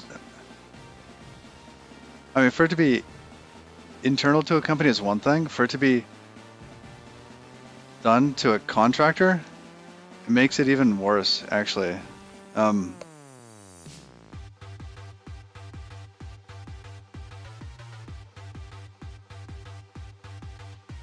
Oh, you're almost done with it. Okay, okay. We'll hold on a little longer. Just to put the numbers back in the right place. Nice.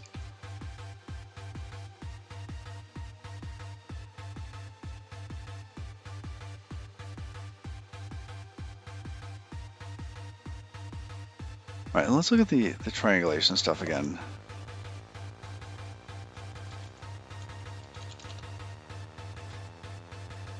Collection of triangulation algorithms, updated 2 years ago.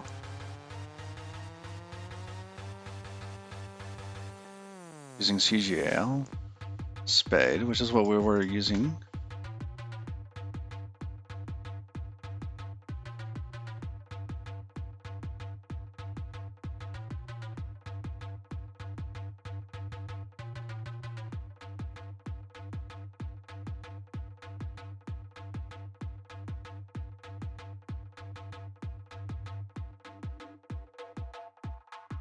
Oh, Piston 2D graphics, interesting.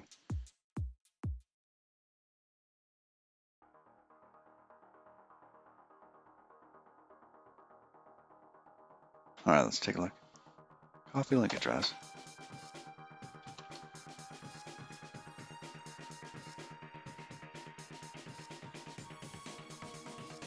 Oh, nice. Yeah. That's even easier.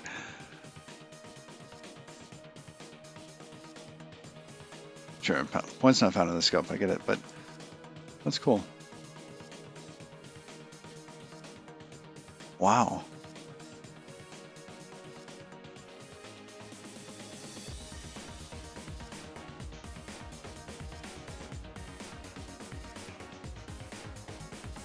I see. So you get the X, you get the Y there. Nice.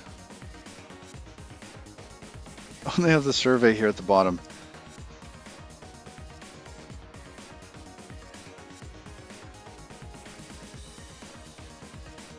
Oh, very cool. All right, we're going to take that up here.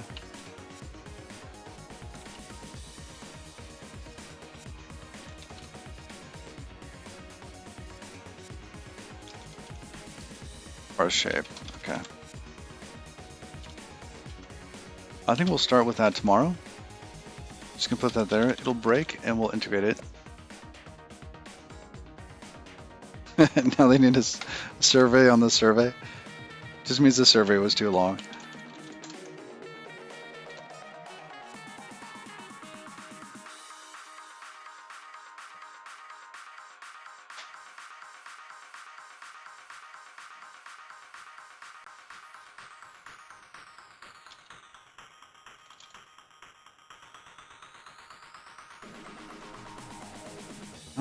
Nice, not too far. I'm gonna search for more rust.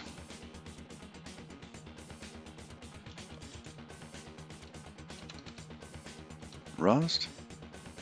Oh, Nomad Pixel! We are definitely rating Nomad.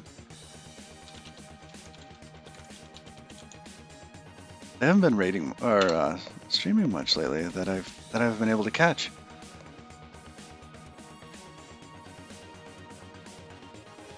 Oh man. With all the smoke, my weekend plans are kind of out of the window. Which kind of sucks. If it doesn't next week, I'm just gonna have to put a mask on and deal with it. Get the welding mask on.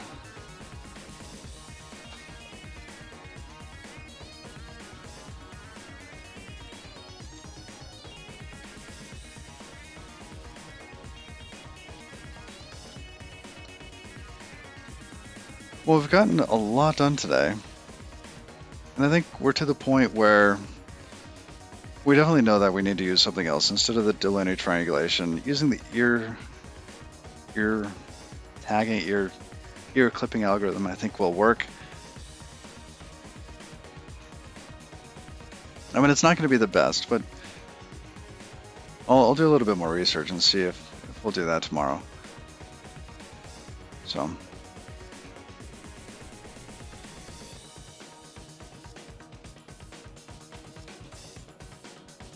Until next time, y'all. Bye-bye.